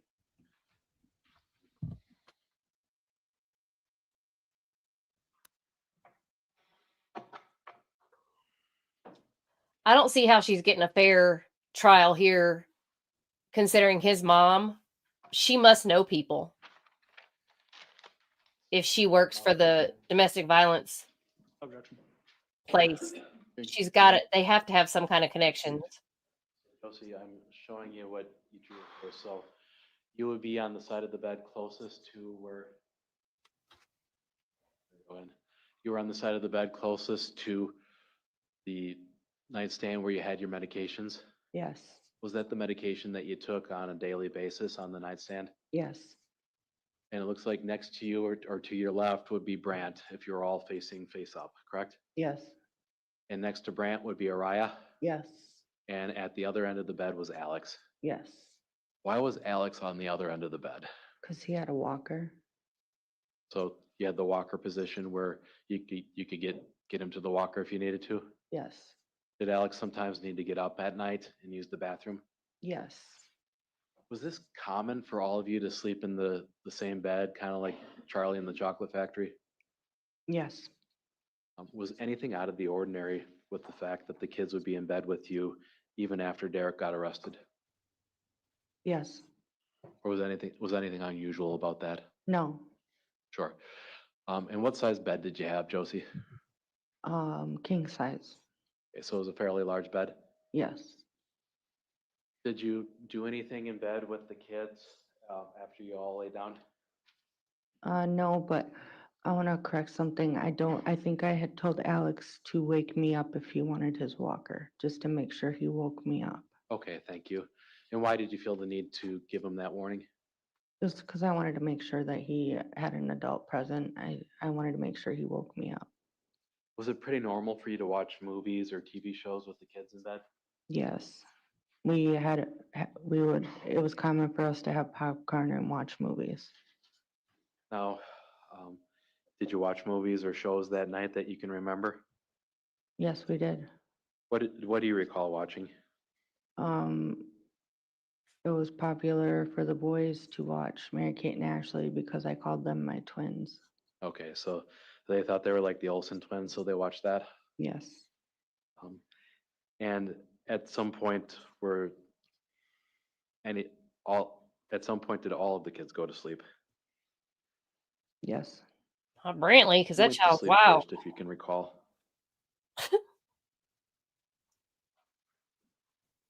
I don't know. It wasn't Alex, as I understand it. It wasn't Alex, but thinking back, he wasn't like fully awake. Okay. What seemed off about him? He was being silly. What do you mean? He was like playing with his hands in the air. Playing with his hands in the air? Is that a yes? Yes. Did you have any reason at that point to suspect that Derek had given him drugs? No.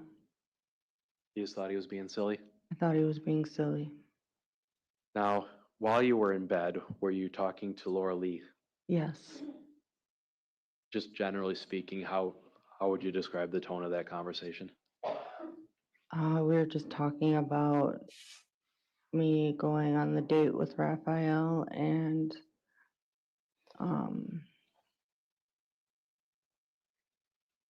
Was it a pleasant conversation? yeah. Were you excited to go meet Raphael the next day? Yeah. Did you do any planning online for first date planning? Yeah, I didn't know of many coffee shops, so I was Googling coffee shops around in the area. So was that the plan, just to meet Raphael, get coffee, and hang out for an hour or two? Yeah. Just get to know him. Right. Were you mad at all at Alex or any of the kids when you were texting back and forth with Laura Lee? No, I mean, they were all in bed laying there. I wasn't upset at all. How about at any point in the night were you upset with the kids? No. Now, we've already agreed that you had some 164, I think, text messages between you and Raph that evening. How are you feeling talking to Raph? Fine, I was interested in getting to know him. Anything about that made you angry? No. When you were in bed, do you recall having a phone call with Laura Lee? Yes. And what generally was the tone of that conversation? I was asking her questions about Raph and Happy? Yeah, it was a good, happy conversation. We were talking about Derek getting arrested and welfare check. Okay. Is Raph one of the Hispanics? How about, did you take a series of selfies with Brantley? I did. How did that end up happening? Well, I was taking selfies and he popped his head in. Okay. Publishing what's already been Or Spanish-speaking men?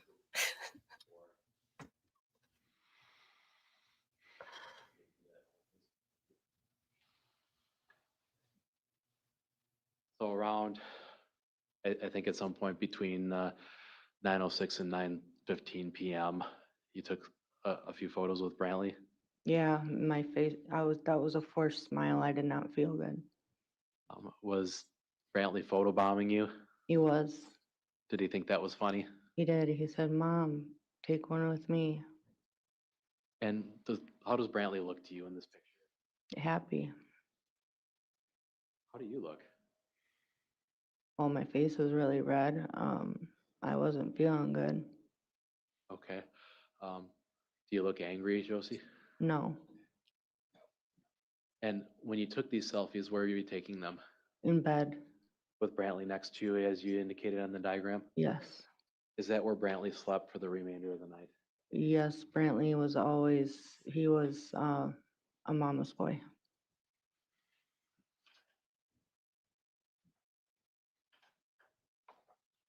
So on your call with Laura Lee, do you agree with the testimony that there was some discussion about Alex waiting for you to go to sleep so he could get up and get into things? Yes, Tell us how that happened to the best of your memory.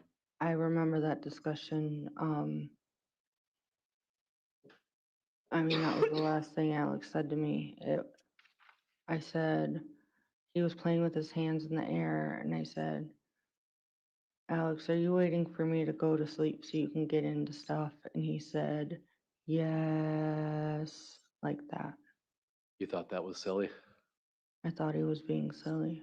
Were you joking with him at that point, or I was was there an joking element with of? him. I'm and sorry. I was joking with him. Did you actually expect him to get up and go through things at night? No, So, Josie, at some point, well, just to cover the text messages, would you agree that it was pretty consistent that you were texting back and forth with Raph until about 2 a.m.? I don't remember the times, but yeah. Until a little bit later in the day, night Yeah. is or early in the morning, I guess. Would you agree that your contact with Laura Lee was pretty consistent throughout that time frame? Yes. And during that period, were you hurting Alex at all? No, Were you giving Alex Xanax or any other drugs? no, Is that something that happened at all that evening? no, it did not. If, knowing your children, Araya and Brantley, do you believe that you would be able to beat Alex up in the room and not wake them up? I believe they would have woke up. They wake up to Derek beating me. So the state asked, or the state introduced some search history for the drug Ambien. Do you think that you looked that up on the search engine? Yes, I believe that was a conversation Laura Lee and I were having on the phone, and we were talking about it, and I looked it up. Did you actually have Ambien? No, Did you have a prescription for it? no, I think she had it when she was in the hospital. I think they gave it to her. And at any point, would you have given Ambien or what you believe to be Ambien to Alex? No, I've never had Ambien, never had it in my possession, never have had it in my system. It was just looking it up. I believe she was given it in the hospital, and she was asking, what is it? So with Alex having issues getting up and sneaking around, was that what you were referring to with Derek when you said that a parent needs to be with him all the time? Yes, Did you eventually go to sleep that night? yes, I did. And I want to ask you a little bit about some of the medications that Alex was taking at that time. Was he taking any medications? He was taking ibuprofen and Tylenol as needed, What kind of ibuprofen and Tylenol? The adult version or the kids' chewables? kids' chewables. Did he know where those pill bottles were? I mean, I don't know if he knew they were in my purse. How did Alex do taking chewable medication like that? He thought they were candy. So he had no problem saying that this is yucky or this is gross? Mm-mm. Then a no. No, sorry. Okay. Did Alex do well taking other medication that kids tend not to like? Yeah, he did really good taking like medicines from the doctor. He wasn't my struggle compared to like Brantley. He was very hard to get him to take medication. How about that liquid amoxicillin that doctors give to kids? Did Alex ever take that? He's had to take it, yes. How did he do with that? Pretty good. Did Alex ever eat anything that you thought maybe he shouldn't be eating in terms of food or things on the floor? I always called him a little garbage disposal because he could eat and eat and eat and you didn't know where it went. But like in the van, I swear finding a piece of candy was like Christmas for him, and he'd pick it up anywhere and eat it. The other kids think that was gross? Yes, Um, So the allegation has been made, Josie, that you were upset with Alex for stealing Taki chips. Is that true? no, Alex didn't eat Taki chips. What did Alex eat? If it was hot, he would eat hot Cheetos. I want to talk to you a little bit about how the kids um, said that Alex would steal things. Had you ever caught Alex stealing from a store before? Yes, Irrelevant. It explains this. It explains the statements and the reputation, Judge. That's not what the kid said. You're saying that, I'm asking who was present for it and when, what Josie's response was to that. oh, okay. Go ahead. Okay. Have you ever caught him taking something from a store before? yes, And what did he take? I object, this is not in other acts, it wasn't noticed, it wasn't, Response to this, the testimony of the state's witnesses. which was known, they had the videos. This is not other acts, this was not offered. The testimony was not consistent with the videos. Right. Which video are you talking about? Where Brantley and both Brantley and Major talk about being known for stealing. So it's in the videos and it was known. Dude, it's the defense. They should. It's late. I don't know. I can't remember what was said in there exactly about the stealing aspect. You're saying that they were saying that They would have known about this incident when they talk about mom being upset with him for that. oh, Not, Judge, can we have a sidebar Because I'm really upset about this and I don't like it. This isn't fair. We didn't put on a good case in the first place, and we don't like the defense.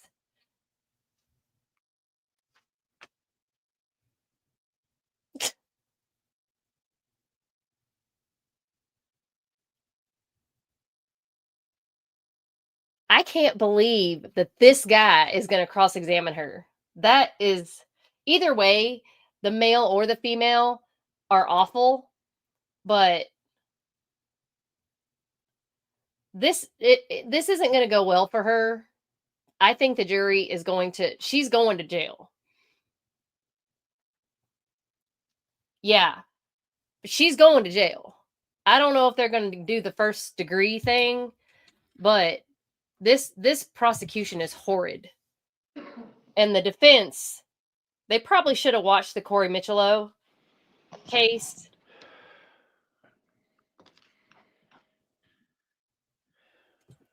So Josie, your phone activity showed that you were inactive for about 6 hours between 3 a.m. and 9 a.m. Why was that? I was sleeping. Would you have been able to go to sleep if you had just beaten Alex up? No, Did you have any reason to believe at the time that you went to sleep that something was wrong with Alex? something was wrong with Alex. I went to sleep. Now, I want to talk about the next morning. What do you recall doing when you got up? First thing I did when I woke up was look at my phone. Is that what you normally do? Yes, Would you have looked at your phone if you thought that something was horribly wrong in the bedroom? no. So what did you do once you looked at your phone? After that, I,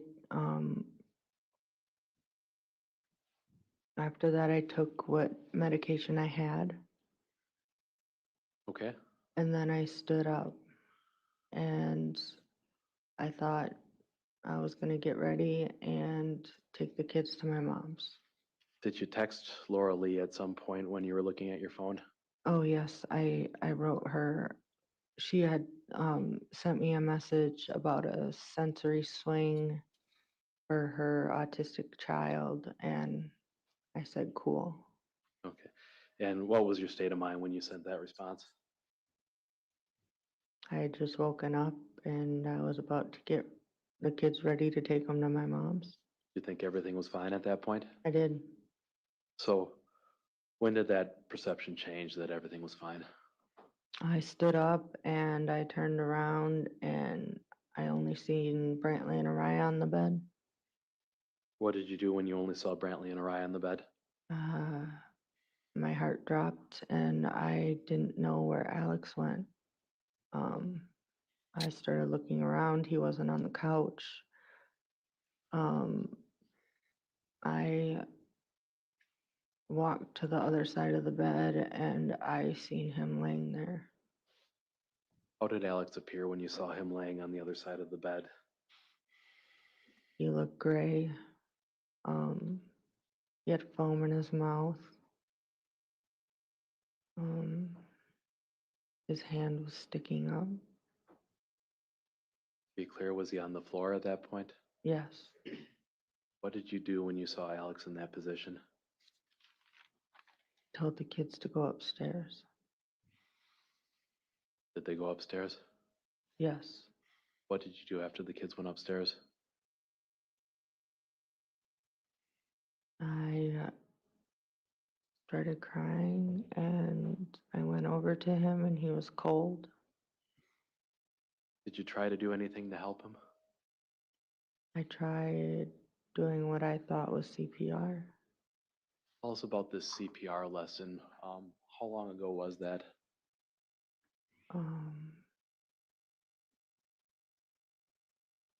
I was young, I think. And when you said that you were doing CPR, did you have a chance to see the other first responders doing CPR? They were pushing a lot harder than I was. So when you started pushing on Alex, tell us about the foam. What did you notice? Foam kept coming out. What did you do when the foam kept coming out? I kept wiping it. What color was the foam? White and yellow. And when you kept wiping the foam and pushing on Alex's chest, at some point did it become apparent to you that he had passed away? Yes, and I tried blowing in his mouth after I wiped the foam out. What did you do once you stopped doing CPR? I held him. What were you doing when you held him? Cried. Were you saying anything to Alex? I was begging him to come back. Was it apparent to you at that point, Josie, that Alex had passed away? Yes. He was stiff. He was cold. What was it like in that moment for you? I didn't understand. I thought he was fine when he went to sleep and he wasn't. Josie, did you time how long you were doing CPR? No. When you said 10 minutes, was that an estimate? Yes. You're holding Alex on the floor. You're crying with him. You're talking to him. What do you do after that point? Call my mom. Does Alex go onto the bed at some point? After I called my mom, I held him more and I cried and I begged him to come back and I cried and I told him I was sorry that I wasn't there when he needed me. Did he? And Go ahead. I knew that they were going to take him when I called 911. And I just wanted to hold him before they did. Had you picked him up and put him on the bed at that point? I was holding him on the bed, yes. Why didn't you call 911 right away? Because I knew he was gone. And I didn't want them to take him. You wanted to hold him one last time? Yes.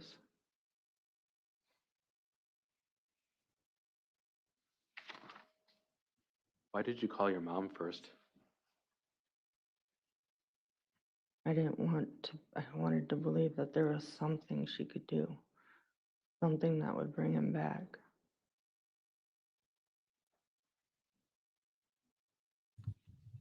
Josie, when the police arrived, do you feel like you had a good memory of that day? That was a really poorly phrased question. Let me rephrase that. You have a good memory of everything that the police did and asked you about when they responded on February 11th? Everything's a blur about the police and everything after seeing Alex's face. What's your reaction when you've been accused of not showing enough emotion when police were doing CPR? I can't help how my emotions are. I can't help that I don't show emotion like other people do. But I know what my heart feels, and I know that I miss him every day. And I know that I love him with all my heart. And I know that I did not hurt him. In a moment.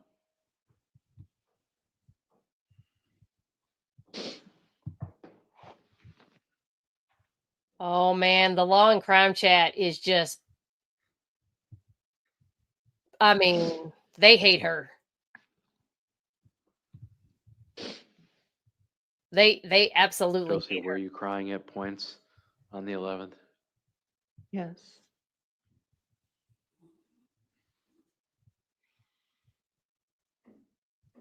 So we saw your interview with Lieutenant Williams.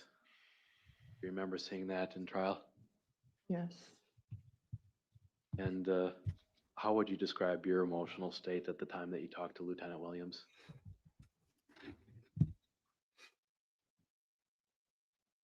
How were you feeling? Let me ask you that. Felt like a living nightmare. I was in shock. Did it seem real to you that Alex had passed away? No.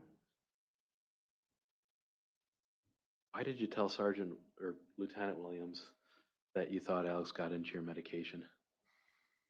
Because I seen the foam in his mouth, and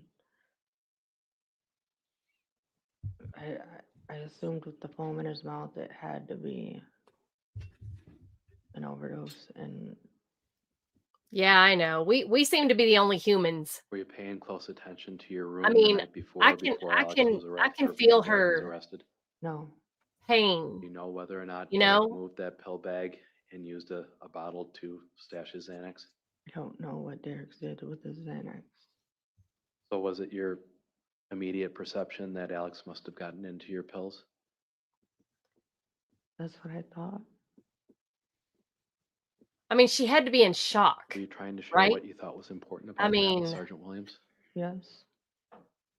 And Josie, during that conversation, did anybody ask you about whether or not Derek had ever been violent with Alex? No. Did anybody ask you whether or not Derek used illegal prescription drugs? No. I mean, she And you said probably that it all felt honestly like a didn't dream. think. What did you mean by that? I went to sleep and Alex was breathing, and I woke up and he was on the floor, gray and lifeless. What did you mean when you told him that you just wanted your baby back? That's all I wanted. I just wanted him back. I didn't.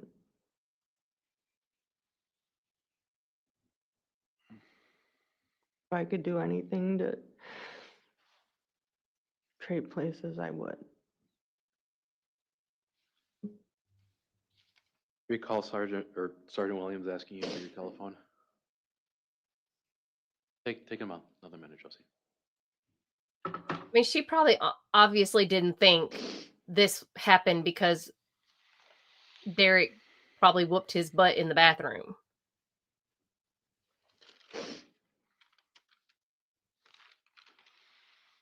And she wouldn't have thought to take him to the doctor. Why'd you give it to him? Because I didn't have anything to hide. Derek did not act like this. You give him your passcode for the phone as well? Yes. He had asked you for access to the camera apps. Would you have given him access to those? Yes, I would have gave him the cameras. He could have took them. Did he ask you any follow-up questions about I love y'all. what you meant when you said that Derek was on bond for choking you and getting aggressive with you? Can you repeat that? Did he ask you any questions about what you meant when you told him that Derek was on bond for choking and getting aggressive with you? No, he didn't ask anything about the violence. Did anybody ask you for access to Derek's devices? No, Did you have handed over anything that was in the home if they wanted to examine the device? yes, So, Josie, you actually tell the officers that you believe that Alex got into your medications. Is that right? yes. Were you blaming yourself at that point? I thought it was my fault. I thought he did get into something of mine while I was sleeping. The allegation has been made repeatedly that you staged this scene to make it look like an accidental overdose. Did you do that? No, And you have any idea when that prednisone bottle was actually placed on the ground? I do not. I mean, her house was a disaster. Did you put materials around the pillows or around the bed or anything like that? I'm sorry. Did you take inert pills or medication that wasn't harmful and leave it around as a distraction? No, And Josie, I gotta ask you again, why didn't you tell Lieutenant Williams about Derek's behavior the evening before? I She was probably terrified of Derek. didn't think it was relevant, Did you to have be any honest. reason to believe that this was anything other than just another day with Derek being violent with you and the kids? Yes, I did not see what went on in that bathroom. I only know what I heard. And he denied it. Was it And even on your radar at the time that you talked to Lieutenant Williams that this might have been a possible cause of death? the only thing that was in my head was my baby laying on the floor, dead.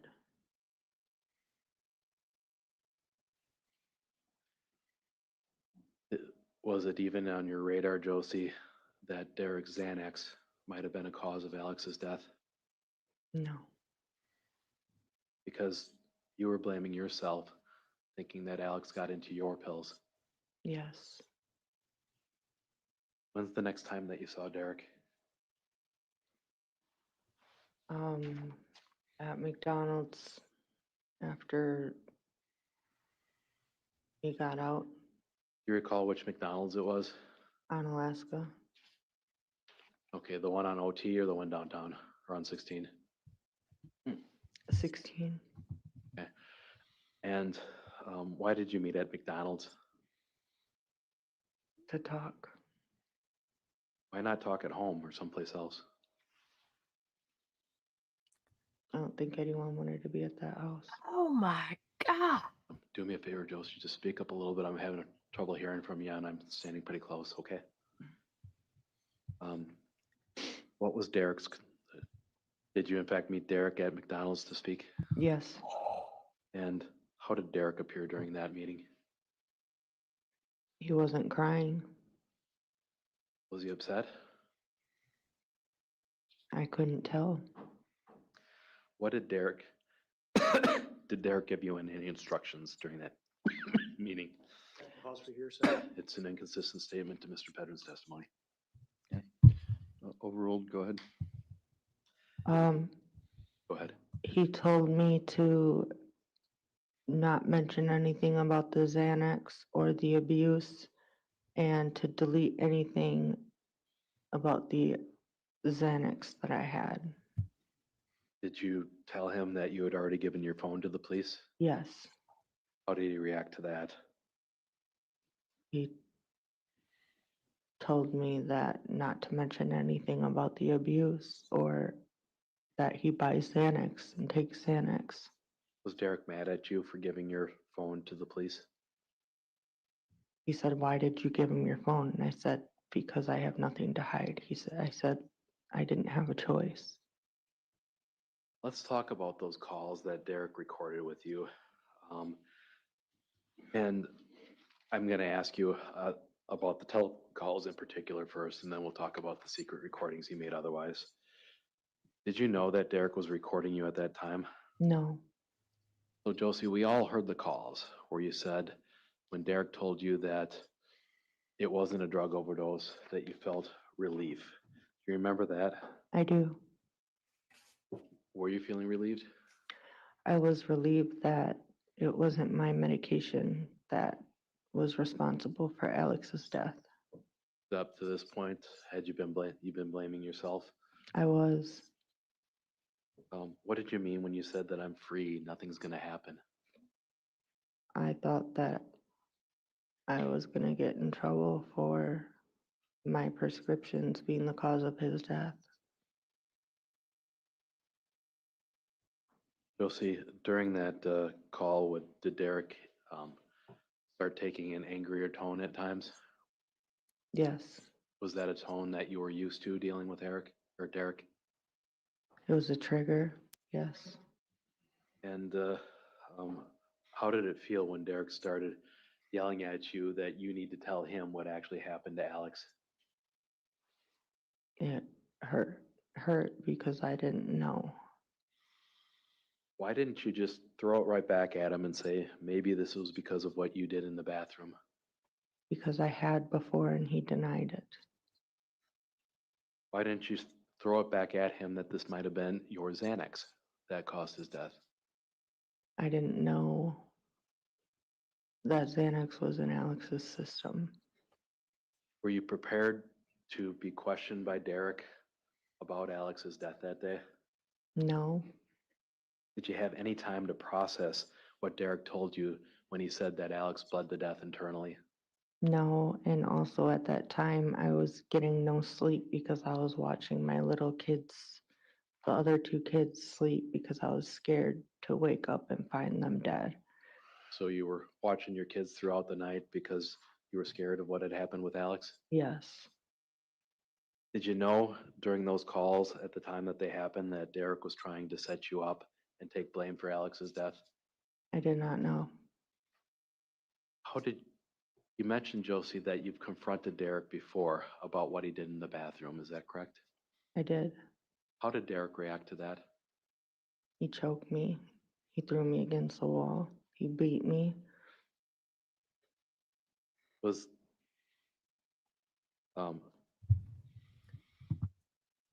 was there ever a time when Derek admitted to you that maybe he should go to prison for what had happened to Alex? Yes, there was a time where he was at my mom's house and he said that he should go to prison for what happened to Alex. What was going on when Derek said that to you? He was crying. Had he been violent with you earlier in that day? Yes. Oh my God. He was crying and he said that maybe he should go to prison for what happened to Alex. Yes. Now, Josie, did Derek eventually tell you that he had made recorded phone calls of you? Yes. What was your reaction to that? Man, I y'all, felt betrayed the law and crime Why'd you chat feel is betrayed? brutal. because I didn't understand why he did it.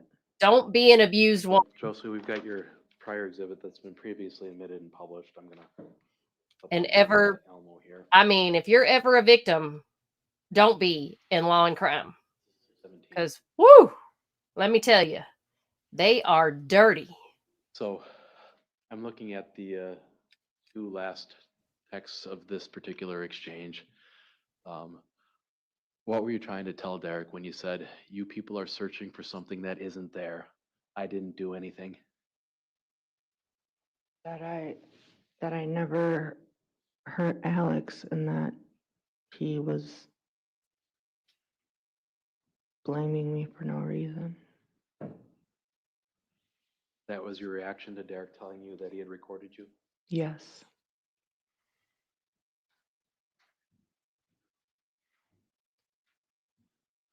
I mean, I get it. She's no angel, but good Lord, have mercy. Did Derek continue to get violent with you after Alex died? Yes. I want to direct you to a time at your mom's house. Was there a time where You remember a particularly I bad think I incident? just keep Yes. going in it because I'm Tell the jury what hoping happened. that I was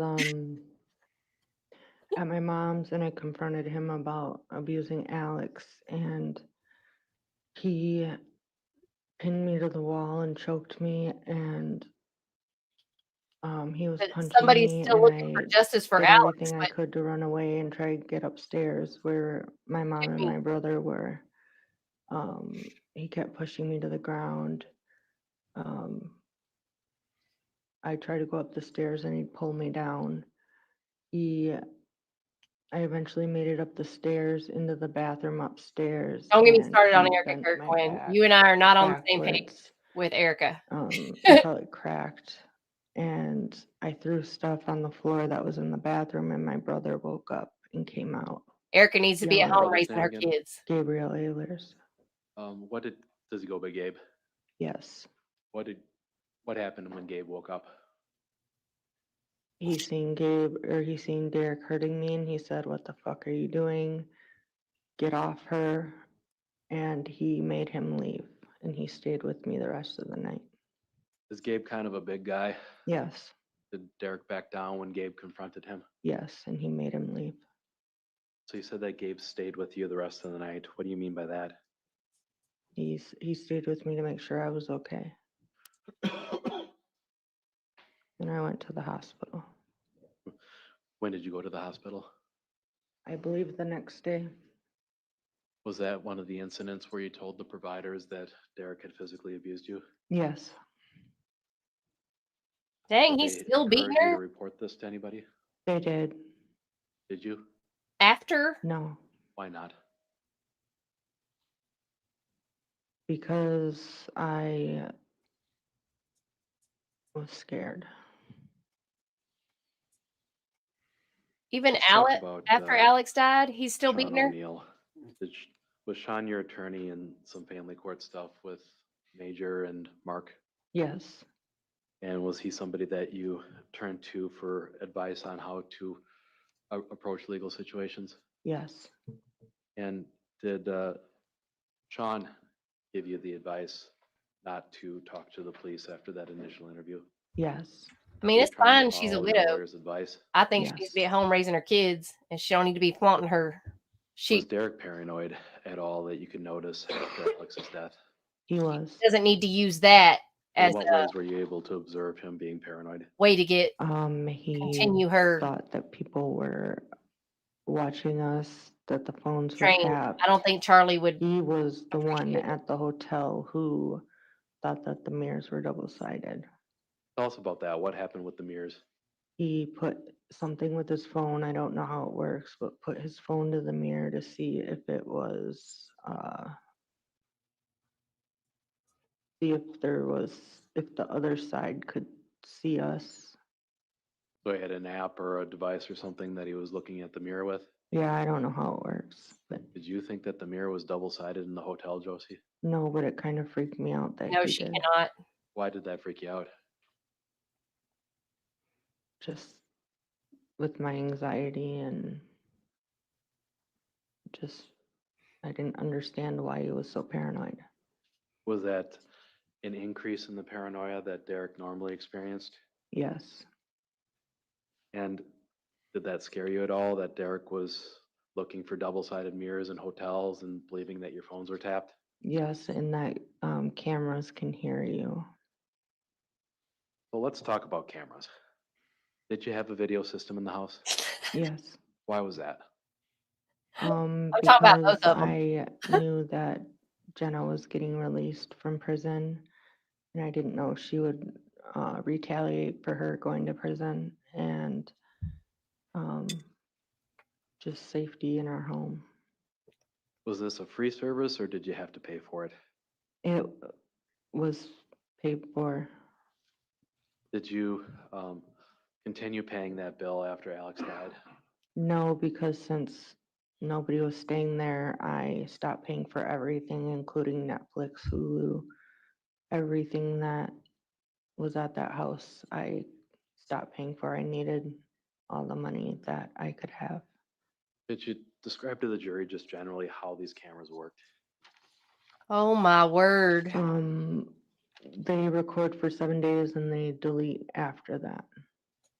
Does it record clips? Is it of time, or is it all Movement. live stream? Movement, I believe. It was movement. So it was movement triggered? I believe so. Who had access to the apps controlling these cameras in the house? Myself and Derek. So you disagree Well, he with did Derek throw when he said up. that he only could access Remember? the garage camera? That's not true. He accessed all the cameras. He would talk to me through them while he was at work and ask me to do things. So the cameras had a voice function that he could talk to you? Yes, Would he watch you from the cameras from work that you were able to tell? he would. And if I wasn't home, he would call me. And if I was home, he would ask me to do things that I didn't feel comfortable doing. What are we talking about? Sexual things. On the cameras? Yes, even when the kids were around. Now, when Derek is talking about cameras in the home, when he's screaming at you on the couch, what cameras was he speaking about? The cameras in the house. When Derek was describing catching Alex taking food at night on the cameras, what cameras is he referring to? The cameras in the house. Does it make any sense to you, Josie, that there could be multiple cameras from the same brand and Derek could only have access to one of the feeds? No, I'm going to ask you, Josie, in particular, and just explicitly here, did you go through and physically delete the files from the camera app? no, Did Derek, to your knowledge, still have access to that camera system after Alex passed away? yes, he still had his phone. I did not have my phone with the apps on it. He still had his phone with the apps on it. Did Derek have your password or your login information for that phone? He knew everything. He knew my email. He knew my passwords. He knew all of my information for everything. And I don't want you to say it out loud, but did you use the same email and password for a lot of your applications? Yes. So, Judge, I have maybe half an hour left. I'm about to go into another section. You want me to keep going or break until tomorrow? Let's break until tomorrow. Woo, Lord. Because, yeah, it's already 5 to 6, and I think everybody's had a long day here. So, comment same time, 8:30. We'll try to start as soon as we can. Have a good evening. We'll see you tomorrow. Well, y'all, Mark was right. She has no choice but to testify. So she did. She is. But the prosecution is ready for blood. But they're not going to get to have a bite at her until tomorrow afternoon because the doctor is going to be up first tomorrow. So this is going to be chopped up. So we're going to have to see how that goes. And then they'll have the recross of her. So this is going to be, so the judge is not going to get his way and get to be doing. Little question here. Would it make more sense just to finish up your direct and then start with the doctor? I could. I suspect that cross is going to take some time. So, Oh, yeah. I mean, would need, obviously, I just want to get the doctor back first flight. So I'd like to do him okay. first. Let's do the doctor first, and then we'll finish up your direct, and then you can go across that, hopefully. All right. Anything else we need to talk about before we break for tonight from the? Yes. Yes. Oh, Sure. yes. So the defense in the notice regarding the doctor that's going to testify tomorrow insinuates that they want to attribute some injuries to Major. There's been no testimony, no nothing that in any way, shape, or form would attribute any of the abdominal injuries to Major, and I'm assuming that's not going to be a topic that's going to be discussed with the medical examiner that they've hired tomorrow.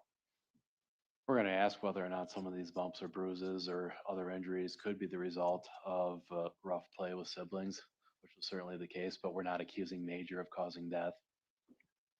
I'm talking specifically about the abdominal injuries because their notice suggests the abdominal injuries. Well, it's in the notice then. It's in the notice, but it's not supported in any way, shape, or form by the evidence. No one has brought in anything about Major and the abdomen. And they've given a pretty clear indication of who they're blaming. So